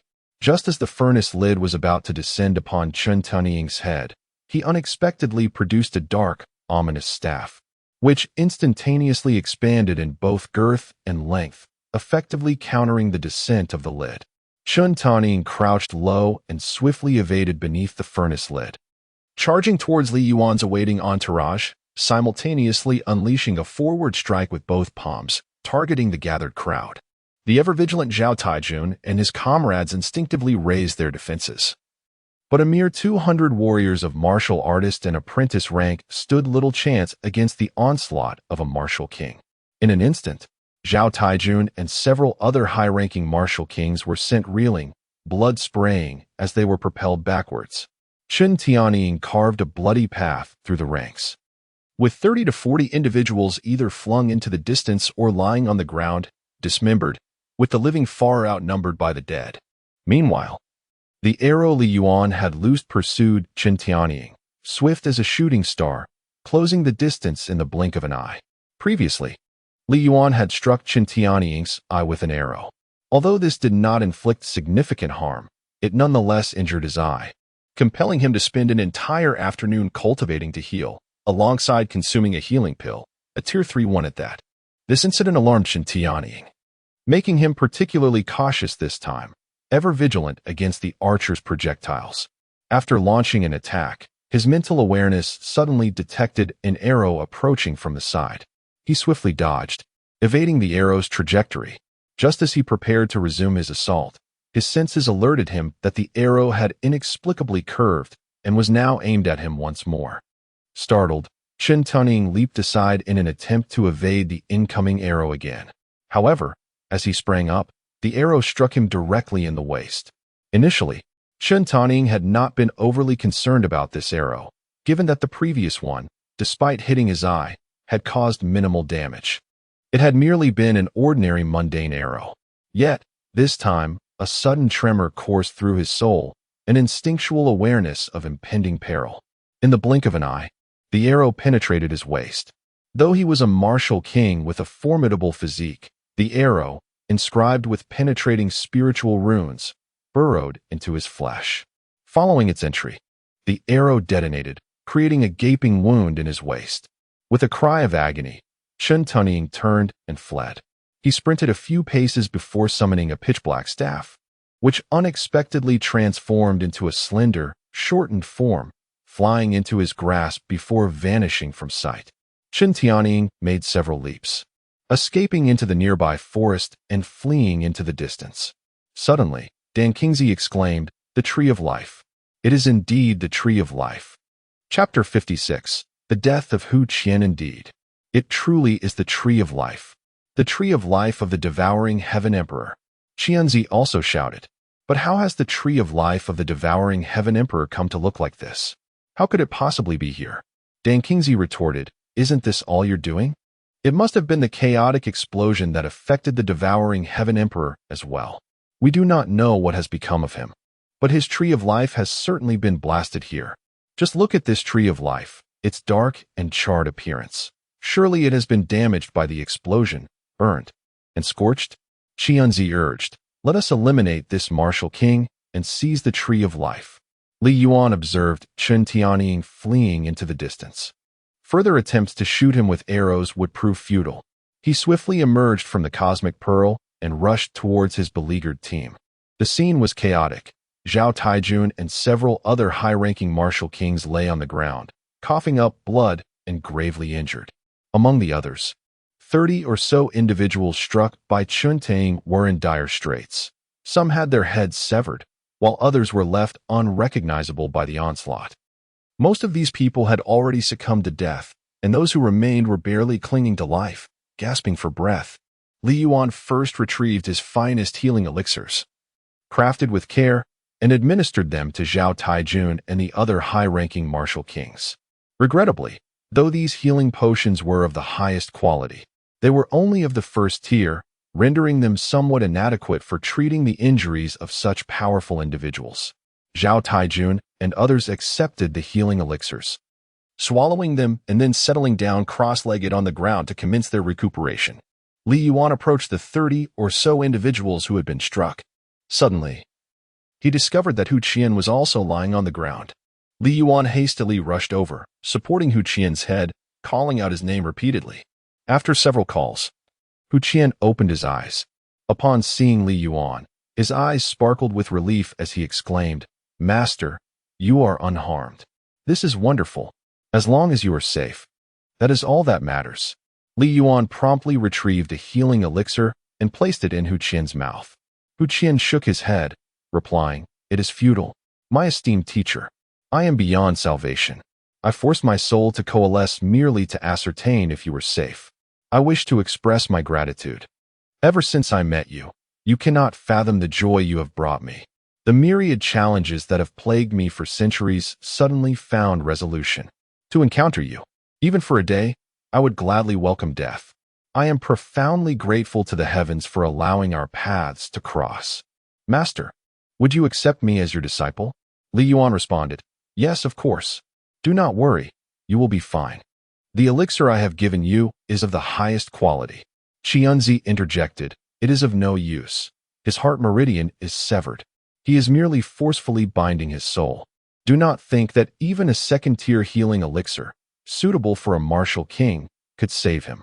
It is rare to find such an exceptionally loyal individual." Hu Qian's eyes lit up again, filled with excitement as he proclaimed, "Wonderful. Thank you, Master. Please allow me to pay my respects." Hu Qian attempted to rise, yet his body only shifted slightly before his head tilted, and he collapsed, lifeless. "No!" Li Yuan cried out. "Hu Qian! Hu Qian!" Hu Qian would never again open his eyes. "I shall make Chun Tianying and the great Qin kingdom pay their blood debts." Li Yuan roared, "Elders, why did we not retreat into the cosmic pearl after Chun Tianying's initial assault, knowing full well that we were no match for the martial king?" Li Yuan inquired, his heart heavy with sorrow, the tone of his voice bordering on accusation as he addressed Qianzi and the others. Qianzi replied, "You do not understand. The cosmic pearl must remain a secret from outsiders. Even amidst chaos, the cosmic pearl is an extraordinary treasure. If outsiders were to learn of it, unforeseen calamities could arise. Your cultivation is still low, and the people of your realm possess little strength. It is beyond their imagination that such a treasure as the cosmic pearl exists. However, when you ascend to the immortal realm, the divine realm, or venture into chaos or alternate universes, should powerful beings from other races, including demons, spirits, or other formidable entities, catch wind of the cosmic pearl's existence, they will pursue it relentlessly, tracing its origins back to this very place. Some malevolent individuals, in their quest to safeguard a secret, would not hesitate to annihilate an entire realm or obliterate it into nothingness. For those with great power in the divine realm, extinguishing a lower realm is as simple as a mere flick of the wrist. The ruthlessness of the martial world, where the strong prey upon the weak, is beyond your current comprehension. Today, you have saved several individuals, potentially sacrificing the lives of countless others in this entire realm." Li Yuan was rendered speechless, yet his heart was heavy with sorrow and indignation. After a moment of contemplation, he inquired, "Esteemed seniors, is there truly no way to save Hu Qian?" Qianzi replied, "For those of profound martial prowess, it is indeed feasible to revive a soul on the brink of extinction, but certain conditions must be met. First, one must possess the ability to forcibly coalesce a dissipating soul. Additionally, One requires rare celestial artifacts such as soul-nourishing wood and soul-summoning banners, which provide refuge for the spirit. Lastly, one must have access to extraordinary objects that can reconstruct the physical form. Therefore, given your current capabilities, it is impossible to revive Hu Qian. Dan Kingsley added, although we cannot aid you in resurrecting Hu Qian, we can assist you in vanquishing Chun Tianying and obliterating the great Qin kingdom. Qianzi emphasized, the most crucial element is to acquire the divine tree of life. He continued, now, let us strategize on how to eliminate this martial king. This martial king excels in agility and speed, so to defeat him, we must ensnare him, preventing his escape, and possess the means to vanquish him. Currently, the martial king is injured. He requires at least a day to recover. During this time, you must first teach this team a combined formation technique, ensuring they can contend with the martial king. Once we have him ensnared, they will have the capacity to inflict harm upon him. Additionally, you must learn several formations and set them up here to guarantee his entrapment, ultimately leading to his demise. Dan Kingsley remarked, before anything else, Li Yuan must first concoct some second-tier healing elixirs to tend to the injuries of these individuals. He then instructed Li Yuan, administer the first-tier healing elixirs you have prepared to the injured, and subsequently, step into the Cosmic Pearl. Li Yuan approached the group afflicted by Chun Tianying's attack, observing the ground strewn with 3 or 4 dozen individuals. Most lay lifeless, with fewer than 10 clinging to faint breaths. He produced a dozen exquisite first-tier healing elixirs, enlisting the aid of others to ensure the injured consumed them. Afterward, Li Yuan withdrew to a secluded grove, out of sight, before channeling his consciousness to enter the Cosmic Pearl. Chapter 57. Arranging the formation. Upon entering the Cosmic Pearl, Dan Kingsley stated, our first task is to formulate the second-tier healing elixirs. These elixirs are categorized into various types, those specifically for replenishing blood, realigning bones, calming the mind, nourishing the kidneys, healing the liver, and treating the lungs, among others. Such specialized healing elixirs are remarkably effective against particular ailments. There exists also a type known as the universal healing elixir, which can address any injury, albeit with somewhat diminished efficacy compared to the specialized ones. I have assessed the second-tier spiritual herbs and medicinal plants within this space, and we possess sufficient materials to concoct the universal healing elixir. Allow me to guide you in its preparation. It is imperative to heal these advanced martial artists before instructing them in the combined attack formation. Otherwise, the formation cannot be established. Within the Cosmic Pearl, 5 days elapsed before Li Yuan successfully crafted a batch of 9 exquisite second-tier healing elixirs. Li Yuan employed the primordial power to extract 9 exquisite second-tier healing elixirs from the Gate of Replication. Subsequently, he emerged from the Cosmic Pearl and entrusted these 9 superior healing elixirs to Zhao Taijun, instructing him to distribute them among the injured high-ranking martial artists. This formation could be configured for a decapitation of 10, 100, or even 1,000, with the potency of the collective strike amplifying in correlation to the number of participants. The Venerable Qianzi first directed Li Yuan to inscribe the spiritual patterns of this collective assault formation, given that over 30 had perished at the hands of Chun Tianying, leaving merely 160 in their ranks. Qianzi devised the formation for a 100-man strike. He meticulously elucidated to Li Yuan the nature of each spiritual pattern, the singular essence-infusing pattern, the yin-yang pattern, the 5 elements pattern, and the bagua pattern, detailing their respective positions, quantities, and the harmonious integration of these elements. After 5 days, Li Yuan had fully mastered the technique for inscribing the spiritual patterns of the 100-man decapitation formation. Emerging from the Cosmic Pearl, he found that an hour had elapsed, during which Zhao Taijun and the others had largely recovered from their injuries thanks to the elite healing elixirs provided by Li Yuan. Approaching Zhao Taijun, Li Yuan conveyed the intricacies of arranging the collective assault formation. Zhao Taijun, astonished, marveled at the existence of such a formidable formation. Li Yuan began by explaining how to set up the formation, detailing how each individual could channel their inner spiritual energy to converge their strengths in a unified assault. against their foes. Li Yuan imparted the techniques of initiating formations, uniting the strength of the masses, directing and leading the collective assault against adversaries, maneuvering and altering formations to Zhao Taijun, enabling him to train the others in hopes that they could swiftly master these formations. Subsequently, Li Yuan once again withdrew from the crowd and entered the Cosmic Pearl, allowing Qianzi to instruct on the arrangement of formations. Qianzi remarked that formations are not particularly mysterious. They merely involve enlarging the spirit pattern diagrams, and in some exceptional cases, reducing them, then inscribing them upon the earth. Some arrangements may also be set in the air or water. However, these present certain challenges and necessitate specific spirit patterns and methods. If the focal point and foundation of the formation are situated near natural spirit stone mines that can provide a source of spiritual energy, the formation can be activated and set into motion immediately. In the absence of such a source, one must place spirit stones or other energy-releasing spiritual objects at the focal points and foundations to supply the formation with the necessary energy for activation and operation. After elucidating the principles and methods of formation arrangement, Qianzi began teaching Li Yuan the spirit pattern diagrams for 4 types of formations: the encirclement formation, the killing formation, the confusion formation, and the illusion formation.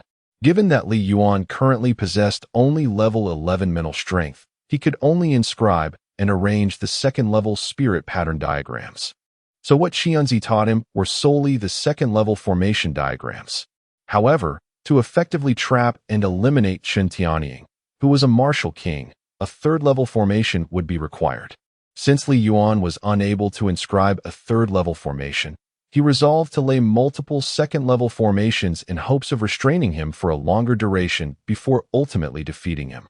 50 days elapsed within the Cosmic Pearl. Li Yuan has finally mastered the intricate techniques of engraving several formations, adeptly combining them to create scenarios where entrapment leads to destruction, and illusions serve to bewilder. Qi Yunzi instructed Li Yuan to divide the remaining primordial energy into dozens of smaller fragments, and then to venture forth to set up the formations. Upon exiting the Cosmic Pearl, Li Yuan sought out Zhao Taijun, who was seen commanding his troops in the practice of the 100-man slaughter formation. Perhaps sensing the looming threat of death, this Imperial Guard practiced with exceptional fervor, achieving remarkable results, as they had begun to establish the formation, ready for a coordinated strike. Li Yuan called Zhao Taijun over and articulated his objective: to eliminate the martial king, Chen Tianying. He then elaborated on his plan, detailing that he would arrange 4 formations on the ground: 1 for entrapment, 1 for slaughter, 1 for bewilderment, and 1 for illusion. He instructed Zhao Taijun to lead the 100-man slaughter formation team into the pivotal position of the formations. When Chen Tianying approached, Li Yuan would activate the formations to ensnare him, after which Zhao Taijun would command the Imperial Guard to execute the combined assault of the 100-man slaughter technique to eliminate Chen Tianying.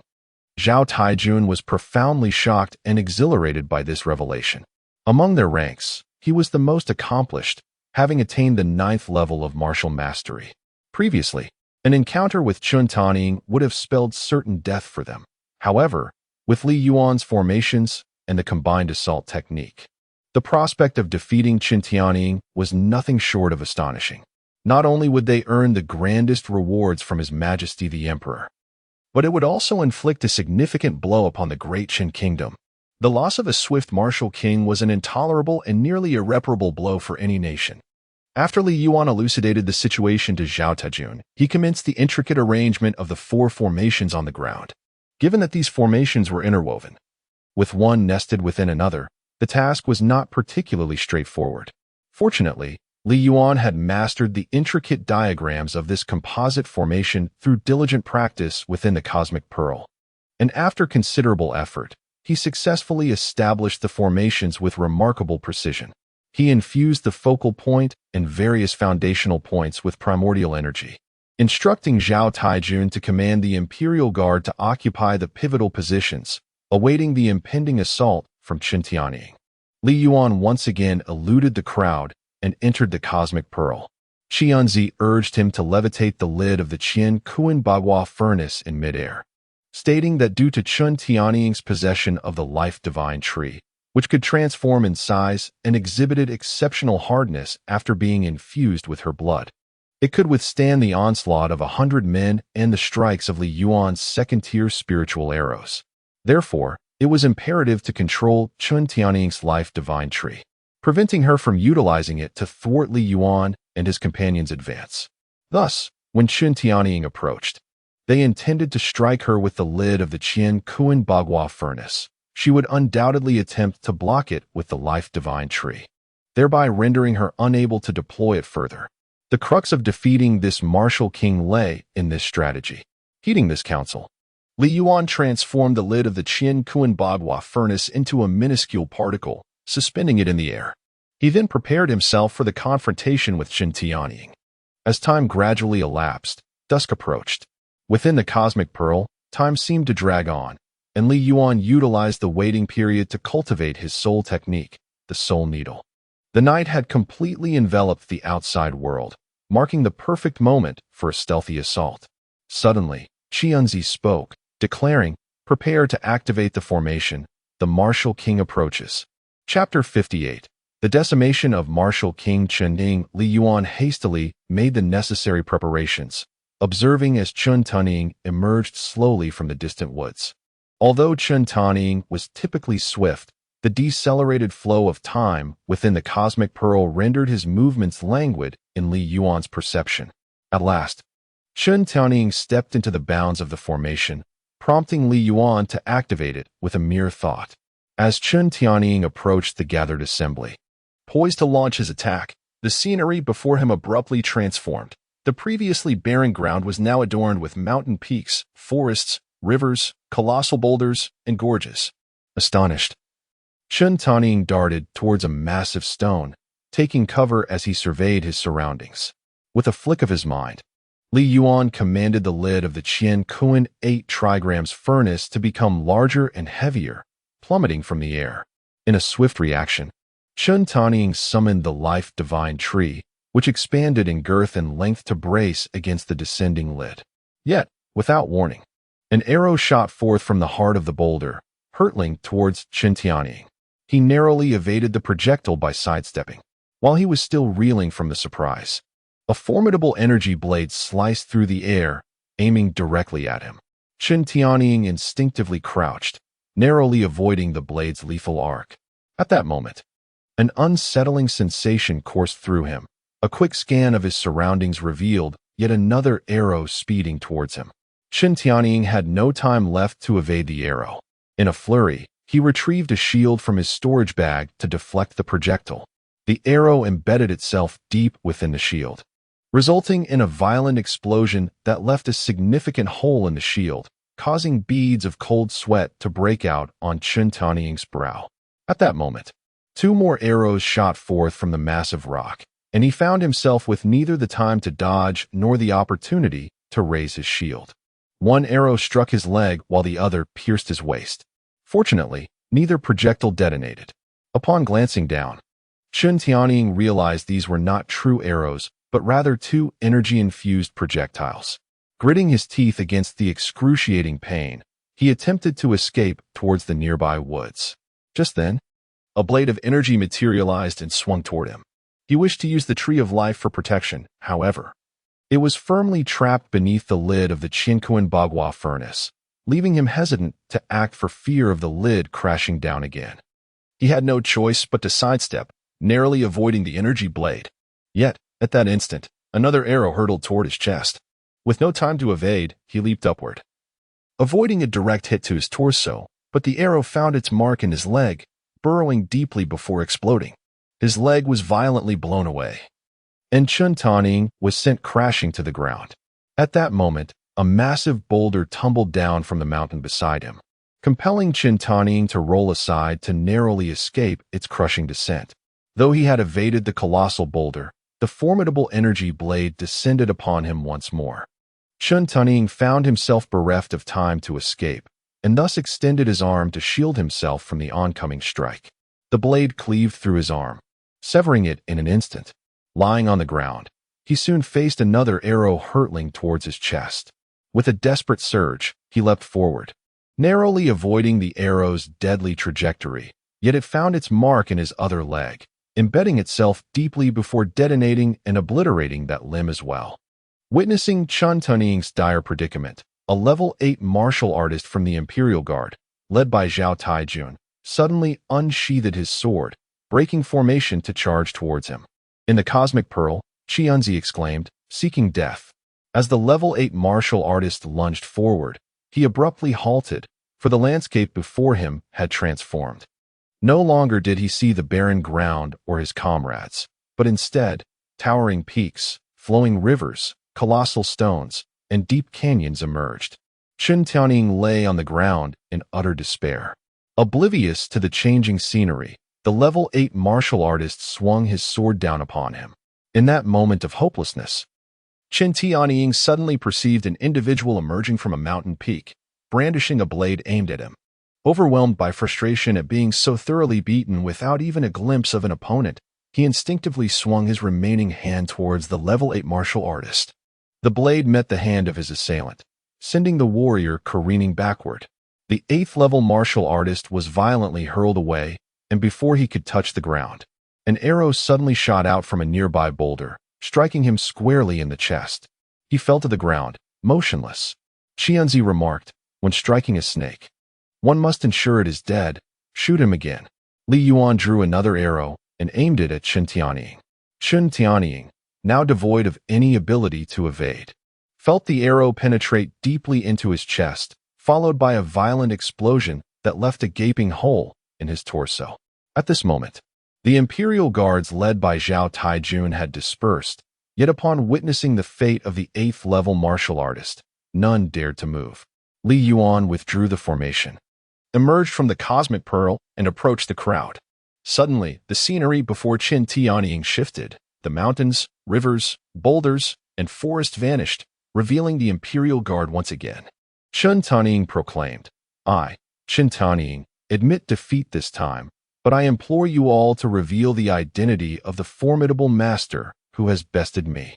I was thoroughly prepared. I used this black staff to brace against the lid, and employed the 3rd-grade spiritual artifact, the Dragon Ting Iron Shield, to deflect your archer's arrows. If I could withstand just one shot, I would surge into your ranks and eliminate you all." In the Cosmic Pearl, Qianzi interjected, "Stop engaging him in idle chatter. Swiftly dispose of him to prevent any unforeseen circumstances. Should another powerful enemy emerge now, all your efforts will be for naught." Li Yuan readied his bow, but Qianzi cautioned, "Do not waste arrows. You have no idea how precious this Chaos Gang stone is." Li Yuan sheathed his bow, signaling Zhao Taijun to act. Zhao Taijun swung his blade towards Chen Tianying, who, with unwavering resolve, countered with his lone arm, disregarding the imminent strike. In response, Zhao Taijun was compelled to parry Chen Tianying's advancing arm with his weapon, the blade sinking into Chen's flesh. However, the force of the blow sent Zhao Taijun hurtling away. Several other elite martial artists brandished their weapons, launching an assault on Chen Tianying, yet he, with his injured arm, adeptly fended off their attacks, sending them sprawling. Absent the 100-man formation and the intricate traps set by Li Yuan, these skilled fighters found themselves utterly unable to subdue a severely wounded martial king, whose limbs were reduced to just one arm. In a desperate attempt, he unleashed a soul needle towards Chen Tianying, which penetrated the depths of his mind. As Chun prepared to deflect Zhao Tiejuan's blade, a sudden pain pierced his consciousness, rendering his soul hazy and immobile. Zhao Tiejuan's massive sword struck true, cleaving a gaping wound into Chun Tianying's neck, from which torrents of blood gushed forth, dimming the light in his eyes. Chapter 59. The Tree of Life. The onlookers stood before the lifeless form of Chun Tianying, enveloped in silence, grappling with the surreal nature of the moment. It felt like a dream. How could they, mere mortals, have vanquished a martial king? A warrior renowned for his swiftness. A martial king who had effortlessly evaded capture by 2 third-level martial kings. Li Yuan closed the lid of the Qian Kuanbagua furnace and let a single drop of blood fall onto the Tree of Life. Moments later, He felt an inexplicable connection to the tree of life, as if it were akin, radiating warmth and familiarity. How could this be? Why does the tree of life evoke a sense of kinship rather than merely representing a spiritual entity transformed by blood sacrifice into a mere connection, capable of changing size at will? Li Yuan, momentarily distracted, focused his thoughts and diminished the tree of life, storing it within the cosmic pearl. The onlookers, long since in awe of Li Yuan, paid no heed to his peculiar actions. Approaching Hu Qian's lifeless form, Li Yuan gazed silently, tears streaming down his face. Meanwhile, Zhao Taijun and others gathered around the fallen imperial guards, paying their respects in solemn silence.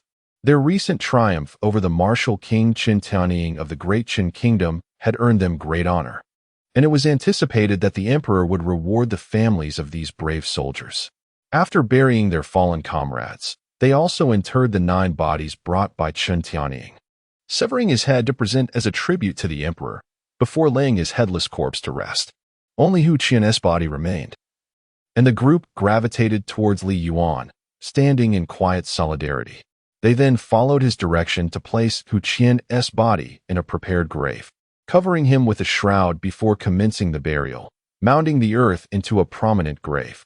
Li Yuan procured a wooden tablet, erecting it at the grave's forefront, inscribing upon it 2 lines, "The grave of disciple Hu Qian," erected by Master Li Yuan.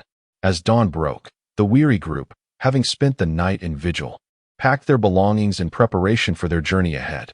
Zhao Taijun took Qin Tianying's storage bag and handed it to Li Yuan, stating, "None among us has the heart for breakfast, hence we shall forego it and depart at once. Once we reach our destination, we can prepare a meal when hunger strikes. This storage bag is entrusted to you. Explore its contents for what you may require." Li Yuan accepted the storage bag and stored it within the cosmic orb. He then addressed the group, "I extend my heartfelt gratitude for your warm welcome and escort, and I apologize for the inconvenience caused.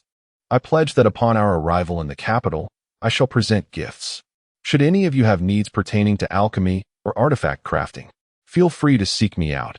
I shall do my utmost to fulfill your requests." Turning to Zhao Taijun, he added, "For the gallant soldiers who made the ultimate sacrifice, I shall bestow gifts in abundance. I kindly ask you, General Zhao, to remember their names, as I shall require your assistance in this matter." Zhao Taijun promptly replied, "Not at all a burden. I would be honored to serve you, young Master Li." With solemn hearts, the group set forth, each individual weighed down by grief.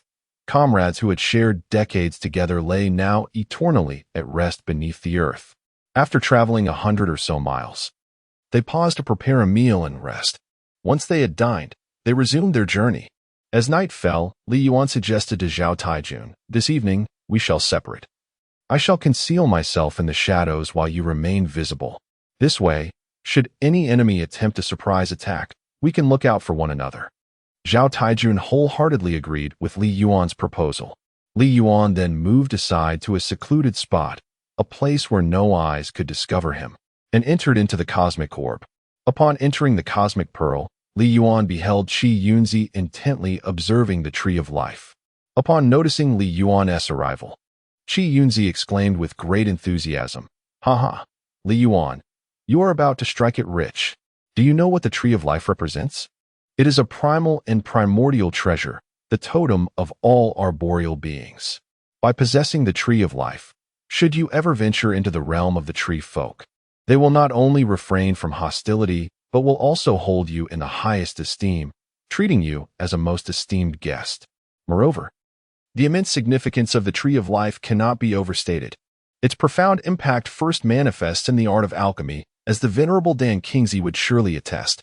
Dan Kingsley remarked, "The tree of life is indeed extraordinary and immensely precious. Provided you possess sufficient energy, you can plant it in the earth, allowing it to sprout, blossom, and bear fruit. Its leaves serve as the principal ingredient for crafting the life elixir. With the leaves of the tree of life, combined with various other spiritual herbs and medicines, one can concoct the life elixir. This elixir can not only eradicate hidden ailments and chronic afflictions within a person, but also restore youth, rejuvenating the body with vitality anew. Furthermore, a single grain of the life elixir can extend the lifespan of any individual, whether mortal, celestial being, or divine entity, by a staggering 100,000 years. Do you comprehend the magnitude of such a revelation? This can revive a life on the brink of extinguishment, allowing one to embark anew on a celestial path of cultivation, breaking through the barriers and realms of their cultivation, thus regaining boundless life and opportunities. Such potential is unmatched by any other form of longevity elixir or life-enhancing potion. While other herbal concoctions may extend a person's lifespan by a remarkable 50 years, the flower of the divine life tree can be refined into a miraculous longevity and beauty elixir. This elixir not only grants an astonishing extension of 100,000 years to an individual's life, but, more importantly, it has the power to transform a person's appearance. An exceptional elixir crafted from the finest flowers of the divine life tree can enhance the beauty of even the most unattractive individual to an extraordinary level, allowing them to maintain their stunning visage until the end of their days. Once you ascend to the celestial realms, you will comprehend that some women cherish their beauty even more than their own lives.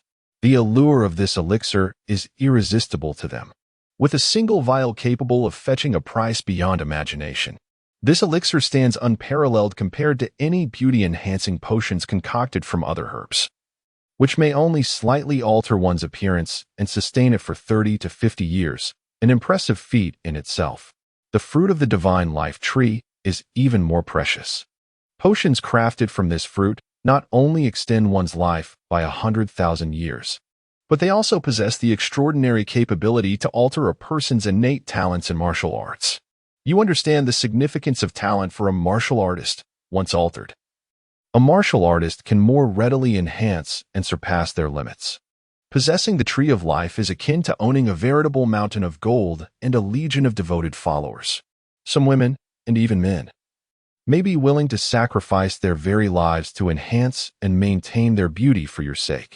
When you eventually attain the ability to concoct the elixir of life, bestowing one upon each of your parents and kin could grant them a lifespan of at least 100,000 years, perhaps even the capacity for eternal life. Li Yuan inquired, "Esteemed elders, how can one cultivate the tree of life to sprout, blossom, and bear fruit?" Qianzi responded, "Energy. As long as you possess sufficient energy, the tree of life can take root, sprout, blossom, and yield fruit." Another significant aspect of the tree of life is that it harbors a tree spirit. The current condition of the tree of life suggests that during the chaos of the explosion, it suffered severe damage, leading to the demise or grievous injury of its spirit, which has since fallen into a deep slumber. Qianzi continued, "You may not grasp the magnificence of the tree spirit. It belongs to the spirit clan, not the tree clan. The tree clan is part of the demon clan, whereas the spirit clan encompasses entities such as thunder spirits and fire spirits, as well as spirits of innate and acquired treasures. They represent the most powerful lineage in the entire universe, with each member possessing unique innate abilities, serving as formidable warriors. The spirit of the Tree of Life is either deceased or gravely wounded, and thus remains in slumber. If it has entered a state of slumber, as long as there is energy to nourish the life-divine tree, the tree spirit can be restored. Should the tree spirit perish, new tree spirits can still emerge provided there is an energy supply. Chapter 60. Arriving at the imperial city, Li Yuan took Chun Tuning's storage bag, and after refining it with his blood, he emptied its contents. To his surprise, there was a substantial amount within, aside from the scattered silver coins. There were silver notes amounting to over 100 million. Additionally, a plethora of spiritual herbs and earthly treasures were present, including several third-tier spiritual herbs and some third-tier earthly treasures. Indeed, Chun Tuning could be considered quite affluent, for third-tier spiritual herbs and earthly treasures are exceedingly rare. This was Li Yuan's first encounter with such valuable items. The remainder of the journey was devoid of any obstacles and proceeded quite smoothly. During the day, Li Yuan traveled alongside his companions, while at night he concealed himself within the cosmic pearl, diligently attending to numerous pressing matters. Some alchemical pills required refining. Various formation spiritual inscriptions needed further practice, and he continued crafting various second-tier spiritual weapon molds and inscribing spiritual patterns within the replication gate. He also persisted in practicing various techniques and martial arts that did not demand energy, beginning to explore and learn the martial arts and techniques detailed in the chaotic formula. 15 days later, they arrived at the imperial city. Outside the city, Li Yuan observed a peculiar phenomenon. Vast fields were cultivated with wheat. Despite it being winter, the green wheat sprouts created a refreshing sight. In the mountain city and the county city, the locals did not engage in farming. In that place, individuals engage in treasure hunting, and commerce. When the seeds of various edible plants reach maturity, people venture into the wilderness to gather them. The vast expanses of wilderness, stretching hundreds to thousands of miles beyond the city, are abundant with numerous edible plant seeds, allowing people to collect freely without concern for sustenance, rendering agriculture unnecessary. Another reason is that outside the mountain city and the county town lies dense forests and deep mountains, teeming with countless wild animals. Even if one wished to cultivate crops, the yield would be insufficient, as the wild creatures would ravage the harvest. However, in the imperial city, due to the large population, foraging for seeds can no longer meet the needs of the inhabitants. Moreover, the wild animals in the vicinity have been nearly eradicated, thus making agriculture a viable possibility. Li Yuan gazed ahead, where the imposing walls of the imperial city loomed large. The walls towered 20 to 30 feet high, manned by rows of soldiers. Before the grand city gates lay a vast plaza, partitioned into numerous pedestrian pathways, each guarded by a line of soldiers inspecting the passers-by. Long queues formed before each passage, awaiting inspection. As Li Yuan and his companions approached the entrance, they presented their documents, and the sentinel soldiers waved them through. They entered the passage, making their way toward the city gates. Upon crossing the threshold, they beheld the broad streets of the imperial city bustling with life. Horse riders, carriage passengers, and pedestrians mingled, while occasionally ranks of soldiers, officials, and royal processions surged through, clearing the way with an air of authority. The streets are lined with a profusion of shops, various hotels, restaurants, inns, pharmacies, and establishments engaged in diverse trades, all exuding an air of opulence amidst the vibrant scene of the imperial city. As Li Yuan strolled forward with the crowd, he was suddenly confronted by a contingent of soldiers. Upon noticing Li Yuan and his companions, the soldiers halted, and a figure clad in the garb of a general on horseback saluted, addressing them. "General Zhao, your journey has been arduous. I am honored to meet you." Vice Commander Feng Shiyun. Zhao Taijun promptly returned the gesture of respect, exclaiming, "Zhao Taijun pays his respects to the esteemed Vice Commander. I appreciate your warm welcome." He then introduced Li Yuan, saying to Feng Shiyun, "This is the young Master Li Yuan, whom His Majesty has entrusted us to escort." Feng Shiyun bowed with courtesy. "It is a pleasure to meet you, young Master Li. Please, allow me to escort you to the barracks of the Imperial Guard for some rest." Li Yuan, bowing in response, humbly replied, "I am unworthy. After you, Vice Commander." He followed Feng Shiyun and the others towards the barracks of the Imperial Guard. Meanwhile, the small squad sent by Zhao Taijun to inform the Imperial Guard had already relayed the incidents that transpired along the way to Vice Commander Feng Shiyun. As they walked, Zhao Taijun elaborated on the events to him, leaving Feng Shiyun utterly astonished. Soon, they arrived at the barracks, where Feng Shiyun instructed Zhao Taijun to accompany Li Yuan for a period of rest while he sought out the commander of the Imperial Guard, Xia Tianwu. Feng Shiyun sought out Xia Tianwu to inform him of the events that transpired on the road, involving Zhao Taijun and others. Li Yuan, accompanied by Zhao Taijun, was resting and conversing when a guard arrived to announce the presence of the esteemed commander of the Imperial Guard, Xia Tianwu, and his deputy, Feng Shiyun. Li Yuan and Zhao Taijun promptly emerged to extend their greetings. Upon exiting the main gate, Li Yuan beheld Feng Shiyun in the company of a figure leading a contingent of the Imperial Guard. Zhao Taijun quickly approached, clasping his hands in a gesture of respect. stating, Zhao Taijun pays his respects to the commander and deputy commander. Xia Tianwu waved his hand dismissively, replying, no need for such formalities, General Zhao. Your efforts are much appreciated. Zhao Taijun expressed his gratitude, saying, thank you for your concern, Commander. He then turned to Li Yuan, introducing him. This is our esteemed commander, Lord Xia Tianwu. Lord Xia is the nephew of His Majesty and has been bestowed the title of King of Tianwu. Li Yuan hurriedly stepped forward to pay his respects, exclaiming, Li Yuan pays his respects to the commander. Zhao Taijun then addressed Xia Tianwu. This is the young prodigy, Li Yuan, whom His Majesty instructed us to welcome. Xia Tianwu acknowledged, young Master Li, I extend a warm welcome on behalf of His Majesty for your arrival. Li Yuan graciously expressed his thanks. The group proceeded into the courtyard and entered the chamber where Zhao Taijun had been attending to Li Yuan. Upon observing Xia Tianwu, Li Yuan was taken aback by his level of cultivation, which was at the 7th rank of the martial king, an achievement that undoubtedly placed him among the elite in the Great Xia Kingdom. Once inside, the group took their seats, and Xia Tianwu inquired of Zhao Taijun, I have heard that you have vanquished the martial king of the Great Qin Kingdom, Qin Tianyi? Zhao Taijun quickly replied, all credit goes to young Master Li Yuan. Without his assistance, our 200-strong contingent would likely have faced total annihilation. It was precisely due to the extraordinary formations devised by young Master Li and his remarkable archery skills that they managed to eliminate Qin Tianyi. Zhao Taijun recounted in detail to Xia Tianwu and Feng Shiyun the events leading to Qin Tianying's demise, commanding the soldiers to bring forth the severed head of their foe. Upon seeing it, Xia Tianwu and Feng Shiyun confirmed it was indeed the head of Qin Tianying.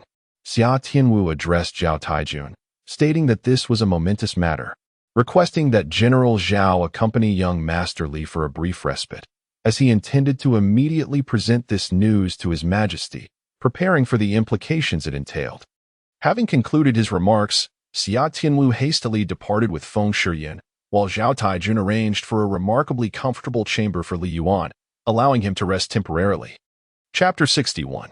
The Emperor's summons. Meanwhile, Xia Tianwu and Feng Shiyun hurried to the royal palace, seeking an audience with Emperor Xia Mingjun. After a brief wait, a guard approached with the order. His Majesty requested their presence. The two followed the messenger to the Qingjin Hall, where the Emperor was seated at his desk, and promptly approached to pay their respects. The Emperor gestured for them to forego the formalities. Xia Tianwu stepped forward to relay the events that transpired on the road involving Zhao Taijun and Li Yuan. Upon hearing the account, Emperor Xia Mingjun was greatly astonished. Qin Tianying was a nephew of Emperor Qin Ligua of the Great Qin Kingdom, possessing an exceptional talent since childhood. He had ascended to the rank of martial king at a tender age and specialized in swift martial techniques, thus posing a significant threat to the Great Xia Kingdom. Qin Tianying held a prestigious status within the Great Qin Kingdom, and Emperor Qin Ligua was particularly fond of his beloved nephew. Now, upon hearing Xia Tianwu and Feng Shiyun speak of how General Zhao Taijun of the Imperial Guard eliminated Qin Tianying, how could he remain unshaken? Xia Mingjun pondered briefly before commanding the attendant officer beside him, informed the Chancellor, the Grand Marshal, the 6 ministries, and the princes present in the capital to convene at the Hall of Diligent Governance for a discussion. The attendant officer promptly relayed the order. After a short while, the Chancellor, the Grand Marshal, and the various princes arrived one after another. Xia Mingjun first elucidated the purpose of their gathering to the assembly before inviting Xia Tianwu to elaborate on the details of Zhao Taijun and his compatriots' audacious act against the Great Qin Kingdom's martial king, Qin Tianying. The assembly listened in astonishment, even expressing skepticism regarding the veracity of such an event. How could a 9th-level martial artist, leading a mere 200 martial artists and apprentices, possibly defeat the martial king Qin Tianying? Xia Mingjun addressed the assembly. The reason for convening you all today is to deliberate on how we should respond to this matter. The Great Qin Kingdom has long harbored malevolent intentions towards our Great Xia, and with the incident involving Qin Tianying, they will undoubtedly not relent easily. Chancellor Jiang Shouxian interjected, we must argue our case vigorously. We hold every right in this situation. It is both justifiable and necessary that we defend ourselves against the intrusion of Chen Tanying and the murder of our youthful prodigy. His demise is a consequence of his own actions, and even if this matter reaches the noble families, our justification remains intact. We shall not fear them. Grand Marshal Xia Mingli remarked, "The noble families will not concern themselves with such affairs. Currently, the enemy is strong while we are weak. We must prepare ourselves for battle and brace for the impending assault from the great Qin kingdom." The princes engaged in animated discussions, each expressing their opinions. Finally, Xia Mingjun remarked, "Due to the sect's agreement, we must refrain from interfering in the affairs of the mortal realm. Thus, we should not place our hopes on the intervention of the sect.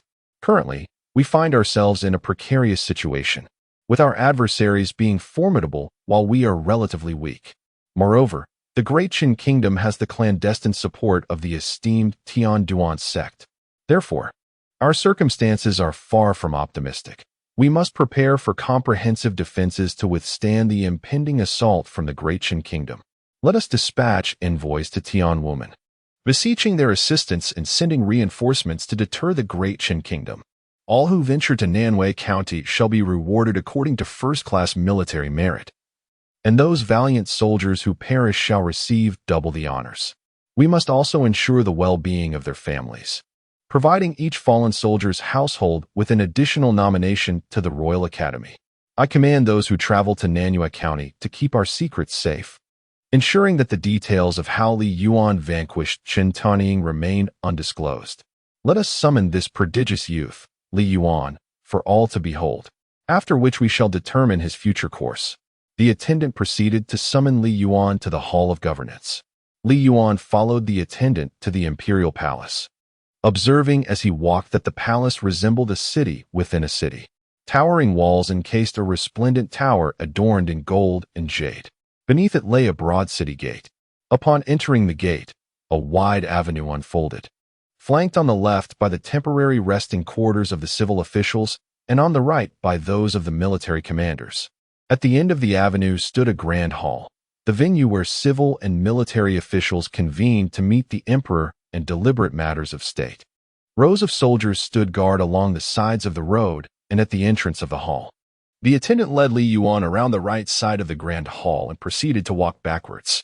Not far ahead, they encountered another grand hall, the Hall of Diligent Administration, where the emperor conducted his affairs.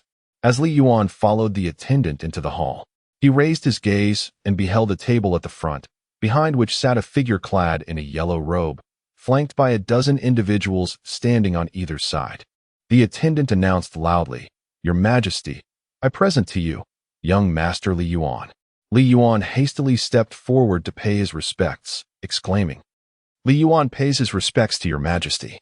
The emperor and the assembly turned their eyes towards Li Yuan, noticing that he was merely an 11 or 12-year-old boy, slender and seemingly possessing only the cultivation of a second-tier martial apprentice. A wave of confusion washed over the gathering. How could such a young martial apprentice possess the skills to concoct elixirs, set formations, and even arrange combined assault tactics, all while having defeated the martial king, Chen Tianying? This seemed implausible. Xia Mingjun remarked, "Young Master Li, your elimination of martial king Chen Tianying has earned a great merit for the great Xia kingdom. Our nation has always been just in its rewards and punishments. Hence you shall receive due commendation. Do you have any requests?" Li Yuan promptly replied, "I am immensely grateful for your Majesty's personal envoy sent to escort me from Nanwei Prefecture to the Imperial City. My actions against Martial King Chen Tanying were merely for self-preservation, and thus I do not dare to make any demands of your Majesty." Upon observing Li Yuan's respectful demeanor and humility, Xia Mingjun and the others were impressed. Xia Mingjun affirmed, "You have performed a great service, and a reward is indeed warranted. However, at present, you are still quite young and not yet suitable for any official position. When you mature, honors and titles shall be bestowed upon you. For now, you should enter the Royal Academy to diligently enhance your cultivation and skills in alchemy and formation. I shall provide you with additional resources for your training. Strive earnestly in your practice. You must grow swiftly, for the nation requires talents like you. I will inform the Imperial Guard that should you have any requests or matters to discuss, you may approach me directly. Li Yuan once again expressed his gratitude to Emperor Xia Mingjun. The emperor entrusted the task of bestowing rewards upon Li Yuan and facilitating his entrance into the Royal Academy to the commander of the Imperial Guard, Xia Tianwu. Accepting the command, Xia Tianwu escorted Li Yuan out. He informed Li Yuan that the rewards would require preparation and that it was already late to proceed to the Royal Academy today. Hence, Li Yuan would temporarily reside at the quarters of Zhao Taijun from the Imperial Guard, and they would visit the Royal Academy together tomorrow to collect the rewards bestowed by His Majesty. Li Yuan thanked Xia Tianwu. The two arrived at the accommodations arranged by Zhao Taijun for Li Yuan. Once seated, Xia Tianwu elaborated on the relationship between the Great Xia Kingdom and the Great Qin Kingdom.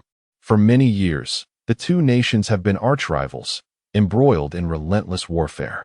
Yet, the strength of the two nations has consistently favored the Great Qin Kingdom, which has been more powerful than the Great Xia Kingdom. Although both emperors are at the martial emperor level, the martial emperor of the Great Xia has achieved his status through the accumulation of elixirs, rendering him weaker than his counterpart from the Great Qin Kingdom. In terms of martial kings, the Great Qin Kingdom possesses more and stronger figures than the Great Xia Kingdom. The Great Xia Kingdom has 4 9th-level martial kings, 2 of whom are the Crown Prince and the Second Prince, while the others include Grand Marshal Xia Mingli and the head of the Chao family. Additionally, the Great Xia Kingdom boasts over 30 martial kings. Among these martial kings, aside from a portion who serve as marshals at the borders, city lords of various prefectures, and certain officials, the remainder are either the patriarchs of prominent families or the leaders of significant factions. These individuals, unless faced with a dire threat to the nation's existence, are often reluctant to contribute their strength, and the state finds it challenging to mobilize them. The imperial city is home to 8 illustrious families, each with a martial king presiding over it. However, the Chao, Huang, and Sun families among these 8 have harbored ulterior motives towards the palace, while the remaining 5 either lack substantial influence or maintain a close relationship with the royal family, rendering them more amenable to mobilization. The leaders of various factions are also unlikely to involve themselves in conflicts concerning the Great Qin Kingdom. Each border marshal commands strategic defensive positions and cannot be easily swayed. Thus, should the Great Qin Kingdom launch an attack, the imperial family would struggle to muster a significant force for resistance. Although the emperor of the Great Qin Kingdom is also of martial sovereign rank, his power surpasses that of the emperor of the Great Summer Kingdom.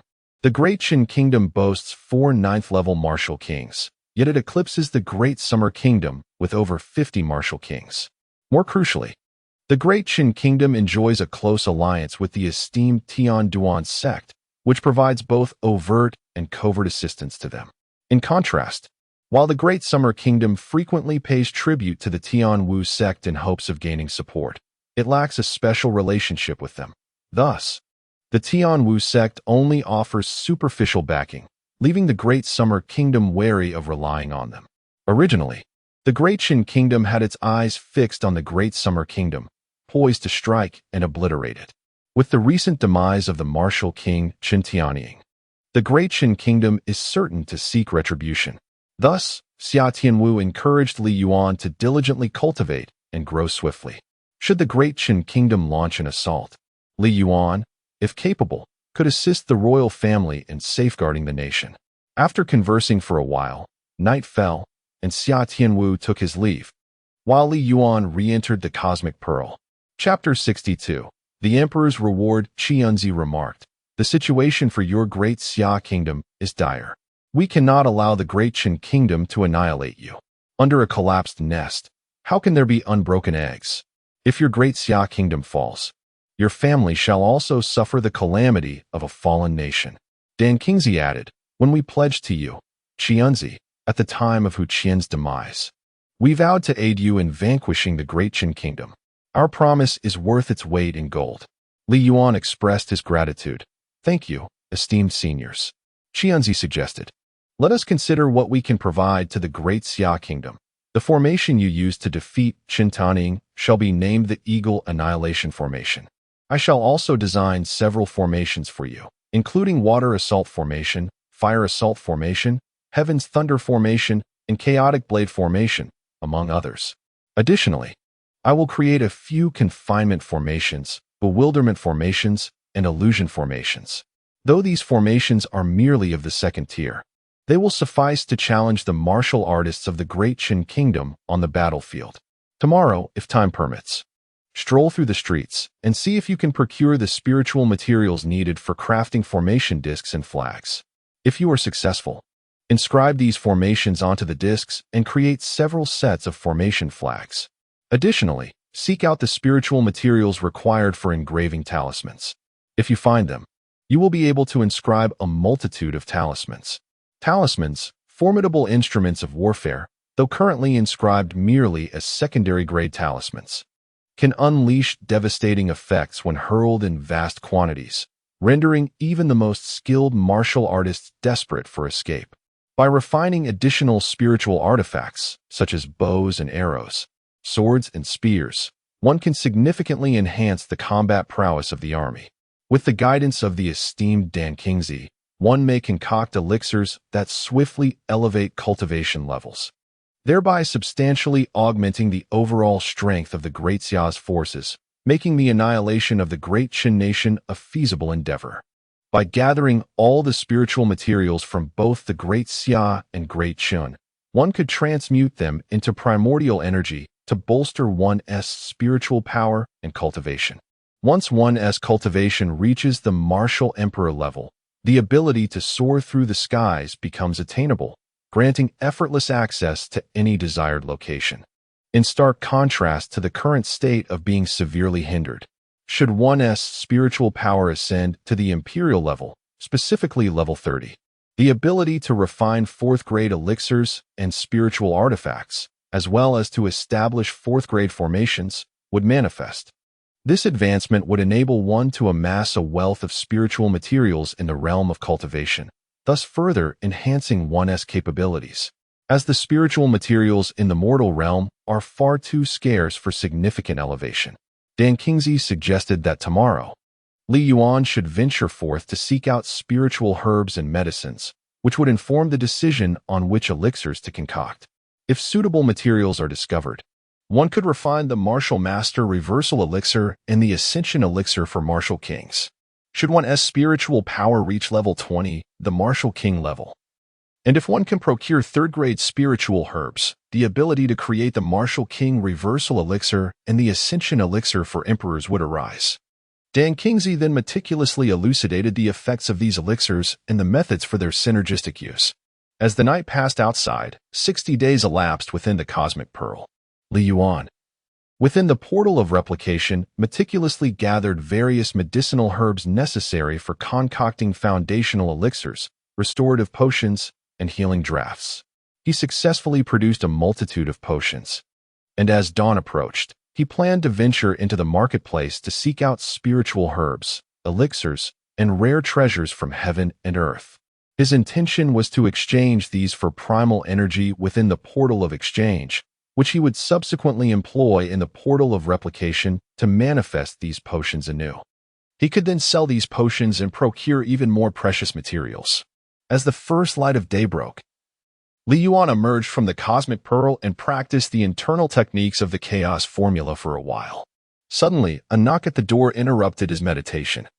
It was Zhao Taijun, inviting him to breakfast. Following Zhao Taijun, Yuan enjoyed a meal. Shortly thereafter, Xia Tianwu arrived with a contingent of imperial guards. He presented Yuan with several storage pouches, stating, "These are rewards bestowed upon you by His Majesty. Please accept them." Gratefully, Yuan acknowledged Xia Tianwu and proceeded to refine the storage pouches with his blood, inspecting their contents. Inside, he discovered an astonishing array of treasures: 10,000 first-tier spiritual herbs and elixirs, 10,000 first-tier treasures from heaven and earth, 5,000 second-tier spiritual herbs and elixirs, 5,000 second-tier treasures, along with 100 silver notes, each worth 1 million taels. The total value of these rewards approached an astounding 1 billion taels of silver. Such a generous gift was truly remarkable. In contrast, Li Yuan's father toiled tirelessly for an entire year, barely earning a few dozen taels of silver. It would take his father countless years to amass an equivalent fortune of 1 billion taels. The billion taels of silver could undoubtedly elevate a martial artist of the martial master level to that of a martial king, provided the individual possesses the innate talent for such advancement. The Emperor of the Great Xia truly exhibits remarkable generosity and audacity, Qi Yunzi remarked. This emperor is indeed willing to part with such riches. He possesses discernment. However, do not be misled into thinking that this sum is substantial. When you eventually enter the realms of cultivation or the celestial world, you shall realize that it is utterly insignificant. These first and second-tier spiritual herbs, elixirs, and precious materials are hardly worth the effort to stoop down and collect. Gold and silver are merely mundane items that hold no value in the realm of cultivation. Dan Kingsley stated, one should return some elixirs and formations, for one should never take advantage of others or owe them a debt of gratitude. Qi Yunzi replied, what elixirs? Let us give him some of the items we intended to sell to him. Even our discarded offerings hold greater value than this. Moreover, the items we plan to trade with the great Xia can only be given to him at an exceedingly low price. The spiritual energy in this place is sparse, yielding no high-grade spiritual herbs, elixirs, or precious materials. Thus, there is little of value here. The combined wealth of this entire mortal realm amounts to scant riches, rendering our elixirs and formations practically worthless in this locale. Li Yuan, after observing the emperor's lavish gifts, expressed, my lord, this reward is excessive. I feel undeserving of such generosity and cannot accept too much. In the summer, Wu stated, this is the will of His Majesty. You have vanquished the King Wu, Chun Tianying, and instructed Zhao Taijun and others in the art of combined formations. The value of this formation alone is sufficient to equal the rewards bestowed by His Majesty. Moreover, His Majesty eagerly awaits your swift growth to safeguard the nation and contribute to its prosperity. Li Yuan replied, if that is the case, I express my gratitude to you, Commander. I possess several formations that I intend to present to His Majesty, along with exceptional medicinal recipes. If we can procure the necessary herbs, their successful refinement would greatly benefit our great Xia. May we have the honor of an audience with His Majesty to present my detailed plans?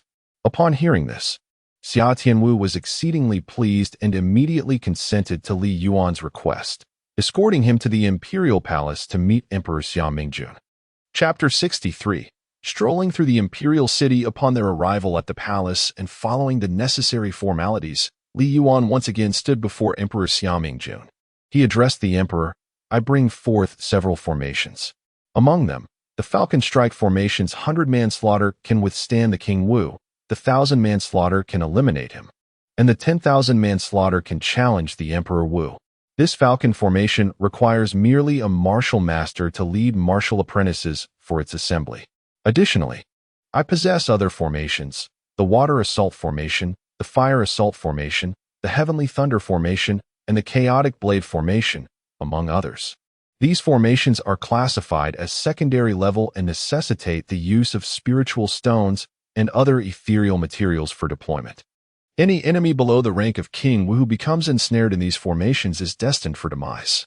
Should we acquire some essential heavenly materials and earthly treasures, I could also refine some array plates and flags.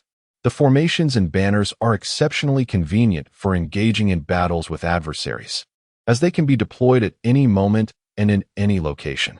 Unlike fixed formations that must be set in place and require luring the enemy into their confines to be effective, these can be readily utilized.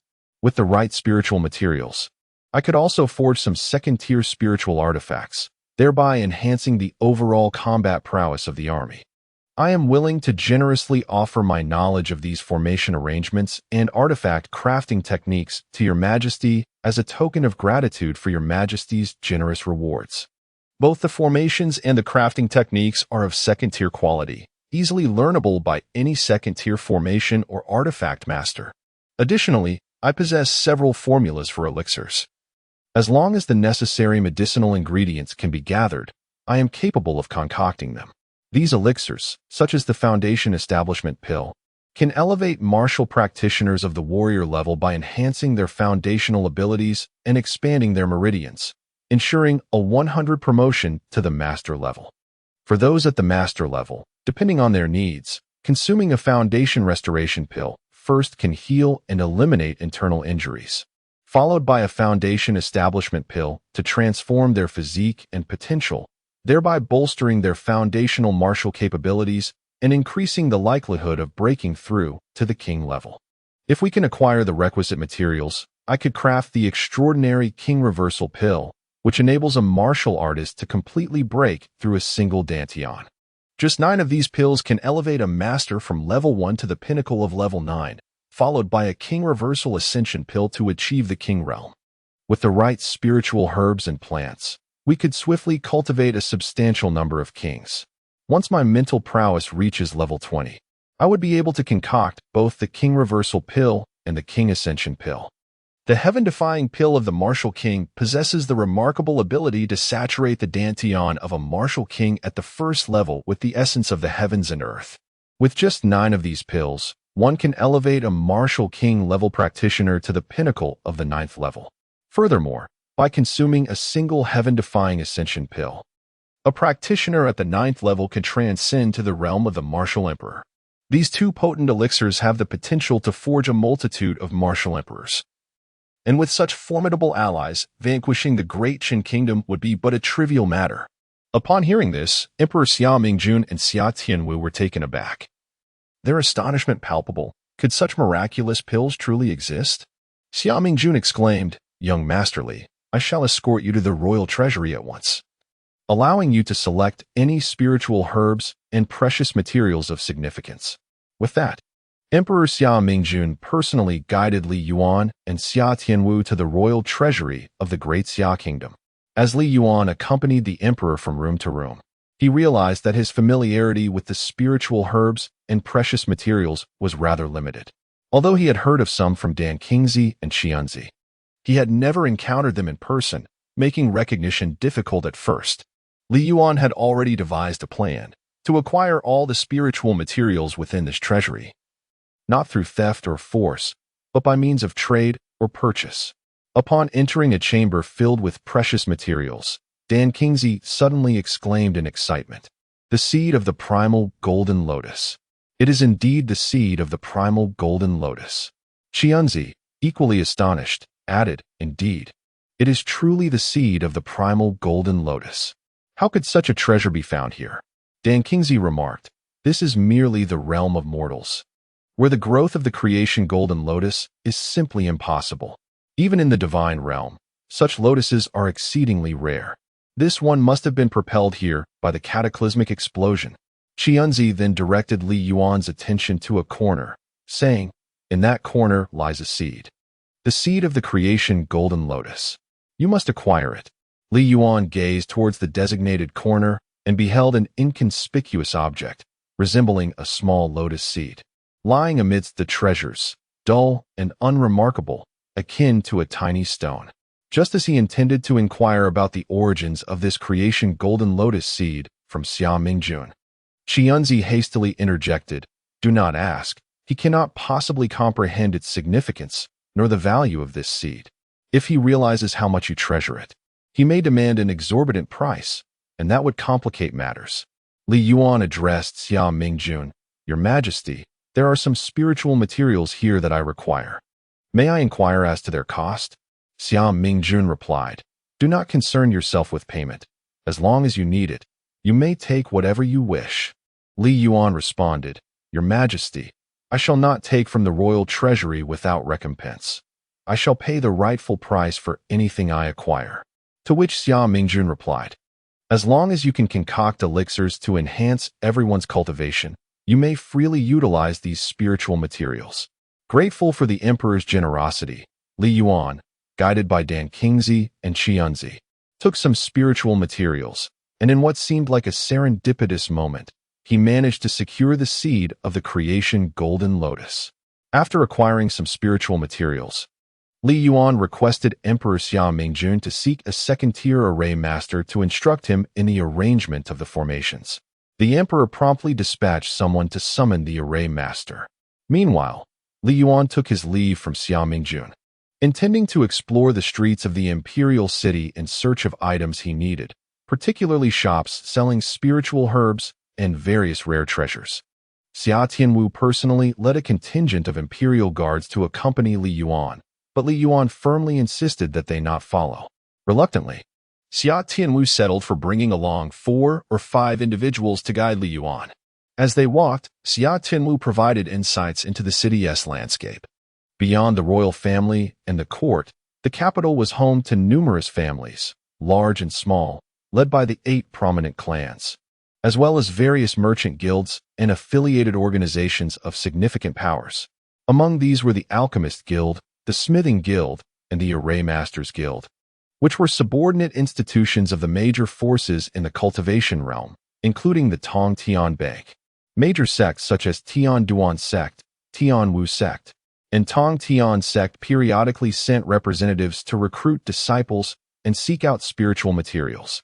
The Alchemist Guild boasted 1 third-tier alchemist, 2 second-tier alchemists, and several first-tier alchemists.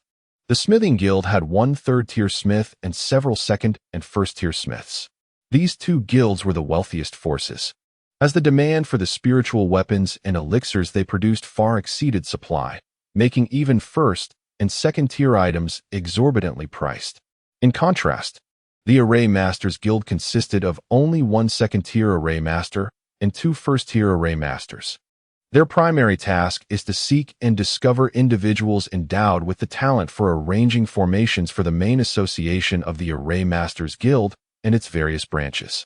Occasionally, they also heed the requests of prominent families and large mercantile associations, setting up elementary and intermediate formations to safeguard these entities.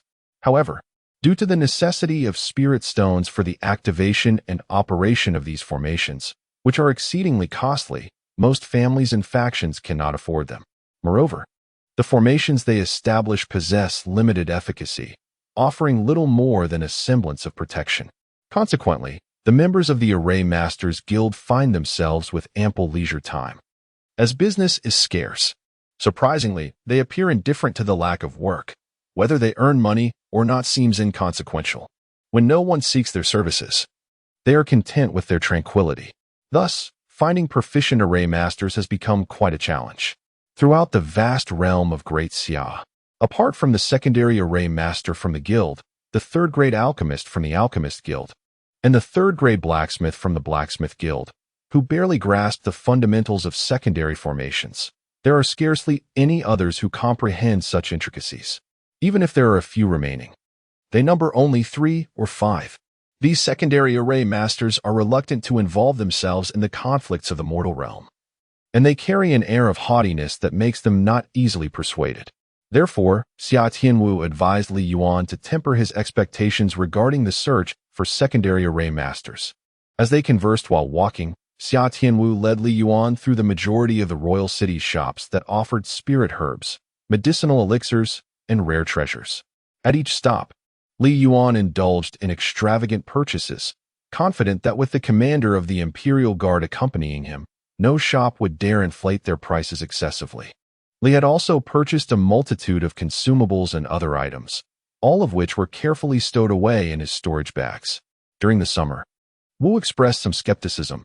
Why did Li Yuan acquire so much food? The provisions were sufficient for Li Yuan to last several years alone. In Chapter 64, The Creation Golden Lotus Seeds, when Xianzi and Dan Qingzi saw Li Yuan enter, they urged him to promptly empty the contents of his storage bags. Presently, Li Yuan possessed over a dozen storage bags. He had acquired several during his confrontation with Chun Taning and received additional ones as rewards from Emperor SUSI-MANHUA. This time, the items Li Yuan secured, whether from the royal treasury or purchased on the streets, were all placed within the storage bags. He subsequently tossed the bags into the Cosmic Pearl.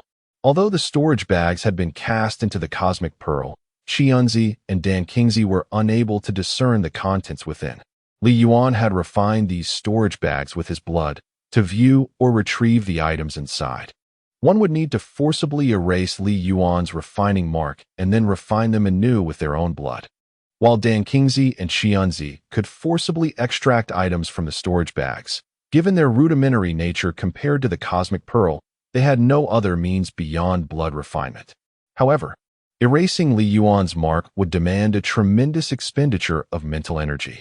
Knowing the nature of the items contained, they deemed it unnecessary to expend their spiritual essence to retrieve anything from the storage bags, thus refraining from tampering with the contents. Once Li Yuan emptied the storage bags, Dan Qingzi and Qianzi quickly began their search for the creation golden lotus seeds. Upon acquiring the seeds of the divine lotus of creation, the two individuals were overwhelmed with exhilaration.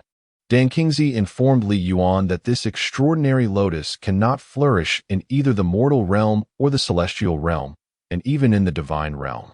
It is exceedingly rare and precious. The uses of this divine lotus of creation are immense. The lotus root can be refined into a miraculous elixir. The creation lotus root pill, which possesses the extraordinary ability to regenerate severed limbs. A person, even a divine being, can be reborn regardless of the lost part of their body, be it head or heart, through the power of this elixir. Furthermore, the lotus flower from the divine lotus can be transformed into the creation lotus flower pill, which not only heals physical wounds, but, more importantly, mends and restores the injuries of the soul, significantly enhancing one's mental prowess. A martial artist, upon reaching the 82nd level of mental strength, will unlock the Lake of Souls, the Island of Souls, and manifest lotus flowers, bear lotus seeds, and transform into soul infants, among other phenomena. At this moment, however, such details are unnecessary for you to comprehend. The leaves and stems of the divine lotus also serve as crucial spiritual materials for concocting elixirs aimed at healing, restoration, and enhancement of mental strength. Dan Qingzi remarked, "You may not realize that in the primordial universe, all spiritual materials, elixirs, and martial techniques related to mental prowess are invaluable. What makes the divine lotus of creation even more precious than its use in alchemy is that the entire plant possesses the capability to reconstruct a person's physical form." Do you grasp the significance of this? For both you, esteemed Qianzi, and myself, we are currently left with only our soul infants, devoid of physical bodies, with sufficient energy. The seeds of this divine lotus can grow into a complete divine lotus of creation. After the blossoming of the primal golden lotus, during the formation of the lotus seeds, the essence of a divine being or the soul of an ordinary individual is infused into the seeds. Consequently, the primal golden lotus gradually develops into a human form. This amalgamation of the soul essence ultimately results in the exquisite reconstruction of a person's body, which may even surpass the original in perfection, potential, and innate talent. Furthermore, the inner world of the divine being becomes more robust and possesses greater capacity for growth and spiritual development, enabling swifter advancement. In terms of mental prowess, the body formed from the primal golden lotus will endow the spirit with enhanced strength, allowing for accelerated growth and a higher likelihood of transcending to elevated realms. The innate abilities of the individual will significantly improve. In the divine realm, some beings, faced with various ailments, chronic injuries, congenital deficiencies, diminished vitality, or age-related decline, rendering them incapable of breakthroughs, may choose to abandon their corporeal forms. They infuse their soul essence into the seeds of the primal golden lotus to reconstruct their physical bodies. With the lotus seeds of the primal golden lotus in our possession, both the esteemed Elder Qianzi and I can utilize its power for our rebirth. This renewed physical form shall be mightier and more promising than before. With our martial talents heightened, provided we have sufficient energy, our advancement shall surpass any previous limits. The loss of our former bodies may, in fact, prove to be a fortuitous turn of events. Otherwise, striving for enhancement with our former physical vessels would be exceedingly arduous. Limited by innate talent, plagued by old injuries and hidden ailments, aged and withering, our former divine bodies may take eons to ascend a mere minor realm, or even remain forever stagnant. Yet, with the precious seeds of the primal lotus, endowed with an abundance of high-level primordial energies, our hope of reconstructing the divine body has significantly increased. Furthermore, This newly forged divine body will possess greatly enhanced talent and potential compared to its predecessor. The red lotus flower serves as the most rudimentary herb for concocting elixirs that elevate spiritual power, while the seeds of the primal lotus are unparalleled divine herbs for refining top-tier potions. A mere fragment of the primal lotus seed suffices. This extraordinary ascension pill possesses a crucial characteristic. It can enhance a martial artist's spiritual power. For a martial artist aspiring to transcend to the rank of martial king, not only must their cultivation reach the pinnacle of martial master level 9, but their spiritual power must also attain at least level 19. The most challenging aspect of improving one's cultivation lies not in the advancement itself, but rather in the enhancement of spiritual power. Thus, to achieve a significant breakthrough, one must meet the minimum spiritual power requirement. For practitioners, soul cultivation techniques are rare and invaluable, while herbs and elixirs that boost spiritual power are even scarcer. A primary reason many martial artists fail to break through is their inability to elevate their spiritual power to the necessary threshold. Regrettably, the materials required to concoct the ascension pill for martial masters are insufficient, particularly the elusive herb known as Taishin Kaidan grass, the whereabouts of which remain unknown. However, you possess adequate materials to craft the Lingji detoxification pill, allowing you to treat your esteemed ancestors' serpent venom. Upon hearing this, Yuan was immensely pleased and promptly prepared to embark on the journey of learning to concoct the Lingji detoxification pill. To amass wealth through the alchemical arts and enhance your cultivation, we must forge a path beyond this mortal realm. You are unaware of the meager value of the elixirs you currently concoct. In the realm of cultivation, the worth of your potions would soar to unimaginable heights, far exceeding their paltry price here. In the world of cultivation, as articulated by Dan Kingsley, gold and silver are mere trifles. They are only utilized when the items being purchased are of little significance. Most often, anything infused with spiritual energy commands a price in the hundreds of thousands or even millions of silver taels. Gold and silver, devoid of spiritual essence, hold no value for those who pursue martial arts. Thus, in the realm of cultivation, the principal medium of exchange is spiritual stones and their equivalent in gathering elixirs. A low-grade spiritual stone is valued at approximately 100,000 silver taels, while a low-grade gathering elixir bears a similar price. A mid-grade spiritual stone can be exchanged for 10 low-grade spiritual stones, and the price of a high-grade spiritual stone is tenfold that of a mid-grade stone, with an extraordinary spiritual stone commanding 10 times the price of a high-grade one. The disparity in value between gathering elixirs of different grades also follows a tenfold increase. Generally, the price of any first-grade elixir does not fall below that of a gathering elixir, with certain more precious first-grade elixirs fetching several times or even dozens of times the price of gathering elixirs. For second-grade elixirs, the price is tenfold that of their first-grade counterparts. For instance, a low-grade second-grade elixir is valued at 10 times that of a low-grade first-grade elixir. However, while the numerical comparison suggests a tenfold increase, a low-grade second-grade elixir is indeed far more precious than a low-grade first-grade elixir, as second-grade alchemists are significantly rarer than their first-grade counterparts. The ascendant rank for alchemists becomes increasingly arduous. Do you now comprehend the calculations? The price of a first-grade superior elixir is no less than 100 million taels of silver. Furthermore, even aside from superior elixirs, both high-quality and medium-quality elixirs are exceedingly rare. A medium-grade alchemist holds a far more esteemed position than their low-grade counterpart of the same rank. The cost of a second-grade superior elixir is at least 1 billion taels of silver. Yuan was taken aback. Is such a superior elixir truly worth so much? He found it difficult to fathom.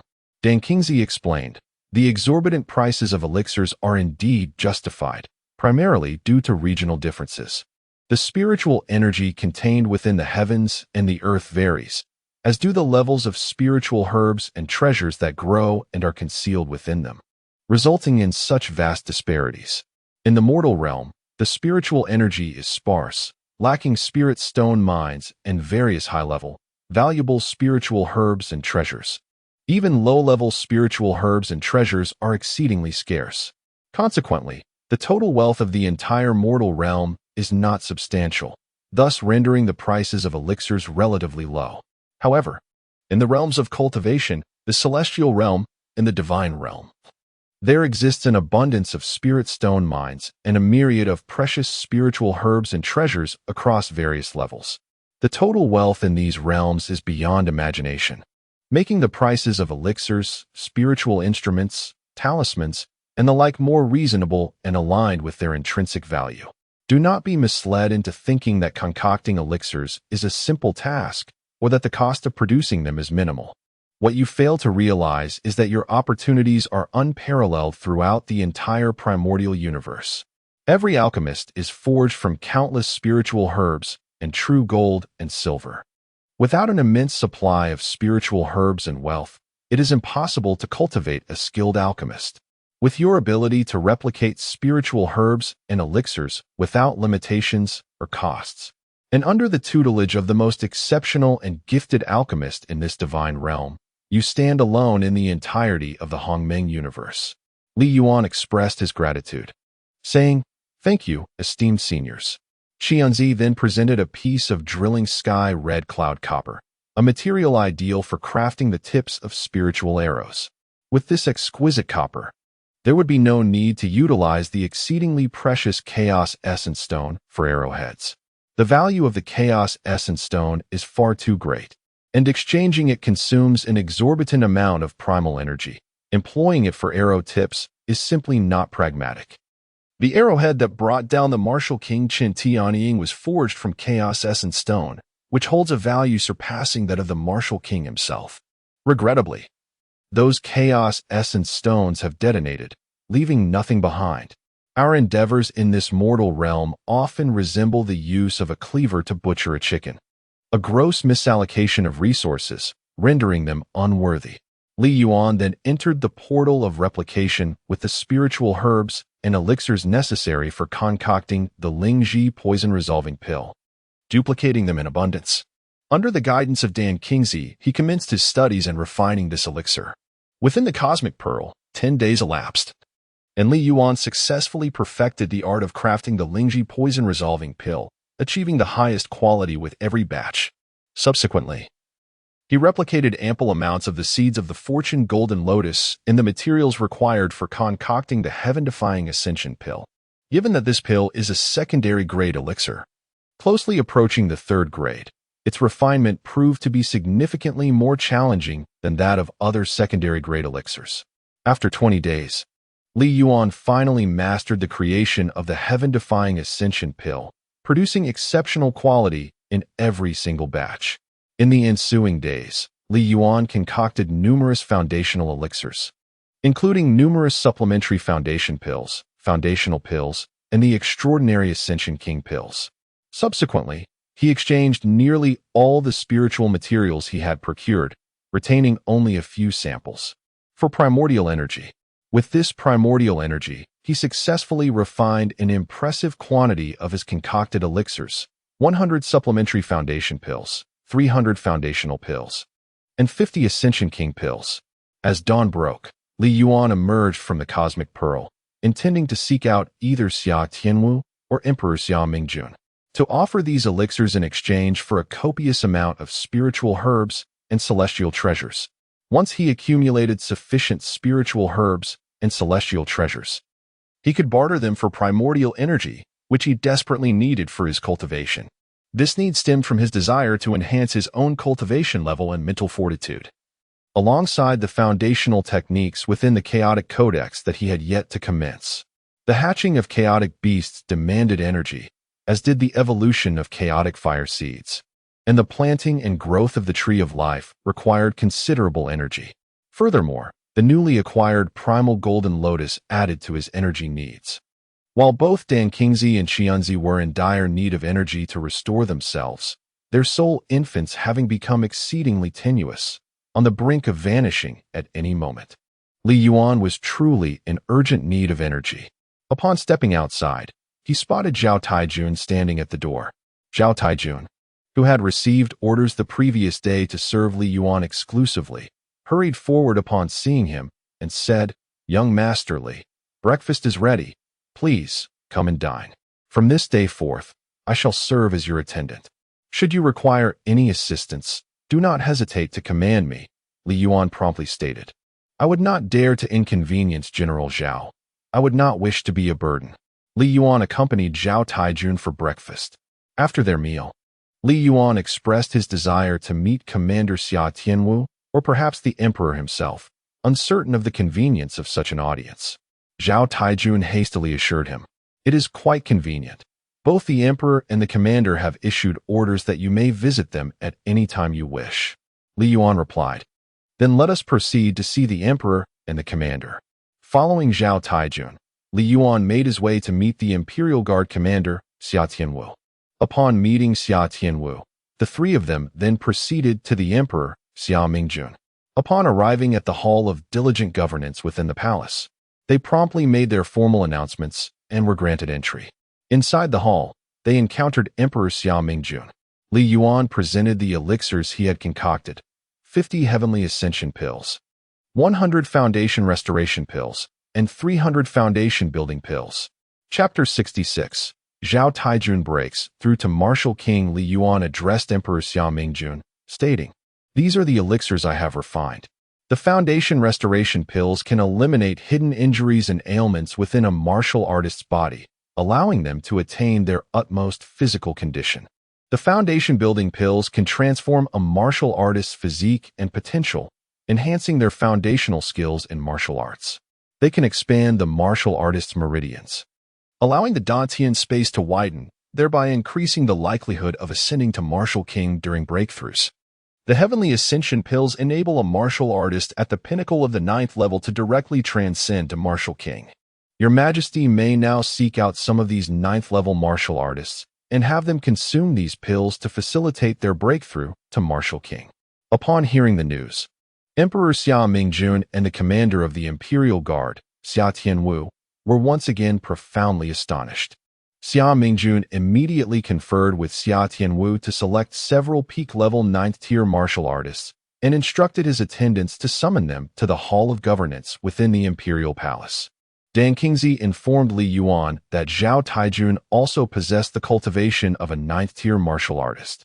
It would be prudent to first administer to him a recovery pill to mend his lingering injuries, followed by a foundation pill to enhance his potential, and subsequently a celestial ascension pill, as his foundation was relatively solid, enabling him to break through to the rank of Martial King.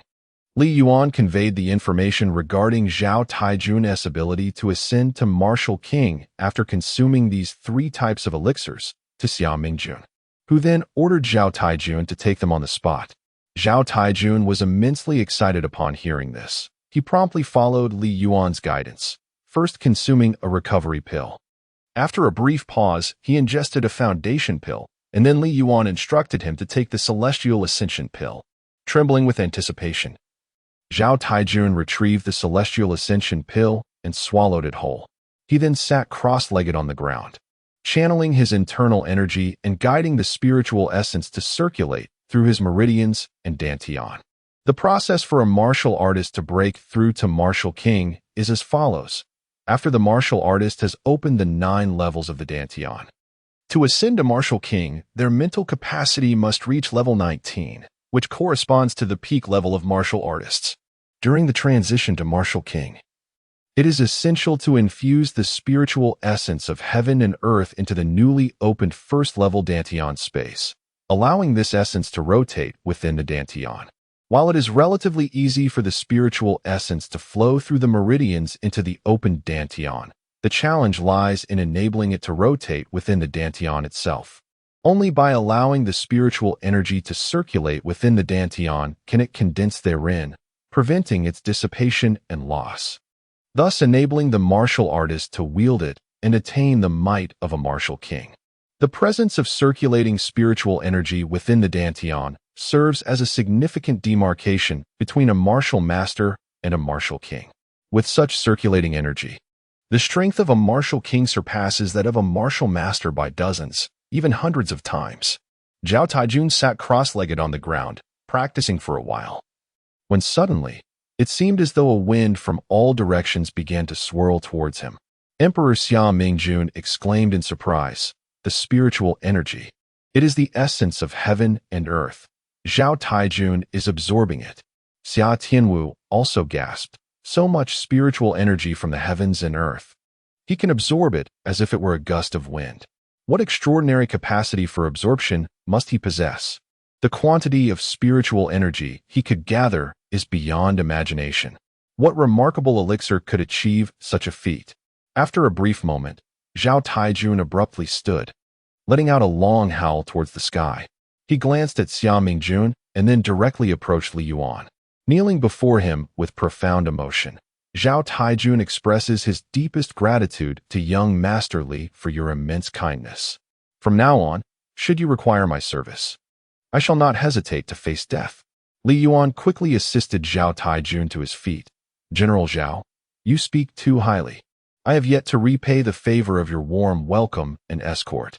Today, I am also exceedingly pleased to witness General Zhao's ascension to Martial King." Li Yuan turned to Xia Mingjun. "Congratulations, Your Majesty. The great Xia now boasts yet another Martial King." Xia Mingjun replied to Li Yuan, "Thank you, young Master Li. You are a true hero of the great Xia." Li Yuan remarked, "Your Majesty, you flatter me. I am but a humble member of the great Xia Empire, and it brings me immense joy to contribute my modest efforts to our nation. Indeed, it is my heartfelt desire." He continued, "At present, we are in need of a crucial herb, the Tai Xian Kai Dan grass, for the concoction of the Martial Master's reversal elixir. If we can procure this herb, we will swiftly cultivate a multitude of martial kings. I earnestly beseech your majesty to expedite the search for the Tai Xian Kai Dan grass." The Xia Mingjun replied, "I shall dispatch individuals forthwith to seek out the Tai Xian Kai Dan grass with utmost diligence." Li Yuan added, "It is not solely the Tai Xian Kai Dan grass that we require. Any spiritual herbs or treasures imbued with spiritual energy, as well as heavenly materials, would be of great necessity. With these resources, we can concoct a greater number of elixirs to bolster the strength of our great Xia Empire. Alas, my current cultivation level is insufficient. Once I elevate my abilities, I shall be able to refine the Martial King's reversal elixir, the Ascension elixir for emperors, and the Cleansing Marrow elixir. The Cleansing Marrow elixir is an exceptionally vital potion for martial kings and those above their realm, as it addresses latent injuries, congenital limitations, and narrow meridians that hinder one's potential. This elixir is essential for transforming a warrior's physical condition, thereby enhancing their cultivation capacity and solidifying their foundational strength. After a martial king consumes the Cleansing Marrow elixir, they may then take the Martial King's reversal elixir and the Ascension elixir for emperors, enabling them to directly transcend to the realm of martial emperors. If our great Xia Empire were to possess a formidable number of martial emperors, which nation would dare harbor ill intentions towards us? Xia Mingjun said to Xia Tianwu, "Bring forth all the spiritual materials from our royal treasury for young Master Li. Search the entire imperial city for spiritual materials, procure everything that can be purchased, and notify all the prefectures to send all available spiritual materials to young Master Li." Li Yuan replied, "That sounds reasonable. I shall exchange these spiritual materials with elixirs, ensuring no one incurs a loss." Xia Mingjun remarked, "How could you possibly allow them to suffer a loss? Your second-tier supreme elixirs hold a value of no less than 10 billion taels of silver, often exceeding that. Just a single elixir from you would be beyond the means of many. Even if they were to exhaust their fortunes, they stand to gain immensely." Li Yuan inquired, "Has His Majesty found the second-tier formation masters and artifact craftsmen he seeks? If so, I shall instruct them in the art of formation and crafting. With these methods, the strength of our great Xia kingdom will surely see a significant enhancement." Xia Mingjun replied somewhat awkwardly, "Those formation masters and artifact craftsmen do not belong to the great Xia kingdom. They are currently quite occupied. They will inform us when they are available to pay their respects to young Master Li in a couple of days." "Do not concern yourself with them," interrupted Xianzi. "These inferior formation masters and craftsmen are hardly worth your efforts. it would be better for you to undertake the work yourself, as their pretensions are somewhat grand. Li Yuan responded to Xia Mingjun. If they choose not to come, that is of little matter. I too am busy and have no time to teach them the arts of formation and crafting. Should the need arise for these formations and spiritual artifacts, I shall personally arrange and refine them. Xia Mingjun momentarily fell silent. In Chapter 67, the martial masters break through to the rank of martial king. After a brief pause, a number of individuals gradually arrived from outside. These individuals all stood at the pinnacle of the 9th level of martial arts and had been chosen by Xia Mingjun and Xia Tianwu to consume medicinal pills for their ascension to martial king. They were either members of the royal family, steadfast soldiers, or distinguished heroes who had risked their lives for the great Xia nation, serving as its pillars of support. Dan Kingsley meticulously observed the 30 or so martial artists at the pinnacle of the 9th level that Xia Mingjun had gathered. He pointed out to Li Yuan which individuals lacked sufficient potential, whose meridians were too narrow, and whose dantian space was limited. He indicated those who had only reached the pinnacle of the 9th level through the accumulation of medicinal pills, as well as those whose life force had severely declined, rendering them incapable of further advancement. Such individuals, even if they consumed foundational pills, base-building pills, or the extraordinary ascension to king pills, would find it impossible to ascend to martial king. If they recklessly attempted to consume these pills, they would inevitably rupture their dantian and meridians, leading to potential madness or total loss of cultivation, rendering them utterly ineffectual. Of course, should there exist some extraordinary medicinal pills, crafted from the leaves or fruits of the tree of life, their physical potential, foundation, talent, and vitality would undergo a profound transformation upon consumption, allowing them to ascend to martial king. Regrettably, due to the current lack of sufficient energy, the tree of life cannot yet be planted to take root, sprout, blossom, and bear fruit, nor can its leaves or fruits be utilized for alchemical purposes. As for those warriors who have the potential to ascend to the rank of martial king, it is essential to discern which among them requires the restorative base foundation pill to mend their physical constitution, which ones need the foundation establishment pill to enhance their potential and expand their meridians, and which individuals possess a dantian that is excessively narrow and insufficiently developed, necessitating the foundation establishment pill to further broaden their dantian. Li Yuan meticulously categorized these individuals, setting aside those who, even with the aid of medicinal pills, could not possibly break through to martial king, candidly informing them that without a more extraordinary elixir, their prospects for advancement remain bleak. For those who indeed held the potential to ascend to martial king, Li Yuan delineated who required the base foundation pill, who needed the foundation establishment pill, who required both types of pills, and who could directly consume the miraculous ascension pill to achieve their breakthrough. After this careful selection, only 20 individuals remained. Dan Kingsley remarked, "Find a spacious and spiritually abundant location for their breakthrough. The Hall of Governance is too confined to accommodate multiple breakthroughs simultaneously."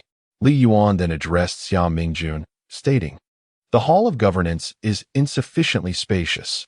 When they attempt to break through, they will need to absorb a significant amount of celestial spiritual energy. I implore your majesty to find a broad, unobstructed area rich in spiritual energy to facilitate their absorption." Xia Mingjun led the assembly to the square in front of the palace, commanding the imperial guards to clear the area. Subsequently, Li Yuan distributed the necessary pills to each of the 20 individuals, explaining in detail how to consume them and how to channel their spiritual energy to achieve the breakthrough to martial king. He then instructed these individuals to commence their ingestion of the pills and initiate their ascension. When these 20 individuals arrived, although the messenger had already elucidated the purpose of their visit, some remained skeptical, doubting the existence of such fortuitous circumstances and the miraculous elixir that could effortlessly elevate them to the rank of martial king. Upon reaching the Hall of Governance, they discreetly observed Zhao Taijun, who had indeed achieved the status of martial king, leaving them in disbelief. Could this elixir truly be so extraordinary? Now seated in the grand square before the palace, Their hearts brimmed with anticipation for the impending breakthroughs. After listening to Li Yuan's explanation on the proper consumption of the elixir and the manipulation of their internal spiritual energy to facilitate and expedite their ascension, they eagerly ingested the elixir, settling into a meditative posture to commence their energy cultivation for the breakthrough. To ensure they possessed sufficient spiritual energy during their endeavor, Li Yuan produced all the gathering qi pills he had crafted, crushing them and scattering the remnants among the crowd. The exquisite gathering qi pills emitted visible wisps of white vapor, astonishing all onlookers. What an immense reservoir of spiritual energy these pills contained. They were truly remarkable. Moments later, the attendees began to feel a gentle breeze wafting towards the group, striving for breakthrough. Leading many to realize, this breeze signifies the gathering of the celestial spiritual energy of the imperial city. Gradually, the wind intensified, as if the very essence of the imperial city was converging upon this spot. With bated breath, everyone awaited the moment of breakthrough for these 20 individuals. Suddenly, one person rose, laughing joyfully. "Haha, I have achieved the rank of Martial King." After a couple of hearty laughs, he abruptly noticed Emperor Xia Mingjun. He immediately approached Xia Mingjun, kneeling on the ground. "This humble servant, Chu Weigua, pays his respects to your majesty. I am deeply grateful for your majesty's bestowal of the elixir, which has enabled me to ascend to the rank of Martial King. Henceforth, I shall dedicate myself wholeheartedly to serving your majesty." Xia Mingjun replied, "This elixir was concocted by young Master Li Yuan. We must express our gratitude to young Master Li." Chu Weigua then approached Li Yuan, kneeling in reverence. Chu Weigua extends his heartfelt thanks to young Master Li and is willing to offer his utmost service. Li Yuan hastily assisted Chu Weigua to his feet. "Congratulations, General Chu, on your ascension to Martial King. Let us rejoice, for our great Xia kingdom has gained another valiant general." At that moment, another warrior broke through to the rank of Martial King. Standing tall and letting out a triumphant roar, before the sound of his laughter faded, yet another 9th-level martial artist achieved the same. One by one, all 29th-level martial artists eventually ascended to the rank of Martial King. The arena was filled with echoes of roars and laughter, a symphony of jubilation. The spectators were left in awe, some unable to believe the reality unfolding before their eyes. Those who had been selected but ultimately not chosen felt a pang of regret, their hearts brimming with envy for those who had successfully ascended. Xia Mingjun approached Li Yuan once more, saying, "Thank you, young Master Li, for aiding these individuals in their ascension to Martial King. This is a tremendous benefit to our great Xia kingdom. With these Martial Kings, we shall no longer fear the great Qin kingdom or other adversarial nations. On behalf of the newly ascended Martial Kings and the entire great Xia kingdom, I extend my deepest gratitude to you, young Master Li." Li Yuan earnestly stated, "I am also a member of the great Xia kingdom. It is my duty to contribute in whatever small way I can. It is my heartfelt wish to serve our great Xia." Subsequently, Xia Mingjun announced, "Today, the matter of everyone advancing to the rank of Martial King must remain confidential. The reasons and methods behind these breakthroughs shall not be disclosed to others." Turning to Li Yuan, Xia Mingjun remarked, "The royal family of the great Xia kingdom will spare no effort to repay you for these elixirs." Then, Xia Mingjun addressed Xia Tianwu, instructing, "Notify all the departments and military forces to gather spiritual materials throughout the imperial city and the entire great Xia kingdom. Furthermore, send individuals to the neighboring nations to procure additional spiritual materials." Li Yuan suggested, "Your Majesty, perhaps I could refine more elixirs and sell them to the prominent families, major trading guilds, and various factions, as well as to other nations, allowing them to exchange spiritual herbs and treasures for them. With sufficient spiritual materials, I could quickly advance to the rank of Martial Master, at which point I would be able to concoct the cleansing scripture elixir and the heavenly reversal elixir, as well as the ascension elixir. Of course, these are all third-tier elixirs, necessitating third-tier spiritual herbs for their refinement." Xia Mingjun replied, "Leave that to me. You need only focus on your cultivation and alchemy. This evening, I shall host a banquet in the palace to express gratitude for your immense contributions and assistance to the royal family and the great Xia kingdom. Following this, Xia Mingjun commanded, "Tonight, a banquet will be held in the palace to celebrate General Zhao Tiejuan's elimination of the martial king Chun Tianying of the Great Qin Kingdom. All princes and grandsons, all lords, and those noble individuals who have earned their titles through merit, along with officials from the 6 ministries and ministers of the 3rd rank or higher, leaders of prominent families and influential factions, as well as their exceptionally gifted descendants, and the talented students of the Royal Academy, are cordially invited to attend the banquet." Chapter 68. A visit from the princes. As the crowd dispersed, Xia Mingjun warmly invited Li Yuan to explore the palace, personally accompanying him while discussing how to procure more spiritual materials. He elaborated on the intricate relationships among the various families and factions within the capital, advising Li Yuan on which families and forces he could sell his refined elixirs to, as well as those he should avoid, including which nations were eligible for trade and which were not. Xia Mingjun harbored doubts about Li Yuan's capabilities, given that he was merely a 2nd-level martial apprentice. He pondered how someone of such a rank could possibly possess the ability to concoct 2nd-level elixirs, which required the mental acuity of a martial king. At least a level 20 mental capacity was necessary for such an endeavor. Observing Li Yuan's cultivation level, he noted it was indeed 2nd-level martial apprentice, and while there was a hint of something amiss, he reasoned that at merely 12 years of age, there was a limit to how advanced his skills could be. Although he contemplated inquiring about Li Yuan's master and lineage, he ultimately refrained, recognizing that it would be rather impolite to pry into another's background, especially if one preferred to keep such matters private. At noon, Emperor Xia Mingjun personally hosted a sumptuous meal for Li Yuan. After finishing lunch, Emperor Xia Mingjun arranged a room for Li Yuan, allowing him a brief respite. He informed Li Yuan that he would personally accompany him to the evening banquet. Grateful for the emperor's kindness, Li Yuan bid him farewell. Seated in the room, Li Yuan engaged in cultivating the internal martial arts of the chaos technique. After some time, a knock at the door interrupted his meditation. Upon opening it, he discovered a 7th-level martial artist standing before him. The visitor introduced himself. "I am Deng Guangji, a retainer of the Crown Prince. I come at his behest to invite you to become one of his followers. It is said that your 1st-tier elixirs possess remarkable quality, and the Crown Prince holds you in high regard, hence my visit. I hear you hail from Shanxing in the Nanhua Prefecture, where there is a 12-year-old prodigy named Cao Tao.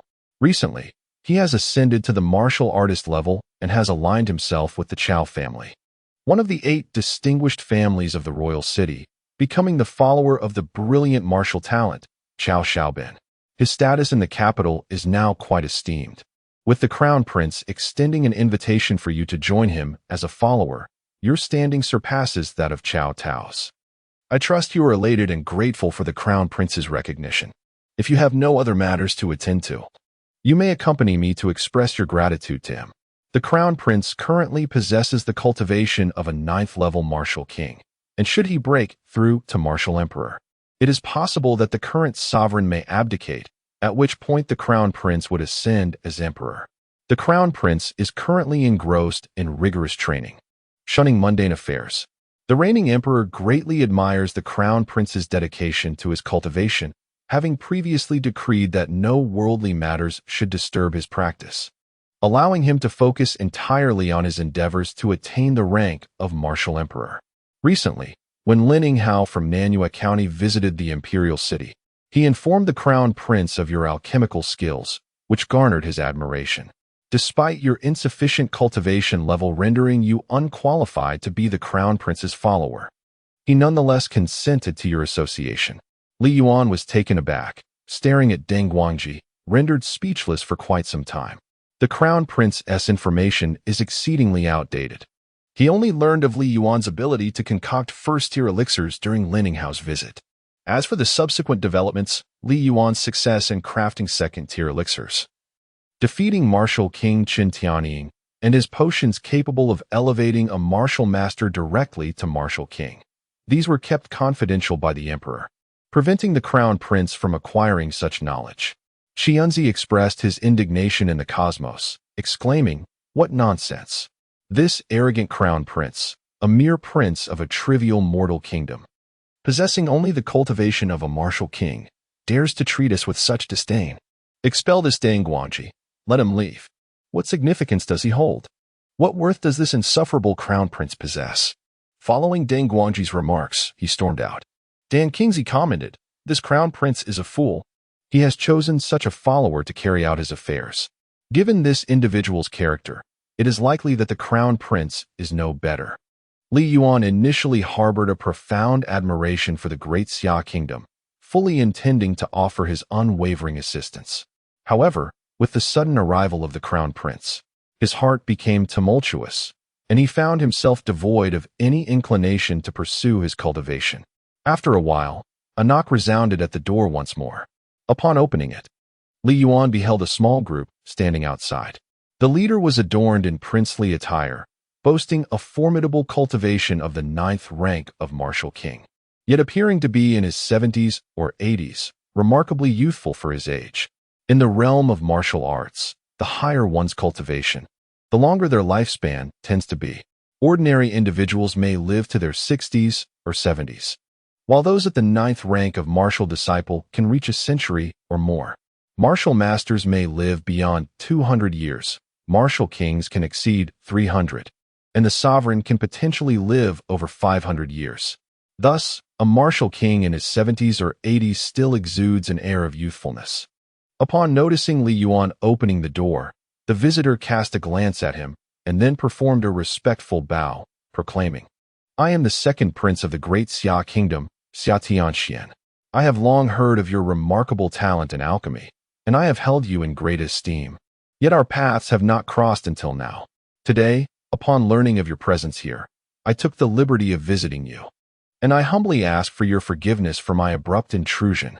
Qi Yunzi remarked, "This prince is quite commendable, personally coming to pay a visit with such humility. He seems to possess a wise nature." Li Yuan hastily responded, "Not at all. I was merely idling away my time, and to have the second prince grace me with his presence fills my heart with gratitude." He welcomed the second prince into his abode, while the accompanying individuals remained outside. Standing by the door, Li Yuan persistently invited these individuals to enter and take a seat, yet they all declined, expressing their reluctance to disturb the second prince's conversation with Li Yuan. Thus, Li Yuan had no choice but to relent. The second prince remarked, "My visit today bears no significant matters. I merely heard of your esteemed reputation, young Master Li, and felt a profound desire to make your acquaintance. I wish to ascertain whether I am worthy of being counted among your friends. As you are newly arrived in the capital and unfamiliar with your surroundings, I, being more acquainted with this city, would be more than willing to assist you with any needs you may have. I might find it much easier to attend to minor matters than you would." The second prince harbored a personal motive. Their father, recognizing the necessity for a martial emperor to safeguard the great Xia from external threats, had mandated that the royal princes diligently cultivate their skills. Initially, the emperor intended to channel all national resources, including elixirs and various assets, toward the eldest prince to elevate him to the status of martial emperor. However, observing the second prince's dedication and innate talent, he diverted those resources to him as well, thereby elevating him to the rank of martial king. In truth, both the second prince and the eldest prince were acutely aware of their limitations. Their cultivation was rather unstable, and due to an overconsumption of inferior elixirs, their bodies had become laden with toxic residues. Given their circumstances, the likelihood of breaking through to martial emperor was slim. Even if they were to achieve such a breakthrough, their potential would be squandered, and their bodies would remain tainted by the toxins. Meeting young Master Li today has unexpectedly filled me with hope. I envision a future where you might concoct high-grade elixirs to cleanse the toxins from my body and enhance my potential, fundamentally transforming my innate abilities and talents. That would truly be a stroke of fortune for me. Upon our initial acquaintance, I have uttered many foolish words. However, the sincerity of my intentions toward young Master Li is as evident as the sun and moon. I hope young Master Li does not find amusement in my earnestness. Chapter 69. Li Yuan attends a banquet. Dan Kingsley remarked, "Now, this is indeed a wise individual." Li Yuan, hastily responding, stated, "Your Highness, the second prince, holds a noble status. To deign to visit me, Li Yuan, is truly an unexpected honor. Should I be fortunate enough to gain your favor, I shall certainly endeavor to assist you in concocting elixirs to cleanse the poison of the pills." The second prince, Xia Tianxian, replied, "Then, henceforth, Xia Tianxian shall be regarded as a friend of young Master Li. I am indeed fortunate." Li Yuan quickly interjected, "Your Highness, you flatter me. It is I who am honored to befriend the second prince. I am truly taken aback."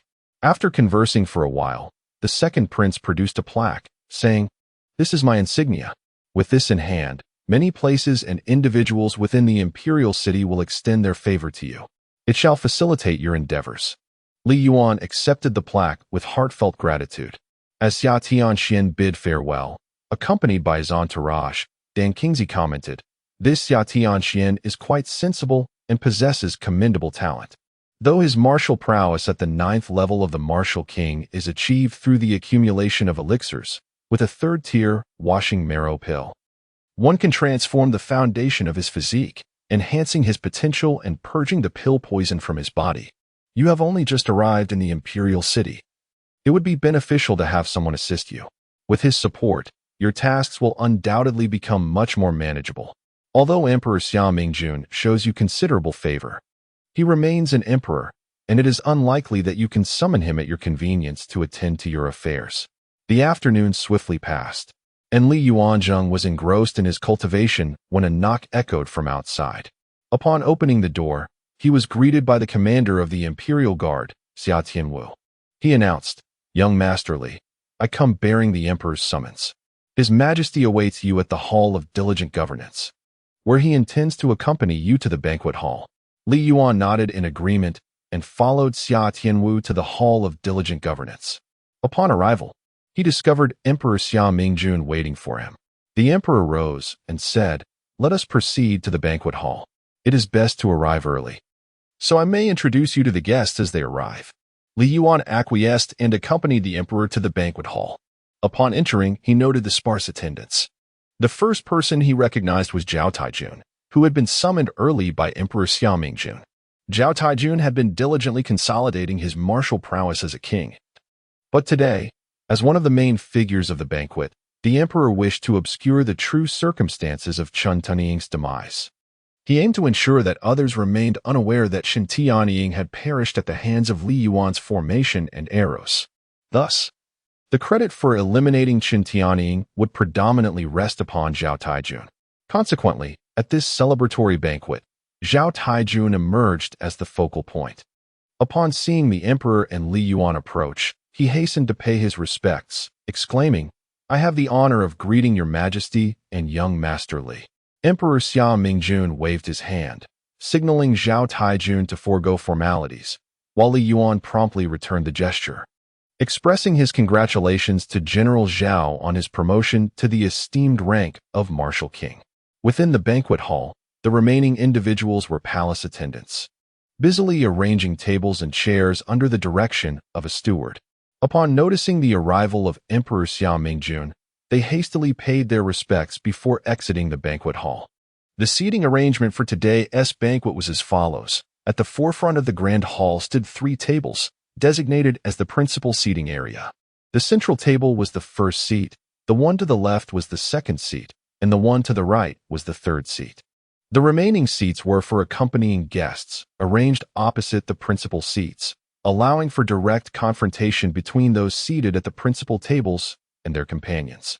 Xia Mingjun took his place at the first seat of the banquet hall, inviting Li Yuan to sit on his left and Zhao Taijun on his right.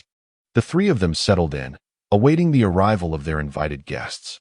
Typically, at such gatherings, the emperor would be the last to arrive. However, in a rare exception today, to facilitate Li Yuan's introduction to the prominent figures of the royal city, Xia Mingjun arrived early, thus bestowing honor upon both Li Yuan and Zhao Taijun. Zhao Taijun felt a surge of gratitude, which deepened his respect for Xia Mingjun, while Li Yuan also harbored a profound sense of appreciation. After a brief interval, a guard announced loudly from outside, "The second prince has arrived." Moments later, the second prince strode in confidently, performing the customary salutations before taking his designated seat, marked with his name. Shortly thereafter, another announcement echoed from the guards outside.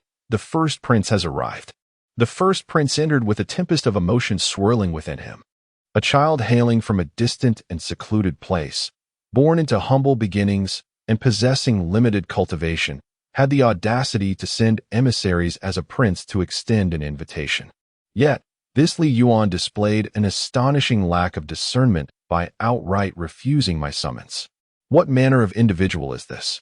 There exists an abundance of those willing to be my followers, many of whom I would scarcely regard.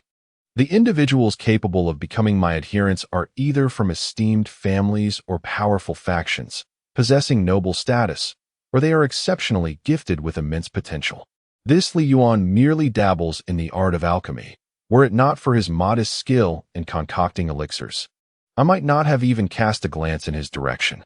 Now he dares to reject me. Upon the arrival of Cao Xiao and Cao Tao, the crown prince inquired of Cao Tao about Li Yuan. Cao Tao informed the crown prince, saying, "This Li Yuan is a young scion of the Li family from the Shanshan city. The ancestor of the Li family was a martial artist of the third rank. Unfortunately, he has been incapacitated for years, suffering from snake venom in the Tianduan mountain range, and has been recuperating at home. The members of the Li family are all timid and ineffectual, too fearful to voice their grievances when wronged. Many look down upon them. When I departed from Shanshan city, Li Yuan had only managed to open 2 meridians, classifying him as a first-level martial apprentice with abysmal cultivation and negligible talent, devoid of any potential for martial advancement. After my departure, I learned he too had left for the county city. For reasons unknown, he suddenly acquired the ability to concoct elixirs. Upon arriving at the county city, he shamelessly endeavored to win the hearts of the populace through his potions, prompting the city lord of Nanhua, Linninghao, to personally dispatch 2 8th-level martial artists to Shanshan city, instilling fear in our Chao family. As soon as these 2 individuals arrived in Chushan city, they slaughtered several members of the Chao family, instilling fear among our kin, who now hesitate to venture outside. A few days ago, our esteemed ancestor sent me a letter urging me to seek assistance from the Crown Prince regarding this matter. The Crown Prince replied that such trivial matters could be managed by Xiaobin himself, and there was no need for him to intervene personally. He instructed Xiaobin, stating that since Cao Tao is your follower, you must ensure justice for him. Dispatch a 9th-level martial artist to address the issue in Chushan city, but remember to keep it low-key. Furthermore, deal with this Li Yuan. Either eliminate him or capture him for your family, compelling him to refine elixirs. But ensure he remains discreet." The Crown Prince then dismissed both Xiaobin and Cao Tao. Seizing the opportunity, Cao Tao penned a letter to inform the clan leader and our ancestor of the situation's background, assuring them not to worry, as the Crown Prince and the Chao family from the capital would provide protection, making it clear that none would dare to harm them. The 9th-level warrior, named Cao Xiaoshui, led 2 8th-level warriors, Cao Xiaoduan and Cao Xiaolin, as they hastened towards Chushan city under the cover of night. At this moment, the Li family in Chushan city was flourishing, experiencing a remarkable surge in prosperity, thanks to Li Yuan's instruction in alchemical techniques. Their pharmaceutical business had long eclipsed that of the Chao family and other clans. With superior quality and affordable prices, their products were highly favored by martial artists, resulting in a thriving enterprise that was indeed a gold mine. Even individuals from surrounding cities traveled to their apothecary to procure medicines. Now, the members of the Li family have come to understand that the so-called alchemy master who provided them with medicinal formulas and taught them the art of potion making is, in fact, Li Yuan. However, they remain puzzled as to why Li Yuan chose to disguise himself instead of directly imparting the formulas and techniques to their clan. The patriarch, Li Tianan, Having accumulated profound experience over the years and now benefiting from Li Yuan's foundational and building pills, has successfully advanced to the 5th level of martial master. Both Li Wenxing and Li Wenyao have also surpassed the 3rd level of martial master. Li Wenxuan, Li Shikai, and others have similarly ascended to the martial master level, with Li Yuan's cousin, Li Jingguan, achieving the same rank.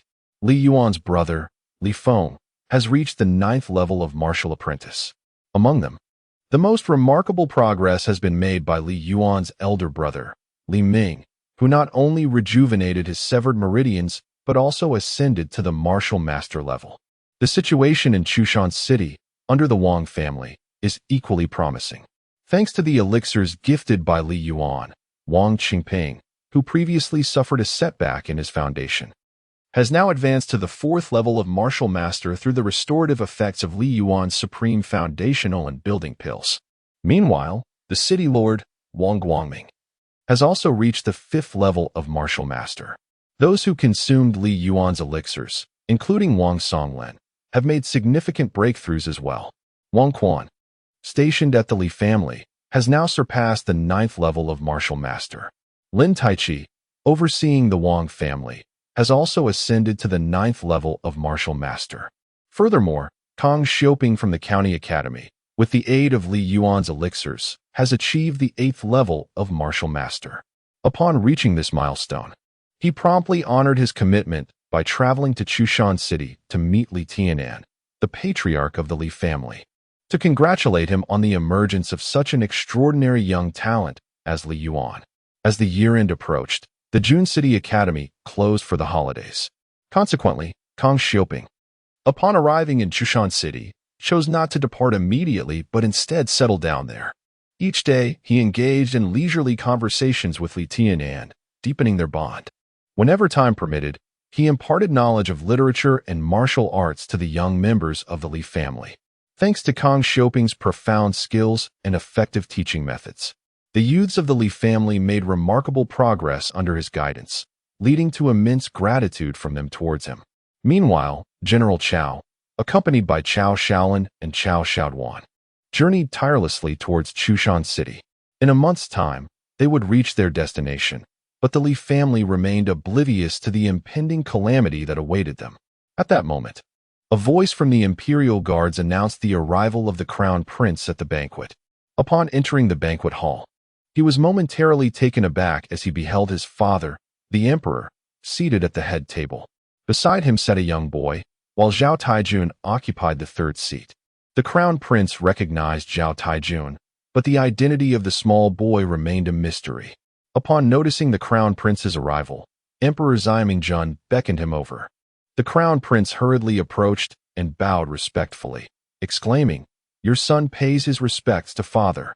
Emperor Ziming addressed the Crown Prince, saying, "Waiter, this young gentleman is Li Yuan, the son of Li from Chushan City in Nanhua Prefecture. He possesses exceptional talent in alchemy, so you should cultivate a close friendship with him." The Crown Prince, bowing to Li Yuan, said, "Xia Tianwei pays his respects to young Master Li."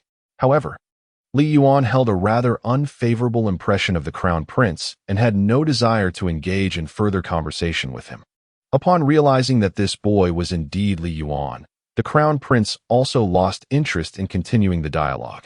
After exchanging a few pleasantries, the Crown Prince moved aside and took his seat at the designated place marked with his name. Emperor Xia Mingjun felt a twinge of confusion. It seemed that the interaction between Crown Prince Xia Tianwei and Li Yuan lacked warmth and was rather forced. However, given that they had never met before, and considering the Crown Prince's character, he would typically extend a cordial welcome to Li Yuan. The current atmosphere felt rather peculiar. Yet this thought merely flickered through Xia Mingjun's mind without lingering. He recalled that there was also a young prodigy named Xiao Ta who had come from Shanqing. Xia Mingjun had initially intended to ask the Crown Prince to invite Xiao Tao to the banquet, believing that since both he and Li Yuan hailed from the same city and were both young geniuses, they would surely enjoy meeting each other and have much to discuss. This feast had been organized by Emperor Xia Mingjun in honor of Li Yuan. However, to avoid drawing too much attention to him, The banquet was publicly announced as a celebration for Zhao Tiejuan's triumph over the Great Qin Kingdom and for Zhao Tiejuan's promotion to martial king. Yet, observing the strained interaction between the crown prince and Li Yuan, Xia Mingjun refrained from suggesting that the crown prince extend an invitation to Cao Tao. The crown prince, too, felt a sense of puzzlement. How could Li Yuan attend such a banquet and occupy a place beside the emperor? Such an honor was not bestowed upon just anyone.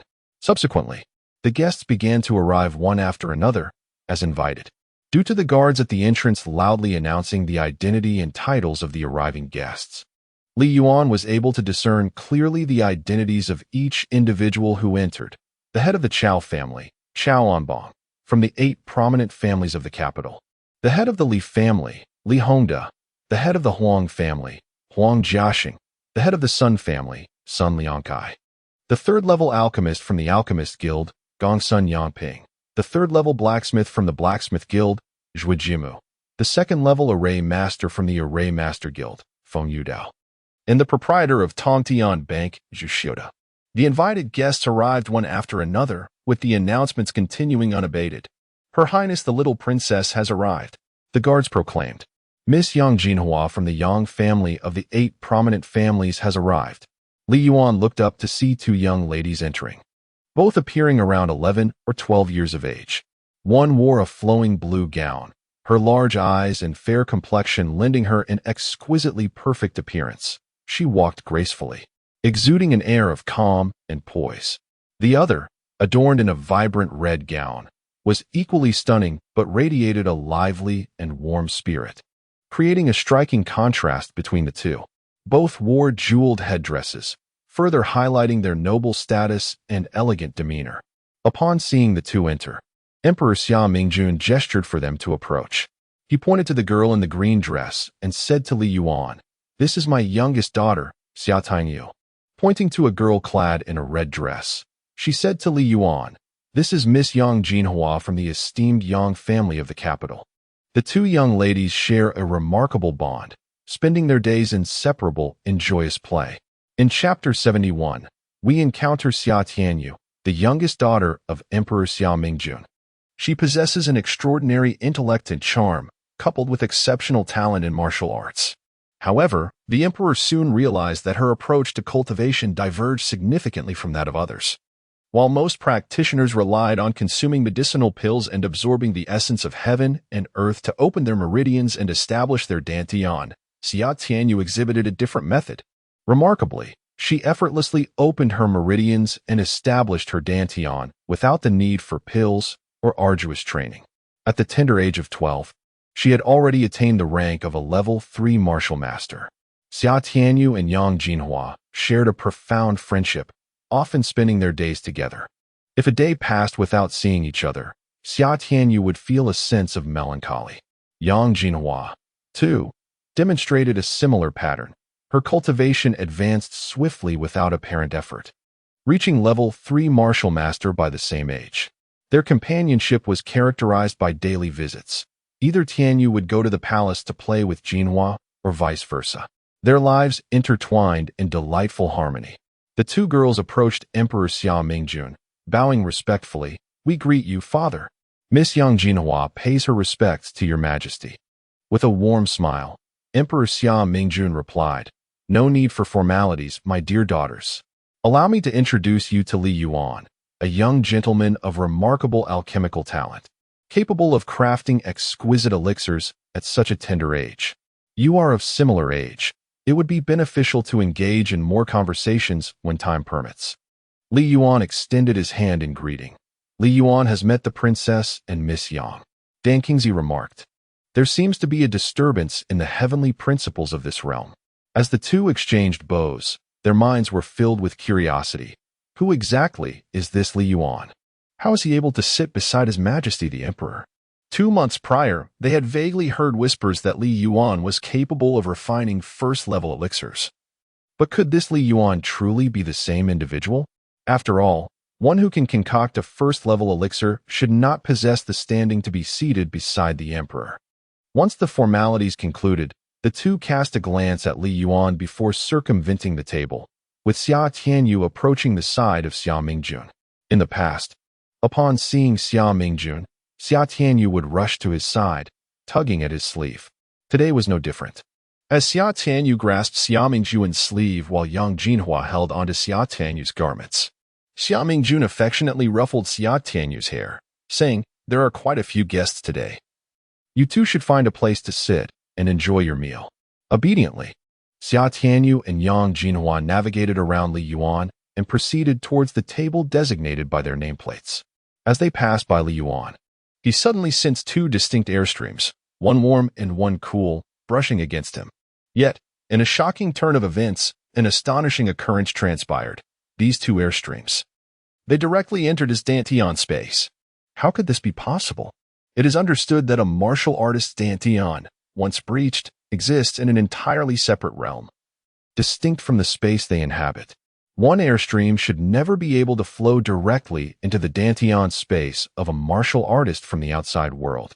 It is conceivable that a martial artist's Dantian space could be shattered and vanish, yet it is inconceivable for external winds to infiltrate such a space. After these two currents of wind entered Li Yuan's Dantian, they coalesced into a small vortex within.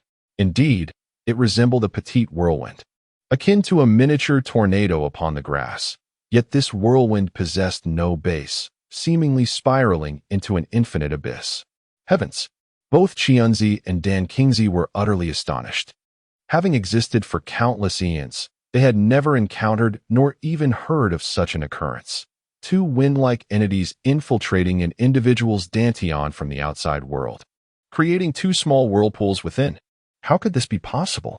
When a martial artist ascends to the rank of martial king, it is through the unblocking of meridians, absorbing the world's ethereal energies into their Dantian, or through the consumption of elixirs and rare treasures, allowing the energies generated by these substances to fill the Dantian and subsequently rotate within it. However, Li Yuan's situation was unprecedented. Only a few of his meridians had been unblocked, and they were far from complete. It was the cosmic pearl that had ruptured his Dantian. The external ethereal energies could not possibly traverse his meridians to enter his Dantian. Yet now, these two wind-like entities had formed two small whirlpools within. What could these wind-like entities be? Clearly, they were not the ethereal energies of heaven and earth, but if not those, then what were they?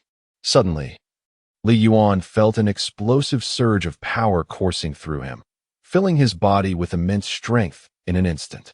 He was overcome with an impulse to howl to the heavens. Li Yuan sat there, his expression filled with astonishment. The little princess, Xia Tianyu, and Yang Jinhua had just circled around behind him when, suddenly, their bodies trembled and came to a halt simultaneously. Xia Tianyu felt a breeze, a warm zephyr, inexplicably wafting towards her. Perhaps it was a wind conjured from thin air, or maybe it emerged from the void. She distinctly sensed that this breeze seemed to originate from an exceedingly distant place, yet also felt as if it were blowing from an incredibly close one. This wind enveloped her, cleansing her being as if it were water, while simultaneously infusing her with an overwhelming surge of power. She abruptly felt an explosive growth of strength within her. Her body brimmed with vitality. In that instant, she seemed to hear a resounding explosion from her Dantian. The fourth level of the spatial Dantian shattered. In the blink of an eye, Xia Tianyu's cultivation soared from the third level of martial master to the fourth. Then, another thunderous crack echoed as the fifth level broke open. Her cultivation ascended to the fifth level of martial master. Yang Jinhua experienced a similar transformation, though the wind she felt was refreshing. In but a fleeting moment, her cultivation also surged from the third level of martial master to the fifth. Both girls were overwhelmed with shock, unable to comprehend the events unfolding before them, and hurriedly distanced themselves from Li Yuan. Xia Mingjun glanced at Li Yuan and suddenly realized that something seemed amiss. How could his cultivation suddenly exhibit traces of the martial king level? Xia Mingjun was utterly astonished. However, the room was filled with numerous guests, and more continued to enter from outside. Xia Mingjun found himself devoid of time and opportunity to inquire about the unfolding events. Thus, he chose to remain silent for the moment. In Chapter 72, The Banquet's Challenge, guests streamed in one after another, and soon all the invited attendees had arrived. The patriarch of the Chao family, Chao Anbong, whispered to the crown prince, Xia Tianwei, "Your Highness, this banquet is held to celebrate General Zhao Tiejuan's elimination of the formidable Chen Tianying from the Great Qin Kingdom. It is only fitting for General Zhao to occupy the second seat of honor. Yet, seated there now is the child Li Yuan. What merit has he to claim such a position? This is a splendid opportunity for you to counsel His Majesty." Stating that among the many lords and esteemed guests present, the Grand Marshal boasts a 9th-level mastery of martial arts and has rendered countless contributions to the nation. The Prime Minister has tirelessly toiled day and night for the stability of our realm. The esteemed leaders of the Alchemist Guild, the Artisan Guild, and the Array Masters Guild, alongside the proprietor of the global financial institution, all hold esteemed status and profound mastery. Any of them would be far more deserving of the second or even third seat than Li Yuan. By presenting this counsel, you could garner the support of many influential figures who are pivotal to your aspirations of ascending the throne. Perhaps His Majesty's decision to place Li Yuan in the second seat was a deliberate move to provide you with an opportunity to voice your suggestions, thereby consolidating public favor and laying the groundwork for your future reign. Upon hearing the reasoning, the Crown Prince stood and addressed his father, "Your Majesty, I wish to offer a piece of counsel. Today's banquet is held in honor of General Zhao Taijun for his elimination of Chen Tianying. Therefore, it is only fitting that General Zhao occupies the second seat, which would reflect Your Majesty's commendation of him.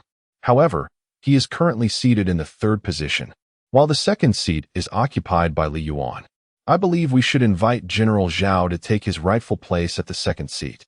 As for the third seat, the esteemed guests present today include the President of the Alchemist Guild, the President of the Blacksmith Guild, the President of the Formation Masters Guild, and the proprietor of the Tongtian Bank, all of whom are distinguished individuals of great repute and profound cultivation. The Grand Marshal has garnered significant military achievements, and the Prime Minister has devoted himself tirelessly to the welfare of the nation and its people. These gentlemen are the pillars of our great Xia Kingdom, and any one of them seated in the third position would demonstrate Your Majesty's respect for them. As for Li Yuan, hailing from humble beginnings with limited cultivation, what merit does he possess to claim the second seat?" Upon hearing this, Xia Mingjun was momentarily taken aback, and then a wave of anger surged within him. He never anticipated that the Crown Prince, the son in whom he had placed his hopes, would present such a suggestion at this moment. He glanced at Li Yuan, who hastily rose and said, "Your Majesty, I shall promptly invite General Zhao to take the second seat. I can comfortably occupy any position at the end." Li Yuan, being of humble origin and lacking in cultivation, did not originally possess the qualifications to attend such a banquet. Otherwise, he would have withdrawn. He humbly requested Your Majesty's forgiveness for his lack of decorum. Xia Mingjun raised his hand to halt Li Yuan's departure, saying, "Young Master Li, please take a seat." He then turned to the Crown Prince and inquired, "Who advised you to allow Li Yuan to take the second seat?" The Crown Prince, reveling in his own cleverness, believed he had not only skillfully discerned the Emperor's intentions, but had also successfully garnered the favor of numerous esteemed individuals. However, upon hearing the Emperor's question, he was taken aback. The situation seemed amiss, and it appeared that the Emperor's arrangement of the seating did not afford him the opportunity to propose his own ideas. Hesitantly, he stammered, It was my own belief that this would be more appropriate." Xia Mingjun replied, "I have my reasons for this arrangement." He then addressed the assembly, stating, "Today, we gather to celebrate General Zhao Tiejuan's triumph over the martial King Chen Tianying of the Great Qin Kingdom, marking his successful ascendance to the realm of the martial king.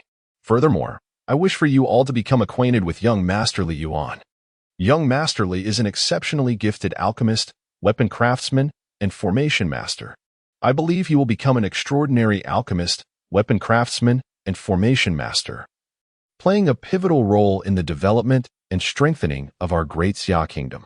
The Crown Prince, Xia Tianwei, was momentarily stunned. Why was the Emperor placing such importance and high regard on Li Yuan? What remarkable qualities did this Li Yuan possess? After all, he merely produced first-tier elixirs. It seemed he had unwittingly committed a grave error today. Xia Tianwei sat there, his expression changing dramatically, as a tide of overwhelming hatred surged within him towards Li Yuan. Upon hearing Xia Mingjun introduce himself in such a manner, Li Yuan hastily rose to his feet. Bowing respectfully to Xia Mingjun, "I am grateful for your exalted praise, Your Majesty. My abilities are lacking, and I am unworthy of such commendation. I shall devote myself to diligent practice, striving to serve the great Xia kingdom and Your Majesty to the best of my abilities." At that moment, Feng Yudao, a second-tier formation master from the Formation Masters Guild, stood up and bowed to Emperor Xia Mingjun, saying, "A few days ago, Your Majesty dispatched someone to inform us to come to the palace to learn several second-tier formations. Due to my continuous engagements, I have been unable to find the time to attend. I was not aware that our great Xia kingdom boasted such remarkable second-tier formation masters. My own understanding of formations is quite superficial, and I have long sought esteemed teachers. Today, it is fortuitous that all the distinguished talents and eminent figures of our great Xia kingdom are gathered here. I humbly seek guidance from any esteemed elder whose knowledge of formations is profound and inscrutable." Qianzi, feeling agitated, transmitted a message to Li Yuan through the universe pearl. "Pay no heed to him. He is not even worthy to hold your shoes. What kind of formation master could possibly emerge from such a wretched place? Look at that arrogant demeanor, utterly oblivious to his own insignificance." Xia Mingjun remarked, "Indeed, it is Li Yuan, the young master, who possesses several extraordinary formations. If our great Xia kingdom can master these formations, it would undoubtedly bring immense benefits to our realm." Feng Yudao bowed again to Li Yuan, stating, "Young Master Li is a prodigy of the great Xia kingdom, a true dragon among men. The formations he is prepared to impart to us must be astonishingly powerful and beyond the comprehension of mere mortals. Yudao must humbly learn. Yet his innate talent appears rather dull, leaving one uncertain whether he can truly master it." Upon hearing this, Xia Mingjun sensed something amiss and promptly declared, "Let us not discuss this matter any further. Bring forth the dishes and let us dine." In an instant, the palace's kitchen attendants flitted about like butterflies among flowers, presenting platters of food and drink to each guest, arranging them meticulously upon the tables. Soon, every individual was graced with a serving of exquisite fare. In Chapter 73, Feng Yudao takes on the challenge. Xia Mingjun raised his wine cup and proclaimed, "Today, we gather to host a grand banquet in celebration of General Zhao Tiejuan's elimination of the mighty King Chun Tianying of the Great Qin Kingdom, as well as to honor General Zhao on his promotion to the rank of Martial King." The assembly raised their cups in unison, downing the contents in one spirited gulp. After several rounds of toasting, the patriarch of the Chao family raised his cup and addressed Xia Mingjun, saying, "Your Majesty, the valor exhibited by young Master Li and General Zhao in vanquishing King Qin Tianying is a monumental achievement. Allow me to toast to both young Master Li and General Zhao in celebration of the removal of Qin Tianying, thus reducing our great Xia nation's formidable foes." With that, he drained his cup, prompting everyone else to follow suit. The Chao patriarch continued, "We are all eager to learn how General Zhao managed to defeat Qin Tianying. It is well known that Qin Tianying possesses extraordinary speed. Should he find himself outmatched, few could hope to capture him." Xia Mingjun responded, "Indeed, Qin Tianying is remarkably swift. However, young Master Li employed a second-tier formation to ensnare him, allowing the rest of us to eliminate him."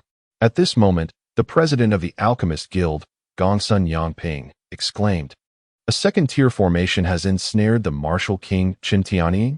How can this be possible? Typically, to trap a martial king, one would require a third-tier formation. How is it that young Master Li has managed to entrap Qin Tianying with a mere second-tier formation? We are most intrigued to learn about this formation. And I am also eager to understand how young Master Li has refined a first-tier elixir into a superior grade." The president of the Artisan Guild, Zhujiama, added, "I have heard that young Master Li's techniques for crafting artifacts are exceptionally ingenious, and I would very much like to witness the brilliance of his craftsmanship."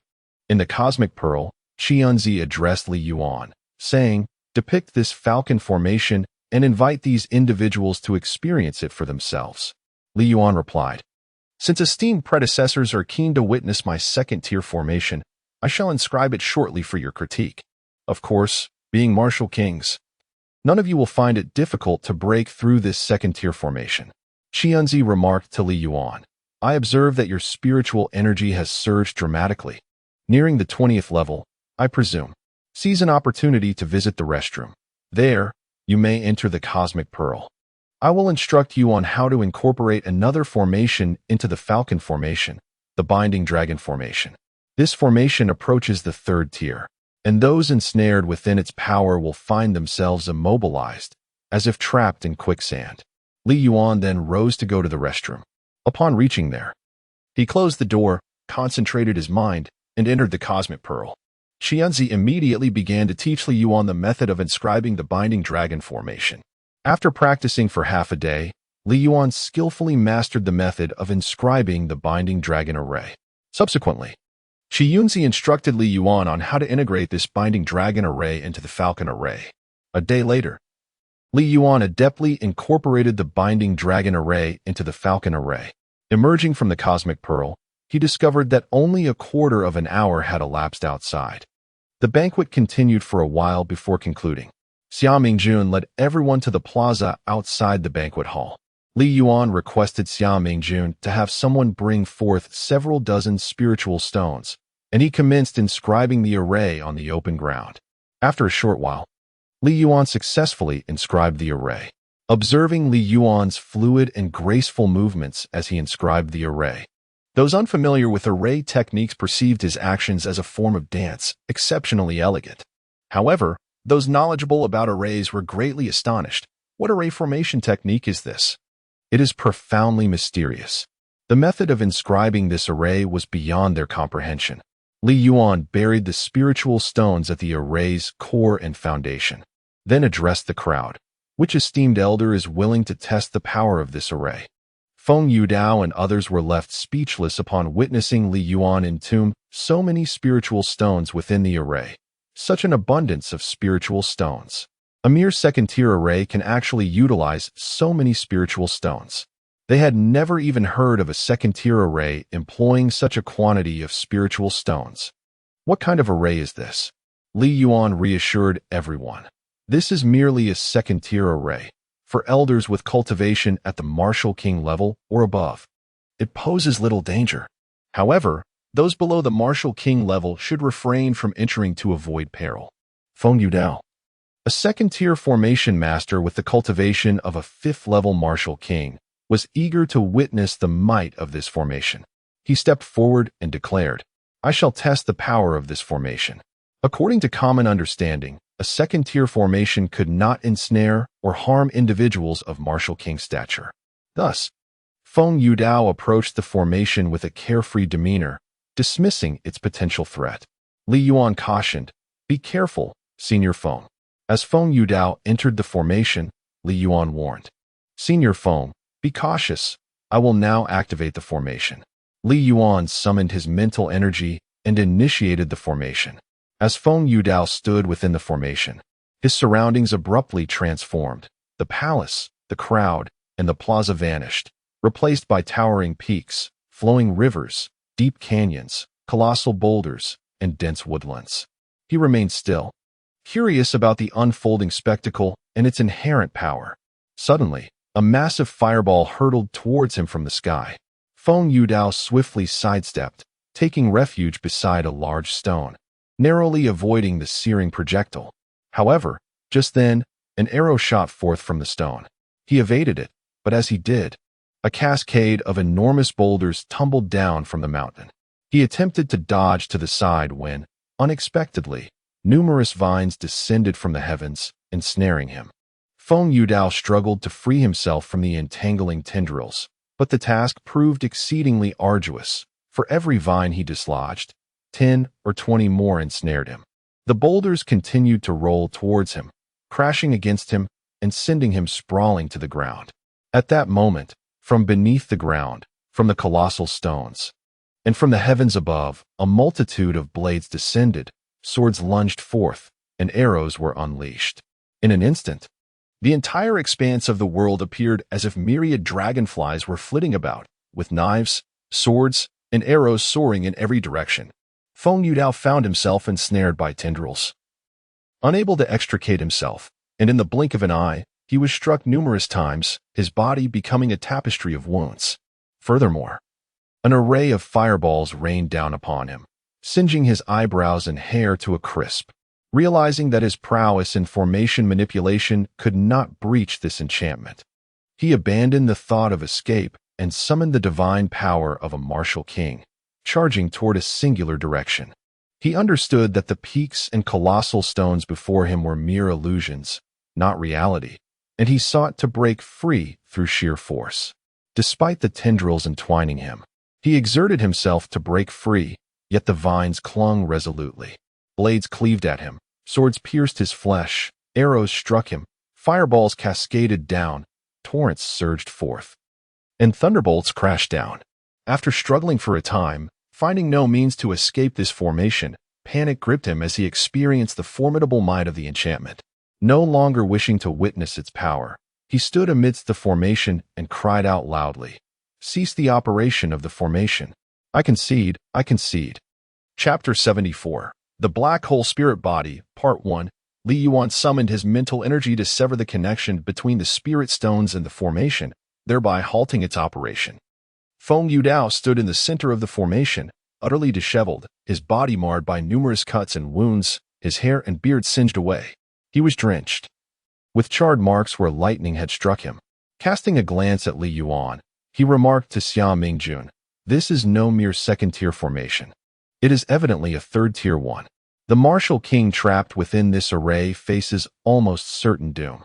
Turning to Li Yuan, Feng Yudao continued, "Your mastery of formations is indeed commendable. I once failed to recognize your brilliance, but now I am eager to learn the intricacies of array techniques from you." Li Yuan replied, "Let us discuss this later. For now, please tend to your injuries." He produced a second-tier healing pill of exceptional quality and handed it to Feng Yudao, saying, "This is a second-tier healing pill. Although it may not be of significant benefit to someone of the martial king's cultivation, it is better than nothing. I apologize for any offense I may have caused earlier." Feng Yudao accepted the healing pill, astonished to discover it was of the finest quality. Holding the pill in his hand, he hesitated to consume it. This is a premium healing pill, despite the severe predicament he had recently endured. With wounds all over his body, he realized that these injuries were merely superficial. Even without the healing pill, he could recover by channeling his inner energy, healing within a few days. Such minor wounds hardly warranted the expenditure of a precious healing pill. The president of the Alchemist Guild, Gongsun Yangping, was utterly astonished when he saw the exquisite level 2 healing pill that Li Yuan had handed to Feng Yudao. Such a superior level 2 healing pill is not easily concocted. Although he is currently a level 3 alchemist, even he struggles to produce a top-quality level 1 pill. Achieving a high-quality pill is a rare feat approaching Feng Yudao. He inquired, "President Feng, may I have a look at this healing pill?" Feng Yudao hesitated, glancing at the pill in his palm, and finally replied, "President Gongsun, it is permissible to simply observe." Reluctantly, he passed the exquisite healing pill to Gongsun Yangping. As Gongsun Yangping examined the pill, its translucent, plump form left him increasingly astounded. Incredible. Who could possibly have crafted such a superior level 2 healing pill? He turned to Li Yuan and asked, "Young Master Li, who is the alchemist responsible for this remarkable pill? Might you facilitate an introduction? I wish to consult this alchemist in person." Li Yuan responded modestly, "I am unworthy of such inquiries. This pill was concocted by myself. Though my alchemical skills are quite rudimentary, and I fear I might embarrass myself before such esteemed predecessors." Gongsun Yangping was taken aback. "Your cultivation level is merely that of a martial apprentice. How could you possibly create this superior level 2 healing pill? Was it not said that you only specialize in level 1 pills?" Li Yuan replied, "It was merely a stroke of luck that I managed to produce a few superior level 2 healing pills. There are no extraordinary techniques or secrets involved. Thus I hesitate to present myself before esteemed predecessors." Gongsun Yangping observed Li Yuan's indifferent demeanor and realized it stemmed from his earlier refusal to accept Li Yuan's invitation to learn the intricacies of crafting secondary formations, which had irked the latter. As a third-tier alchemist and the president of the Alchemist Guild, he had always held a position of prestige and superiority, making it difficult for him to humble himself and seek guidance from Li Yuan. He merely stood there in awkward silence. Feng Yudao noticed that Gongsun Yangping was reluctant to return the healing elixir he held and thought to himself that this precious potion had cost him dearly, and it was imperative that he reclaim it. He approached Gongsun Yangping and said, "President Gongsun, you have inspected the elixir. I kindly request that you return it to me. I still have significant use for this potion." Gongsun Yangping glanced at Feng Yudao, reluctant to relinquish the elixir, but with so many witnesses present, he could not afford to lose face. However, parting with the potion was equally difficult for him, as it was too exquisite, too beautiful, resembling a rare piece of art that compelled one to gaze upon it repeatedly. Anyone who beheld it would find it hard to let go. Ultimately, with great reluctance, Gongsun Yangping returned the elixir to Feng Yudao. The president of the Artifact Smithing Guild, Zhuijimu, remarked, "I have heard that young Master Li possesses exceptional skills in artifact crafting. Might we have the honor of witnessing the spiritual artifacts he has forged?" Li Yuan humbly replied, "I am but a novice with limited abilities in artifact crafting and would not wish to disgrace the esteemed eyes of my seniors. Nor do I wish to present my inadequacies before such accomplished individuals." Zhuijimu, seeing Li Yuan's unwillingness to showcase his spiritual artifacts, found himself at an impasse. At this moment, Emperor Xia Mingjun addressed young Master Li, stating, "You have been tirelessly occupied for an extended period, and after a long day today, I shall conclude this banquet. Please, young Master Li, take your leave and rest." He then commanded the leader of the Imperial Guard, Xia Tianwu, to escort Li Yuan to a place within the palace to rest. The Crown Prince, observing Li Yuan's remarkable talents in alchemy and formation, finally comprehended why Emperor Xia Mingjun held Li Yuan in such high regard. He realized the folly of his previous actions and, in that instant, harbored a profound resentment towards Li Yuan, contemplating ways to render him absent from the imperial city. Following Xia Tianwu to the quarters he had arranged, Li Yuan closed the door behind him once Xia Tianwu took his leave. He then entered the Cosmic Pearl and inquired of Qianzi regarding the spiritual bodies of Xia Tianyu and Yang Jinhua. Qianzi explained, "The individual known as Xia Tianyu possesses a cold extreme spiritual body, while Yang Jinhua harbors a fiery explosion spiritual body. Both of these spiritual bodies belong to the category of black hole spiritual bodies, which are among the most terrifying entities in the universe. Those who possess such spiritual bodies, upon reaching their 20s or 30s, or upon marrying and entering their chambers, will inevitably undergo an explosion. The destructive force of such an explosion is unfathomable. A single fiery explosion spiritual body can obliterate an entire plane, leaving no survivors. In the realms of immortals or deities, such a body could shatter a planet into oblivion. Conversely, the cold extreme spiritual body, once it detonates, can freeze an entire plane into dust, and similarly, in the celestial or divine realms, it would annihilate a planet. If either of these spiritual bodies were to explode in lower realms, they could render the Tao of heaven of that realm into nothingness. In the realms of immortals and deities, such explosions would severely injure the Tao of heaven itself. Therefore, when such a spiritual entity manifests, the heavenly laws of this plane or the celestial realms will ensure that the fetus perishes in the womb, preventing its survival. However, it is astonishing that two such spiritual entities have emerged in this mortal realm, suggesting a flaw in the heavenly laws of this plane. Li Yuan inquired, "Has there ever been an occurrence of such spiritual explosions before? How should one address this issue?" Qi Yunzi responded, "In the annals of the divine realm, there was a singular incident of an explosive spiritual entity. At that time, no one could discern how that explosive spirit evaded the purging of the heavenly laws, and the explosion inflicted severe damage upon the celestial laws of the divine realm." Chapter 75, The Black Hole Spiritual Entity, Part 2, The Heavenly Machine Sect. Through its comprehension of the heavenly laws, has deduced that these black hole spiritual entities, whether of extreme cold or extreme heat, are vessels for the black hole spiritual seeds that proliferate from the chaos. In the cosmos, these black hole spiritual entities must encounter chaotic spiritual entities to survive and thrive. Without such encounters, the possessors of black hole spiritual entities will face catastrophic explosions when the entities reach the age of 20 or 30, or during their wedding night. This explosion may serve to prevent the black hole spiritual entity from procreating with a human or for other reasons that render marriage impossible. However, should a black hole spiritual entity encounter a chaotic spiritual entity and engage in mutual cultivation, the chaotic entity stands to gain immense benefits from the black hole entity. In turn, the black hole spiritual entity, with the assistance of the chaotic entity, can evolve into one of the most formidable beings within the entirety of chaos.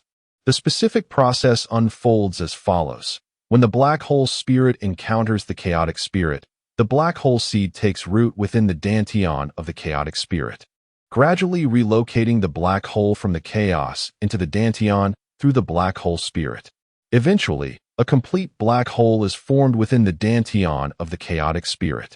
Alternatively, once the black hole seed has established its roots within the dantian of the chaotic spirit, it absorbs the essence of the black hole from the chaos through the black hole spirit, culminating in the growth of a new black hole within the dantian. Throughout this process, as the black hole from the chaos is transferred into the dantian of the chaotic spirit via the black hole spirit, or when the black hole seed, rooted in the dantian, absorbs the essence of the black hole, the black hole spirit acts as a conduit and bridge. During the passage of the black hole, or its essence, the black hole spirit absorbs this essence, enabling its cultivation to progress smoothly, evolve, and ultimately become the most formidable being within the chaos. The Heavenly Mechanism sect has yet to comprehend the nature of this black hole essence through the Tao of Heaven. It is neither energy nor matter, but rather a force more potent than energy, an antimatter known as black hole essence. The advantages of a chaotic spiritual entity encountering a black hole spiritual entity are indeed extraordinary. The black hole seed within the black hole spiritual entity takes root in the dantian of the chaotic spiritual entity. Whether the black hole shifts from the chaos into the dantian of the chaotic spiritual entity, or the black hole seed within the dantian grows into a new black hole, the presence of even a single black hole in the dantian of a chaotic spiritual entity bestows upon it immense power. It can harness the antimatter within this black hole, also known as black hole essence. This black hole essence is incredibly potent. Even a minuscule amount can effortlessly shatter a planet. With sufficient black hole essence, a single strike can obliterate an entire universe. A black hole, with a mere gentle pull, can consume an entire universe. In the chaotic realm, the primary adversary to the universe, aside from formidable beings who have attained the chaotic state, is the black hole itself. A black hole can easily devour numerous universes. Should a universe remain unrefined and uncontrolled by any sentient beings, it exists in a state of spontaneity, devoid of any self-protective capabilities. Warriors of the chaotic realm possess the requisite strength to either obliterate a universe or absorb all the energy within it. Conversely, if a universe is captured by a black hole without any life forms to refine or control it, it stands powerless to resist, ultimately succumbing to the black hole's insatiable hunger. Is the black hole also an immensely powerful living entity within the chaos? This, too, remains beyond the comprehension of the Heavenly Mechanism sect. Chi Yunzi remarked, "Now you understand. Through today's events, it is evident that you are indeed a chaotic spiritual entity." The two small vortices within the dantian signify the establishment of the black hole spirit seed in your core.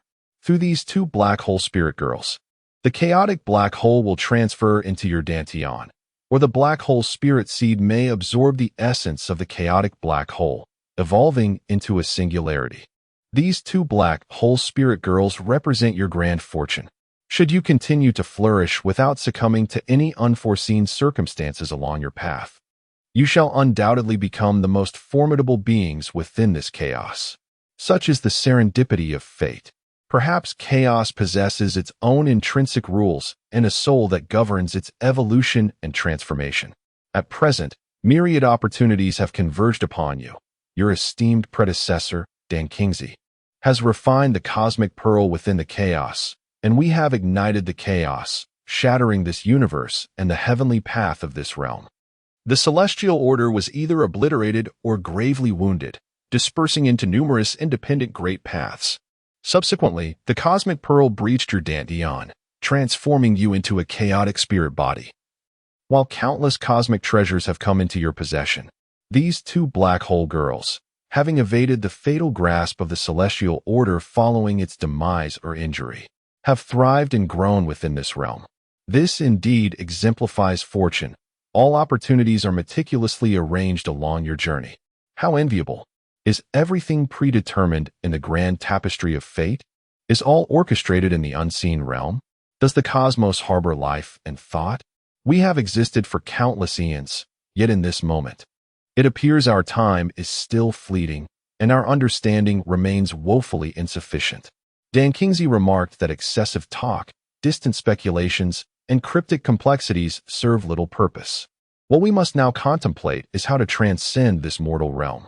At the very least, we must first ascend to the realm of cultivation to gradually develop, enabling Yuan to grow and enhance his prowess, thus offering us the potential to escape our predicament and restore our physical forms.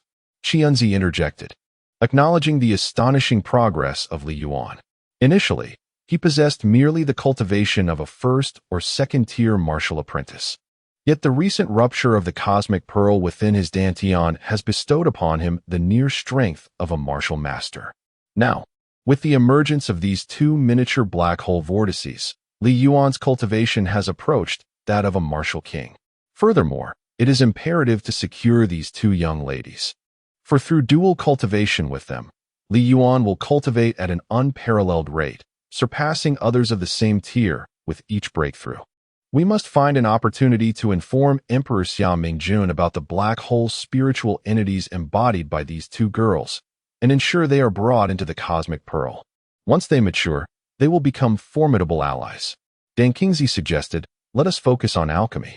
By exchanging medicinal elixirs for spiritual materials, we can convert them into primal energies to rapidly elevate Yuan's cultivation, thus allowing us to break free from this mortal world. Yuan stepped into the portal of replication and commenced his alchemical endeavors. Chapter 76. Acquisition of spiritual materials regarding the matter of today as counsel from the eldest prince. SUSI-MANHUA distinctly sensed a hint of conspiracy and resolved to investigate the matter thoroughly. The president of the Alchemist Guild, Gongsun Yangping, expressed regret, as did Zhuo Jiamu. The president of the Artifact Crafters Guild, Xia Qianwei, commanded Chao Xiaobin to swiftly devise a method to eliminate Yuan, or to capture him and confine him permanently. As dawn broke, 60 days had elapsed within the cosmic pearl. Yuan retrieved the elixirs he had refined from the portal of duplication. Among the 50 flawless quality elixirs, the remaining 300 comprised superior varieties: foundation nourishing pills, foundation establishing pills, and the heaven-defying ascension pill. Upon emerging from the cosmic pearl, Yuan opened the door, preparing to seek out Xia Tianwu. Several guards stood at the entrance, and upon noticing Yuan's emergence, they all bowed respectfully. One guard addressed Yuan, stating, "The commander has instructed us to wait here for young Master Li. He requested that we report to him immediately upon your arrival. Please hold for a moment while I inform the commander." The guard then hastened away. After a brief wait, Yuan saw Xia Tianwu approaching with a contingent of imperial guards. Xia Tianwu clasped his hands in salute and greeted, "Good morning, young Master Li. I shall escort you to breakfast." Yuan followed Xia Tianwu into a palace for their meal. Once breakfast concluded, Xia Tianwu conveyed, "His Majesty has asked me to inform you that he wishes to see you after your meal, as he has matters to discuss." Yuan, eager to meet Emperor SUSI-MANHUA, intended to present the elixirs he had refined the previous day in exchange for spiritual materials. Furthermore, he sought to inform SUSI-MANHUA about the spiritual entities of Xia Tianyu and Yang Jinhua. Accompanied by Xia Tianwu, Yuan proceeded to the Emperor's Hall of Diligence. Upon arrival, after a formal announcement, Li Yuan entered the Hall of Diligence with Xia Wu and encountered Emperor Xia Mingjun. Xia Mingjun observed Li Yuan's arrival and invited him to sit beside him at the adjacent table. Li Yuan respectfully clasped his hands in greeting before taking a seat. Xia Mingjun remarked, "Young Master Li, the elixirs you provided me last time, Bujidin, Zujidin, and Nishan Xingwangdin, along with the gathering spirit pills you utilized for the 20 martial masters' ascension to martial king, upon my rough estimation, are valued at no less than 5 trillion taels of silver, even at the lowest market price. Just yesterday, I had the palace steward tally all the spiritual materials and treasures within the palace, which amounted to a little over 1 trillion taels of silver. From this sum, the palace must reserve a portion for daily expenses, leaving me with the capacity to offer you only 1 trillion taels of silver for now. The remainder will need to be gathered from the royal city and various prefectures. If I cannot procure the full amount immediately, I kindly ask for your patience." Young Master Li. Upon hearing this, Li Yuan was taken aback by the substantial amount of silver. He had never encountered such wealth before. He quickly responded, "This is of no concern. It is my heartfelt wish to assist the great Xia Kingdom and His Majesty." Xia Mingjun then instructed someone to summon the palace steward to prepare the spiritual materials and treasures destined for Li Yuan. Li Yuan produced the elixirs he had refined the previous night, 100 each of Bujidin, Zijidin, and Nishan Shengwangdin, and handed them to a guard, saying, "Please present these elixirs to His Majesty and let him dispose of them as he sees fit." As Xia Mingjun accepted the elixirs from the guard, he was profoundly astonished by the sheer quantity of such remarkable concoctions. To Li Yuan, this was merely a trivial matter. Indeed, the ability to refine pills was truly extraordinary. Li Yuan addressed Xia Mingjun, saying, "Your Majesty, there is a matter I must report concerning the spiritual forms of the young princess and Miss Yang Jinhua." Upon hearing this, Xia Mingjun, who had been pondering the sudden surge in cultivation of Xia Tianyu and the others, was intrigued that Li Yuan had brought it up. "Please, young Master Li, go on," he urged. Li Yuan proceeded to explain the situation regarding the 2 young women's spiritual forms. Xia Mingjun listened with astonishment, utterly unprepared for such revelations. "How shall we resolve this matter?" he inquired of Li Yuan. Li Yuan replied, "To be candid, Your Majesty, I possess a chaotic spiritual form. If I engage in dual cultivation with them, our powers will soar to unprecedented heights, barring any unforeseen circumstances. In the future, both of them shall become the most formidable warriors in the world. Thus, I extend my congratulations to Your Majesty for having such promising potential in your princess and subjects." Upon hearing this, Xia Mingjun felt a wave of relief wash over him regarding the safety of the young princess and Yang Jinhua, as well as the potential catastrophic consequences of their future powers. He turned to a nearby guard and commanded, "Summon the young princess and Miss Yang Jinhua, as well as the head of the Yang family and her parents. Also, bring the mother of the young princess." The guard acknowledged the order and departed. Shortly thereafter, another guard reported, "The palace chief, Xia Mingkai, requests an audience." "Let him enter," Xia Mingjun replied. Li Yuan lifted his gaze to see an elderly man step into the chamber. The elder addressed Xia Mingjun, stating, "Your Majesty, all the spiritual materials within the palace have been gathered, and all the gold, silver, and jewels have been exchanged for universally accepted silver notes, now securely stored in the royal treasury." Xia Mingjun replied, "Please accompany me to the royal treasury, young Master Li." Li Yuan followed Xia Mingjun to the royal treasury, where they beheld an immense hall brimming with a plethora of spiritual herbs, medicinal plants, and rare treasures. Nearby, a table was meticulously stacked with a substantial pile of silver notes. Li Yuan remarked, "These spiritual materials will prove invaluable to me, and I shall take them. I kindly request that Your Majesty use these silver notes to procure as many spiritual materials as possible for me. In return, I will refine some elixirs to present to Your Majesty, to exchange for more spiritual materials." He added, "I extend my gratitude to Your Majesty." Afterward, Li Yuan enveloped the spiritual materials with his spiritual energy and seamlessly stored them within the cosmic pearl. Xia Mingjun, Xia Mingkai, and Xia Tianwu were all taken aback. Such a vast collection of spiritual materials could hardly be contained within the palace's storage capacities. Xia Mingjun had even contemplated arranging a residence for Li Yuan to facilitate the use of these materials, yet was astonished to witness Li Yuan effortlessly claim them all at once. How did he achieve this? Did he possess some extraordinary spatial artifact? The magnitude of such a spatial treasure must be immense. Due to the personal nature of the matter, Xia Mingjun and the others refrained from inquiring further into Li Yuan's secret. Chapter 77. A reunion. At this moment, a guard approached to report, "Your Majesty, Princess Yang Mengshu has arrived, accompanied by the head of the Yang family, Yang Jingluan, along with the parents of Miss Yang Jinhua, and the little princess is also present. They are currently awaiting an audience in the Hall of Gathering Talents. The presidents of the Alchemist Guild, Gongsun Yangping, the Smithing Guild, Zhujiamu, and the Array Masters Guild, Feng Yudao, have also come to the palace to seek an audience with Your Majesty, and they are presently in the Hall of Gathering Talents awaiting their turn." Xia Mingjun instructed, "Please invite the presidents of the Alchemist, Smithing, and Array Masters Guilds to enter." The three men made their way into the Hall of Diligent Governance. First bowing to Emperor Xia Mingjun, Gongsun Yangping pays his respects to Your Majesty. Feng Yudao pays his respects to Your Majesty. Zhujiamu pays his respects to Your Majesty. Xia Mingjun replied, "Gentlemen, there is no need for formalities. Please be seated." The three men then moved to the side and bowed to Li Yuan. "We pay our respects to young Master Li." Li Yuan hastily returned the gesture. "I am unworthy." Li Yuan pays his respects to the three esteemed elders. Qianzi remarked, "Today, their demeanor is somewhat appropriate. However, if they wish to learn about formations, smithing, or alchemy later, they will likely demand exorbitant fees." The three men acknowledged, "A few days ago, we were blind to our own shortcomings and neglected young Master Li. We have come today to offer our sincerest apologies to Your Majesty and to young Master Li." Gongsun Yangping, the president of the Alchemist Guild, stated, "I have heard that young Master Li is in search of the spiritual herb Tai Xian Kai Dan Chao.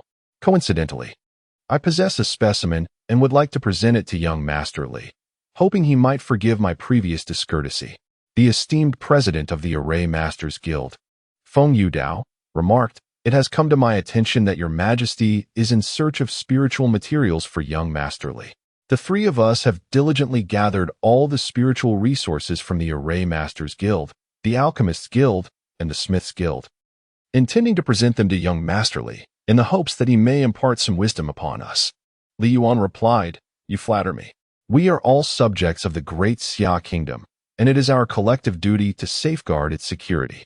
The array formations and the methods of alchemy and smithing that I had originally intended to teach were conceived with the safety of our great Xia Kingdom in mind. I would not accept your spiritual materials without due cause. Let us do this. I shall impart the knowledge, methods, skills, and techniques of alchemy, smithing, and array formations to you, and we shall engage in a fair exchange. You may compensate me according to the value you perceive in these teachings. I am willing to offer a discount, but there is one condition. It must be adhered to, should the great Xia Kingdom find itself in peril requiring these arts. You three must lend your full support."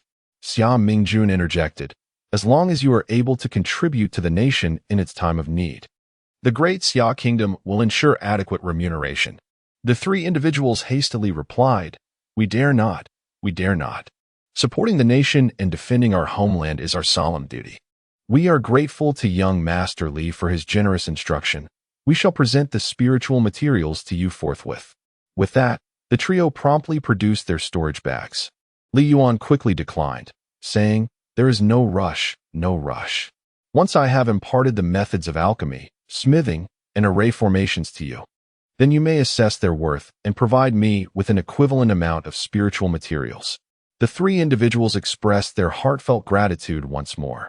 Gongsun Yangping, the esteemed president of the Alchemist Guild, retrieved a spirit herb from his storage pouch and presented it to Li Yuan, saying, "Young Master Li, this is the Tai Xian Kai Dan grass." Li Yuan accepted the herb, replying, I am deeply grateful, President. He continued, let us wait until tomorrow. I shall request His Majesty to designate a location where I can impart knowledge of these formations, as well as the methods of alchemy and artifact forging. Upon hearing this, Feng Yudao and the others were overjoyed, showering their thanks before taking their leave. Xia Mingjun remarked, these three guilds are exceedingly wealthy. Li Yuan replied, when the time comes, I hope His Majesty will assist in evaluating a fair price for these alchemical and crafting techniques. Xia Mingjun assured him, certainly. The court also has two individuals well-versed in secondary formations. I would like to invite young Master Li to instruct them as well, being members of the royal family. They will be far more dependable and easier to command. Li Yuan readily consented. Xia Mingjun then commanded the guards to summon the head of the Yang family, Yang Jingluan, along with Yang Jinhua's parents and Princess Yang Mengshu for an audience. Shortly thereafter, they entered, exchanged pleasantries, and Xia Mingjun disclosed the fact that Xia Tianyu and Yang Jinhua possessed black hole spirit bodies. Upon hearing that these spirit bodies would self-destruct upon reaching the age of 20 or 30, or upon forming marital bonds, the visitors were visibly taken aback. When they learned that only a chaotic spirit body could save Xia Tianyu and the others, their expressions darkened with despair, lamenting, the world is so vast. Where can one possibly find a chaotic spirit body? Upon hearing that Li Yuan was indeed the chaotic spirit body, capable not only of rescuing Xia Tianyu and another, but also of providing tremendous benefits to all three if they cultivated together, they were filled with immense joy and excitement. In a world where martial prowess reigns supreme, the existence of a formidable warrior equates to possessing a deity, a celestial force. In such a realm, while one may not act with impunity, at the very least, no one would dare to bully them. Furthermore, Li Yuan was an exceptionally skilled alchemist, weaponsmith, and formation master. The prospect of forming a connection with him was a dream they all fervently wished to realize, prompting them to implore Li Yuan to save the two girls. Among them, even Xia Mingjun began to entertain a thought, how perfect it would be if both girls were to wed Li Yuan. However, this notion lingered only briefly in their minds, unspoken. After all, Li Yuan, Xia Tianyu, and Yang Jinhua were merely 12 years old, far too young for such considerations. Moreover, who could predict what the future held for this world? What paths lay ahead for these individuals?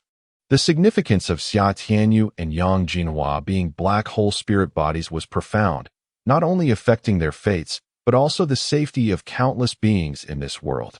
Xia Mingjun suggested, let us summon the two children to inform them of this matter and seek their opinions. Subsequently, Xia Tianyu and Yang Jinhua were ushered in by the guards, and the two girls respectfully greeted everyone present. Xia Mingjun disclosed the matters regarding their spiritual forms to both individuals, who were left utterly astonished upon hearing the revelations. Xia Tianyu remarked, I now comprehend why I have an incessant desire to be with Yang Jinhua. Whenever we are together, I feel an overwhelming warmth and comfort. It turns out I possess a cold spiritual essence, while Yang Jinhua embodies a fiery one. When united, I can absorb her warmth, and she can benefit from my coolness.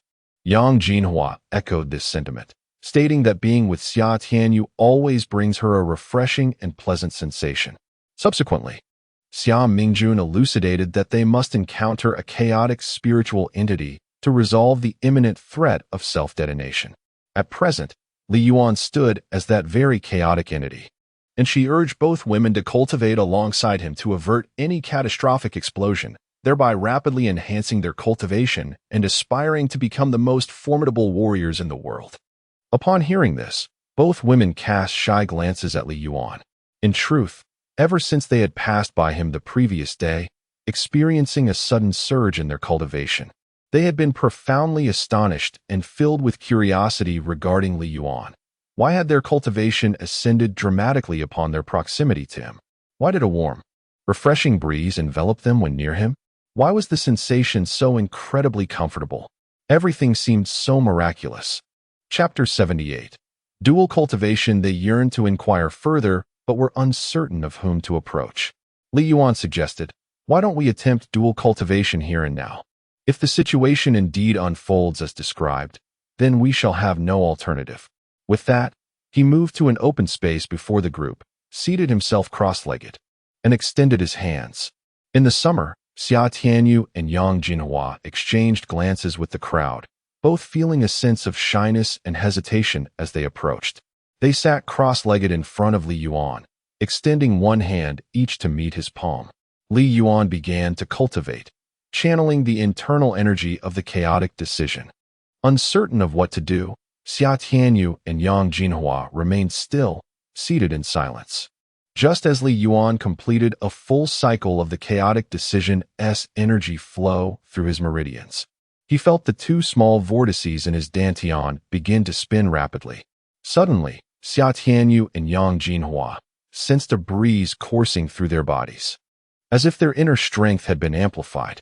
While they were still in awe, they were startled by Li Yuan's sudden cry as he fell backward, blood trickling from the corner of his mouth. Both Qianzi and Dan Qingzi were taken aback. They focused their mental energy to investigate and discovered that Li Yuan's seventh meridian had ruptured. Qianzi exclaimed, "I see." He realized that since Li Yuan had only opened 6 meridians, the overwhelming force of the black hole essence during the dual cultivation with the two girls had directly breached his unactivated 7th meridian. The two small vortices in Li Yuan's dantian were, in fact, the embryonic forms of black hole spirits taking root within him.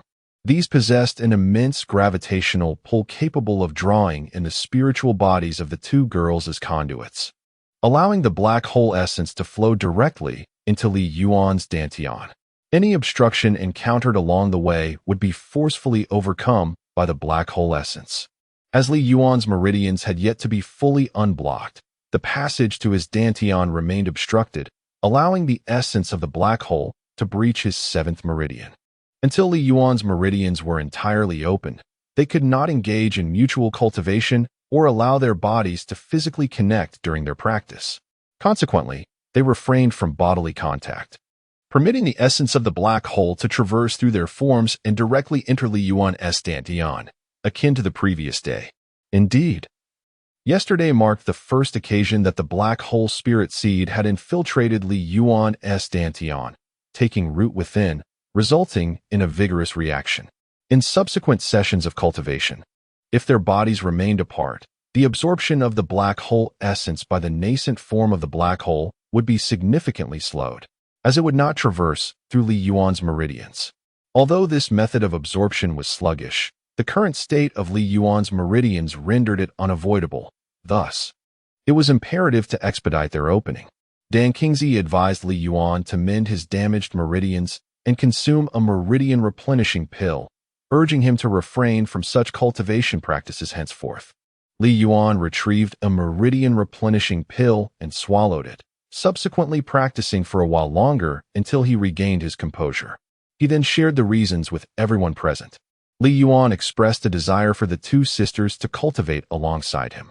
Despite his humble origins and shallow cultivation, which traditionally disqualified him from such collaboration, the pressing circumstances left him with no alternative. He inquired about the sisters' thoughts on this proposal. Xia Tianyu and Yang Jinhua exchanged glances, surveying the crowd, yet remained silent. Xia Mingjun remarked, "Let us proceed this way. As the new year approaches and the Royal Academy prepares for its holiday, once the Academy reconvenes next year, the three of you shall attend for your studies, facilitating your cultivation together." Li Yuan interjected, "I have a matter to report to your Majesty and esteemed seniors. I harbor certain personal secrets that I find inappropriate to disclose. Should your Majesty or the esteemed seniors discover any peculiarities regarding me, I kindly ask for your understanding." Xia Mingjun responded, "Who among us is devoid of private secrets? If you cannot speak of it, there is no need to." He then addressed the assembly regarding the matter of the little princess and Yang Jinhua's spiritual entities. No one is permitted to divulge any information to the outside. Inform the Imperial Guard and palace attendants that henceforth, Li Yuan may come and go within the palace freely, and none shall obstruct him. With the discussion concluded, the assembly took their leave from Emperor Xia Mingjun. The head of the Yang family, Yang Jingluan, escorted Yang Jinhua's parents and Li Yuan back to the Yang residence. With Yang Jinhua, and the little princess accompanying them. Observing the departing group, Xia Mingjun turned to Princess Wang Mengshu and said, "This Li Yuan is a true gem among men. His future accomplishments are boundless." Fortuitously, we became acquainted with him while he was still in his formative years, and we shall soar alongside him as he reaches great heights. If Yuan and Hua's spiritual entities, as Li Yuan suggests, are destined to evolve into the most formidable and extraordinary warriors, we shall find ourselves with a reliable ally, no longer beholden to the whims of the aristocratic clans. I hope Yuan and Hua can cultivate a harmonious relationship with him. When time permits, please remind them to nurture their rapport with Li Yuan. Princess Wang Mengshu nodded in agreement. It is said that the patriarch of the Yang family, Yang Jingluan, led the members of his household to the outer sanctum of the imperial palace, embarking upon a carriage driven by the esteemed dragon horse. They journeyed back to the Yang residence. Upon arrival, Yang Jingluan instructed the family steward, Yang Jinghua, to prepare a most comfortable and serene private courtyard for Li Yuan, ensuring it was equipped with all necessary amenities for his stay, and subsequently invited Li Yuan to reside there. As Li Yuan entered the designated courtyard, he was greeted by a picturesque landscape, enveloped in tranquility. The residence boasted a comprehensive array of furnishings and facilities, leaving Li Yuan thoroughly pleased. When noon arrived, the Yang family laid out a sumptuous banquet to honor Li Yuan and the young princess. Yang Jingluan personally attended to the gathering, whilst Yang Jinhua's parents and Yang Jinhua herself were also graciously invited. Yang Jinhua's father, Yang Minglong, was a member of the third generation under the patriarch of the Yang family, belonging to the younger branch. However, he was not of the direct lineage and lacked notable martial prowess, rendering him rather inconspicuous within the family. Yang Jinhua's mother, Li Huerong, hailed from the Li family, one of the 8 prominent families of the capital. Though her status within the Li family was modest, fortune smiled upon her with the birth of an exceptionally talented daughter. This daughter, Yang Jinhua, possessed extraordinary martial abilities and shared a close bond with the emperor's most cherished daughter, Xia Tianyu. The emperor, Xia Mingjun, held a deep affection for Xia Tianyu, which naturally extended to her dear friend, Yang Jinhua. Yang Mengshu, the mother of Xia Tianyu, holds a deep affection for her niece. Yang Jinhua, the Yang family, witnessing the admiration bestowed upon Yang Jinhua by the emperor and the princess, regards her with great esteem, thus elevating her status within the household. Not only are her requests met with compliance, but the family's resources also favor her generously. However, Yang Jinhua is rather sparing in her use of these cultivation resources, resulting in minimal expenditure of the Yang family's wealth. In this era where a daughter's prestige elevates her mother, Yang Jinhua's esteemed position also enhances Li Huerong's status within both the Yang and Li families, earning her respect and significance. Chapter 79.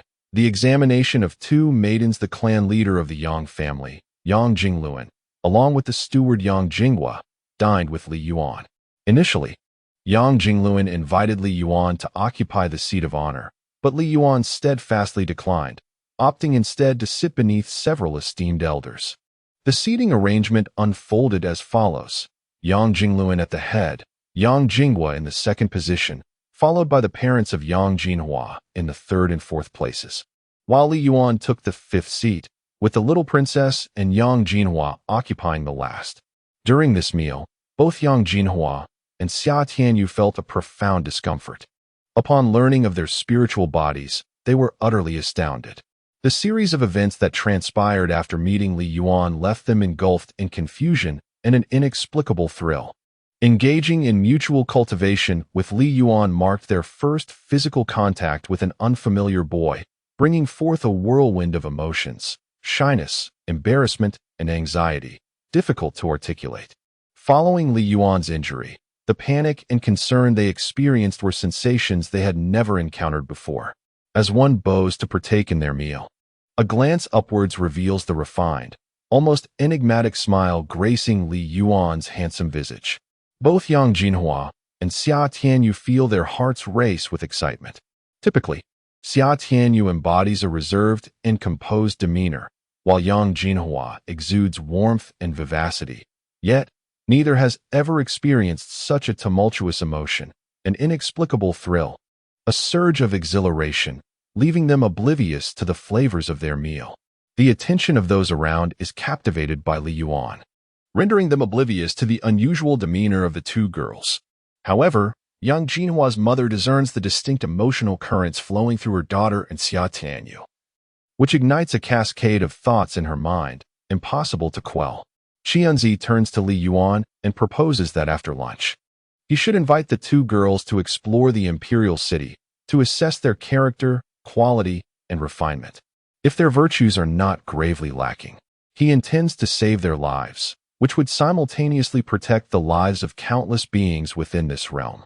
Conversely, should the girls reveal a deplorable nature, marked by cruelty and malevolence, rescuing them could lead to a monumental catastrophe in the future, potentially endangering innumerable lives across multiple universes. In such a scenario, it would be preferable for them to perish prematurely, even if they were to self-destruct, wreaking havoc upon this realm and its inhabitants. It would be a lesser evil than the threat they might pose if allowed to mature unchecked.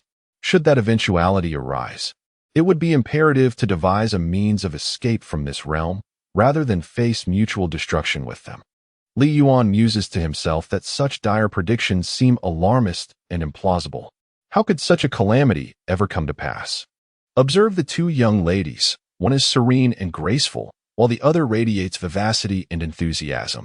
It seems implausible that they could be described as such by Qi Yunzi. Both girls possess striking beauty, their perfection captivating Li Yuan, who has never encountered anyone so exquisite. Even his favored Miss Wang Yuexin from the Wang family of Shanxing pales in comparison to these two. Following Qi Yunzi's suggestion, Li Yuan seized an opportunity to announce his desire to invite Xia Tianyu and Yang Jinhua for an afternoon stroll through the imperial city, to admire its splendor and become familiar with its layout. Upon hearing this, everyone readily agreed. The head of the Yang family promptly ordered the recruitment of 2 martial artists of the 8th or 9th rank to accompany and safeguard them. However, Li Yuan declined, wishing to enjoy their outing without escort.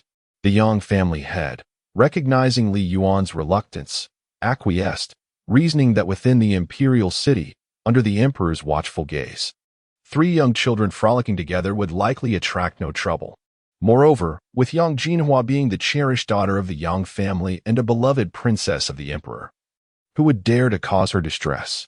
Additionally, both Xia Tianyu and Yang Jinhua possess martial prowess at the 5th rank, which, even in the imperial city, is commendable. Thus, any ill-intentioned ruffians would find trouble should they dare to offend them. After the trio departed, he instructed the steward, Yang Jinghua, to discreetly assign several high-ranking martial artists to follow them, ensuring their safety in secret. Following their luncheon, Li Yuan and his companions set forth from the Yang residence, stepping onto the bustling streets of the imperial city.